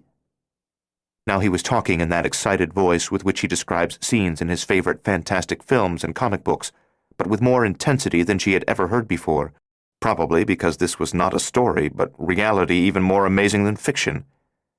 "Like, suppose you went back in time and married your own grandfather. See, then you'd be your own grandmother. If time travel was possible, maybe you could do that, but then how could you ever have been born if your real grandmother had never married your grandfather in the first place? Paradox! Or what if you went back in time and met with your mom when she was a kid and accidentally killed her? would you just cease to exist? Pop? Like you'd never been born? But if you cease to exist, then how could you have gone back in time in the first place? Paradox, paradox! Staring at him in the moon-painted darkness of the Jeep, Laura felt as though she was looking at a different boy from the one she had always known. Of course, she had been aware of his great fascination with space-age tales, which seemed to preoccupy most kids these days, regardless of age. But until now, she hadn't gotten a deep look inside the mind shaped by those influences. Evidently, the American children of the late 20th century not only lived interior fantasy lives richer than those of children at any other time in history, but they seemed to have gotten from their fantasies something not provided by the elves and fairies and ghosts with which earlier generations of kids had entertained themselves. The ability to think about abstract concepts like space and time in a manner far beyond their intellectual and emotional age. She had the peculiar feeling that she was speaking to a little boy and a rocket scientist coexisting in one body. Disconcerted, she said, "So, when these men failed to kill us on their first trip tonight, why wouldn't they make a second trip earlier than the first to kill us before my guardian warned us that they were coming?" See, your guardian already showed up in the time stream to warn us. So, if they came back before he warned us, then how could he have warned us in the first place? And how could we be here, where we are now, alive? Paradox! He laughed and clapped his hands like a gnome chortling over some particularly amusing side effect of a magical spell. In contrast to his good humor, Laura was getting a headache from trying to sort out the complexities of this thing. Chris said, "Some people believe time travel isn't even possible because of all the paradoxes. But some people believe it's possible so long as the trip you make into the past doesn't create a paradox. Now, if that's true, see, then the killers couldn't come back on a second earlier trip because two of them had already been killed on the first trip. They couldn't do it because they were already dead. And it was a paradox. But the guys you didn't kill and maybe some new time travelers could make another trip to cut us off at the end of this road." He leaned forward to peer through the streaked windshield again. "That's what all that lightning was off to the south when we were weaving to keep them from shooting us? More guys from the future were arriving. Yeah! I'll bet they're waiting for us down there, somewhere. Down there in the dark." Rubbing her temples with her fingertips, Laura said, "But if we turn around and go back, if we don't drive into the trap ahead, then they'll realize we've outthought them, and so they'll make a third trip back in time and return to the Mercedes and shoot us when we try to drive back that way. They'll get us no matter which way we go." He shook his head vigorously.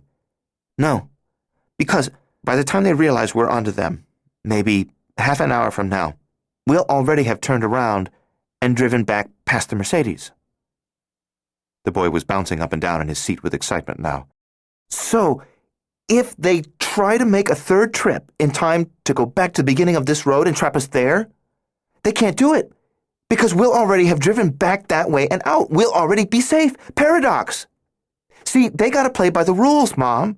They're not magical. They got to play by the rules, and they can be beat."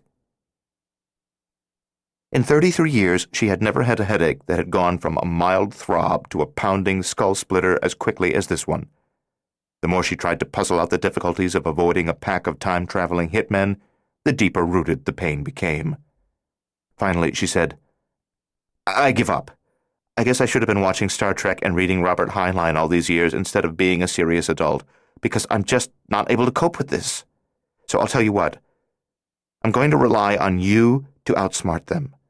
You'll have to try to keep one step ahead of them. They want us dead, so how can they try to kill us without creating one of these paradoxes? Where will they show up next? And next? Right now, we're going to go back the way we came, past the Mercedes, and if you're right, no one will be waiting there for us. So where will they show up after that? Will we see them again tonight? Think about those things, and when you have any ideas, let me know what they are." "I will, Mom." He slumped down in his seat, grinning broadly for a moment, then chewing on his lip as he settled deeper into the game. Except it was not a game, of course. Their lives were really at stake. They had to elude killers with nearly superhuman abilities, and they were pinning their hopes of survival on nothing more than the richness of an 8-year-old boy's imagination. Laura started the Jeep, put it in reverse, and backed up a couple of 100 yards until she found a place in the road wide enough to turn around. Then they headed back the way they had come, toward the Mercedes in the ditch, toward Big Bear. She was beyond terror. Their situation contained such a large element of the unknown and unknowable that terror could not be sustained. Terror was not like happiness or depression. It was an acute condition that by its very nature had to be of a short term. Terror wilted fast, or it escalated until you passed out or until you died of it, frightened to death. You screamed until a blood vessel burst in your brain. She wasn't screaming, and in spite of her headache, she didn't think any vessels were going to burst. She settled into a low-key, chronic fear, hardly more than anxiety. What a day this had been. What a year. What a life. Exotic news. 2. They passed the stranded Mercedes and drove all the way to the north end of the Ridge Road without encountering men with submachine guns. At the intersection with the lakeside highway, Laura stopped and looked at Chris. "Well?"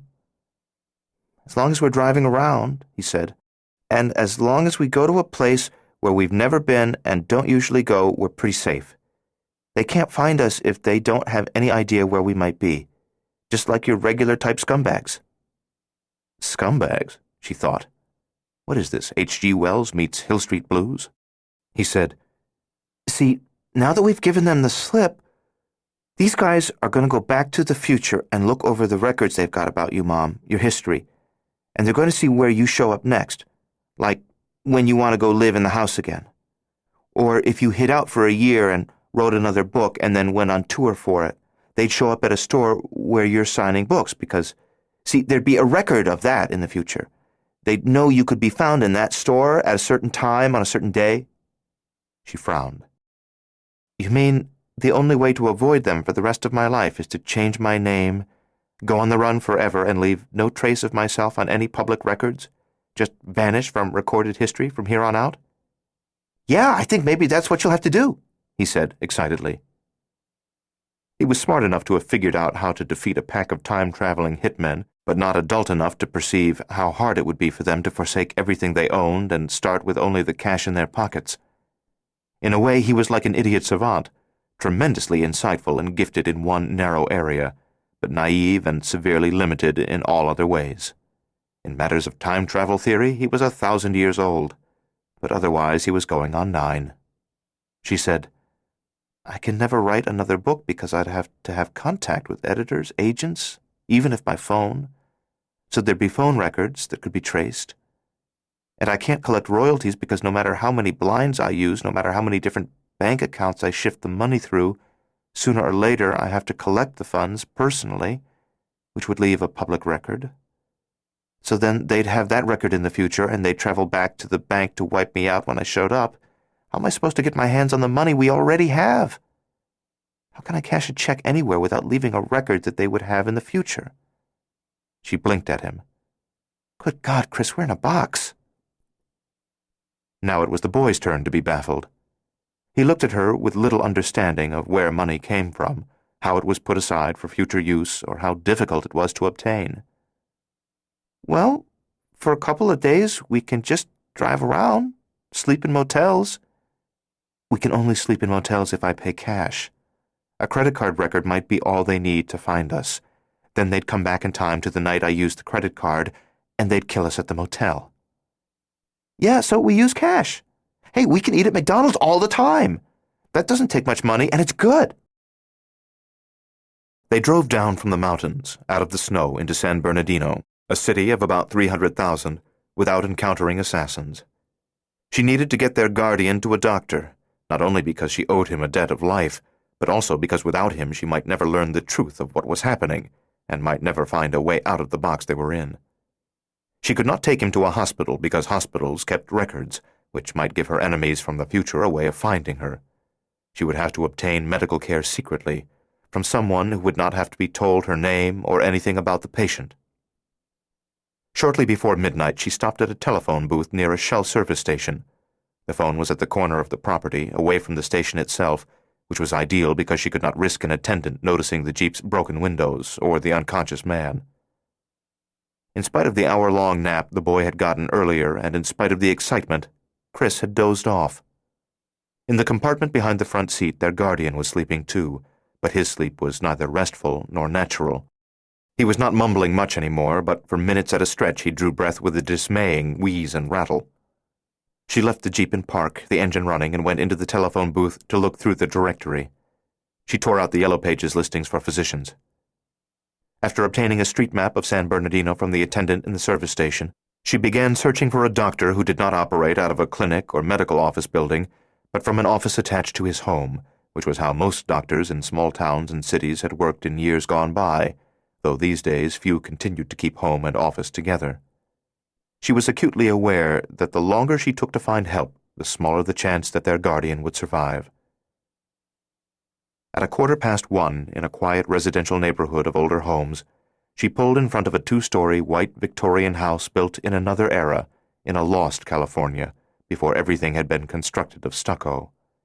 It stood on a corner lot with a 2-car garage shaded by alders that were leafless in the middle of winter, a touch that made it seem like a place transported entirely, landscaping and all, from the east. According to the pages she had torn from the telephone directory, this was the address for Dr. Carter Brankshaw, and beside the driveway a small sign suspended between 2 wrought iron posts confirmed the directory's accuracy. She drove to the end of the block and parked at the curb. She got out of the Jeep, scooped a handful of damp earth from a flower bed in front of a nearby house, and smeared the dirt over the front and back license plates as best she could. By the time she wiped her hand in the grass and got back in the Jeep, Chris had awakened but was groggy and confused after being asleep for more than 2 hours. She patted his face and pushed his hair back from his forehead and rapidly talked him awake. The cold night air flowing through the broken windows helped too. "Okay," she said when she was sure he was awake. "Listen closely, partner. I found a doctor. Can you act sick?" "Sure." He made a face as if he was going to puke, then gagged and moaned. "Don't overplay it." She explained what they were going to do. "Good plan, Mom." "No, it's nuts, but it's the only plan I've got." She swung the car around and drove back to Brankshaw's, where she parked in the driveway in front of the closed garage, which was set back from the house. Chris slid out by the driver's door, and she picked him up and held him against her left side, his head against her shoulder. He held on to her, so she only needed her left arm to keep him in place, though he was quite heavy. Her baby was not a baby anymore.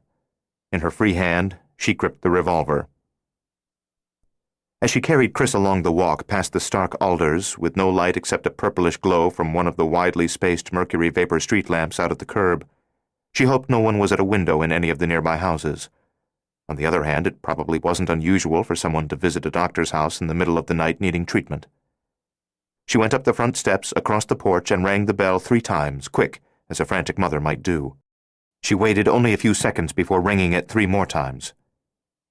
In a couple of minutes after she had rung the bell again and was beginning to think that no one was home, the porch lights came on.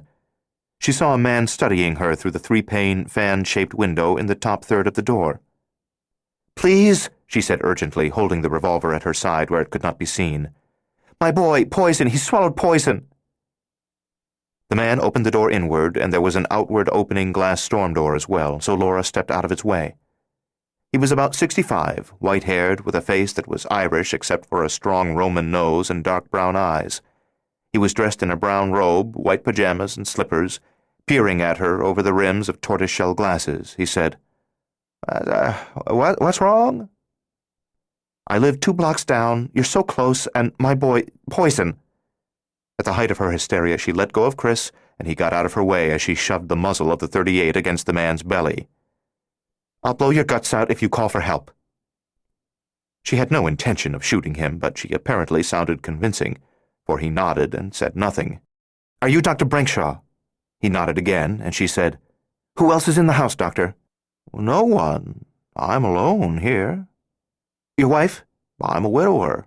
Children?" "All grown and gone." "Don't lie to me." "I've made a lifetime habit of not lying," he said. "It's got me in trouble a few times, but telling the truth generally makes life simpler. Look, it's chilly, and this robe's thin. You can intimidate me as well if you come inside. She stepped across the threshold, keeping the gun in his belly and pushing him backward with it. Chris followed her. "Honey," she whispered, "go check out the house, quietly. Start upstairs and don't miss a room. If there's anyone here, tell them the doctor has an emergency patient and needs their help." Chris headed for the stairs, and Laura kept Carter Brankshaw in the foyer at gunpoint. Nearby, a grandfather clock was ticking softly. "You know," he said, "I've been a lifelong reader of thrillers." She frowned. "What do you mean?" "Well, I've often read a scene in which a gorgeous villainess held the hero against his will. As often as not, when he finally turned the tables on her, she surrendered to the inevitability of masculine triumph, and they made wild, passionate love. So, when it happens to me, why do I have to be too old to enjoy the prospect of the second half of this little showdown?" Laura held back a smile because she could not continue to pretend to be dangerous once she allowed herself to smile.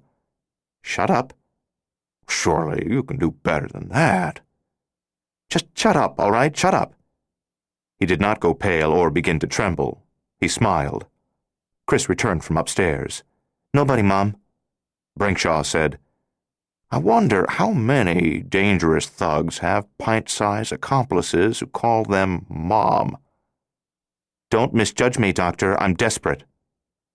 Chris disappeared into the downstairs rooms, turning on lights as he went. To Brankshaw, Laura said, "I've got a wounded man in the car." "Of course. A gunshot." "I want you to treat him and keep your mouth shut about it, because if you don't, we'll come back here some night and blow you away."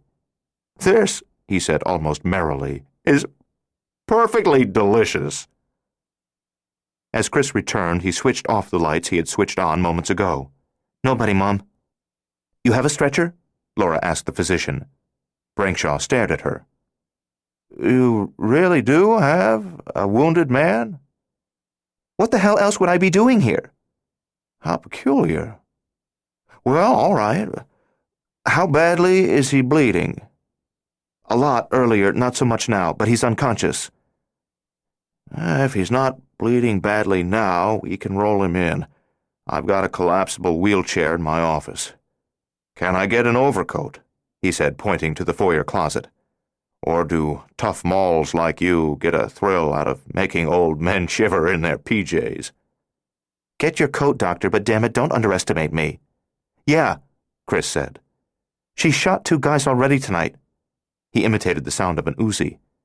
"She just cut 'em down, and they never had a chance to lay a hand on her." The boy sounded so sincere that Brankshaw looked at Laura with new concern. "There's nothing but coats in the closet, umbrellas, a pair of galoshes. I don't keep a gun in there."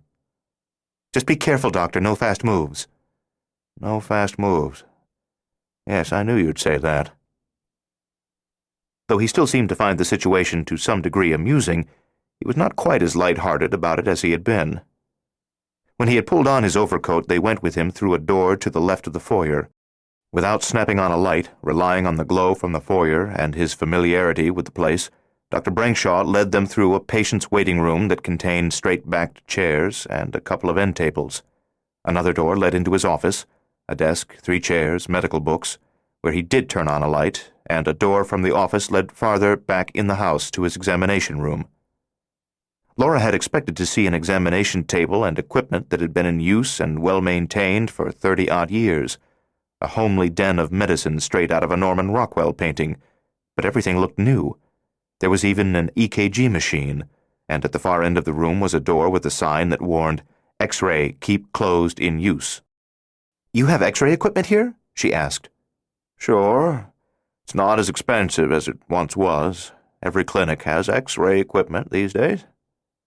"Every clinic, yes, but this is just a one-man—" "I may look like Barry Fitzgerald playing at being a doctor in an old movie, and I may prefer the old-fashioned convenience of an office in my home, but I don't give patients outdated care just to be quaint. I dare say I'm a more serious physician than you are a desperado." "Don't bet on that," she said harshly, though she was getting tired of pretending to be cold-blooded. "Don't worry," he said. "I'll play along. Seems like it'll be more fun if I do. To Chris, he said, "When we came through my office, did you notice a big red ceramic jar on the desk? It's full of orange sliced candies and Tootsie Pops if you want some." Wow, thanks, Chris said. Can I have a piece, Mom? A piece or two, she said, but don't make yourself sick. Brenkshaw said, "When it comes to giving sweet treats to young patients, I'm old-fashioned, I guess. No sugar-free gum here. What the hell fun is that? Tastes like plastic. If their teeth rot out after they visit me, that's their dentist's problem." While he talked, he got a folding wheelchair from the corner, unfolded it, and rolled it to the middle of the room. Laura said, Honey, you stay here while we go out to the Jeep. Okay, Chris said from the next room, where he was peering into the red ceramic jar, selecting his treat. "Your Jeep in the driveway?" Brenkshaw asked. "And let's go out the back, less conspicuous, I think." Pointing the revolver at the physician but feeling foolish, Laura followed him out of a side door in the examination room, which opened onto a ramp, so there was no need to descend stairs. "Handicapped entrance," Brenkshaw said quietly over his shoulder as he pushed the wheelchair along a walk toward the back of the house. His bedroom slippers made a crisp sound on the concrete. The physician had a large property, so the neighboring house did not loom over them. Instead of being planted with alders, as was the front lawn, the side yard was graced with ficus and pines, which were green all year. In spite of the screening branches and darkness, however, Laura could see the blank windows of the neighboring place, so she supposed that she could be seen as well if anyone looked. The world had the hushed quality that it possessed only between midnight and dawn. Even if she had not known it was going on 2 a.m, she would have been able to guess the time within half an hour. Though faint city noises echoed in the distance, there was a cemeterial stillness that would have made her feel like a woman on a secret mission even if she had only been taking out the garbage. The walk led around the house, crossing another walk that extended to the back of the property. They went past the rear porch, through an areaway between house and garage, into the driveway. Brenkshaw halted at the back of the Jeep and chuckled. "Mud on the license plates," he whispered. "Convincing touch."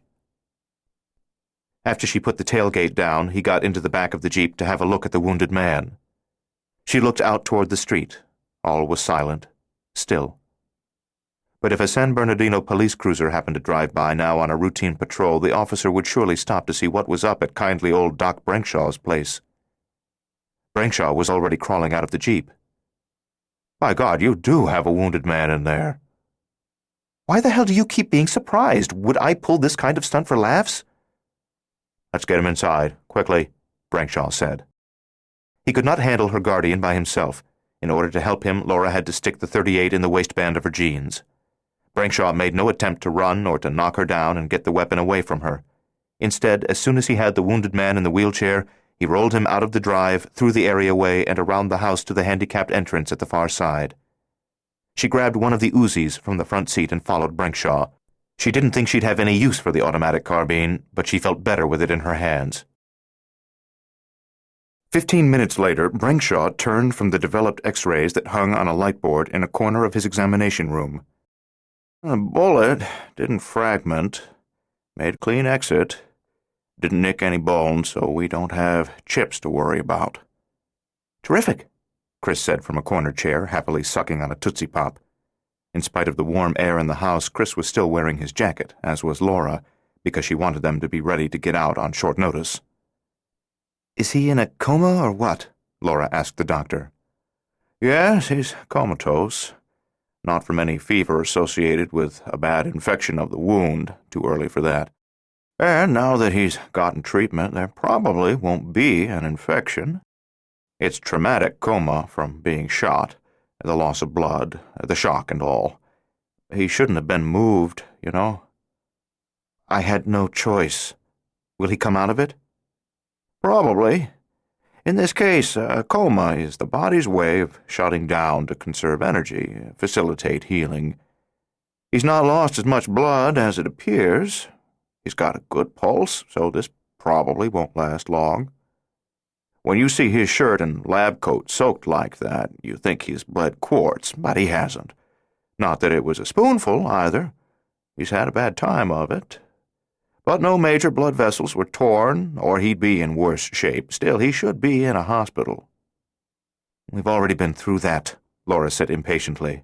We can't go to a hospital. What bank did you rob?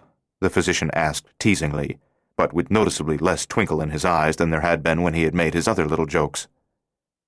While he waited for the pictures to develop, he had cleaned the wound, flooded it with iodine, dusted it with antibiotic powder, and prepared a bandage. Now he got a needle, another implement she could not identify, and heavy thread from a cabinet, and put them on a stainless steel tray that he had hung on the side of the examination table. The wounded man lay there unconscious, propped on his right side with the help of several foam pillows. "What are you doing?" Laura asked. Those holes are fairly large, especially the exit wound. If you insist on endangering his life by keeping him out of a hospital, then the least I can do is throw a few stitches in him." "Well, all right, but be quick about it." "You expect G-men to break down the door any minute?" "Worse than that," she said. "Far worse than that." Since they had arrived at Brankshaw's, she had been expecting a sudden, night-shattering display of lightning, thunder like the giant hooves of apocalyptic horsemen, and the arrival of more well-armed time-travelers. 15 minutes ago, as the doctor had been X-raying her guardian's chest, she'd thought she heard thunder so distant that it was barely audible. She hurried to the nearest window to search the sky for far-off lightning, but she saw none through the breaks in the trees, perhaps because the sky over San Bernardino already had a ruddy glow from city lights, or perhaps because she had not heard thunder in the first place. She had finally decided that she might have heard a jet passing overhead, and in her panic had misinterpreted it as a more distant sound. Brankshaw stitched up his patient, snipped the thread, "Sutures will dissolve," and bound the bandages in place with wide adhesive tape that he repeatedly wound around the guardian's chest and back. The air had a pungent medicinal smell that made Laura slightly ill, but it did not bother Chris. He sat in the corner, happily working on another Tootsie Pop. While waiting for the X-rays, Brankshaw also had administered an injection of penicillin. Now he went to the tall white metal cabinets along the far wall and poured capsules from a large jar into a pill bottle, then from another large jar into a second small bottle. "I keep some basic drugs here, sell them to poorer patients at cost, so they don't have to go broke at the pharmacy." "What are these?" Laura asked when he returned to the examination table, where she stood, and gave her the 2 small plastic bottles. "More penicillin in this one. 3 a day with meals, if he can take meals. I think he'll come around soon. If he doesn't, he'll begin to dehydrate, and he'll need intravenous fluid. Can't give him liquid by mouth when he's in a coma. He'd choke. This other is a painkiller, only when needed, and no more than 2 a day." "Give me more of these. In fact, give me your whole supply." She pointed to 2-quart jars that contained hundreds of both capsules. "He won't need that much of either one. "No, I'm sure he won't," she said. "But I don't know what the hell other problems we're going to have. We may need both penicillin and painkillers for me or my boy." Brankshaw stared at her for a long moment. "What in the name of God have you gotten into? It's like something in one of your books." "Just give me—" Laura stopped, stunned by what he had said. "Like something in one of my books? In one of my books? Oh, my God, you know who I am." "Of course. I've known almost from the moment I saw you on the porch. I read thrillers, as I said, and although your books aren't strictly in that genre, they're very suspenseful, so I read them too. And your photograph's on the back of the jacket. Believe me, Miss Shane, no man would forget your face once he'd seen it, even if he'd seen it only in pictures, and even if he was an old crock like me." "But why didn't you say—" "Well, at first I thought it was a joke. After all, the melodramatic way you appeared on my doorstep in the dead of night, the gun, the corny, hard-boiled dialogue, it all seemed like a gag. Believe me, I have certain friends who might think of such an elaborate hoax, and if they knew you, might be able to persuade you to join in the fun." Pointing to her guardian, she said, "But when you saw him—" "Then I knew it was no joke," the physician said. Hurrying to his mother's side, Chris pulled the Tootsie Pop from his mouth. "Mom, if he tells on us—" Laura had drawn the .38 from her waistband. She began to raise it, then lowered her hand as she realized the gun no longer had any power to intimidate Brankshaw. In fact, it had never frightened him. For one thing, she now realized he was not the kind of man who could be intimidated, and for another thing, she could not convincingly portray a lawless, dangerous woman when he knew who she really was. On the examination table, her guardian groaned and tried to shift in his unnatural sleep, but Brankshaw put a hand upon his chest and stilled him. "Listen, Doctor, if you tell anyone what happened here tonight, if you can't keep my visit a secret for the rest of your life, it'll be the death of me and my boy." Of course, the law requires a physician to report any gunshot wounds he treats.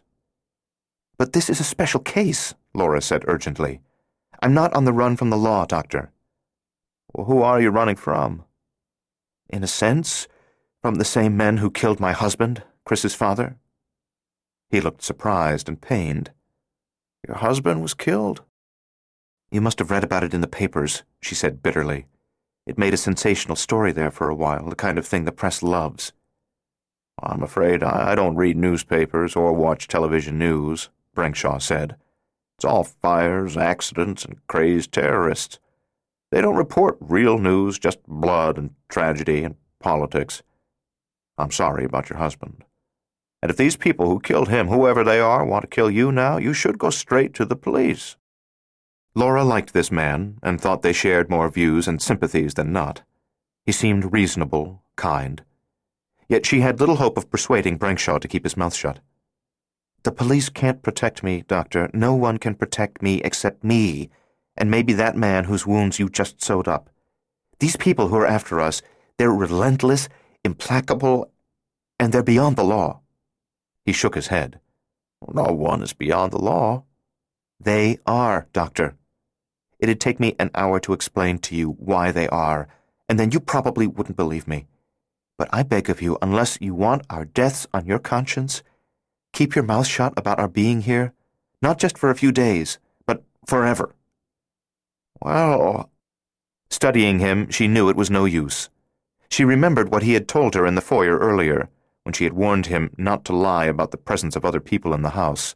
He did not lie, he said, because always telling the truth made life simpler. Telling the truth was a lifelong habit. Hardly 45 minutes later, she knew him well enough to believe that he was indeed an unusually truthful man. Even now, as she begged him to keep their visit secret, he was not able to tell the lie that would placate her and get her out of his office. He stared at her guiltily and could not tease the falsehood from his tongue. He would do his duty when she left. He would file a police report. The cops would look for her at her house near Big Bear, where they would discover the blood, if not the bodies, of the time travelers, and where they would find hundreds of expended bullets, shattered windows, slug-pocked walls.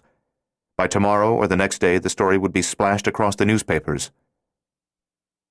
The airliner that had flown overhead more than half an hour ago might not have been a passing jet after all. It might well have been what she had first thought it was, very distant thunder, 15 or 20 miles away. More thunder on a night without rain. "Doctor, help me get him dressed," she said, indicating her guardian on the table beside them. "Do at least that much for me, since you're going to betray me later." He winced visibly at the word betray.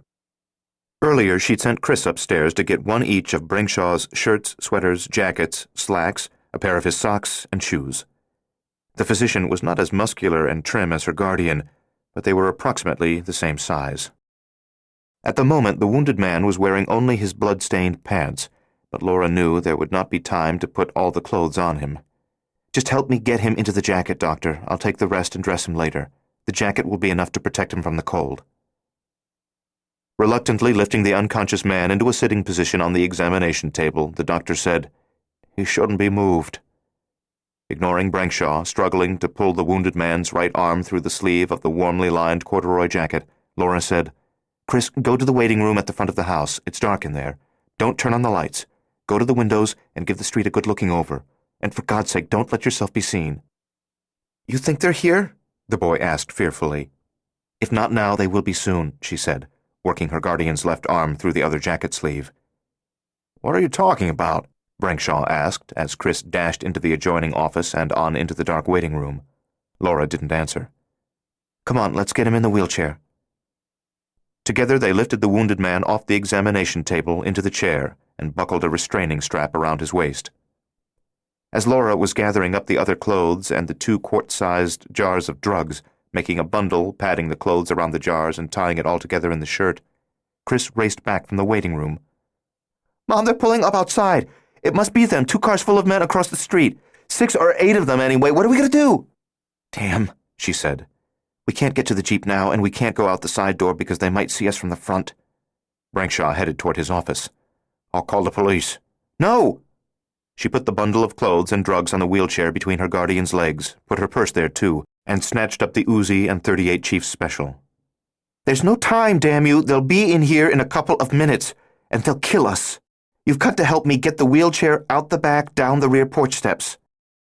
Apparently her terror was at last conveyed to the physician, for he did not hesitate or continue to work at cross purposes to her.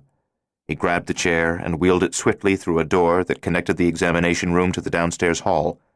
Laura and Chris followed him along the gloomy corridor, then across a kitchen lit only by the illuminated digital clocks on the oven and microwave oven. The chair thumped over the sill between the kitchen and the back porch, badly jarring the wounded man, but he had been through worse.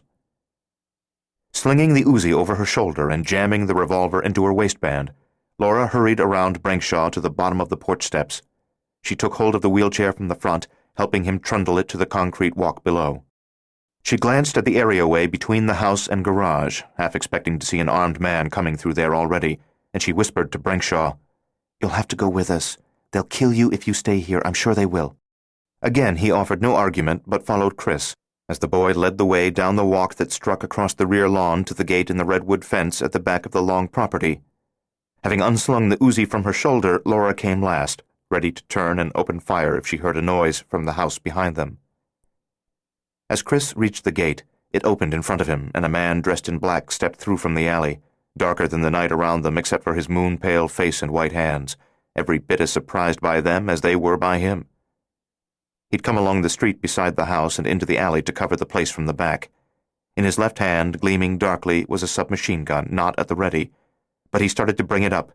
Laura could not blow him away, not without cutting her son down as well. But Chris reacted as Henry Takahami had spent months teaching him to react. The boy spun and kicked the assassin's right arm, knocking the gun out of his grasp.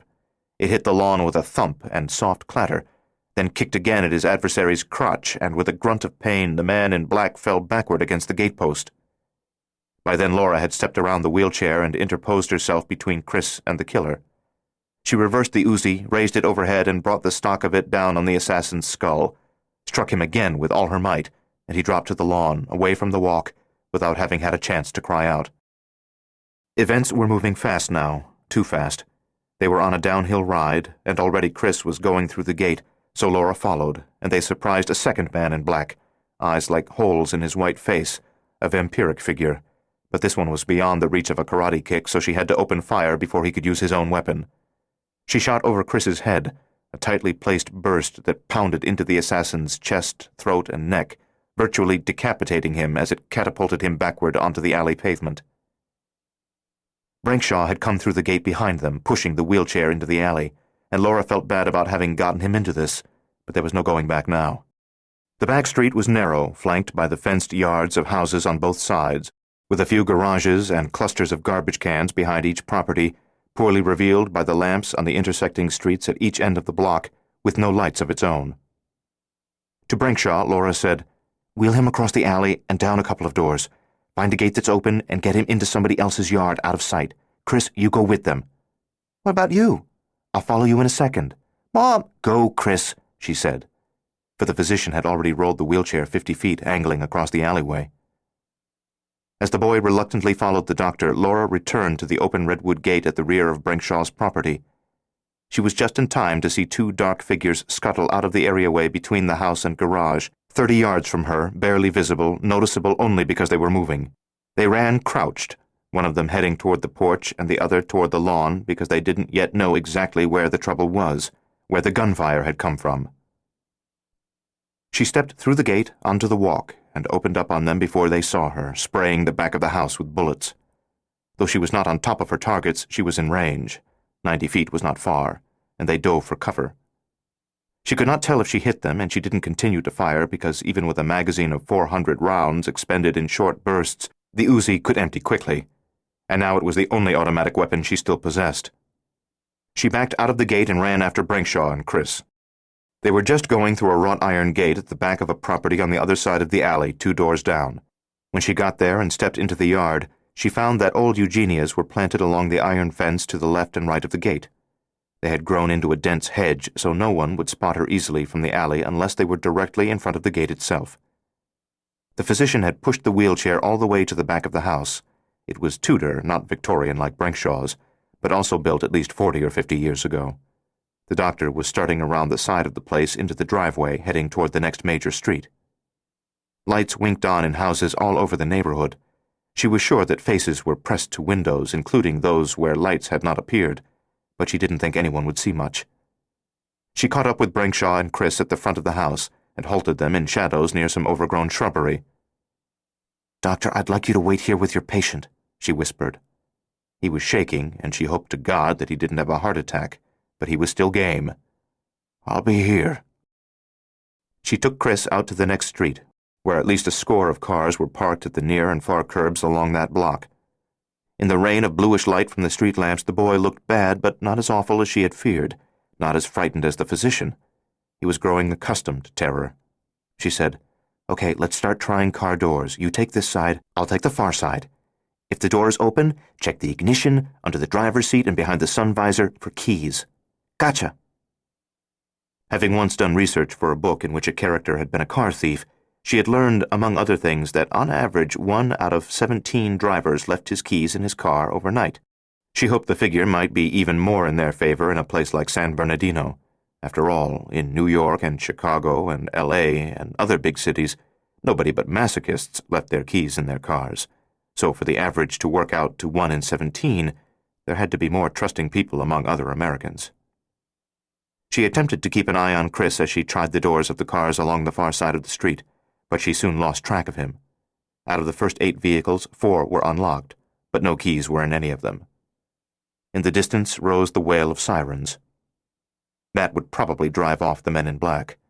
Anyway, they were most likely still searching along the alleyway behind Brenkszaw's house, moving cautiously, expecting to be fired upon again.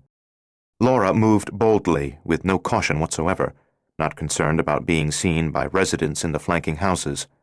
The street was lined with mature but squat, stunted date palms that provided a lot of cover.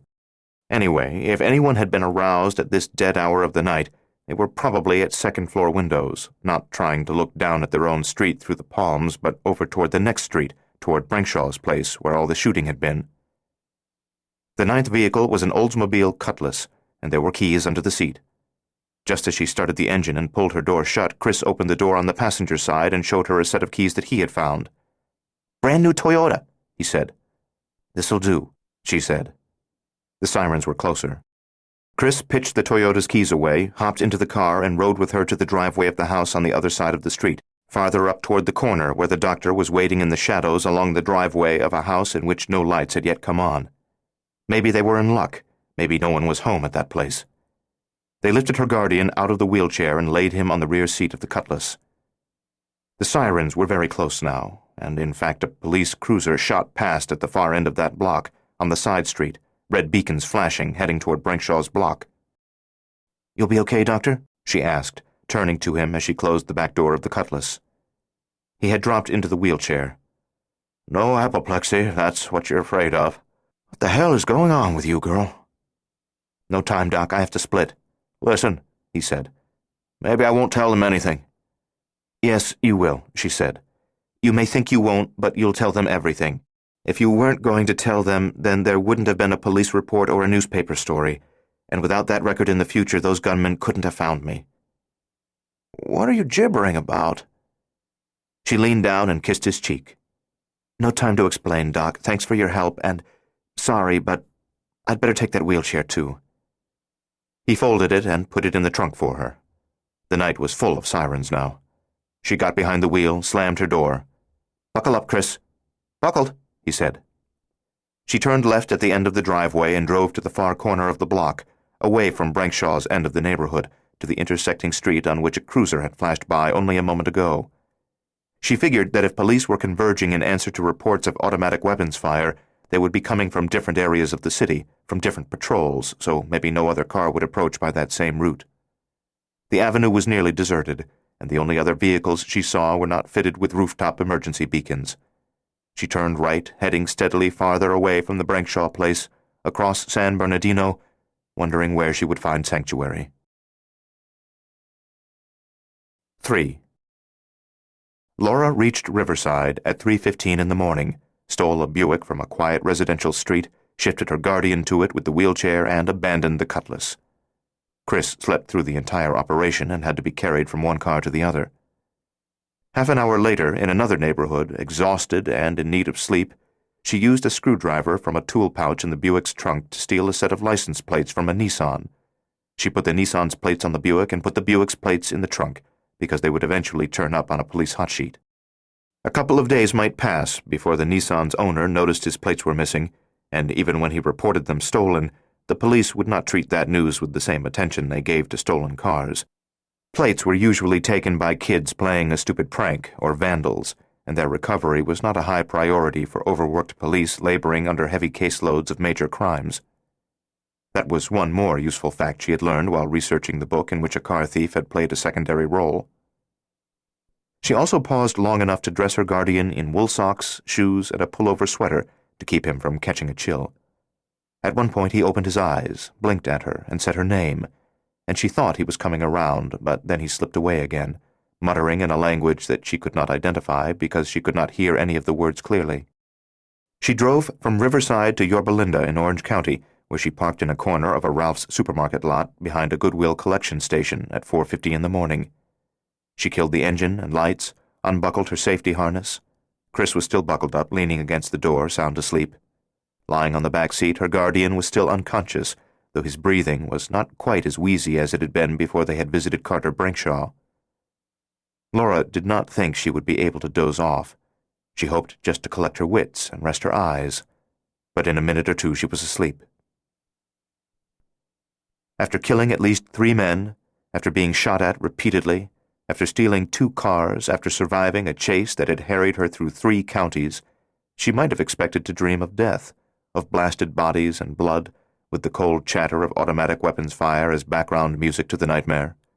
She might have expected to dream of losing Chris, for he was one of the 2 remaining lights in her personal darkness, he and Thelma, and she dreaded the thought of going on without him. But instead she dreamed of Danny, and they were lovely dreams, not nightmares. Danny was alive again, and they were reliving the sale of Shadrach for more than $1 million. But Chris was there too, and he was 8 years old, though in fact Chris had not been born at that time, and they were celebrating their good fortune by spending the day at Disneyland, where the 3 of them had their picture taken with Mickey Mouse, and in the Carnation Pavilion Danny told her he'd love her forever, while Chris pretended that he could speak in an all-snort pig language that he had learned from Carl Dockweiler, who was sitting at the next table with Nina and with Laura's father, and at another table the amazing Ackerson twins were eating strawberry sundaes. She woke more than 3 hours later at 8:26, feeling rested as much because of that familial communion provided by her subconscious as because of the sleep itself. Sunlight from a cloudless sky sparkled on the car's chrome and fell in a bright brassy shaft through the rear window. Chris was still dozing. In the back seat, the wounded man had not regained consciousness. She risked a quick walk to a telephone booth beside the market, which was within sight of the car. With change she had in her purse, she called Ida Palomar, Chris's tutor in Lake Arrowhead, to tell her they would be away from home the rest of the week. She did not want poor Ida to walk unsuspecting into the bullet-riddled, blood-spattered house near Big Bear, where police forensic teams were no doubt hard at work. She did not tell Ida where she was calling from. Nevertheless, she did not intend to remain in Yorba Linda much longer. After she returned to the car, she sat yawning, stretching, and massaging the back of her neck, as she watched early shoppers entering and leaving the supermarket a couple of 100 feet away. She was hungry. With sleep-matted eyes and sour breath, Chris woke less than 10 minutes later, and she gave him money to go into the market and buy a package of sweet rolls and 2 pints of orange juice. Not the most nutritional breakfast, but energy-giving. "What about him?" Chris asked, indicating her guardian. She remembered Dr. Brankshaw's warning about the patient's risk of dehydration, but she also knew she could not force-feed him liquids when he was comatose. He would choke to death. Well, bring a third orange juice. Maybe I can coax him awake. As Chris got out of the car, she said, Might as well get us something for lunch, something that won't spoil, say a loaf of bread and a jar of peanut butter. And get a can of spray deodorant and a bottle of shampoo. He grinned. Why won't you let me eat this way at home? Because if you don't get good nutrition, you're going to wind up with a brain even more twisted than the one you've got now, kiddo. Even on the lam from hired killers, I'm surprised you didn't pack a microwave, fresh vegetables, and a bottle of vitamins. Are you saying I'm a good mother but a fuss budget? Compliment noted and point taken. Now go. He started to close his door. She said, And Chris? I know, the boy said. Be careful. While Chris was gone, she started the engine and switched on the radio to listen to the 9 o'clock news. She heard a story about herself, the scene at her house near Big Bear, the shootout in San Bernardino. Like most news stories, it was inaccurate, disjointed, and made little sense. But it confirmed that the police were looking for her throughout Southern California. According to the reporter, the authorities expected to locate her soon, largely because her face was already widely known.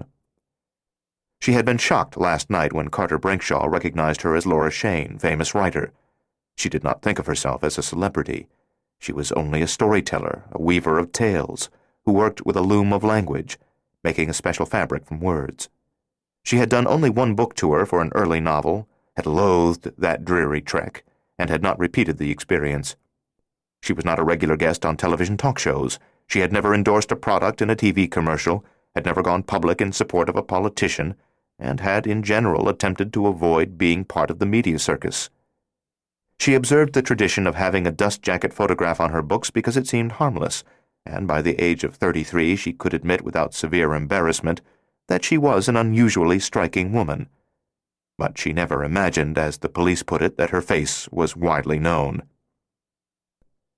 Now she was dismayed not only because her loss of anonymity made her easier quarry for the police, but because she knew that becoming a celebrity in modern America was tantamount to a loss of one's self-critical faculties and a severe decline of artistic power. A few managed to be both public figures and worthwhile writers, but most seemed to be corrupted by the media attention. Laura dreaded that trap almost as much as she dreaded being picked up by the police. Suddenly, with some surprise, she realized that if she could worry about becoming a celebrity and losing her artistic center, she must still believe in a safe future in which she would write more books. At times during the night she had vowed to fight to the death, to struggle to a bloody end to protect her son. But throughout she had felt that their situation was virtually hopeless, their enemy too powerful and unreachable to be destroyed. Now something had changed her, had brought her around to a dim, guarded optimism. Maybe it had been the dream. Chris returned with a large package of pecan cinnamon rolls, 3 one-pint containers of orange juice, and the other items. They ate the rolls and drank the juice, and nothing had ever tasted better. When she finished her own breakfast, Laura got in the back seat and tried to wake her guardian. He could not be roused. She gave the 3rd carton of orange juice to Chris and said, "Keep it for him. He'll probably wake up soon." "If he can't drink, he can't take his penicillin," Chris said. "He doesn't need to take any for a few hours yet. Dr. Brinkshaw gave him a pretty potent shot last night. It's still working." But Laura was worried. If he did not regain consciousness, they might never learn the true nature of the dangerous maze in which they were now lost, and might never find a way out of it. "What next?" Chris asked.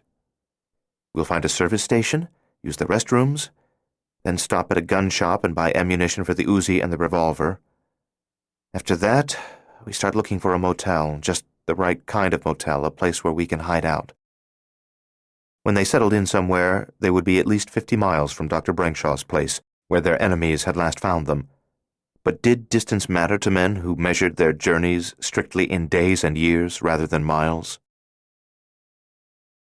Parts of Santa Ana, neighborhoods on the south side of Anaheim and adjoining areas, offered the greatest number of motels of the type she was seeking. She did not want a modern, gleaming Red Lion Inn or Howard Johnson's Motor Lodge with color television sets, deep-piled carpet, and a heated swimming pool, because reputable establishments required valid ID and a major credit card, and she dared not risk leaving a paper trail that would bring either the police or the assassins down on her. Instead, she was seeking a motel that was no longer clean enough or in good enough repair to attract tourists, a seedy place where they were happy to get the business, eager to take cash, and reluctant to ask questions that would drive away guests. She knew she would have a hard time finding a room, and she was not surprised to discover that the first 12 places she tried were unable or unwilling to accommodate her. The only people who could be seen going from or coming to those dead-end motels were young Mexican women with babies in their arms or young children in tow, and young or middle-aged Mexican men in sneakers, chinos, flannel shirts, and lightweight denim or corduroy jackets, some wearing straw cowboy hats and some baseball caps, and all of them with an air of watchfulness and suspicion. Most decrepit motels had become boarding houses for illegal immigrants, hundreds of thousands of whom had taken up not-so-secret residence in Orange County alone. Whole families lived in a single room, 5 or 6 or 7 of them crowded into that cramped space, sharing one ancient bed and 2 chairs and a bathroom with minimally functional plumbing, for which they paid $150 or more every week, with no linen or maid service or amenities of any kind, but with cockroaches by the thousands. Yet they were willing to endure those conditions and let themselves be outrageously exploited as underpaid workers rather than return to their homeland and live under the rule of the revolutionary people's government that for decades had given them no brotherhood but that of despair. At the 13th motel, the Bluebird of Happiness, the owner-manager still hoped to serve the lower end of the tourist trade, and he had not yet succumbed to the temptation to squeeze a rich living from the blood of poor immigrants. A few of the 24 units were obviously rented to illegals, but the management still provided fresh linen daily, maid service, television sets, and 2 spare pillows in every closet. However, the fact that the desk clerk took cash, did not press her for ID, and avoided meeting her eyes was sad proof that in another year the Bluebird of Happiness would be one more monument to political stupidity and human avarice in a world as crowded with such monuments as any old city cemetery was crowded with tombstones. The motel had 3 wings in a U shape, with parking in the middle, and their unit was in the right rear corner of the back wing. A big fan palm flourished near the door to their room, not visibly touched by smog or limited by its small patch of ground midst so much concrete and blacktop, bristling with new growth even in winter, as if nature had chosen it as a subtle omen of her intention to seize every corner of the earth again when humankind passed on. Laura and Chris unfolded the wheelchair and got the wounded man into it, making no effort to conceal what they were doing, as if they were simply caring for a disabled person. Fully dressed, with his wounds concealed, her guardian could pass for a paraplegic, except for the way his head lolled against his shoulder. Their room was small, though passably clean. The carpet was worn but recently shampooed, and a pair of dust balls in one corner were far from the size of tumbleweeds. The maroon plaid spread on the queen-size bed was tattered at the edges, and its pattern was not quite busy enough to conceal 2 patches, but the sheets were crisp and smelled faintly of detergent. They moved her guardian from the wheelchair to the bed and put 2 pillows under his head. The 17-inch television set was firmly bolted to a table with a scarred, laminated top, and the back legs of the table were in turn bolted to the floor. Chris sat in one of the 2 mismatched chairs, switched on the set, and turned the cracked dial in search of either a cartoon show or reruns of an old sitcom. He settled for Get Smart, but complained that it was too stupid to be funny, and Laura wondered how many boys his age would have thought so. She sat in the other chair. "Why don't you get a shower?" "Then just get back in these same clothes?" he asked doubtfully. "I know it sounds like purest folly, but try it. I guarantee you'll feel cleaner even without fresh clothes." "But all that trouble to shower, then get into wrinkled clothes?" "When did you become such a fashion plate that you're offended by a few wrinkles?" He grinned, got up from his chair, and pranced to the bathroom as he thought a hopeless fop might prance. "The king and queen would be shocked to see me such a mess." "We'll make them put on blindfolds when they visit," she said. He returned from the bathroom in a minute. "There's a dead bug in the toilet bowl. I think it's a cockroach, but I'm not really sure." "Does the species matter? Will we be notifying next of kin?" Chris laughed. God, she loved to hear him laugh. He said, "What should I do, flush him?" "Unless you want to fish him out, put him in a matchbox and bury him in the flower bed outside." He laughed again. Nope, burial at sea. In the bathroom, he hummed Taps, then flushed the John. While the boy was showering, Get Smart ended and a movie came on, The Harlem Globetrotters on Gilligan's Island. Laura was not actually watching the set. She left it on for background. But there were limits to what even a woman on the lam could endure, so she quickly switched to Channel 11 and Our magazine. She stared at her guardian for a while, but his unnatural slumber depressed her. From her chair, she reached to the drapes a few times, parting them far enough to scan the motel's parking lot. But no one on earth could know where she was. She was in no imminent danger. So she stared at the TV screen, uninterested in what it offered, until she was half-hypnotized by it. The Our magazine host was interviewing a young actor who droned on about himself, not always making much sense, and after a while she was vaguely aware that he kept saying something about water, but now she was beginning to doze off, and his insistent talk of water was both mesmeric and annoying. "Mom?" She blinked, sat up, and saw Chris in the bathroom doorway. He'd just gotten out of the shower. His hair was damp, and he was dressed only in his briefs.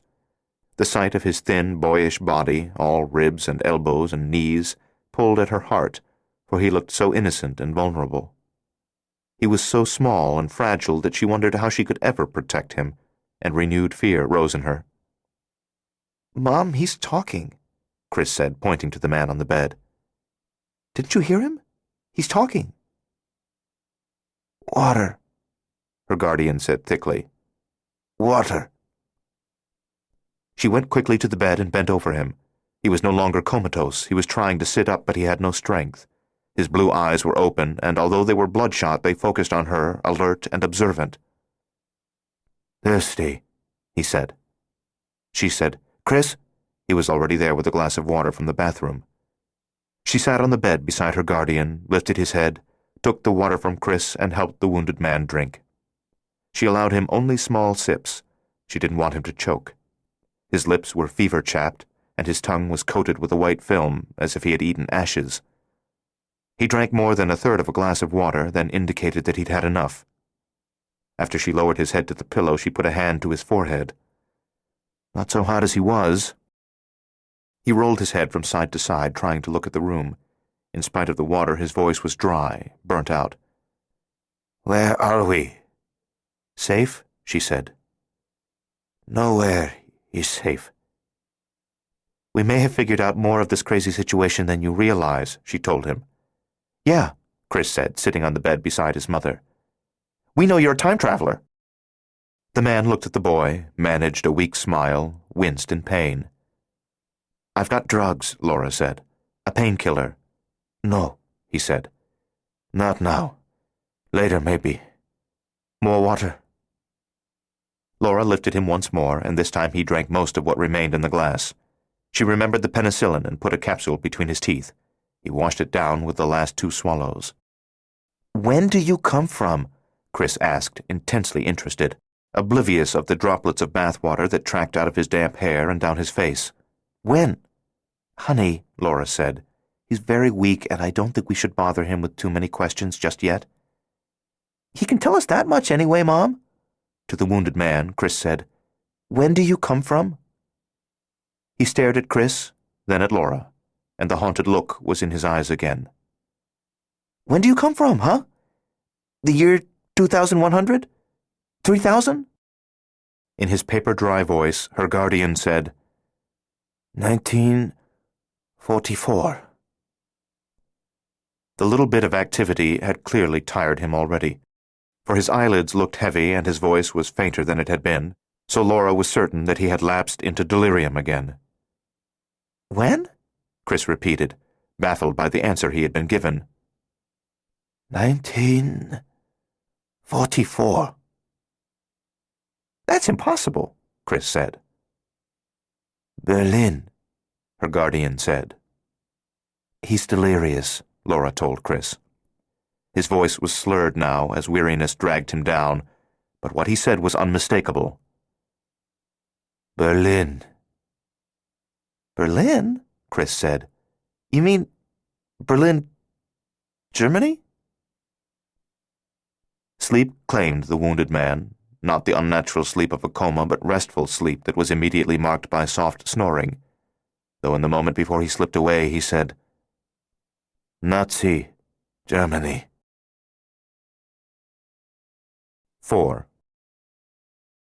One Life to Live was on the television, but neither she nor Chris was paying any attention to the soap opera. They had drawn the two chairs closer to the bed where they could watch the sleeping man. Chris was dressed and his hair was mostly dry, though it remained damp at the nape of his neck. Laura felt grimy and longed for a shower, but she was not going to leave her guardian in case he woke again and was able to talk. She and the boy spoke in whispers. Chris, it just occurred to me, if these people were from the future, why wouldn't they have been carrying laser guns or something futuristic when they came for us? They wouldn't want everyone to know they were from the future, Chris said. They'd bring weapons and wear clothes that wouldn't be out of place here. But, Mom, he said he was from... I know what he said, but it doesn't make any sense, does it? If they had time travel in 1944, we'd know about it by now, wouldn't we? At 1:30, her guardian woke and seemed briefly confused as to his whereabouts. He asked for more water, and Laura helped him drink. He said he was feeling a little better, though very weak and still surprisingly sleepy. He asked to be propped up higher. Chris got the 2 spare pillows from the closet and helped his mother raise the wounded man. What is your name? Laura asked. Stefan Krieger. She repeated the name softly, and it was all right, not melodic, but solid, a masculine-sounding name. It was just not the name of a guardian angel, and she was mildly amused to realize that after so many years, including 2 decades during which she had professed to have no belief in him, she still expected his name to be musical and unearthly. And you really come from 1944, he repeated. Just the effort required to move to a sitting position had wrung fine beads of perspiration from his brow, or perhaps the sweat resulted in part from thoughts of the time and place where his long journey had begun. Berlin, Germany.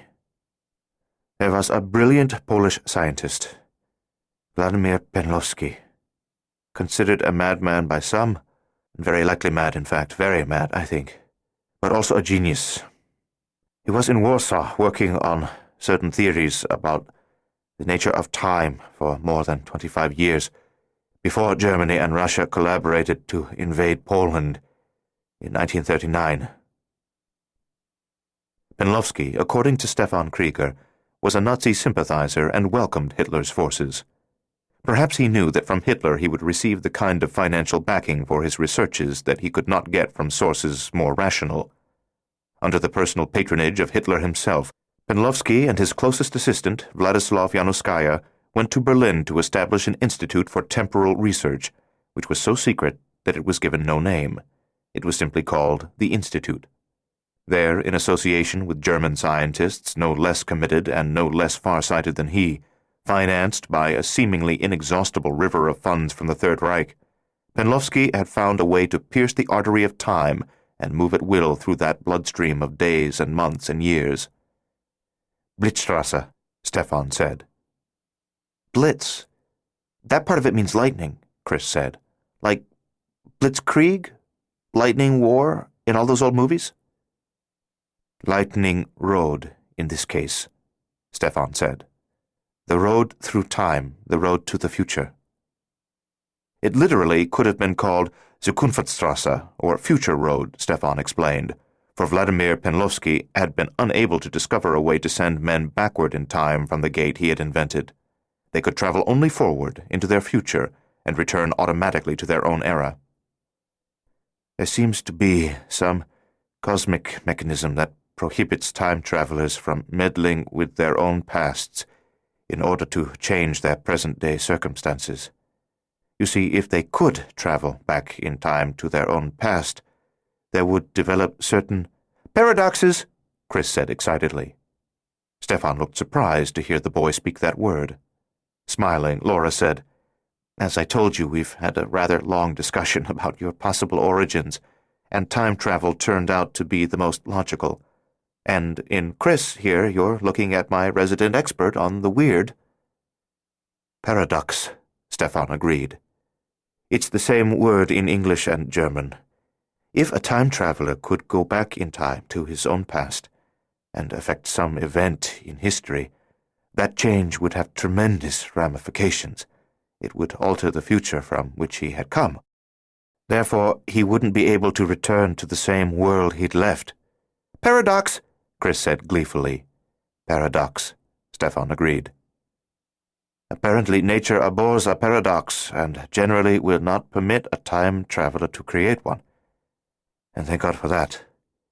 Because, suppose, for example, Hitler sent an assassin back in time to kill Franklin Roosevelt and Winston Churchill long before they rose to high office, which would have resulted in the election of different men in the US and England, men who might have been less brilliant and more easily dealt with, leading to Hitler's triumph by 44 or sooner.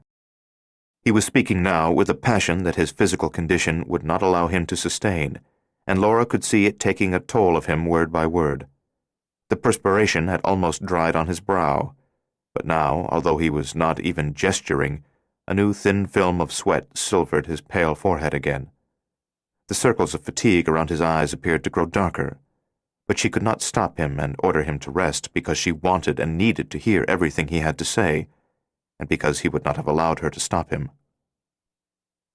Suppose der Fuhrer could send back assassins to kill Dwight Eisenhower, George Patton, Field Marshal Montgomery, kill them in their cradles when they were babies, eliminating them and others, all the best military minds the Allies possessed. Then most of the world would have been his by 44, in which case time travelers would have been going back in time to kill those men who had already long been dead and posed no threat. Paradox, you see? And thank God that nature permits no such paradox, no such tampering with the time traveler's own past, for otherwise Adolf Hitler would have turned the entire world into a concentration camp, a crematorium. They were silent a while, as the possibility of such hell on earth struck each of them. Even Chris responded to the picture of an altered world that Stefan painted, for he was a child of the 80s, in which the villains of film and television melodramas were usually either voracious aliens from a distant star or Nazis. The swastika, the silver death's head symbol and black uniforms of the SS, and that strange fanatic with the small mustache were to Chris especially terrifying because they were part of the media-created mythology on which he had been raised. Laura knew that real people and events once subsumed by mythology were somehow more real to a child than the very bread he ate. Stefan said, "So from the Institute we could go only forward in time, but that had its uses too. We could leap forward a few decades to discover if Germany had held on in the dark days of the war and had somehow turned the tide. But of course we found that Germany had not done any such thing, that the Third Reich had been defeated. Yet, with all the knowledge of the future to draw from, could not that tide be turned, after all? Surely there were things Hitler could do to save the Reich even as late as 44, and there were things that might be brought back from the future with which the war might be won." "Such as," Chris said, "atomic bombs?" "Or the knowledge of how they were built," Stefan said. "The Reich already had a nuclear research program, you know.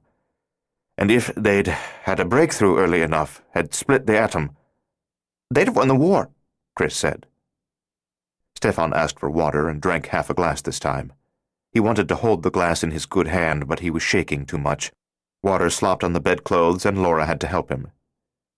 When he spoke again, Stefan's voice wavered at times.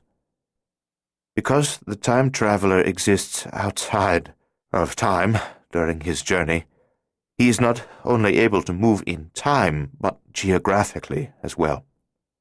Picture him hanging above the earth, unmoving, as the globe turns below him. That's not what he does, of course, but it's easier to see that image than to imagine him hovering in another dimension. Now, as he hangs above the world, it turns below him. And if his journey to the future is gauged properly, he can travel to a precise time at which he will find himself in Berlin, the same city he left years before. But if he chooses to travel a few hours, more or less, the world will have turned that much more beneath him, and he will arrive at a different place on its surface. The calculations to achieve a precise arrival are monumentally difficult in my era, 1944. But they'd be easy these days, Chris said, with computers. Shifting in discomfort against the pillows that propped him up, putting his trembling right hand against his wounded left shoulder as if to quell the pain by his own touch, he said, Teams of German physicists, accompanied by Gestapo, were sent secretly to various cities in Europe and the United States in the year 1985 to accumulate vital information on the making of nuclear weapons. The material they were after was not classified or difficult to find. With what they already knew from their own researches, they could obtain the rest from textbooks and scientific publications readily available at any major university library in 85. 4 days before I departed the Institute for the last time, those teams returned from 85 to March 1944 with material that would give the Third Reich a nuclear arsenal before the autumn of that year. They were to spend a few weeks studying the material at the Institute before deciding how and where to introduce that knowledge into the German nuclear program without revealing how it had been obtained. I knew then that I had to destroy the Institute and everything it contained, key personnel as well as files, to prevent a future shaped by Adolf Hitler. As Laura and Chris listened, rapt, Stefan Krieger told them how he had planted explosives in the Institute, how on the last of his days in 44 he had shot Penlovsky, Yanuskaya, and Volkov, and had programmed the time gate to bring him to Laura in present-day America. But something had gone wrong at the last minute, as Stefan was leaving. The public power supply failed. The RAF had bombed Berlin for the first time in January that year, and the U.S. bombers had made the first daylight runs on March 6th, so the power supply had been interrupted often, not merely due to bomb damage, but also because of the work of saboteurs. It was to guard against such interruptions that the gate itself was powered by a secure generator. Stefan heard no bombers that day when, wounded by Kokashka, he had crawled into the gate, so apparently the power failed because of saboteurs. And the timer on the explosives stopped. The gate was not destroyed. It's still open back there, and they can come after us, and they can still win the war. Laura was getting another headache. She put her fingertips to her temples. But wait. Hitler can't have succeeded in building atomic weapons and winning World War II because we don't live in a world where that happened. You don't have to worry. Somehow, in spite of all the knowledge they took back through the gate, they obviously failed to develop a nuclear arsenal. No, he said. They failed so far, but we can't assume they will continue to fail. To those men at the Institute in Berlin in 1944, their past is immutable, as I have said. They cannot travel backward in time and change their own past, but they can change their future and ours, because a time traveler's future is mutable. He can take steps to alter it. But his future is my past, Laura said. And if the past can't be changed, how can he change mine? Yeah, Chris said. Paradox. Laura said, Listen, I haven't spent the last 34 years in a world ruled by Adolf Hitler and his heirs. Therefore, in spite of the gate, Hitler failed. Stefan's expression was dismal. If time travel were invented now, in 1989, that past of which you speak, World War II, and every event since, would be unalterable. You could not change it, for nature's rule against backward time travel and time travel paradoxes would apply to you. But time travel has not been discovered here, or rediscovered. The time travelers at the Institute in Berlin in 44 are free to change their future, apparently, and though they will simultaneously be changing your past, nothing in the laws of nature will stop them. And there you have the greatest paradox of all, the only one that for some reason nature seems to allow. You're saying they could still build nuclear weapons back then with the information they got in 85, Laura said, and win the war? Yes, unless the Institute is destroyed first. And what then? Suddenly all around us we find things changed, find ourselves living under Nazism? Yes, and you won't even know what's happened, because you will be a different person than you are now. Your entire past will never have occurred. You will have lived a different past altogether, and you will remember nothing else, none of what has happened to you in this life, because this life will never have existed. You will think the world has always been as it is, that there was never a world in which Hitler lost. What he was proposing terrified and appalled her, because it made life seem even more fragile than she had always thought it was. The world under her feet suddenly seemed no more real than the world of a dream. It was apt to dissolve without warning and send her tumbling into a great dark void. With growing horror, she said, "If they changed the world in which I grew up, I might never have met Danny, never married. I might never have been born," Chris said. She reached to Chris and put a hand on his arm, not only to reassure him but to reassure herself of his current solidity. "I might not have been born myself. Everything I've seen, the good and bad of the world that's been since 1944, it'll all wash away like an elaborate sandcastle, and a new reality will exist in its place." "A new and worse reality," Stefan said, clearly exhausted by the effort he had made to explain what was at stake. "In that new world, I might never have written my novels." "Or if you wrote novels," Stefan said, "they would be different from those you've done in this life. Grotesque works produced by an artist laboring under the rule of an oppressive government in the iron fist of Nazi censorship." "If those guys build the atom bomb in 1944, Chris said, then we'll all just crumble into dust and blow away." "Not literally, but like dust, yes," Stefan Krieger agreed. "Gone, with no trace that we've ever been." "We've got to stop them," Chris said. "If we can," Stefan agreed. "But first we've got to stay alive in this reality. And that might not be easy." Stefan needed to relieve himself, and Laura helped him into the motel bathroom, handling him as if she were a nurse accustomed to matter-of-fact dealings with the plumbing of sick men. At the time she returned him to the bed, she was worried about him again. Though he was muscular, he felt limp, clammy, and he was frighteningly weak. She told him briefly about the shootout at Brinkshaws, through which he had remained comatose. "If these assassins are coming from the past instead of the future, how do they know where to find us? How did they know in 1944 that we'd be at Dr. Brinkshaw's when we were 45 years later?" "To find you," Stefan said. "They made 2 trips. First they went farther into the future, a couple of days farther, to this coming weekend perhaps, to see if you had shown up anywhere by then.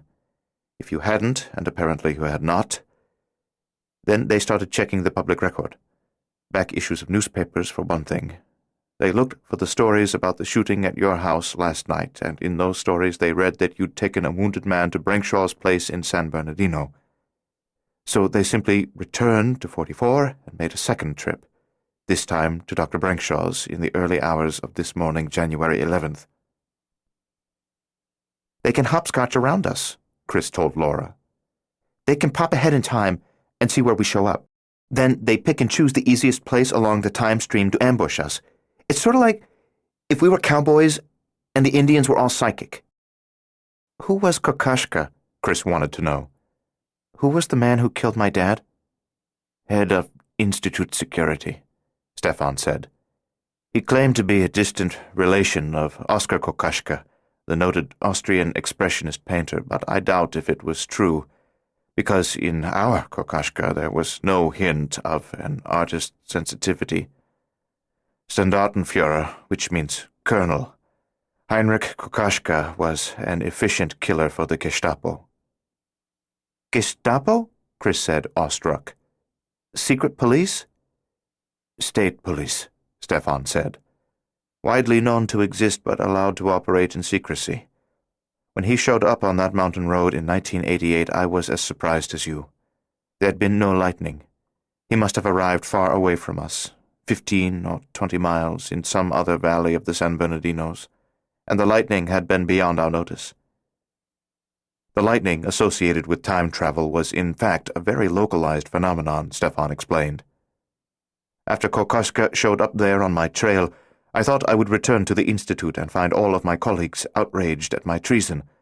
But when I got there, no one took special notice of me. I was confused.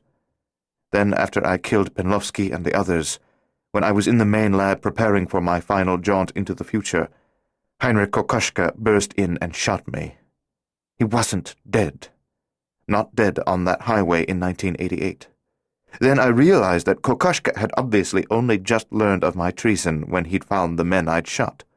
He would travel to 1988 and try to kill me, and all of you, at a later time, which meant that the gate would have to remain open to allow him to do so, and that I was destined to fail to destroy it, at least at that time. God, this is a headache, Laura said. Chris seemed to have no trouble whatsoever following the tangled threads of time travel. He said, "So after you traveled to our house last night, Kokoschka traveled to 1988 and killed my dad. Jeez. In a way, Mr. Krieger, you killed Kokoschka 43 years after he shot you in that lab. Yet you had shot him before he shot you. This is wild stuff, Mom. Isn't this wild? Isn't this great?" "It's something," she agreed. "And how did Kokoschka know to find you on that mountain road?" "After he'd discovered I'd shot Penlovsky, and after I escaped through the gate, Kokoschka must have found the explosives in the attic and basement. Then he must have dug into the automatic records the machinery keeps of all the times the gate is used. That was a bit of data tracking that was my responsibility, so no one previously had noticed all my jaunts into your life, Laura. Anyway, Kokoschka must have done some time traveling of his own, must have taken a lot of trips to see where I'd been going, secretly watching me watch you, watching me alter your destiny for the better. He must have been watching the day I came to the cemetery when your father was buried, and he must have been watching when I beat Sheena, but I never saw him. So from all the trips I made into your life, from all the times I just observed you and the times I acted to save you, he picked a place at which to kill us. He wanted to kill me because I was a traitor, and he wanted to kill you and your family because he realized you were so important to me." Why, she thought, why am I so important to you, Stefan Krieger? Why have you intruded in my destiny trying to give me a better life? She would have asked those questions then, but he had more to say about Kokoschka.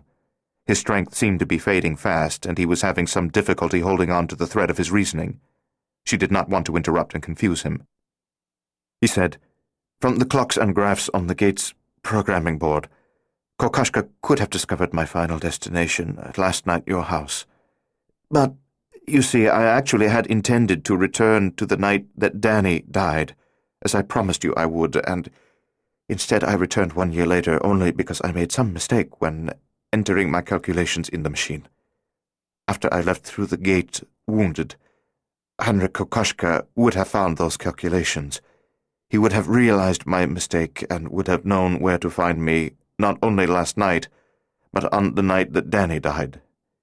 In a way, by coming to save you from that runaway truck last year, I brought Danny's killer with me. I feel responsible for that, even though Danny would have died in the accident anyway. At least you and Chris are alive, for now." "Why wouldn't Kokoschka have followed you to 1989, to our house last night? He knew you were already wounded, easy prey. But he also knew that I would expect him to follow me, and he was afraid I was armed and would be prepared for him.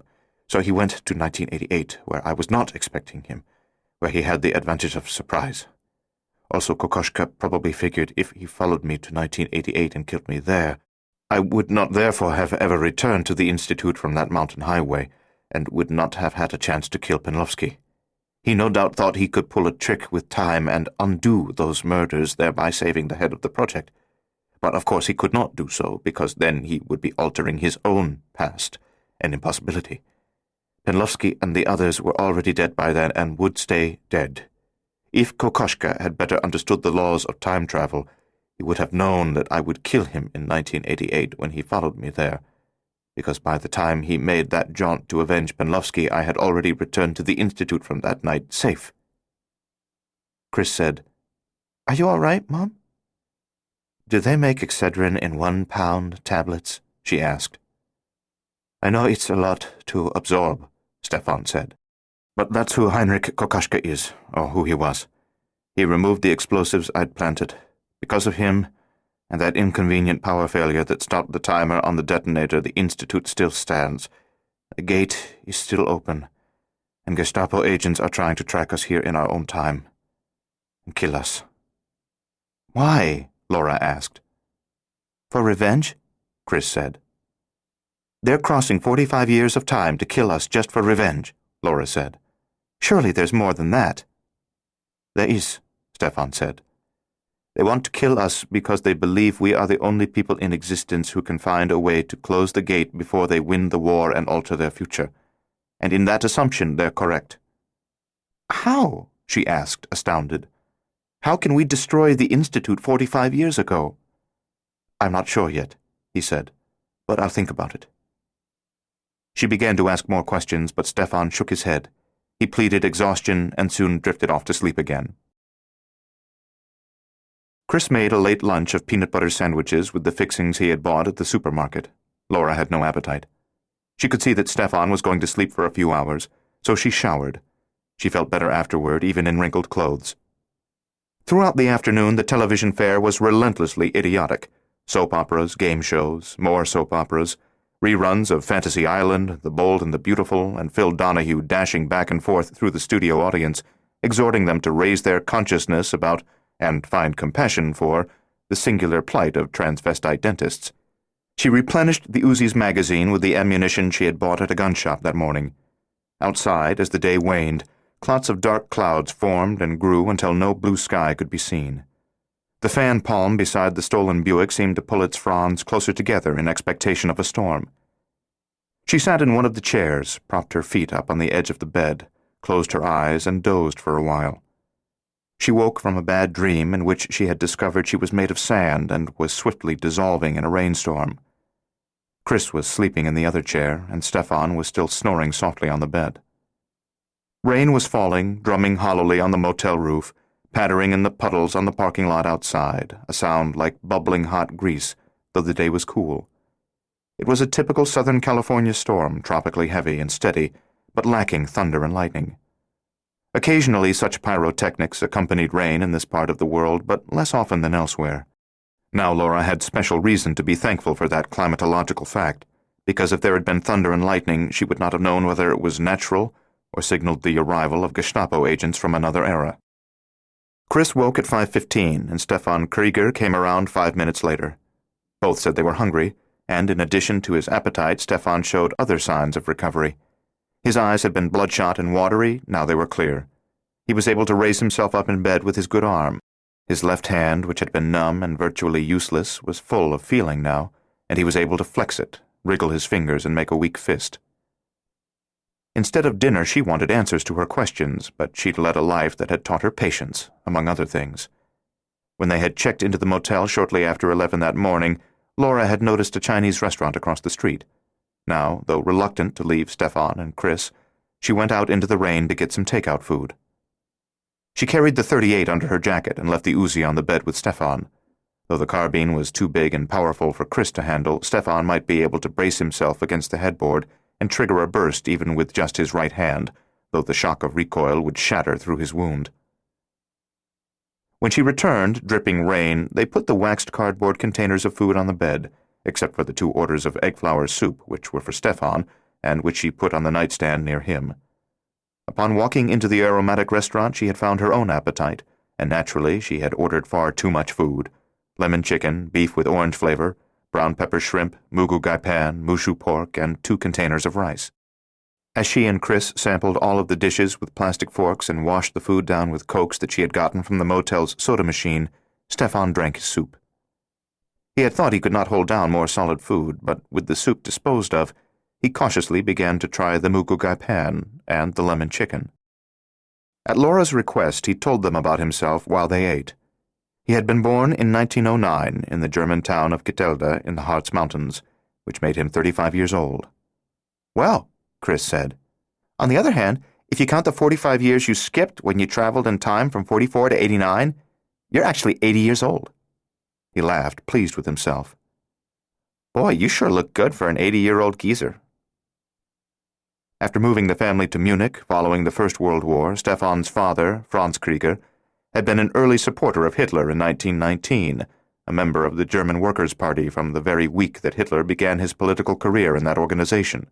He even worked with Hitler and Anton Drexler to write the platform with which that group, essentially a debating society, was eventually transformed into a true political party, later to become the National Socialists. I was one of the first members of the Hitler Youth in 1926, when I was 17, he said. Less than a year later, I joined the Sturmabteilung, or the SA, the Brown Shirts, the enforcement arm of the party, virtually a private army. By 1928, however, I was a member of the Schutzstaffel. The SS? Chris said, speaking in the same tone of horror mixed with strange attraction that he would have used if he had been talking of vampires or werewolves. You were a member of the SS? You wore the black uniform and the silver death's head? Carried the dagger? I'm not proud of it, Stefan Krieger said. Oh, at the time I was proud, of course. I was a fool. My father's fool. In the early days, the SS was a small group, the essence of elitism, and our purpose was to protect der Führer with our own lives if that was necessary. We were all 18 to 22, young and ignorant and hot-headed. In my own defense, I'll say that I was not particularly hot-headed, not as committed as those around me. I was doing what my father wanted, but of ignorance I'll admit to having more than my fair share. Wind-blown rain rattled against the window and gurgled noisily in a downspout beyond the outside wall against which the bed stood. Since awakening from his nap, Stefan had looked healthier, and he had perked up even more with the hot soup. But now, as he recalled a youth spent in a cauldron of hatred and death, he paled again, and his eyes seemed to sink deeper into the darkness under his brow. I never left the SS because it was such a desired position, and there was no way to leave without arousing suspicion that I'd lost my faith in our revered leader. But year by year, month by month, then day by day, I became sickened by what I saw, by the madness and murder and terror. Neither the brown pepper shrimp nor the lemon chicken tasted too good any longer, and Laura's mouth was so dry that the rice stuck to the roof of it. She pushed the food aside, sipped her Coke. But if you never left the SS, when did you go to college? When did you get involved in scientific research? Oh, he said. I wasn't at the Institute as a researcher. I've no university education, except for 2 years I received intensive instruction in English, trying to learn to speak with an acceptable American accent. I was part of a project that dropped hundreds of deep-cover agents into Britain and the United States, but I never could quite cast off the accent, so I was never sent overseas. Besides, because my father was an early supporter of Hitler, they felt I was trustworthy, so they found other uses for me. I was on special assignment to der Führer's staff, where I was given sensitive jobs, usually as a liaison between squabbling factions of the government. It was an excellent position from which to obtain information useful to the British, which I did from 1938 on. You were a spy? Chris asked excitedly. Of a sort. I had to do what little I could to bring down the Reich, to make up for ever having been a willing part of it. I had to atone, though atoning seemed impossible.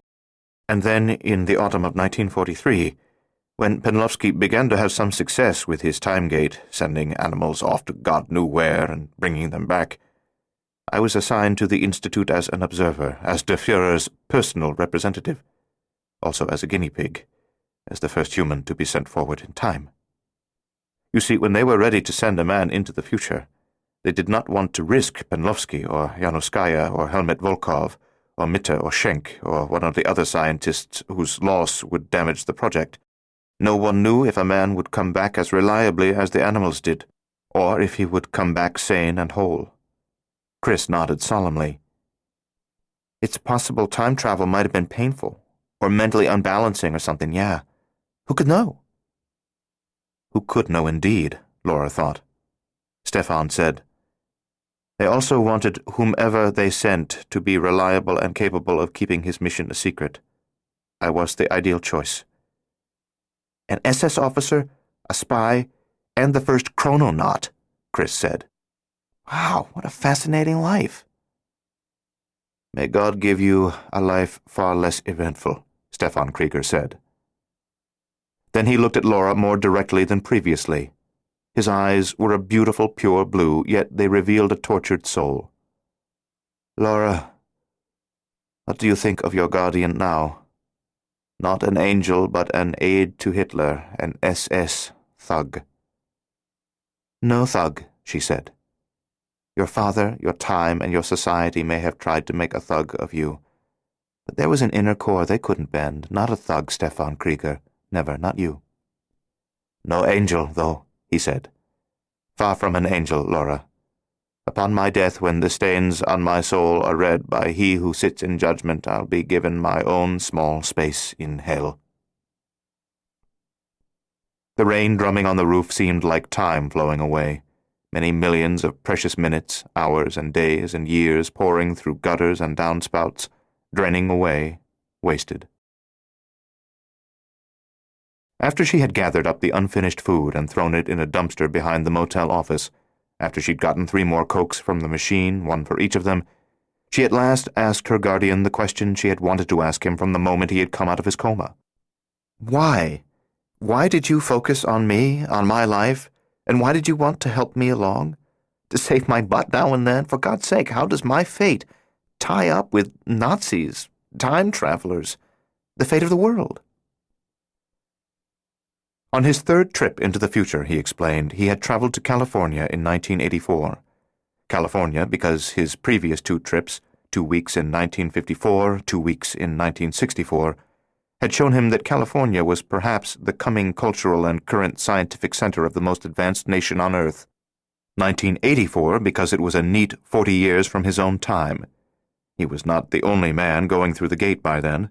4 others began making jaunts as soon as it was proved safe. On that 3rd trip, Stefan had still been scouting the future, learning in detail what had happened to the world during and after the war. He was also learning what scientific developments of the intervening 40 years would most likely be taken back to Berlin in 44 to win the war for Hitler, not because he intended to help in that design, but because he hoped to sabotage it. His researches involved reading newspapers, watching television, and just circulating in American society, getting a feel for the late 20th century. Leaning back on his pillows now, recalling that 3rd journey in a voice utterly different from the gloom with which he had described his grim life up to 1944, he said, You can't imagine what it was like for me to walk the streets of Los Angeles for the first time. If I had traveled 1,000 years into the future instead of 40, it couldn't have seemed more wondrous. The cars everywhere, and so many of them German, which seemed to indicate a certain forgiveness for the war, acceptance of the new Germany, and I was moved by that. We have a Mercedes, Chris said. It's neat, but I like the Jeep better. Cars, Stefan said. The styles, the amazing advancements everywhere, digital watches, home computers, videotape recorders for watching movies in your own living room. Even after 5 days of my visit had passed, I was in a state of pleasant shock, and looked forward each morning to new wonders. On the 6th day, as I passed a bookstore in Westwood, I saw a line of people waiting to have copies of a novel signed by the author. I went inside to browse and to see what kind of book was so popular, to help me a bit in understanding American society, and there you were, Laura, at a table piled with copies of your 3rd novel and your first major success, Ledges. Laura leaned forward, as if puzzlement were a force drawing her to the edge of her chair. Ledges? But I've never written a book with that title. Again, Chris understood. That was a book you wrote in the life you would have lived if Mr. Krieger hadn't meddled in it. You were 29 years old when I saw you for the first time at that book-signing party in Westwood, Stefan said. You were in a wheelchair because your legs were twisted, useless. Your left arm was partly paralyzed as well." "Crippled?" Chris said. "Mom was crippled?" Laura was literally on the edge of her chair now, for though what her guardian said seemed too fantastic to be believed, she sensed that it was true. On a deep level even more primitive than instinct, she perceived a rightness to the image of herself in a wheelchair, her legs useless and wasted. Perhaps what she apprehended was the faint echo of destiny thwarted. "You'd been that way since birth," Stefan said. "Why?" "I only learned that much later after conducting much research into your life. The doctor who had delivered you in Denver, Colorado in 1955, Markwell was his name, had been an alcoholic. Yours was a difficult birth, anyway. My mother died delivering me. Yes, in that reality she died too. But in that reality Markwell botched the delivery, and you received a spinal injury that crippled you for life." A shudder passed through her. As if to prove to herself that she had indeed escaped the life that fate had originally planned for her, she got up and walked to the window, using her legs, her undamaged and blessedly useful legs. To Chris, Stefan said, "That day I saw her in the wheelchair, your mother was so beautiful, oh, so very beautiful. Her face, of course, was the same as it is now, but it wasn't the face alone that made her beautiful. There was such an aura of courage about her, and she was in such good humor in spite of her handicaps. Each person who came to her with ledges was sent away not only with a signature but with a laugh. In spite of being condemned to a life in a wheelchair, your mother was so amusing, light-hearted. I watched from a distance and was charmed and profoundly moved as I'd never been before." "She's great," Chris said. "Nothing scares my mom." "Everything scares your mom," Laura said. "This whole crazy conversation is scaring your mom half to death." "You never run from anything or hide?" Chris said, turning to look at her. He blushed. A boy his age was supposed to be cool, at a stage where he was beginning to wonder if he was not infinitely wiser than his mother. In an ordinary relationship, such expressions of admiration for one's mother seldom were expressed so directly, short of the child's 40th birthday or the mother's death, whichever came first. "Maybe you're afraid, but you never act afraid." She had learned young that those who showed fear were seen as easy targets. "I bought a copy of Ledges that day," Stefan said, "and took it back to the hotel where I was staying. I read it overnight, and it was so beautiful that in places I wept, and so amusing that in other places I laughed out loud. The next day I got your other two books, Silverlock and Fields of Night, which were as fine, as moving as the book that made you famous, Ledges." It was strange to listen to favorable reviews of books that, in this life, she had never written. But she was less concerned about learning the storylines of those novels than hearing the answer to a chilling question that had just occurred to her. "In this life I was meant to live, in this other 1984, was I married?" "No." "But I'd met Danny and—" "No, you had never met Danny. You had never married." "I'd never been born," Chris said. Stefan said, "All of those things happened because I went back to Denver, Colorado in 1955 and prevented Dr. Markwell from delivering you. The doctor who took Markwell's place couldn't save your mother, but he brought you into the world whole and sound, and everything in your life changed from that point on. It was your past that I was changing, yes, but it was my future, therefore flexible. And thank God for that peculiarity of time travel, for otherwise I wouldn't have been able to save you from a life as a paraplegic." The wind gusted, and another barrage of rain rattled against the window at which Laura stood. She was plagued again by the feeling that the room in which she stood, the earth on which it was built, and the universe in which it turned were as insubstantial as smoke, subject to sudden change. "I monitored your life thereafter," Stefan said. "Between mid-January of 44 and mid-March, I made over 30 secret jaunts to see how you were getting along.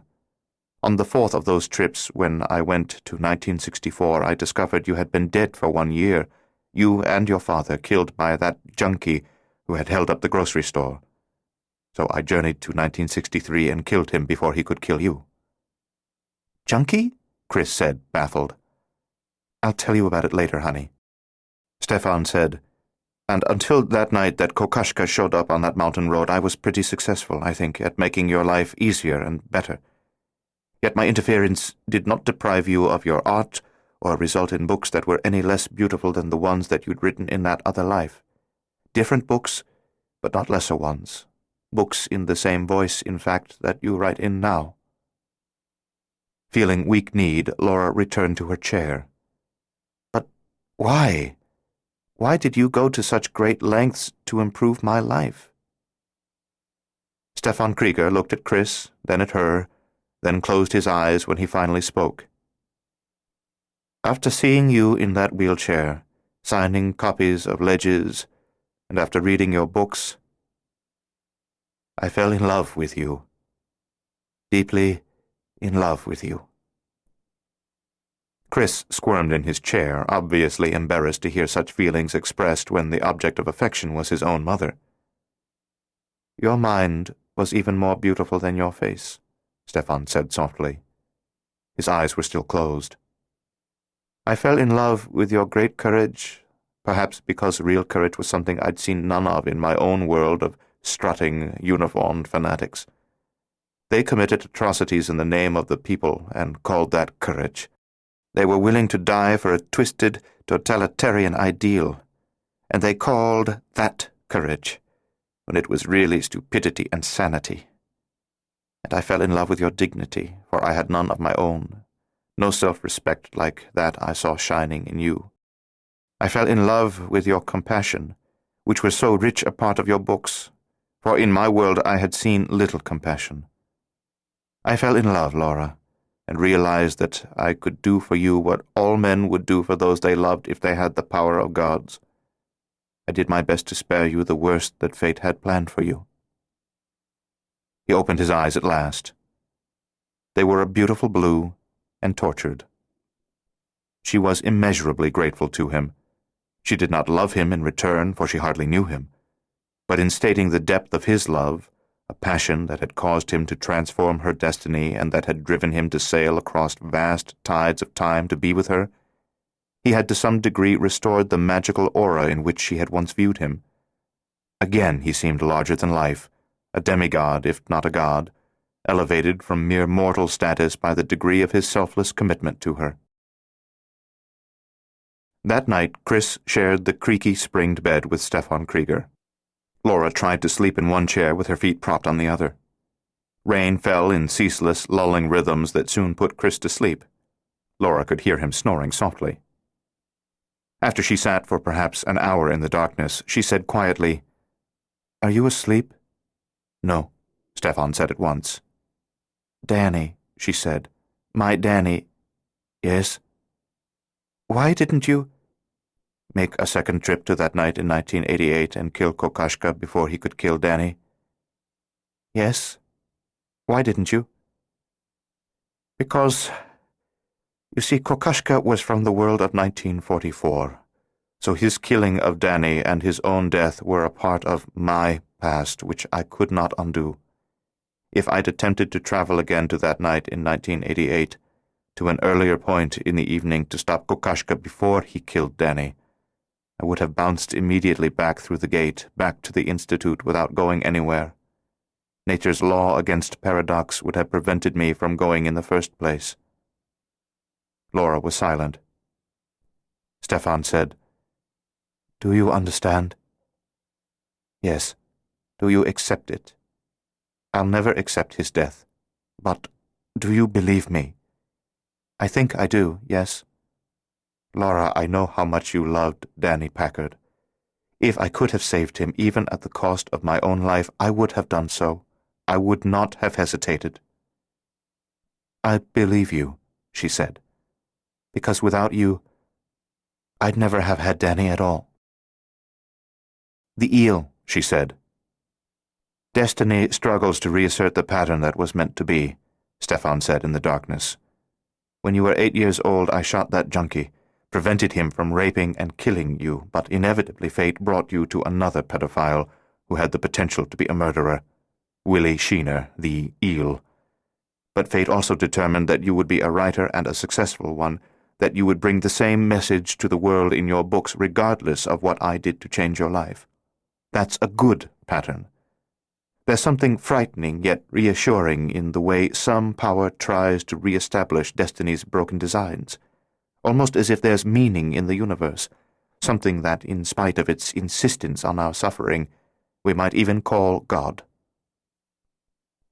For a while they listened to the rain and wind sweep clean the world outside. She said, "But why didn't you take care of the eel for me?" "I waited for him one night in his apartment. You gave him a bad beating. Yes, I knew that was you. Beat him and warned him to stay away from you. I told him I'd kill him the next time." "But the beating only made him more determined to have me. Why didn't you kill him right off?" "I should have, but I don't know.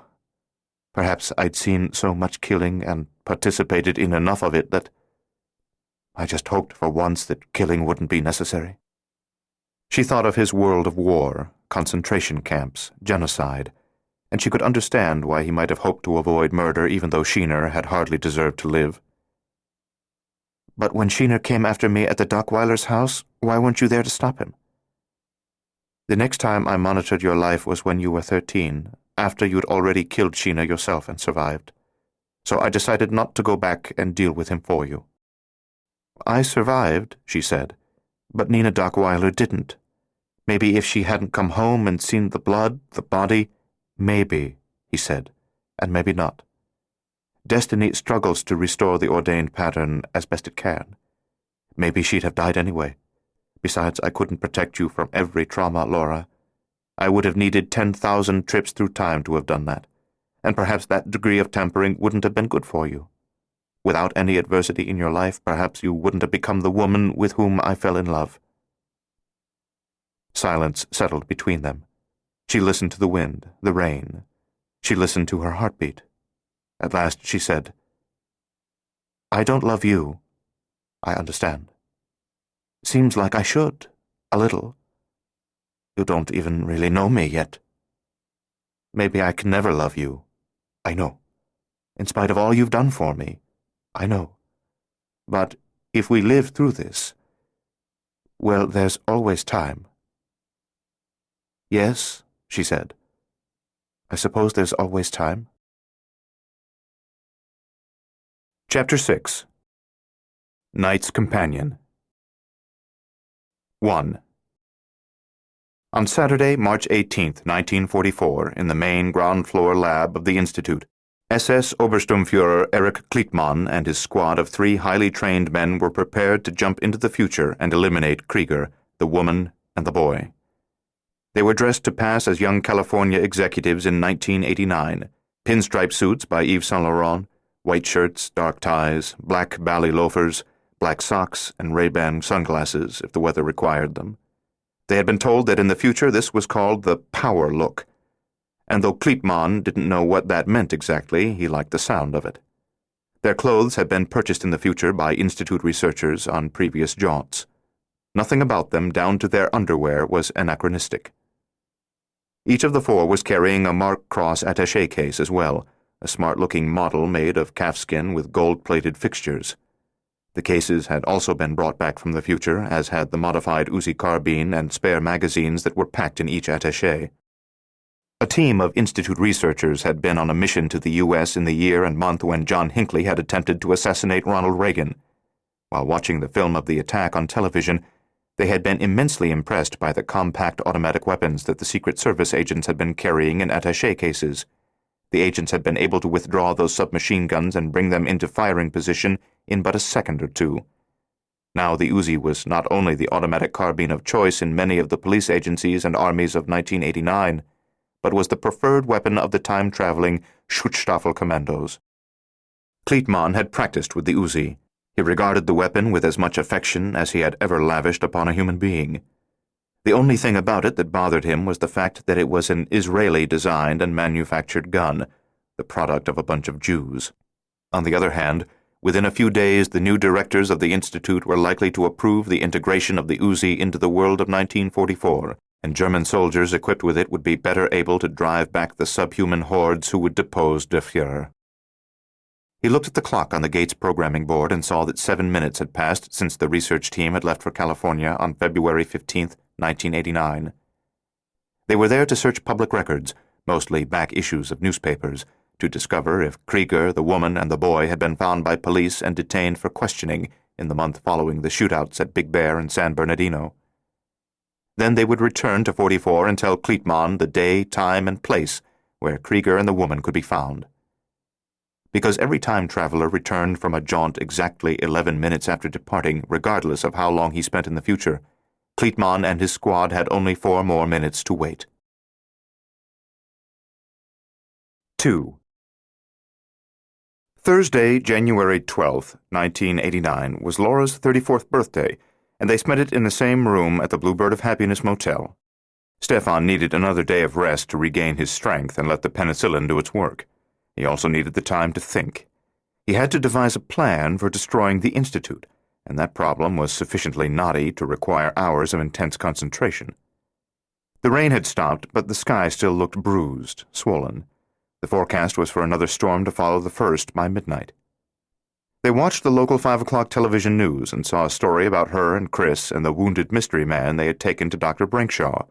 Police were still looking for her, and the best guess anyone could make about the situation was that the drug dealers who had killed her husband were after her and her son, either because they were afraid she would eventually identify them in a police lineup, or because she was somehow involved in drug traffic herself. My mom a drug dealer? Chris said, offended by that insinuation. What a bunch of bozos! Although no bodies had been found at Big Bear or San Bernardino, there had been a sensational development that guaranteed the media's continued interest. Reporters had learned that considerable blood had been found at both scenes, and that a man's severed head had been discovered in the alleyway behind the Brinkshaw house, between 2 garbage cans. Laura remembered stepping through the redwood gate behind Carter Brinkshaw's property, seeing the second surprised gunman and opening fire on him with the Uzi. The burst had taken him in the throat and head, and at the time she had thought that the concentrated automatic fire might well have decapitated him. The surviving SS men pushed the call-home button on the dead man's belt, Stefan said, and sent his body back. But why not his head? Laura said, sickened by the subject, but too curious not to ask the question. It must have rolled away from the body between the garbage cans, Stefan said, and they couldn't find it in the few seconds they had to look. If they'd located it, they could have laid it on the corpse and folded his arms around it. Anything a time traveler wears or carries is taken with him on a jaunt. But with the sirens approaching and the darkness in the alley, they didn't have time to find the head. Chris, who might have been expected to revel in these bizarre complications, slumped in his chair, legs curled up under him, and was silent. Perhaps the hideous image of a severed head had made death's presence more real for him than had all the gunfire directed at him. Laura made a special point of hugging him and subtly reassuring him that they were going to come out of this together and unscathed. The hugs, however, were as much for her as for him, and the pep talks she gave him must have seemed at least somewhat false, for she had not yet convinced herself that, in fact, they would triumph. For lunch and dinner, she got takeout from the Chinese restaurant just across the street. The previous night, none of the restaurant's employees recognized her as either the famous author or the fugitive, so she felt reasonably safe there. It seemed foolish to go elsewhere and risk being spotted. At the end of dinner, while Laura was cleaning up the cardboard containers, Chris produced 2 chocolate cupcakes with a yellow candle on each. He had bought the packet of Hostess pastries and a box of birthday candles at the Ralph's supermarket yesterday morning and had hidden them until now. With great ceremony, he carried the cupcakes from the bathroom, where he had secretly inserted and lit the candles, and golden reflections of the 2 flames shimmered brightly in his eyes. He grinned when he saw that he had surprised and delighted her. In fact, she had to strive to hold back tears. She was moved that even in the thrall of fear, in the midst of danger, he'd still had the presence of mind to think of her birthday, and the desire to please her. It seemed to her to be the essence of what mothers and children were all about. The 3 of them ate wedges of the cupcakes. In addition, 5 fortune cookies had come with the takeout food. From his pillowed perch upon the bed, Stefan opened his cookie. If only this were true. You'll live in times of peace and plenty. It might turn out to be true, Laura said. She cracked her cookie and withdrew the slip of paper. Oh, well, I think I've had enough of this, thank you. Adventure will be your companion. When Chris opened his cookie, there was no slip of paper inside, no fortune. A flicker of fear passed through Laura, as if the empty cookie actually meant that he had no future. Superstitious nonsense, but she could not suppress her sudden anxiety. Here, she said, quickly handing him both of the remaining cookies. Getting none in that one just means you get 2 fortunes. Chris opened the first, read it to himself, laughed, then read it to them. You will achieve fame and fortune. When you're stinking rich, will you support me in my old age? Laura asked. Sure, Mom. Well, as long as you'll still cook for me, and especially your vegetable soup. Gonna make your old mom earn her way, huh? Smiling at the interplay between Laura and Chris, Stefan Krieger said, He's a tough customer, isn't he? He'll probably have me scrubbing his floors when I'm 80, Laura said. Chris opened the second cookie. You'll have a good life of little pleasures, books, music, art. Neither Chris nor Stefan seemed to notice that the 2 fortunes made opposed predictions, effectively canceling each other, which, in a way, confirmed the ominous meaning of the empty cookie. Hey, you're losing your mind, Shane, you really are, she thought. They're just fortune cookies. They don't really predict anything. Hours later, after the lights were out and Chris was asleep, Stefan spoke to Laura from the darkness. I've devised a plan. A way to destroy the Institute? Yes, but it's very complicated and there are many things we'll need. I don't know for sure. But I suspect some of these items can't be purchased by private citizens. I can get anything you need, she said confidently. I have the contacts, anything. We'll have to have quite a lot of money. That's thorny. I've only got $40 left and I can't go to the bank and withdraw funds because that would leave a record. Yes, that would draw them straight to us. Is there someone you can trust and who trusts you, someone who would give you a lot of their own money and tell no one they'd seen you? You know all about me, Laura said. So you know about Thelma Ackerson. But, God, I don't want to drag her into this. If anything happened to Thelma, it can be arranged without risk to her, he insisted. Outside, the promised rain arrived in a sudden downpour. Laura said, No. But she's our only hope. No. Where else can you raise the money? We'll find another way that doesn't require a lot of financing. Whether we come up with another plan or not, we'll need money. Your $40 won't last another day, and I have nothing. I won't risk Thelma, she said adamantly. As I said, we can do it without risk, without... No! Then we're defeated, he said dismally. She listened to the rain, which in her mind became the heavy roar of World War II bombers, and then the sound of a chanting, maddening crowd. At last she said, But even if we could arrange it without any risk to Thelma, what if the SS has a tail on her? They must know she's my best friend, my only real friend. So why wouldn't they have sent one of their teams forward in time just to keep a watch on Thelma, with the hope she'd lead them to me? Because that's an unnecessarily tedious way to find us, he said. They can just send research teams into the future to February of this year, and then March and April, month after month, to check the newspapers until they find out where we first showed up. Each of those jaunts only takes 11 minutes in their time, remember, so it's quick.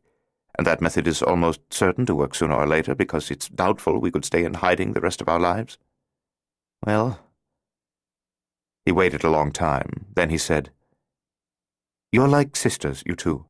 And if you can't turn for help to a sister at a time like this, who can you turn to, Laura? If we can get Thelma's help without putting her at risk, I guess we have to try. First thing in the morning, he said. That was a night of rain, and rain also filled her dreams, and in those dreams were explosive thunderclaps and lightning as well. She woke in terror, but the rainy night in Santa Ana was unmarred by those bright, noisy omens of death. It was a comparatively peaceful storm, without thunder, lightning, and wind, though she knew that it would not always be so. 3. The machinery clicked and hummed. Eric Kleitman looked at the clock. In just 3 minutes, the research team would return to the Institute. 2 scientists, heirs of Penlovsky and Yanoskaya and Volkov, stood at the programming board, studying the myriad dials and gauges. All the light in the room was unnatural, for the windows were not merely blacked out to avoid providing beacons for the night-flying enemy bombers, but were bricked in for security reasons. The air was stuffy. Standing in one corner of the main lab near the gate, Lieutenant Crichton anticipated his trip to 1989 with excitement, not because that future was filled with wonders, but because the mission gave him an opportunity to serve Der Fuhrer in a way that few men ever could. If he succeeded in killing Krieger, the woman, and the boy, he would have earned a personal meeting with Hitler, a chance to see the great man face to face, to know the touch of his hand, and through that touch to feel the power, the tremendous power of the German state and people and history and destiny. The lieutenant would have risked death 10 times, 1,000 times for the chance to be brought to the personal attention of Der Fuhrer, to make Hitler aware of him, not aware of him as just another SS officer, but aware of him as an individual, as Erich Crichton, the man who saved the Reich from the dire fate that it had almost been forced to endure. Crichton was not the Aryan ideal, and he was acutely aware of his physical shortcomings. His maternal grandfather had been Polish, a disgusting Slavic mongrel, which made Crichton only 3/4 German. Furthermore, though his other 3 grandparents and both of his parents had been blond, blue-eyed, with Nordic features, Eric had hazel eyes, dark hair, and the heavier, more sensuous features of his barbarian grandfather. He loathed the way he looked, and he tried to compensate for his physical shortcomings by being the most vigilant Nazi, most courageous soldier, and most ardent supporter of Hitler in the entire Schutzstaffel, which was tough because he had so much competition for that honor. Sometimes he had despaired of ever being singled out for glory, but he never gave up, and now here he was, on the brink of heroism that would earn him Valhalla. He wanted to kill Stefan Krieger personally, not only because that would win Der Fuhrer's favor, but because Krieger was the Aryan ideal, blond and blue-eyed, every feature truly Nordic and from fine breeding stock. With every advantage, the hateful Krieger had chosen to betray his Führer, and that enraged Crichton, who had to labor toward greatness under the burden of mongrel genes.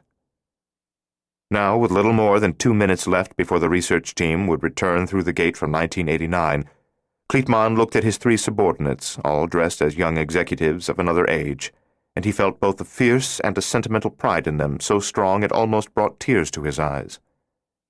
They had all come from humble beginnings. Unterscharführer Felix Hubach, Crichton's sergeant and second-in-command of the unit, was the son of an alcoholic lathe operator and a slattern mother, both of whom he despised. Rottenführer Rudolf von Manstein was the son of a poor farmer whose lifetime of failure shamed him, and Rottenführer Martin Bracher was an orphan. In spite of coming from 4 different corners of Germany, the 2 corporals, the sergeant, and Lieutenant Crichton shared one thing that made them as close as brothers. They understood that a man's truest, deepest, and dearest relationship was not to his family, but to the state, to the fatherland, and to their leader in whom the fatherland was embodied. The state was the only family that mattered. This single bit of wisdom elevated them and made them worthy fathers of the super race to come. Crichton discreetly dabbed at the corners of his eyes with his thumb, blotting the nascent tears that he was not able to suppress. In 1 minute the research team would return. The machinery clicked and hummed. 4. At 3 o'clock Friday afternoon, January 13th, a white pickup entered the rain-swept motel lot, came straight to the rear wing, and parked next to the Buick that bore a Nissan's license plates. The truck was about 5 or 6 years old. The passenger side door was dented, and that rocker panel was spotted with rust. The owner was evidently refinishing the pickup in a patchwork fashion, because some spots had been sanded and primed, but not yet repainted. Laura watched the truck from behind the barely parted drapes at the motel room window. She held the Uzi in one hand at her side.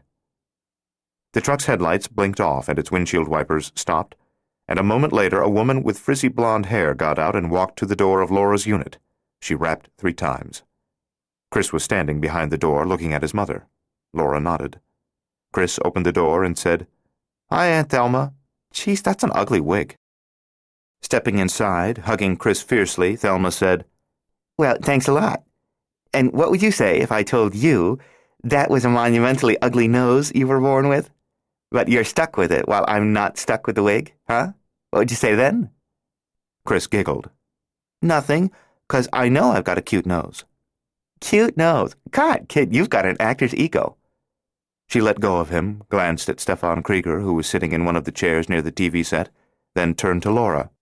Shane, did you see the heap I pulled up in? Am I clever? As I was getting in my Mercedes, I said to myself, Thelma, I call myself Thelma, I said, Thelma, isn't it going to draw a hell of a lot of attention at that sleazy motel when you pull up in a $65,000 car? So I tried to borrow the butler's car, but you know what he drives? A Jaguar. Is Beverly Hills the Twilight Zone or what? So I had to borrow the gardener's truck, but here I am. And what do you think of this disguise? She was wearing a kinky blonde wig, glittering with droplets of rain, horn-rimmed glasses, and a pair of false dentures that gave her an overbite. You look better this way, Laura said, grinning.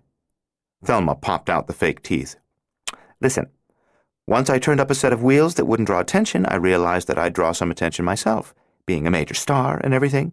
And since the media's already dug up the fact that you and I are friends and have tried to ask me some pointed questions about you, the famous machine gun-packing authoress, I decided to come incognito. She dropped her purse and the stage teeth on the bed. This get-up was for a new character I created in my nightclub act. Tried it about 8 times at Bally's in Vegas.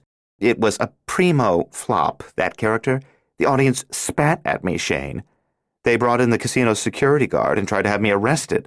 They questioned my right to share the same planet with them. Oh, they were rude, Shane, they were... Suddenly she halted in the middle of her patter and burst into tears. She rushed to Laura, threw her arms around her. Oh, Jesus, Laura, I was scared. I was so scared. When I heard the news about San Bernardino, machine guns, and then the way they found your house at Big Bear, I thought you, or maybe Chris, I was so worried. Holding Thelma as tightly as Thelma was holding her, Laura said, I'll tell you all about it, but the main thing is we're all right. And we think maybe we have a way to get out of the hole we're in. Why didn't you call me, you silly bitch? I did call you, only this morning. 2 days after you're splashed all over the newspapers, I nearly went crazy. I'm sorry, I should have called sooner. I just didn't want to get you involved if I could avoid it. Reluctantly, Thelma let go of her.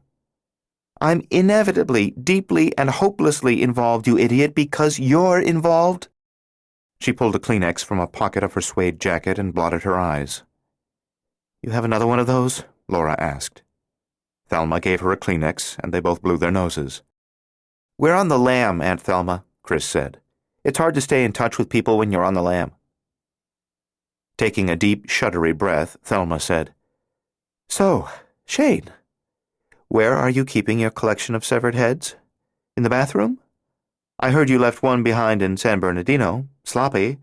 Is this a new hobby of yours, or have you always had an appreciation for the beauty of the human head unencumbered by all the messy extremities? I want you to meet someone, Laura said. Thelma Ackerson, this is Stefan Krieger. Pleased to meet you, Thelma said. You'll excuse me if I don't get up, Stefan said. I'm still recuperating. If you can excuse this wig, I can excuse anything. To Laura, Thelma said, Is he who I think he is? Yes. Your guardian? Yes. Thelma went to Stefan and kissed him wetly on both cheeks. I've no idea where you come from or who the hell you are, Stefan Krieger, but I love you for all the times you've helped my Laura. She stepped back and sat on the foot of the bed beside Chris. Shane, this man you have here is gorgeous. Look at him. He's a hunk. I'll bet you shot him just so he couldn't get away. He looks just like a guardian angel ought to look. Stefan was embarrassed, but Thelma would not be stopped. You're a real dish, Krieger. I want to hear all about you. But first, here's the money you asked for, Shane. She opened her voluminous purse and withdrew a thick wad of $100 bills. Examining the money, Laura said, Thelma, I asked you for $4,000. There's at least twice that here. 10 or 12,000, I think. Thelma winked at Chris and said, When my friends are on the lam, I insist they go first class. Thelma listened to the story, never expressing disbelief. Stefan was surprised by her open-mindedness, but she said, Hey, once you've lived in McIlroy Home and Caswell Hall, the universe holds no more surprises. Time travelers from 1944? Puh! At McIlroy, I could have shown you a woman as big as a sofa who wore clothes made of bad upholstery fabric, and who was paid a handsome civil service wage to treat orphan children like vermin. Now there is an amazement." She was clearly affected by Stefan's origins, chilled and amazed by the trap they were in, but even under these circumstances she was Thelma Ackerson, always looking for the laugh in everything. At 6 o'clock she put in the stage teeth again and went up the street to get takeout from a Mexican restaurant. "When you're on the run from the law, you need beans in your belly. Tough guy food." She came back with rain-dampened bags of tacos, containers of enchiladas, 2 orders of nachos, burritos, and chimichangas. They spread the food out on the bottom half of the bed, and Thelma and Chris sat on the top half. Laura and Stefan sat in chairs at the foot of the bed. "Thelma," Laura said, "there's enough food here for 10. "Well, I figured that would feed us and the cockroaches. If we didn't have food for the cockroaches, they might get mean, might go outside and overturn my gardener's pickup. You do have cockroaches here, don't you? I mean, after all, a swell place like this without cockroaches would be like the Beverly Hills Hotel without tree rats." As they ate, Stefan outlined the plan he had devised for closing the gate and destroying the Institute. Thelma interrupted with wisecracks, but when he was finished, she was solemn. "This is damn dangerous, Stefan. Brave enough to be foolish, maybe." "There's no other way." "I can see that," she said. "So what can I do to help?" Pausing with a wad of corn chips halfway to his mouth, Chris said, "We need you to buy the computer, Aunt Thelma." Laura said, "An IBM PC, their best model, the same one I have at home, so I'll know how to use all the software. We don't have time to learn the operating procedures of a new machine. I've written it all down for you. I could go buy it myself, I guess, with the money you gave me, but I'm afraid of showing my face too many places." "And we'll need a place to stay," Stefan said. "We can't stay here," Chris said, enjoying being part of the discussion. "Not if we're going to be doing stuff with a computer. The maid would see it no matter how hard we tried to hide it, and she'd talk about it because that would be weird, people holding up in a place like this with a computer." Stefan said, "Laura tells me that you and your husband have a second house in Palm Springs." "We have a house in Palm Springs, a condo in Monterey, another condo in Vegas, and it wouldn't surprise me if we owned, or at least had timeshares in, our very own Hawaiian volcano. My husband is too rich, so take your pick. My houses are your houses. Just don't use the towels to polish the hubcaps on your car, and if you must chew tobacco and spit on the floors, try to keep it in the corners." "I thought the house in Palm Springs would be ideal," Laura said. "You've told me it's fairly secluded." "It's on a large property with lots of trees, and there are other showbiz people on that block, all of them busy, so they don't tend to drop over for a cup of coffee. No one will disturb you there." "All right," Laura said. "There's just a few other things. We need changes of clothes, comfortable shoes, some basic necessities. I've made a list, sizes and everything. And of course, when this is all over, I'll pay you back the cash you gave me and whatever you spend on the computer and these other things." "Damn right you will, Shane, and 40% interest, per week, compounded hourly, plus your child will be mine." Chris laughed. "My Aunt Rumpelstiltskin." "You won't make smart remarks when you're my child, Christopher Robin. Or at least you'll call me Mother Rumpelstiltskin, sir." "Mother Rumpelstiltskin, sir," Chris said and saluted her. At 8:30, Thelma prepared to leave with the shopping list that Laura had composed and the information about the computer. "I'll be back tomorrow afternoon as soon as I can," she said, giving Laura and then Chris one last hug. "You'll really be safe here, Shane?" "I think we will. If they'd discovered we were staying here, they would have shown up sooner." Stefan said, "Remember, Thelma, they're time travelers.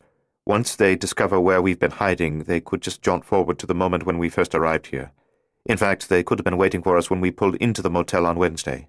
The fact that we've stayed here so long unmolested is almost proof there'll never be public knowledge that this was our hideout." "My head spins," Thelma said. "And I thought reading a major studio's contract was complicated." She went out into the night and rain, still wearing the wig and the horn-rimmed glasses, but carrying her stage teeth in her pocket, and she drove away in her gardener's truck. Laura, Chris, and Stefan watched her from the big window, and Stefan said, "She's a special person." "Very," Laura said. "I hope to God I haven't endangered her." "Don't worry, Mom," Chris said. "Aunt Thelma's a tough broad. She always says so." That night, at 9 o'clock, shortly after Thelma left, Laura drove to Fat Jack's place in Anaheim. The rain was not as heavy as it had been, but fell in a steady drizzle. The macadamized pavement glistened silver-black, and gutters still overflowed with water that looked like oil in the queer light of the sodium vapor street lamps. Fog had crept in, too, not on little cat feet, but slithering like a snake on its belly. She had been loath to leave Stefan at the motel, but it was not wise for him to spend much time in the chilly, rainy January night in his debilitated condition. Besides, he could do nothing to help her. Though Stefan remained behind, Chris accompanied Laura, for she would not be separated from him for the time it would take to cut a deal for the weapons. The boy had gone with her when she had first visited Fat Jack a year ago, when she'd bought the illegally modified Uzis, so the fat man would not be surprised to see him. Displeased? Yes, since Fat Jack was no lover of children, but not surprised. As she drove, Laura looked frequently in the rearview mirror, in the side mirrors, and took the measure of the other drivers around her with the diligence that gave new meaning to the term defensive driving. She could not afford to be broadsided by a dunderhead who was driving too fast for the road conditions. Police would put in an appearance at the scene of the crash, would routinely check out her license plates, and before they even arrested her, men carrying submachine guns would materialize and kill her and Chris. She had left her own Uzi with Stefan, although he had protested. However, she was unable to abandon him with no means of self-defense. She still carried the .38 Chief's Special, and 50 spare rounds were distributed in the zippered pockets of her ski jacket. Near Disneyland, when the neon-drenched phantasmagoria of Fat Jack's Pizza Party Palace appeared in the fog like the starship in Close Encounters of the Third Kind, descending from clouds of its own making, Laura was relieved. She pulled into the crowded parking lot and switched off the engine. The windshield wipers stopped thumping, and rain washed down the glass in rippling sheets. Orange, red, blue, yellow, green, white, purple and pink reflections of neon glimmered in that flowing film of water. So Laura felt curiously as if she were inside one of those old-fashioned gaudy jukeboxes from the 1950s. Chris said, "Fat Jack's put up more neon since we were here." "I think you're right," Laura said. They got out of the car and looked up at the blinking, flashing, rippling, winking, grotesquely flamboyant facade of Fat Jack's Pizza Party Palace. Neon was not reserved solely for the name of the place. It was also used to outline the building, the roof line, every window, and the front doors. In addition, there were a pair of giant neon sunglasses on one end of the roof and a huge neon rocket ship poised for takeoff on the other end, with neon vapors perpetually curling and sparkling beneath its exhaust jets. The 10-foot diameter neon pizza was an old feature, but the grinning neon clown's face was new. The quantity of neon was so great that every falling raindrop was brightly tinted, as if it was part of a rainbow that had broken apart at nightfall. Every puddle shimmered with rainbow fragments. The effect was disorienting, but it prepared the visitor for the inside of Fat Jack's, which seemed to be a glimpse of the chaos out of which the universe had formed trillions of years ago. The waiters and waitresses were dressed as clowns, ghosts, pirates, spacemen, witches, gypsies, and vampires, and a singing trio in bear costumes moved from table to table, delighting young children with pizza-smeared faces. In alcoves off the main room, older kids were at banks of video games, so the beep-zing-zap-bong of that electronic play served as background music to singing bears and shouting children. "Asylum," Chris said. They were met inside the front door by the host, Dominic, who was Fat Jack's minority partner. Dominic was tall, cadaverous, with mournful eyes, and he seemed out of place midst the forced hilarity. Raising her voice to be heard over the din, Laura asked for Fat Jack and said, "I called earlier. I'm an old friend of his mother's," which was what you were to say to indicate you wanted guns, not pizza. Dominic had learned to project his voice clearly through the cacophony without shouting. "You've been here before, I believe." "Good memory," she said. "A year ago." "Please, follow me," Dominic said in a funereal voice. They did not have to go through the cyclonic commotion of the dining room, which was good because that meant Laura was less likely to be seen and recognized by one of the customers. A door off the other side of the host's foyer opened onto a corridor that led past the kitchen and the storeroom to Fat Jack's private office. Dominic knocked on the door, ushered them inside, and said to Fat Jack, "Old friends of your mother," then left Laura and Chris with the big man. Fat Jack took his nickname seriously and tried to live up to it. He was 5'10" and weighed about 350 pounds. Wearing immense gray sweatpants and sweatshirt that fit him almost as tightly as spandex, he looked like the fat man in that magnetized photograph that dieters could buy to put on refrigerators to scare them off food. In fact, he looked like the refrigerator. He sat in a baronial swivel chair behind a desk sized for him, and he did not get up. "Listen to the little beasts," he spoke to Laura, ignored Chris. "I put my office at the back of the building, had it specially soundproofed, and I can still hear 'em out there, shrieking, squealing. It's as if I'm just down the hall from hell." "They're only children having fun," Laura said, standing with Chris in front of the desk. "And Mrs. O'Leary was just an old lady with a clumsy cow, but she burned down Chicago," Fat Jack said sourly. He was eating a Mars bar. In the distance, children's voices, insulated by soundproofing, rose in a dull roar, and as if talking to that unseen multitude, the fat man said, "Ah, choke on it, you little trolls." "It's a nut house out there," Chris said. "Who asked you?" "Nobody, sir." Jack had a grainy complexion with gray eyes nearly buried in a puff-adder face. He focused on Laura and said, "You see my new neon?" "The clown is new, isn't it?" "Yeah. Isn't it a beauty? I designed it, had it made, and then had it erected in the dead of night. So the next morning, it was too late for anybody to get a restraining order to stop me. The damn city council just about croaked. All of them at once." Fat Jack had been embroiled in a decade-long legal battle with the Anaheim Zoning Commission and the City Council. The authorities disapproved of his garish neon displays, especially now that the area around Disneyland was slated for urban renewal. Fat Jack had spent tens, if not hundreds of thousands of dollars fighting them in the courts, paying fines, being sued, countersuing, and he had even spent time in jail for contempt of court. He was a former libertarian who now claimed to be an anarchist, and he would not tolerate infringement of his rights, real and imagined, as a free-thinking individual. He dealt in illegal weapons for the same reason he erected neon signs that violated city codes, as a statement against authority to champion individual rights. He could talk for hours about the evils of government, any kind of government, in any degree whatsoever, and on Laura's last visit with Chris, in order to get the modified Uzis she wanted, she had listened to a lengthy explanation of why the government did not even have the right to pass laws forbidding murder. Laura had no great love of big government, whether of the left or right, but she had little sympathy with Fat Jack either. He did not acknowledge the legitimacy of any authority whatsoever, not that of proven institutions, not even that of family.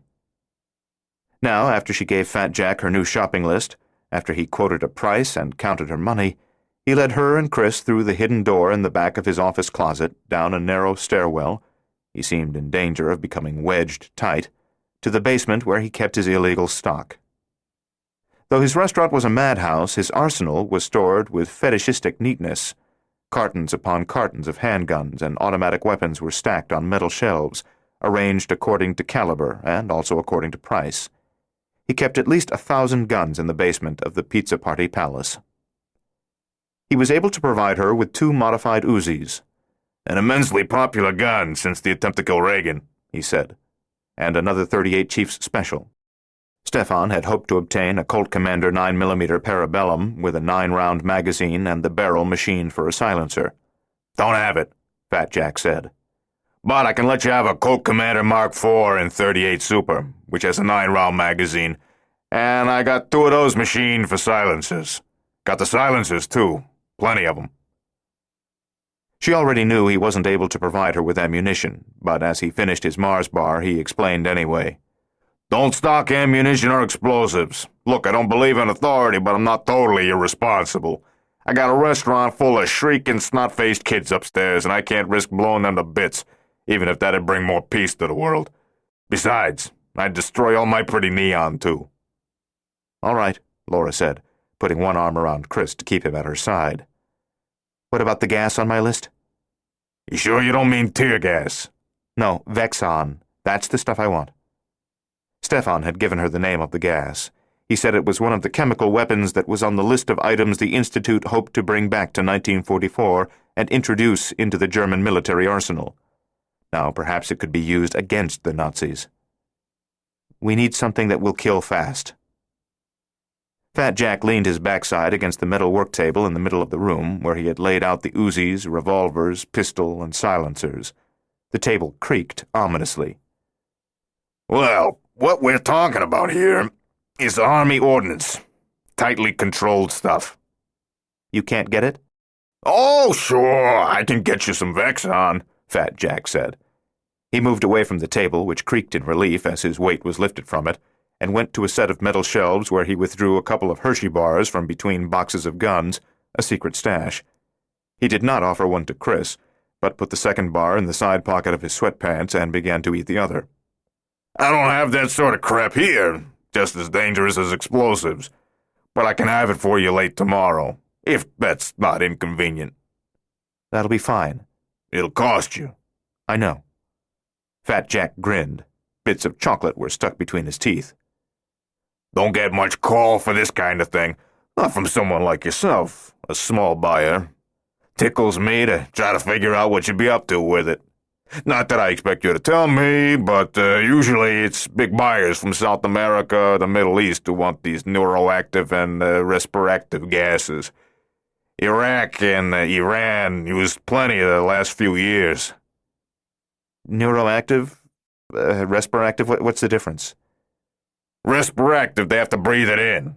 It kills them seconds after it hits the lungs, spreads through the bloodstream. When you release it, you gotta be wearing a gas mask.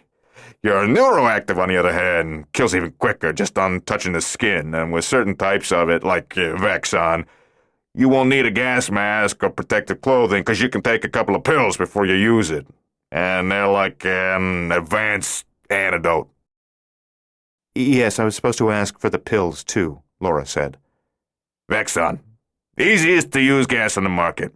You're a real smart shopper, Fat Jack said. Already he had finished the candy bar, and he appeared to have grown noticeably since Laura and Chris had entered his office half an hour ago. She realized that Fat Jack's commitment to political anarchy was reflected not only in the atmosphere of his pizza parlor, but in the condition of his body, for his flesh swelled unrestrained by social or medical considerations. He seemed to revel in his size as well, frequently patting his gut or grabbing the rolls of fat on his sides and kneading them almost affectionately as he walked with belligerent arrogance, pushing the world away from him with his belly. She had a vision of Fat Jack growing ever more huge, soaring past 400 pounds, past 500, even as the wildly pyramiding neon structures on the roof grew ever more elaborate, until one day the roof collapsed and Fat Jack exploded simultaneously. I'll have the gas by 5 o'clock tomorrow, he said as he put the Uzis, 38 Chiefs Special, Colt Commander, and silencers in a box labeled Birthday Party Favors, which had probably contained paper hats or noisemakers for the restaurant. He slipped the lid on the box and indicated that Laura was to carry it upstairs, among other things. Fat Jack did not believe in chivalry. Back in Fat Jack's office, when Chris opened the door to the hall for his mother, Laura was pleased by the squealing of the children in the pizza parlor. That sound was the first normal, sane thing she had heard in more than half an hour. Listen to the little cretins, Fat Jack said. They're not children. They're shaved baboons trying to pass for children. He slammed his soundproofed office door behind Chris and Laura. In the car on the way back to the motel, Chris said, "When this is all over, what are you going to do about Fat Jack?" "Turn his butt into the cops," Laura said, anonymously. "Good. He's a nut." "He's worse than a nut, honey. He's a fanatic." "What's a fanatic exactly?" She thought for a moment, then said, "A fanatic is a nut who has something to believe in." 5. Lieutenant Eric Kleitman, SS, watched the second hand on the programming board clock, and when it neared the 12, he turned and looked at the gate. Inside that 12-foot-long, gloom-filled tube, something shimmered, a fuzzy gray-black patch that resolved into the silhouette of a man, then 3 more men, one behind the other. The research team came out of the gate into the room and were met by the 3 scientists who had been monitoring the programming board. They had returned from February 1989 and were smiling, which made Kleitman's heart pound because they would not be smiling if they had not located Stefan Krieger, the woman, and the boy. The first two assassination squads that had been sent into the future, the one that had attacked the house near Big Bear and the one in San Bernardino, had been composed of Gestapo officers. Their failures had led Der Führer to insist the third team be Schutzstaffel, and now Eric judged the researchers' smiles to mean that his squad was going to have a chance to prove the SS was filled with better men than the Gestapo. The failures of the two previous squads were not the only black marks on the Gestapo's record in this affair. Heinrich Kokoschka, the head of the Institute's security, had been a Gestapo officer as well, and he had apparently turned traitor. Available evidence seemed to support the theory that 2 days ago, on March 16th, he had defected to the future with 5 other members of the Institute's staff. On the evening of March 16th, Kokoschka had jaunted alone to the San Bernardino Mountains with the claimed intention of killing Stefan Krieger there in the future before Krieger returned to 1944 and killed Penlovsky, thereby undoing the deaths of the project's best men. But Kokoschka never came back. Some argued that Kokoschka had been killed up there in 1988, that Krieger had won the confrontation. But that did not explain what had happened to the other 5 men in the Institute that evening, the 2 Gestapo agents waiting for Kokoschka's return and the 3 scientists monitoring the gate's programming board. All vanished, and 5 homing belts were missing, so the evidence pointed to a group of traitors within the Institute who had become convinced that Hitler would lose the war even with the advantage of exotic weapons brought back from the future, and who had defected to another age rather than stay in a doomed Berlin. But Berlin was not doomed. Kleitmann would not entertain that possibility. Berlin was the new Rome. The Third Reich would last 1,000 years. Now that the SS was being given the chance to find and kill Krieger, Der Führer's dream would be protected and fulfilled. Once they had eliminated Krieger, who was the main threat to the gate and whose execution was the most urgent task before them, they would then focus on finding Kokoschka and the other traitors. Wherever those swine had gone, in whatever distant year and place they had taken refuge, Kleitmann and his SS brethren would exterminate them with extreme prejudice and great pleasure. Now, Dr. Theodor Juttner, director of the Institute since the murders of Penlovsky, Janoskaya, and Volkov, and the disappearances on March 16th, turned to Eric and said, "We've perhaps found Krieger, Obsturmführer Kleitmann. Get your men ready to go." "We are ready, Doctor," Eric said. Ready for the future, he thought. Ready for Krieger, ready for glory. 6. At 3:40 on Saturday afternoon, January 14th, little more than 1 day after her first visit, Thelma returned to the Bluebird of Happiness Motel in her gardener's battered white pickup. She had 2 changes of clothes for each of them, suitcases in which to pack all the stuff, and a couple of 1,000 rounds of ammunition for the revolvers and the Uzis. She also had the IBM PC in the truck, plus a printer, a variety of software, a box of diskettes, and everything else they would need to make the system work for them. With the wound in his shoulder only 4 days old, Stefan was recuperating surprisingly fast, although he was not yet ready to do any lifting, heavy or otherwise. He stayed in the motel room with Chris and packed the suitcases while Laura and Thelma moved the computer boxes to the trunk and back seat of the Buick. The storm had passed during the night. Shredded gray clouds hung beard-like from the sky. The day had warmed to 65 degrees and the air smelled clean. Closing the Buick's trunk on the last of the boxes, Laura said, "You went shopping in that wig and those glasses? Those teeth?" "Nah," Thelma said, removing the stage teeth and putting them in a jacket pocket because they made her lisp when she talked. "Up close, the sales clerk might have recognized me, and being disguised would arouse more attention than if I shopped as myself. But after I'd bought everything, I drove the truck to the deserted end of another shopping center's parking lot and made myself look like a cross between Harpo Marx and Bucky Beaver before heading here, just in case someone in another car looked over at me in traffic. You know, Shane, I sort of like this kind of intrigue. Maybe I'm the reincarnation of Mata Hari, because when I think about seducing men to learn their secrets and then selling the secrets to a foreign government, I get delicious chills." "It's the part about seducing men that gives you chills," Laura said, "not the secret-selling part. You're no spy, just a lech." Thelma gave her the keys to the house in Palm Springs. "There's no full-time staff there. We just call a housekeeping service to spruce the place up a couple of days before we go. I didn't call them this time, of course, so you're liable to find some dust, but no real filth, and none of the severed heads you tend to leave behind. You're a love.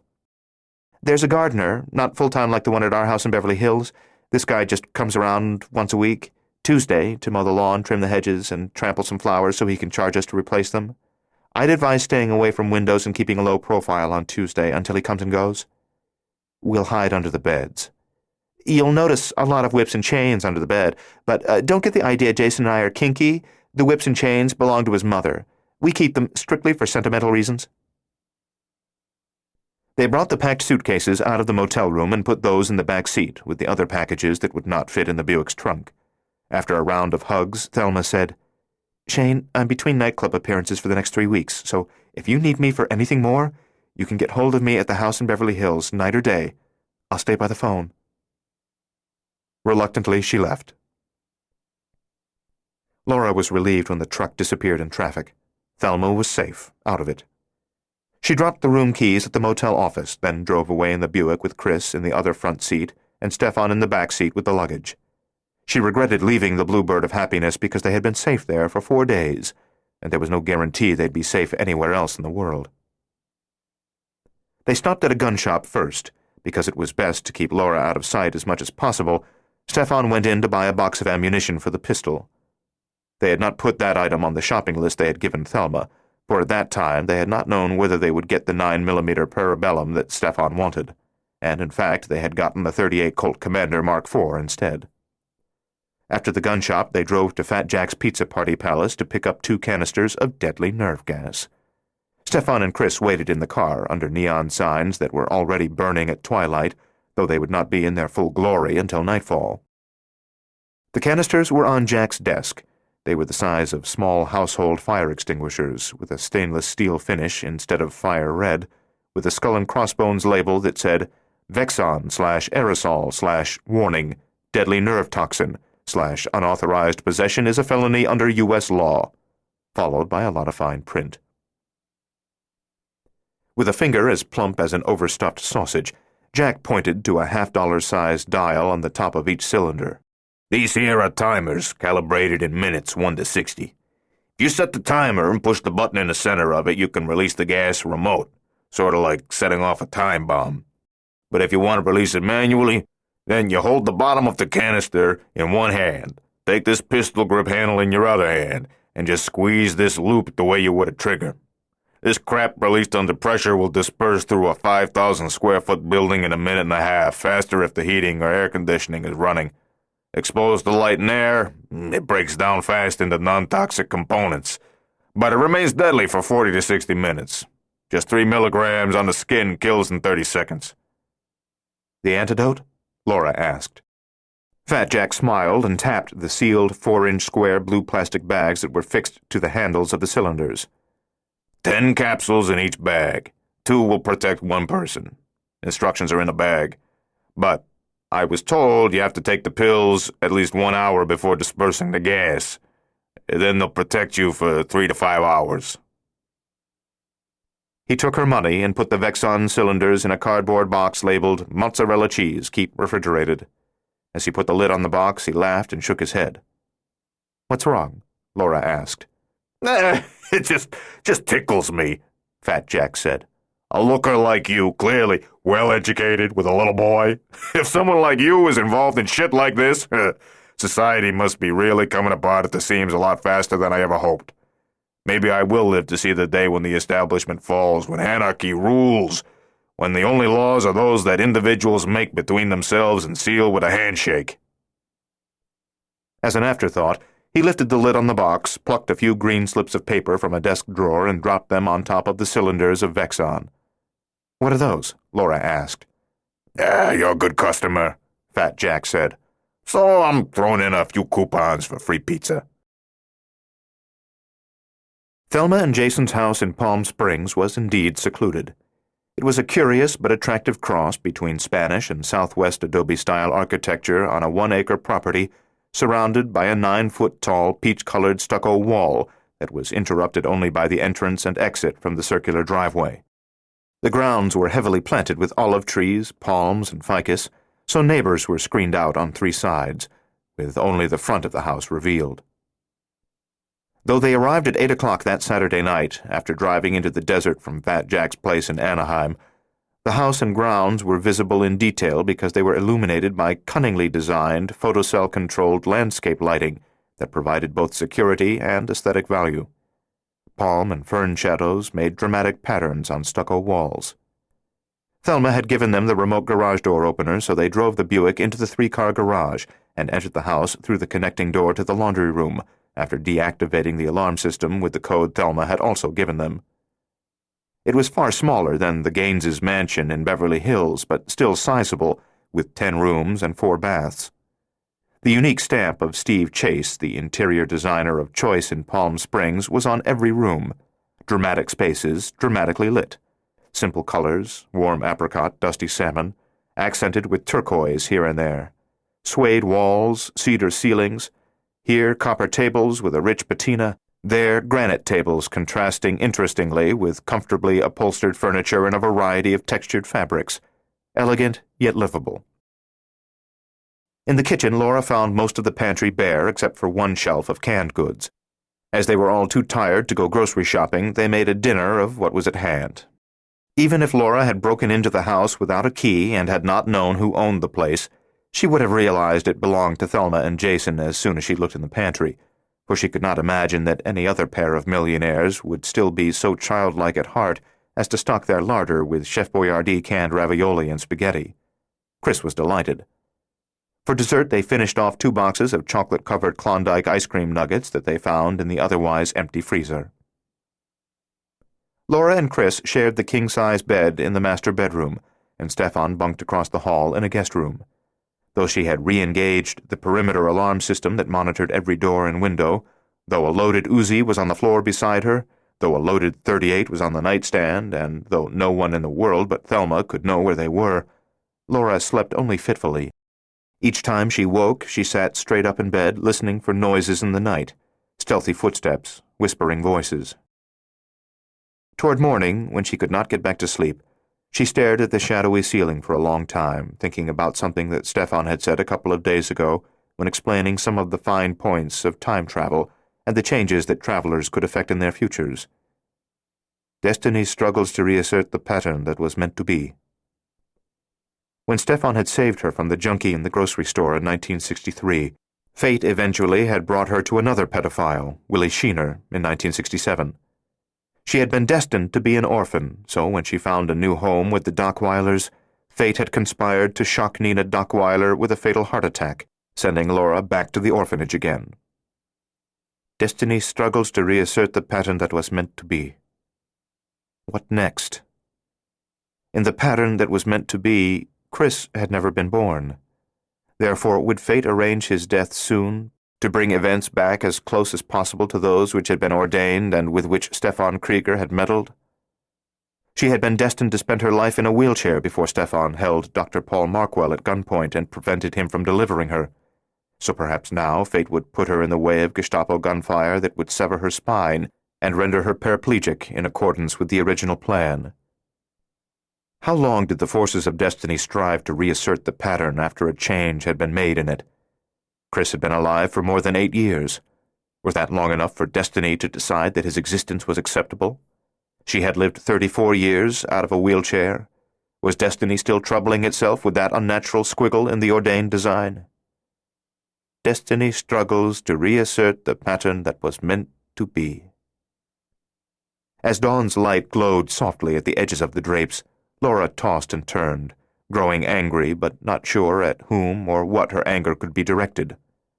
What was destiny? What was the power that shaped the patterns and attempted to enforce them? God? Should she be raging at God, or begging him to let her son live and to spare her from the life of a cripple? Or was the power behind destiny merely a natural mechanism, a force no different in origin from gravity or magnetism? Because there was no logical target at which her emotions could be vented, Laura felt her anger slowly metamorphosing to fear. They seemed to be safe at the Gaineses' Palm Springs house.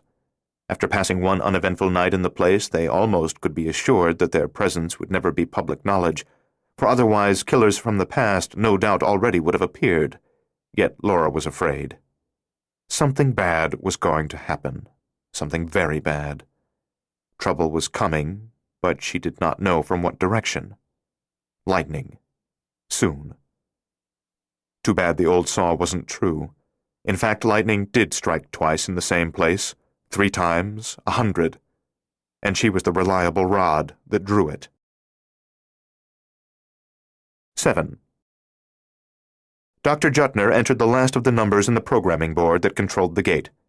To Eric Kleitman, he said, "You and your men will be traveling to the vicinity of Palm Springs, California, in January 1989. Palm Springs? Kleitman was surprised. Yes, of course. We had expected you'd have to go somewhere in the Los Angeles or Orange County area, where you would have found your young executives dress more appropriate than in a resort town, but you'll still pass without notice. For one thing, it's winter there, and even in the desert, dark suit will be appropriate for the season." Juttner handed Kleitman a sheet of paper on which he had written directions. "Here's where you'll find the woman and the boy." Folding the paper and putting it in an inside coat pocket, the lieutenant said, "What about Krieger?" "The researchers didn't find mention of him," Juttner said. "But he must be with the woman and the boy. If you don't see him, then do your best to take the woman and boy captive. If you have to torture them to learn Krieger's whereabouts, so be it. And if worse comes to worst and they won't give you Krieger, kill them. That might draw him into the open somewhere down the timeline." "We'll find him, Doctor." Kleitman, Hubach, von Manstein, and Bracher were all wearing their homing belts beneath their Yves Saint Laurent suits. Carrying their Mark Cross attaché cases, they walked to the gate, stepped up into that giant barrel, and moved toward the 2/3 point, where they would pass in a wink from 1944 to 1989. The lieutenant was afraid, but also exhilarated. He was the iron fist of Hitler, from which Krieger could not hide even 45 years in the future. 8. On their first full day in the Palm Springs house, Sunday, the 15th of January, they set up the computer, and Laura instructed Stefan in its use. IBM's operating program and the software for the tasks they needed to perform were extremely user-friendly, and though by nightfall Stefan was far from expert at operating the computer, he was able to understand how it functioned, how it thought. He would not be doing most of the work with the machine anyway. That would be left to Laura, who was already experienced with the system. His job would be to explain to her the calculations that would have to be done, so she would be able to apply the computer to the solution of the many problems ahead of them. Stefan's intention was to go back to 1944, using the gate homing belt he had taken off Kokoschka. The belts were not time machines. The gate itself was the machine, the vehicle of transport, and it remained always in 1944. The belts were in tune with the temporal vibrations of the gate, and they simply brought the traveler home when he pushed the button to activate that link. "How?" Laura asked when he explained the use of the belt. "How does it take you back?" "I don't know. Would you know how a microchip functions inside a computer? No. But that doesn't prevent you from using the computer any more than my ignorance prevents me from using the gate." Having returned to the Institute in 1944, having seized control of the main lab, Stefan would make 2 crucial jaunts, each only days into the future from March of 44, to arrange the destruction of the Institute. Those 2 trips had to be meticulously planned, so he would arrive at each destination in exactly the geographical location and precisely at the time that he desired. Such refined calculations were impossible to make in 1944, not only because computer assistance was unavailable, but because in those days, marginally, but vitally less was known then about the angle and rate of rotation of the Earth, and about other planetary factors that affected a jaunt, which was why time travelers from the Institute frequently arrived off schedule by minutes and out of place by miles. With the ultimate numbers provided by the IBM, he could program the gate to deliver him within 1 yard and within a split second of his desired point of arrival. They used all of the books that Thelma had bought. These were not merely science and mathematics texts, but histories of the Second World War, in which they could pinpoint the whereabouts of certain major figures on certain dates. In addition to performing complex calculations for the jaunts, they had to allow time for Stefan to heal. When he returned to 1944, he would be re-entering the wolf's lair, and even equipped with nerve gas and a first-rate firearm, he would have to be quick and agile to avoid being killed. 2 weeks, he said. I think I'll have enough flexibility in the shoulder and arm to go back in 2 more weeks. It did not matter if he took 2 weeks or 10, for when he used Kokoschka's homing belt, he would return to the Institute only 11 minutes after Kokoschka had left it. His date of departure from current time would not affect his date of return in 1944. The only worry was that the Gestapo would find them first and send a hit squad to 1989 to eliminate them before Stefan could return to his era to implement his plan. Though it was their only worry, it was worry enough. With considerable caution, more than half expecting a sudden flash of lightning and a roll of thunder, they took a break and went grocery shopping Sunday afternoon. Laura, still the object of media attention, remained in the car while Chris and Stefan went into the market. No lightning struck, and they returned to the house with a trunk full of groceries. Unpacking the market bags in the kitchen, Laura discovered that a third of the sacks contained nothing but snack food: 3 different kinds of ice cream bars, plus 1 quart each of chocolate, Rocky Road, butter almond, and almond fudge, family-size bags of M&Ms, Kit Kats, Reese's Cups, and Almond Joys, potato chips, pretzels, tortilla chips, cheese popcorn, peanuts, 4 kinds of cookies, 1 chocolate cake, 1 cherry pie, 1 box of donuts, 4 packages of ding-dongs. Stefan was helping her put things away, and she said, "You must have the world's biggest sweet tooth." "See, this is another thing I find so amazing and wonderful about this future of yours," he said. "Just imagine, there's no longer any nutritional difference between a chocolate cake and a steak. Just as many vitamins and minerals in these potato chips as in a green salad. You can eat nothing but desserts and remain as healthy as a man who eats balanced meals. Incredible! How was this advance achieved?" Laura turned in time to see Chris slinking out of the kitchen. "Whoa, you little con artist!" Looking sheepish, he said, "Doesn't Mr. Krieger get some funny ideas about our culture?" "I know where he got this one," she said. "What a sneaky thing to have done." Chris sighed and tried to sound mournful. "Yeah, but I figure if we're being hunted down by Gestapo agents, we ought to be able to eat as many ding-dongs as we want at least, 'cause every meal could be our last." He looked at her sideways to see if she was buying his condemned man routine. In fact, what the boy said contained enough truth to make his trickery understandable, if not excusable, and she could not find the will to punish him. That night after dinner, Laura changed the dressing on Stefan's wound. The impact of the slug had left an enormous bruise on his chest, with the bullet hole at its approximate center, a smaller bruise around the exit point. The suture threads and the inside of the old bandage were crusted with fluid that had seeped from him and dried. After she carefully bathed the wounds, cleaning that material away as much as possible without disturbing the scab, she gently palpated the flesh, producing a trace of clear seepage, but there was no sign of pus formation that would indicate a serious infection. Of course, he might have an abscess within the wound, draining internally, but that was not likely because he had no fever. "Keep taking the penicillin," she said, "and I think you'll be fine. Doc Brenkshaw did a good job." While Laura and Stefan spent long hours at the computer Monday and Tuesday, Chris watched television, looked through the bookshelves for something to read, puzzled over a hardcover collection of old Barbarella cartoons. "Mom, what does orgasm mean? What are you reading? Give me that." And generally entertained himself without a fuss.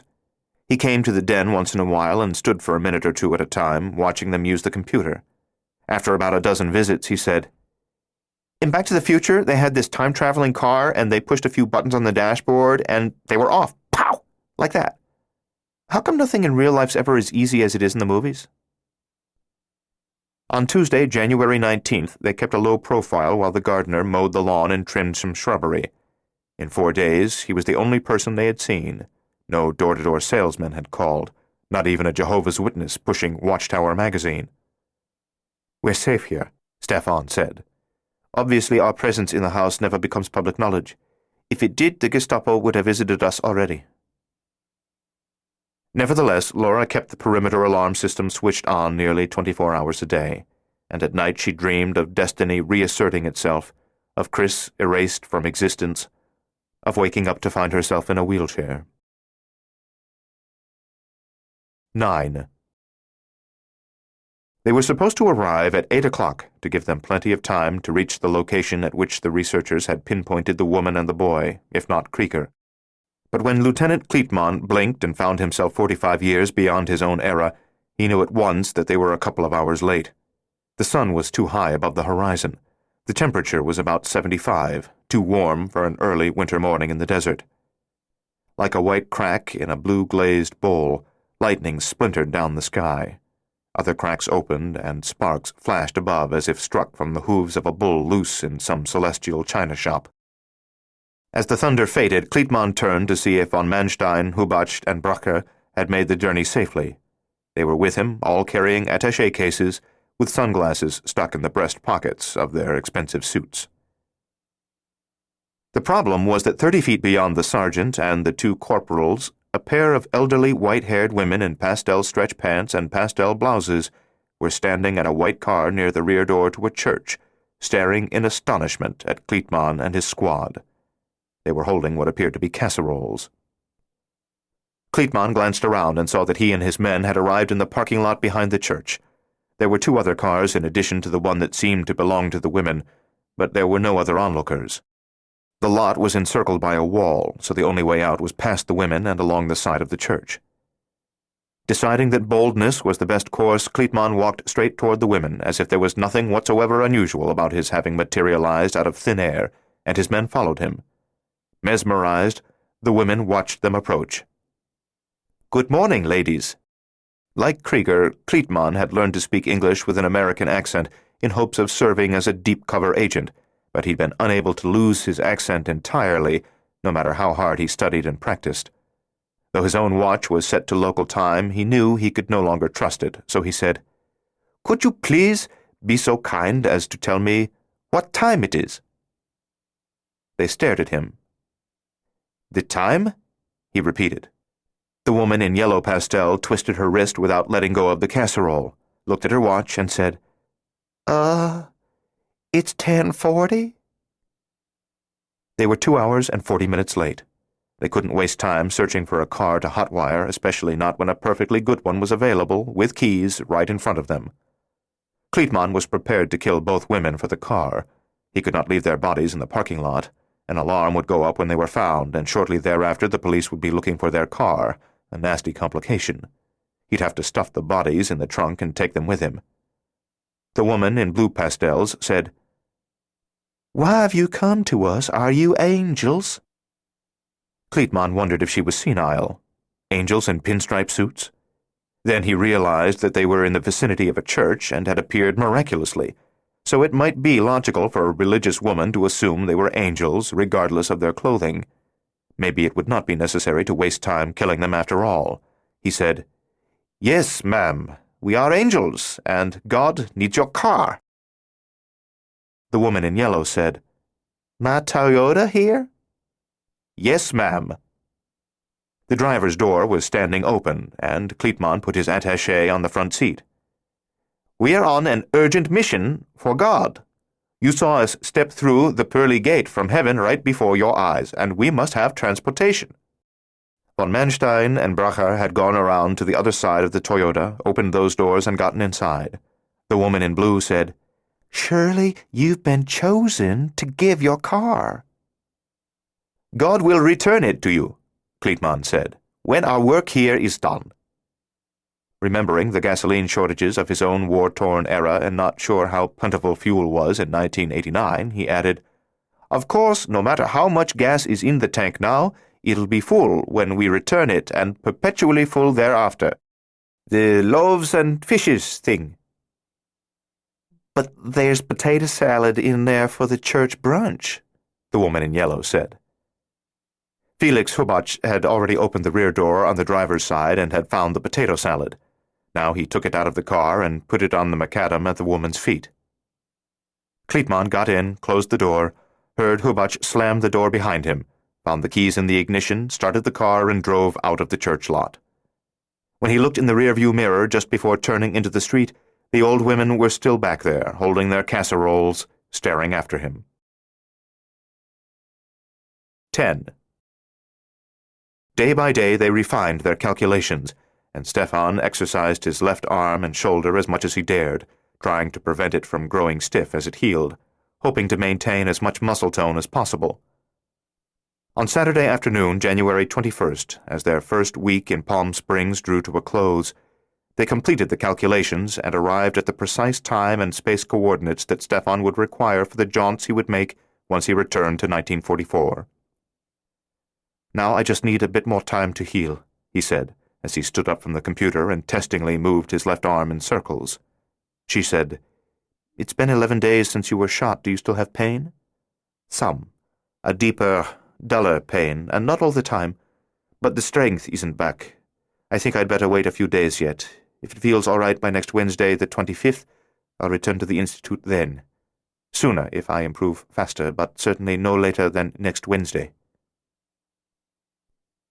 That night, Laura woke from a nightmare in which she was confined yet again to a wheelchair, and in which destiny, in the form of a faceless man in a black robe, was busily erasing Chris from reality, as if the boy was only a crayon drawing on a pane of glass. She was soaked in sweat, and for a while she sat up in bed listening for noises in the house, but hearing nothing other than her son's steady, low breathing on the bed beside her. Later, unable to get back to sleep, she lay thinking about Stefan Krieger. He was an interesting man, extremely self-contained, and at times hard to figure. Since Wednesday of the previous week, when he explained that he had become her guardian because he had fallen in love with her and wanted to improve the life she had been meant to live, he'd said nothing more of love. He had not restated his feelings for her, had not subjected her to meaningful looks, had not played the part of pining suitor. He made his case and was willing to give her time to think about him and get to know him before she decided what she thought of him. She suspected he would wait years if necessary, and without complaint. He had the patience born of extreme adversity, which was something she understood. He was quiet, pensive a lot of the time, occasionally downright melancholy, which she supposed was a result of the horrors he had seen in his long-ago Germany. Perhaps that core of sadness had its roots in things he had done himself and had come to regret, things for which he felt he could never atone. After all, he had said that a place in hell was reserved for him. He had revealed no more about his past than what he had told her and Chris in the motel room more than 10 days ago. She sensed, however, that he was willing to tell her all the details, those that were a discredit to him as well as those that reflected well on him. He would not conceal anything from her. He was merely waiting for her to decide what she thought of him and whether, in any case, she wanted to know more. In spite of the sorrow in him, deep as marrow and dark as blood, he had a quiet sense of humor. He was good with Chris and could make the boy laugh, which Laura counted in his favor. His smile was warm and gentle. She still did not love him, and she did not think that she ever would. She wondered how she could be so sure of that. In fact, she lay in the dark bedroom for a couple of hours, wondering, until at last she began to suspect that the reason she could not love him was because he was not Danny. Her Danny had been a unique man, and with him she had known a love as close to perfection as the world allowed. Now, in seeking her affections, Stefan Krieger would be forever in competition with a ghost. She recognized the pathos in their situation, and she was glumly aware of the loneliness that her attitude assured. In her heart she wanted to be loved and to love in return, but in her relationship with Stefan she saw only his passion unrequited, her hope unfulfilled. Beside her, Chris murmured in his sleep, then sighed. "I love you, honey," she thought. "I love you so much." Her son, the only child she could ever have, was the center of her existence now, and for the foreseeable future, her primary reason for going on. If anything happened to Chris, Laura knew she would no longer be able to find relief in the dark humor of life. This world in which tragedy and comedy were married in all things would become for her exclusively a place of tragedy, too black and bleak to be endured. 11. 3 blocks from the church, Eric Kleitman pulled the white Toyota to the curb and parked on a side street off Palm Canyon Drive in Palm Springs' main shopping district. Scores of people strolled along the sidewalks, window shopping. Some of the younger women were wearing shorts and brief tops that Kleitman found not only scandalous but embarrassing, casually displaying their bodies in a way unknown in his own age.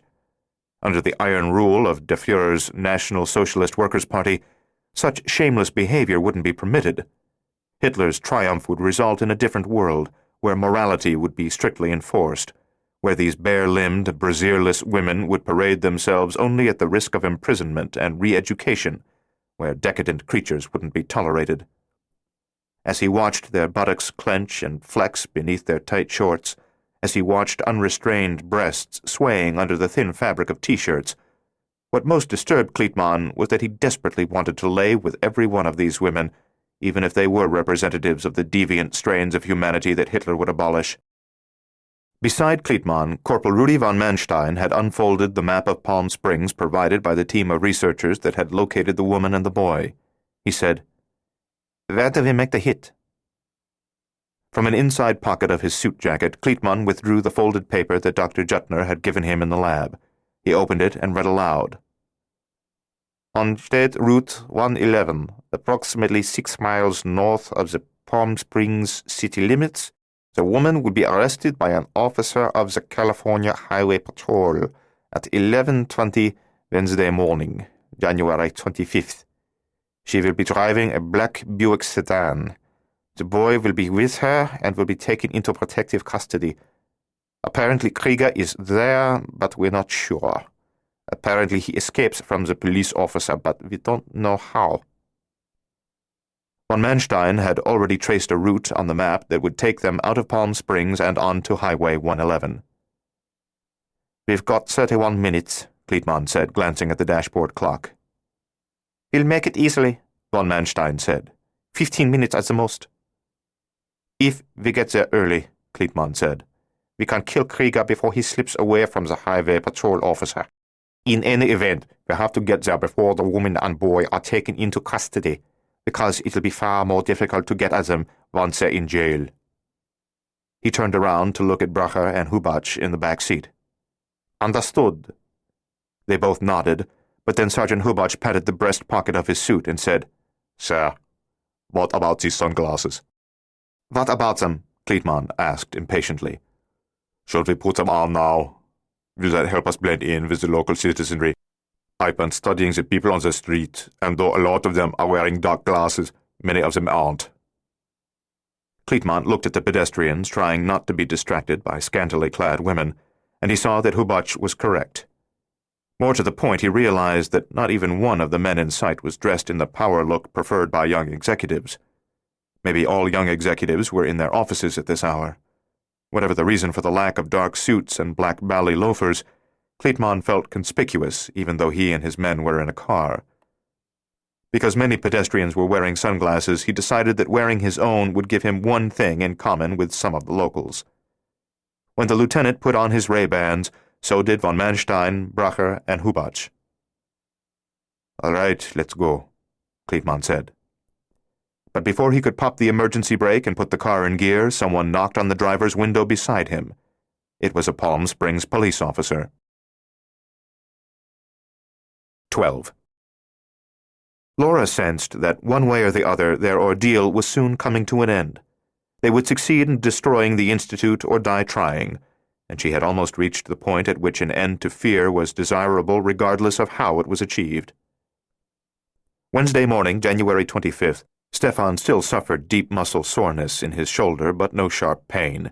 No numbness remained in his hand or arm, which meant the bullet had not damaged any nerves. Because he cautiously had exercised every day, he had more than half of his usual strength in his left arm and shoulder, just enough to make him confident that he would be able to implement his plan. But Laura could see that he was afraid of the trip ahead of him. He put on Kokoschka's gate homing belt, which Laura had taken from her safe the night that Stefan had arrived wounded on her doorstep. His fear remained apparent, but the moment that he put on the belt, his anxiety was overlaid with a steely determination. In the kitchen at 10 o'clock, each of them, including Chris, took 2 of the capsules that would render them impervious to the effects of the nerve gas, Vexon. They washed down the preventive with glasses of high-C orange drink. The 3 Uzis, 1 of the 38 revolvers, the silencer-equipped Colt Commander Mark IV, and a small nylon backpack full of books had been loaded into the car. The 2 pressurized stainless steel bottles of Vexon were still in the Buick's trunk. After studying the informational pamphlets in the blue plastic bags attached to the containers, Stefan had decided he would need only one cylinder for the job. Vexon was a designer gas tailored primarily for use indoors, to kill the enemy in barracks, shelters, and bunkers deep underground, rather than against troops in the field. In the open air, the stuff dispersed too fast and broke down too quickly in sunlight to be effective beyond a radius of 200 yards from the point of release. However, when opened full cock, a single cylinder could contaminate a 50,000-square-foot structure in a few minutes, which was good enough for his purposes.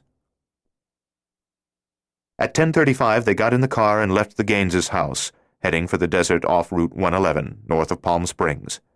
Laura made sure Chris's safety harness was buckled, and the boy said, See, if you had a car that was a time machine, we'd drive back to 1944 in comfort. Days ago, they had taken a night drive to the open desert to find a spot suitable for Stefan's departure.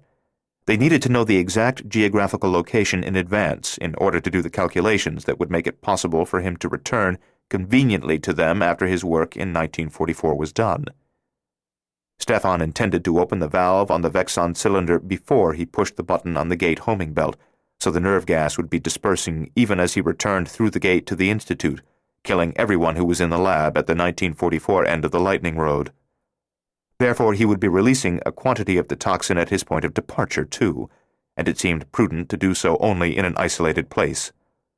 The street in front of the Gaineses' house was less than 200 yards away, within Vexon's effective range, and they did not want to kill innocent bystanders.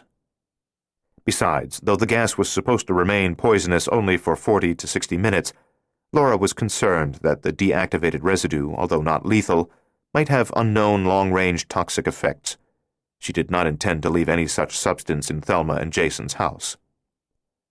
The day was clear, blue, serene. When they had driven only a couple of blocks and were descending into a hollow where the road was flanked by huge date palms, Laura thought she saw a strange pulse of light in the fragment of sky that was captured by her rearview mirror. What would lightning be like in a bright, cloudless sky? Not as dramatic as on a storm-clouded day, for it would be competing with the brightness of the sun.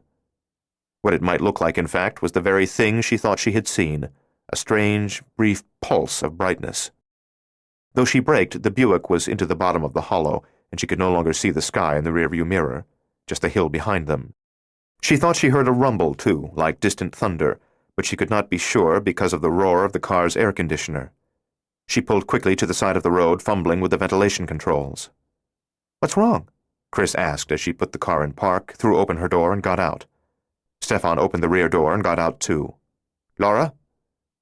She was looking at the limited expanse of sky that she could see from the bottom of the hollow, using her flattened hand as a visor over her eyes. "You hear that, Stefan?"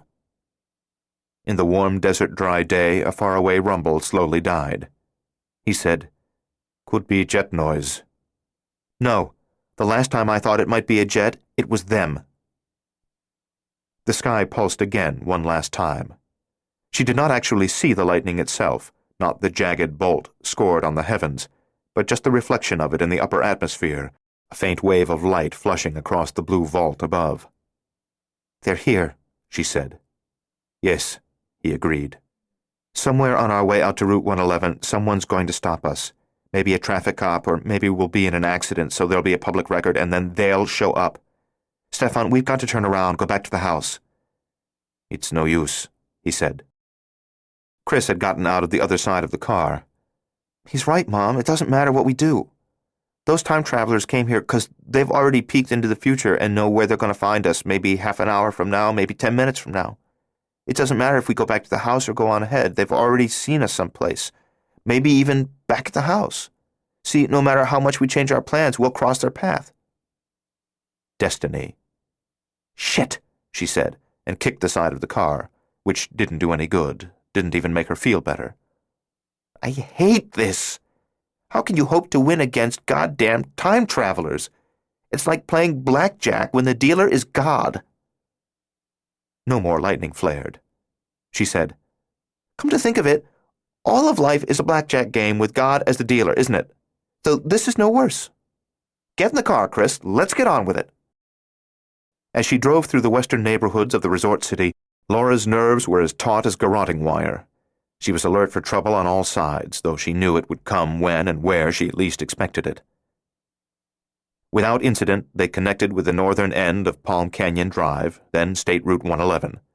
Ahead lay 12 miles of mostly barren desert before 111 intersected Interstate 10.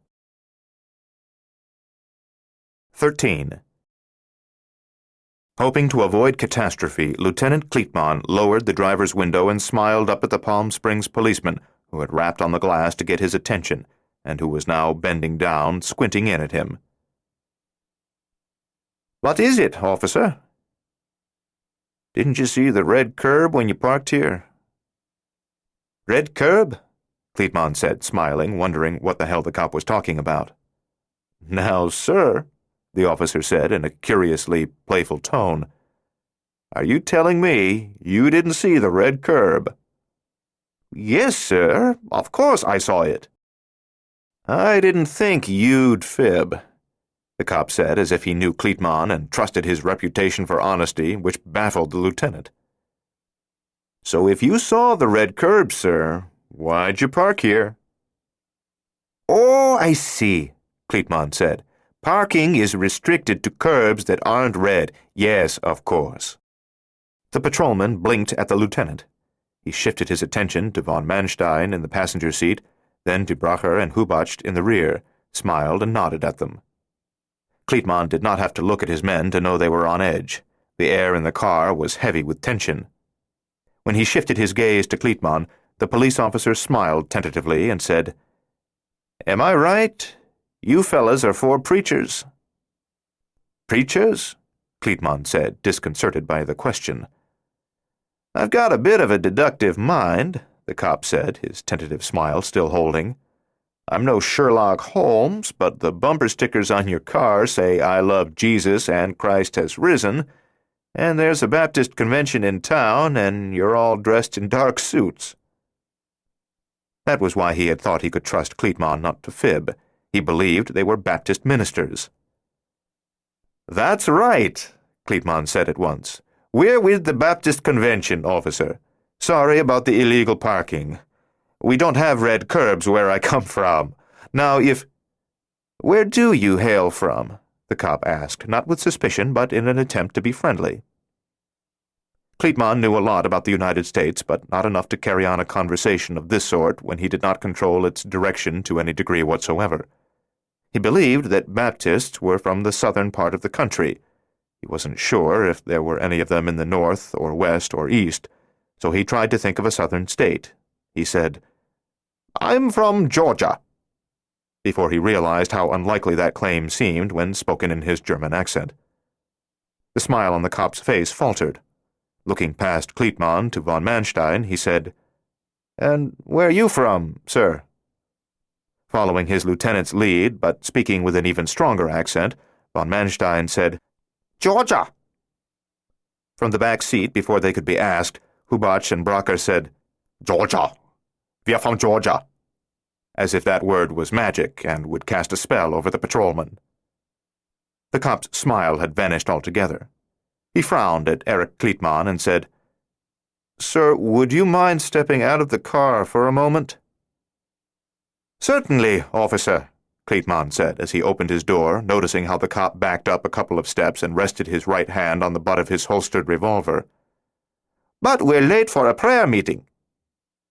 In the back seat, Hubacht snapped open his attaché case and snatched the Uzi from it as quickly as a presidential bodyguard might have done.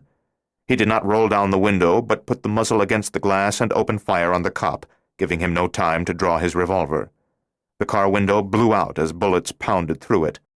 Struck by at least 20 rounds at close range, the cop pitched backward into traffic.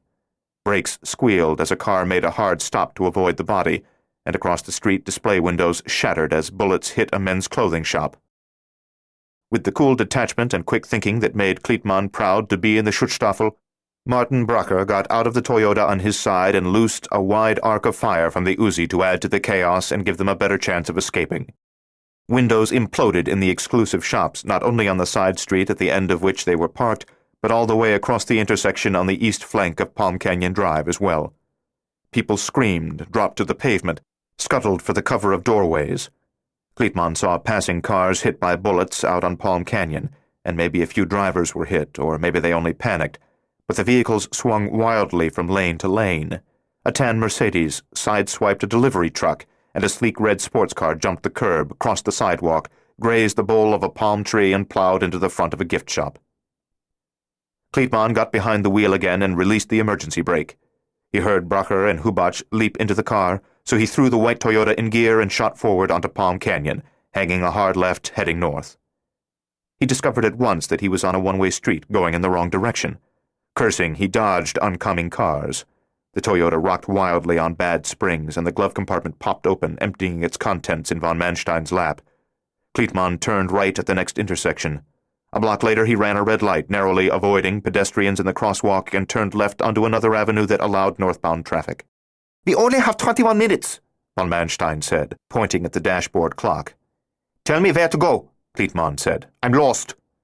No, you're not, von Manstein said, brushing the contents of the glove compartment, spare keys, paper napkins, a pair of white gloves, individual packets of ketchup and mustard, documents of various kinds, off the map that he was still holding open in his lap. You're not lost. This will connect with Palm Canyon, where it becomes a two-way street. From there, we head straight north onto Route 111. 14. Approximately 6 miles north of Palm Springs, where the barren land looked particularly empty, Laura pulled to the shoulder of the highway. She slowly proceeded a few hundred yards until she found the place where the embankment declined almost to the level of the surrounding desert and sloped sufficiently to allow her to drive out onto the flat plain. Aside from a little bunch grass that bristled in dry clumps and a few gnarly mesquite bushes, the only vegetation was tumbleweed, some green and rooted, some dry and rolling free. The fixed weeds scraped softly against the Buick, and the loose ones flew away on the wind that the car created. The hard ground had a shale base over which an alkaline sand was drifted and whorled in places. As she had done when they found the place a few nights ago, Laura stayed away from the sand, kept to the bare gray-pink shale. She did not stop until she was 300 yards from the highway, putting that well-traveled road beyond the radius of Vexon's open-air effectiveness. She parked not far from an arroyo, a 20-foot wide and 30-foot deep natural drainage channel formed by flash floods during hundreds of the desert's brief rainy seasons. Previously at night, proceeding with caution but guided only by headlights, they'd been fortunate not to drive into that enormous ditch. Though the lightning had not been followed by any sign of armed men, urgency informed the moment. Laura, Chris, and Stefan moved as if they could hear a clock ticking toward an impending detonation. While Laura removed one of the 30-pound Vexon cylinders from the trunk of the Buick, Stefan put his arms through the straps of the small green nylon backpack that was full of books, pulled the chest strap in place, and pressed the Velcro fasteners together.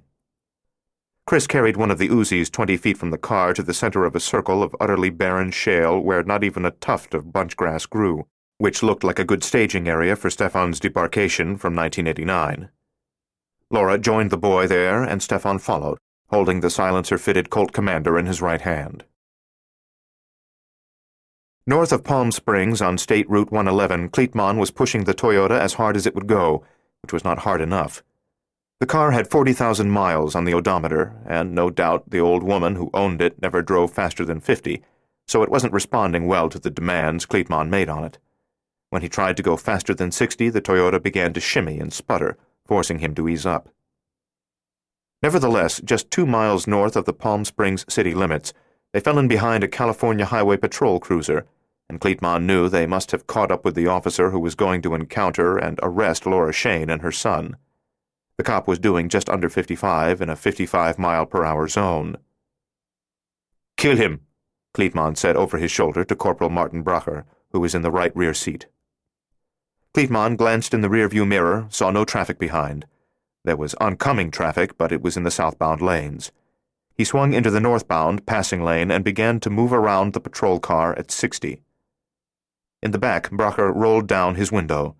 The other rear window was already open because Hubach had shot it out when he had killed the Palm Springs cop, so wind roared noisily through the back of the Toyota and reached into the front seat to flutter the map that was still in von Manstein's lap. The CHP officer glanced over in surprise, for motorists probably seldom dared pass a policeman who was already driving within a couple of miles of the speed limit. When Kleitman pressed the Toyota past 60, it shimmied and coughed, still accelerating but grudgingly. The policeman took note of this indication of Kleitman's determined breaking of the law, and he tapped his siren lightly, making it whoop and die, which apparently meant that Kleitman was to fall back and pull to the shoulder of the road.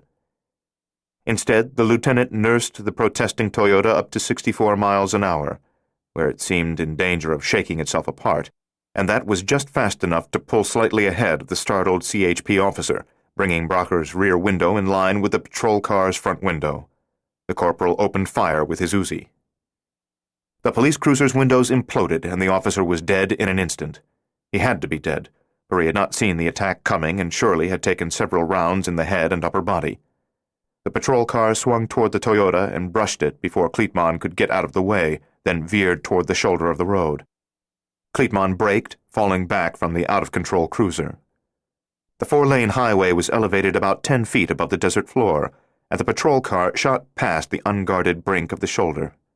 It was airborne for a few seconds, then came down so hard that some of its tires no doubt blew out on impact. 2 doors popped open, including that on the driver's side. As Kleitman moved into the right lane and drove slowly by the wreckage, von Manstein said, "I can see him in there, slumped over the wheel. He's no more trouble to us." Oncoming drivers had witnessed the patrol car's spectacular flight. They pulled to the verge on their side of Route 111. When Kleitman glanced in his rearview mirror, he saw people getting out of those vehicles, Good Samaritans hurrying across the highway to the CHP officer's rescue. If some of them realized why the cruiser had crashed, they had decided not to pursue Kleitman and bring him to justice, which was wise. He accelerated again, glanced at the odometer, and said, 3 miles from here, that cop would have arrested the woman and boy. So be on the lookout for a black Buick. 3 miles. Standing in the bright desert sun, on the patch of barren shale near the Buick, Laura watched Stefan slip the strap of the Uzi over his right shoulder. The carbine hung freely and did not interfere with the backpack full of books. "But now I wonder if I shall take it," he said. "If the nerve gas works as well as it ought to, I probably won't even need the pistol, let alone a submachine gun." "Take it," Laura said grimly. He nodded. "You're right, who knows?" Too bad you don't have a couple of grenades, too, Chris said. Grenades would be good. "Let's hope it doesn't get that nasty back there," Stefan said. He switched off the pistol's safeties and held it ready in his right hand. Gripping the canister of Vexon by its heavy-duty fire extinguisher-type handle, he picked it up with his left hand and tested its weight to see how his injured shoulder would react. "Hurts a little," he said. "Pulls at the wound, but it's not bad, and I'll be able to control it." They had cut the wire on the canister's trigger, which allowed the manual venting of the Vexon. He curled his finger through that release loop. When he finished his work in 1944, he would make a final jaunt to their time again, 1989, and the plan was for him to arrive only 5 minutes after he departed. Now he said, "I'll see you very soon. You'll hardly know I'm gone." Suddenly, Laura was afraid that he would never return. She put a hand to his face and kissed him on the cheek. "Good luck, Stefan." It was not a kiss that a lover might have given, nor was there even a promise of passion. It was just the affectionate kiss of a friend, the kiss of a woman who owed eternal gratitude, but who did not owe her heart. She saw an awareness of that in his eyes. At the core, in spite of flashes of humor, he was a melancholy man, and she wished that she could make him happy. She regretted that she could not at least pretend to feel more for him, yet she knew he would see through any such pretense. "I want you to come back," she said. "I really do, very much." "That's enough." He looked at Chris and said, "Take care of your mother while I'm gone." "I'll try," Chris said. "But she's pretty good at taking care of herself." Laura pulled her son to her side. Stefan lifted the 30-pound Vexon cylinder high, squeezed the release loop. As the gas vented under high pressure with a sound like a dozen snakes hissing at once, Laura was seized by a brief panic, certain that the capsules they had taken would not protect them from the nerve toxin, that they would drop to the ground, twitching in the grip of muscle spasms and convulsions where they would die in 30 seconds. Vexon was colorless but not odorless or tasteless. Even in the open air where it dispersed quickly, she detected a sweet odor of apricots and a tart, nauseating taste that seemed half lemon juice and half-spoiled milk. But in spite of what she could smell and taste, she felt no adverse effects. Holding the pistol across his body, Stefan reached beneath his shirt with a free finger of his gun hand and pressed the button on the homing belt 3 times. Von Manstein was the first to spot the black car standing in that expanse of white sand and pale rock a few hundred yards east of the highway. He called it to their attention. Of course, Lieutenant Kleitmann could not see the make of the car from so far away, but he was sure it was the one for which they were searching. 3 people stood together near the car. They were hardly more than stick figures at that distance, and they appeared to shimmer like mirages in the desert sun, but Kleitmann could see that 2 of them were adults, the other a child. Abruptly, one of the adults vanished. It was not a trick of the desert air and light. The figure did not shimmer into view again a moment later. It was gone, and Kleitmann knew that it had been Stefan Krieger. He went back, Bracher said, astonished. Why would he go back? Von Manstein said. When everyone at the Institute wants his ass. Worse, Hubach said from behind the lieutenant. He came to 1989 days before we did, so that belt of his will have taken him back to the same point, to the day that Kokoschka shot him, to just 11 minutes after Kokoschka shot him. Yet, we know for a fact he never returned that day. What the hell's going on here? Kleitmann was worried too, but he didn't have time to figure out what was going on. His job was to kill the woman and her son, if not Krieger. He said, "Get ready," and he slowed the Toyota to look for a way down the embankment. Hubach and Bracher had already withdrawn the Uzis from their attaché cases in Palm Springs. Now von Manstein armed himself with his weapon. The land rose to meet the highway. Kleitmann swung the Toyota off the pavement, down the sloped embankment and onto the desert floor, heading toward the woman and the boy.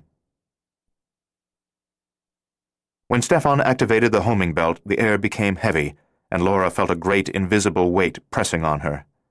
She grimaced at the stench of hot electrical wiring and burnt insulation, overlaid by the scent of ozone, underlaid by the apricot smell of the Vexon. The air pressure grew, the blend of odors intensified, and Stefan left her world with a sudden, loud pop. For an instant there seemed to be no air to breathe, but the brief vacuum was followed by a blustery inrush of hot wind tainted by the faintly alkaline smell of the desert. Standing close at her side and holding fast